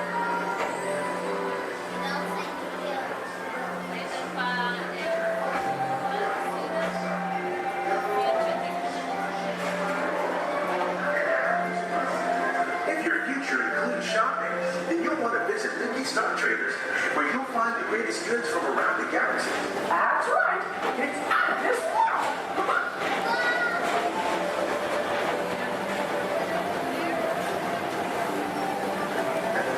Speedway, put the pedal to the metal and speed towards the checkered flag in your very own race car. Young or old, this is your chance to drive in the fast lane without worrying about getting a speeding ticket.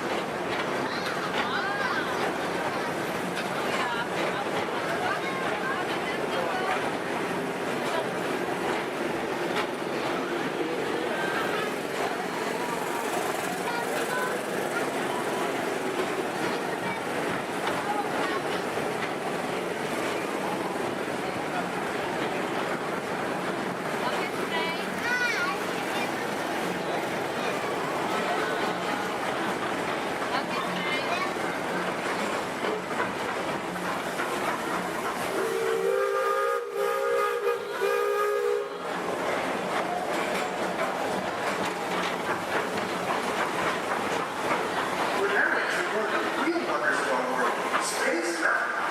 Blast off on a high-speed outer space adventure and complete the cosmos.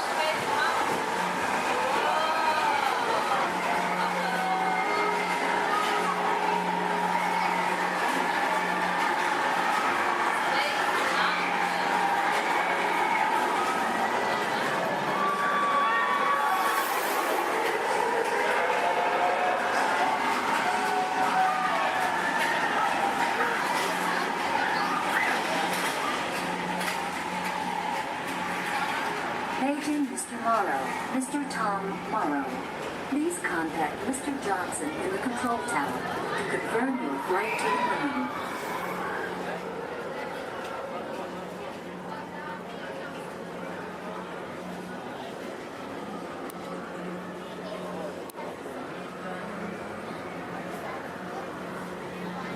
Paging Mr.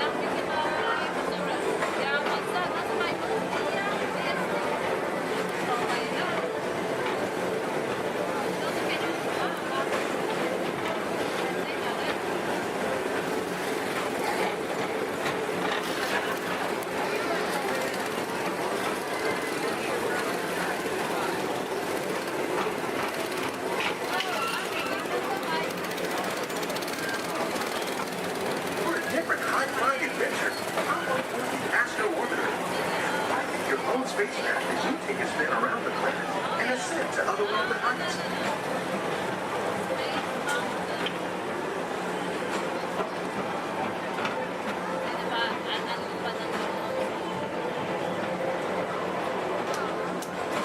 We're now approaching Walt Disney's Carousel Progress.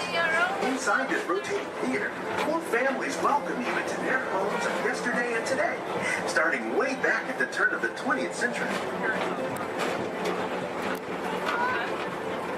First presented at the Newport World's Fair, this legendary circular theater celebrates the progress that has made our lives better.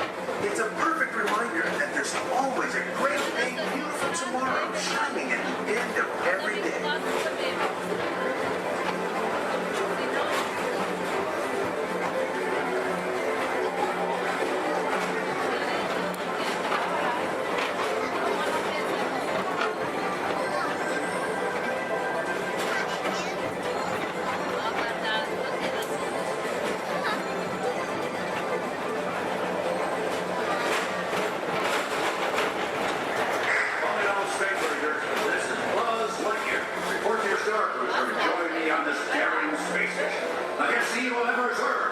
As an honorary space ranger, you'll use your own personal laser cannon to save the entire galaxy.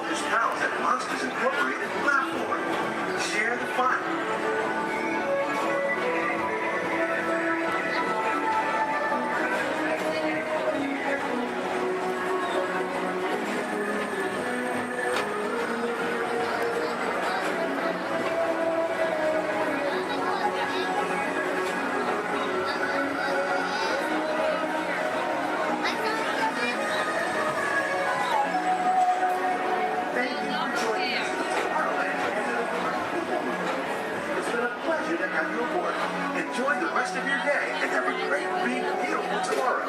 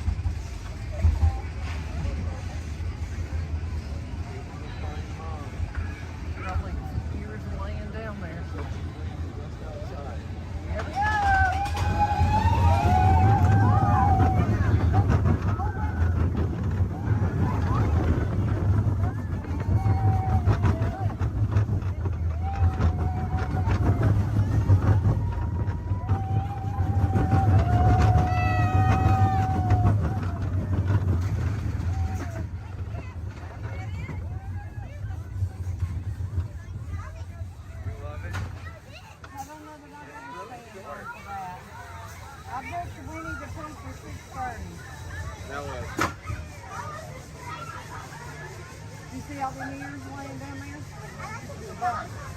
The big Some drum. cute ones, too. Donut ears. I see Minnie Mouse ones.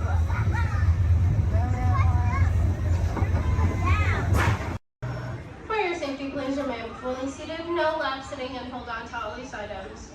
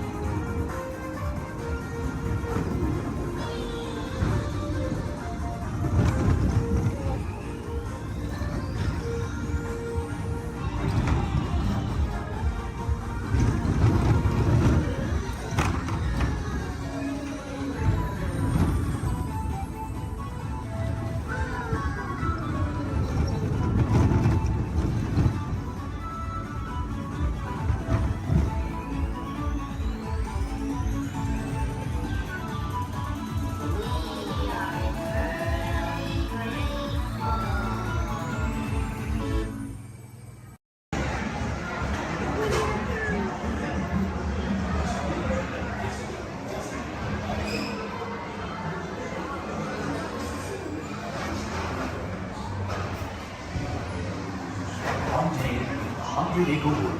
The East Wind traded places.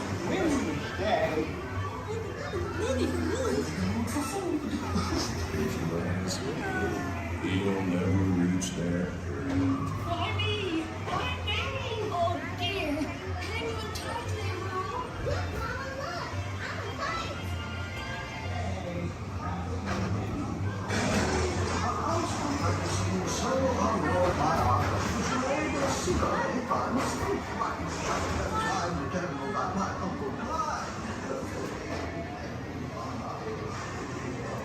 Hunter, come bounce with me.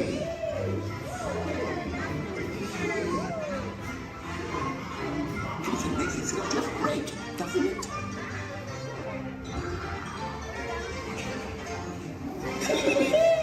Follow me!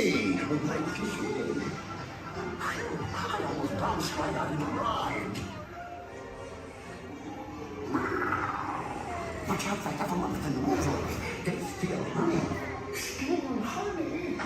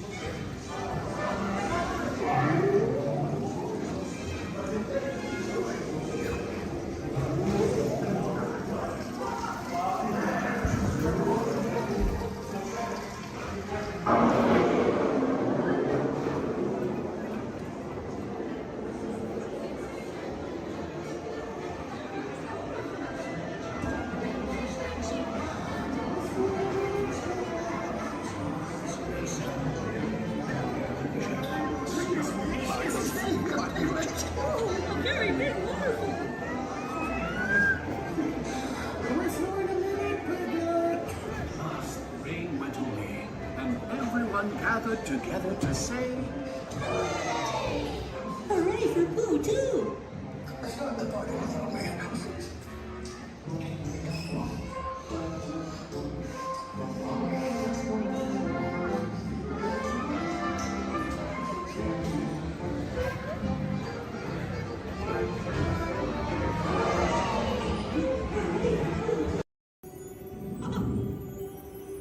Oh boy!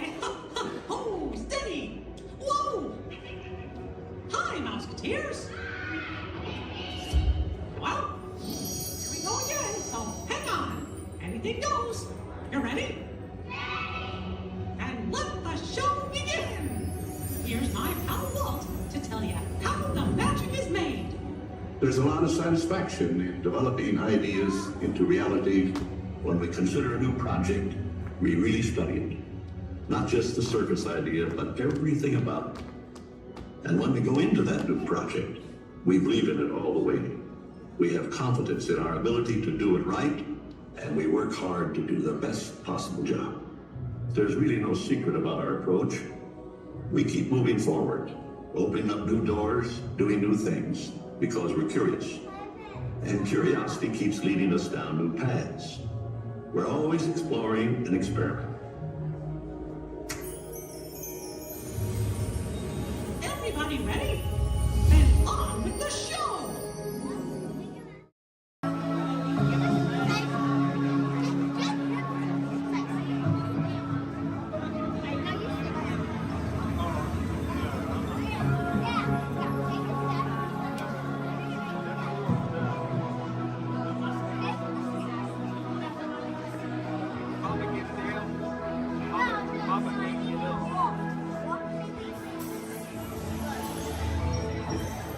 I detect new visitors.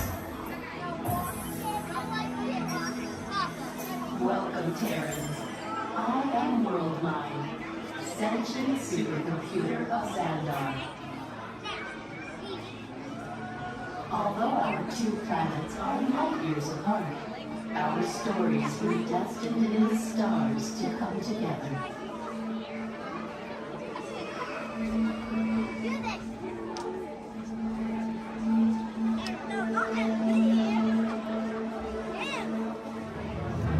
The early stars of our cosmos were enormous, hundreds, even thousands of times larger and brighter than our Terran sun.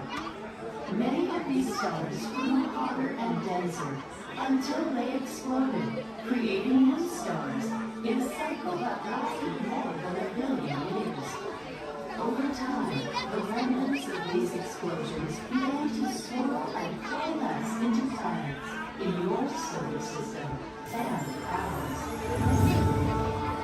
You Terrans named our galaxy Andromeda, and yours, according to Peter Quill, after a Terran dairy drink. I am still trying to comprehend you Terrans and your terms, but find Milky Way a curious choice. Among the newly formed stars, at the end of the spiral arm of your Milky Way, is a star which you call Sun.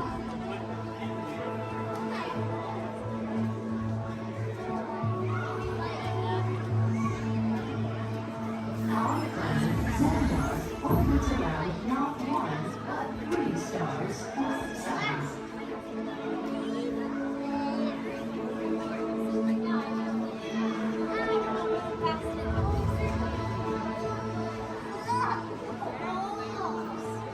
And despite the vast distance between us, our 2 galaxies are actually moving closer to each other. In just 4 billion years, they will merge with a gravitational force that will bind them together.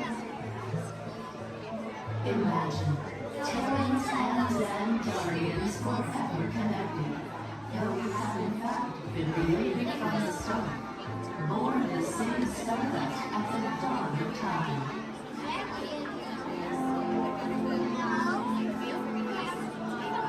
There is still so much for us to discover together as we continue to explore the mysteries of our vast universe. Who knows what dimensions or multiverses we might find? We invite you to discover more of our connected story as we journey through our wonders of Xandar. I am Worldmind. Welcome.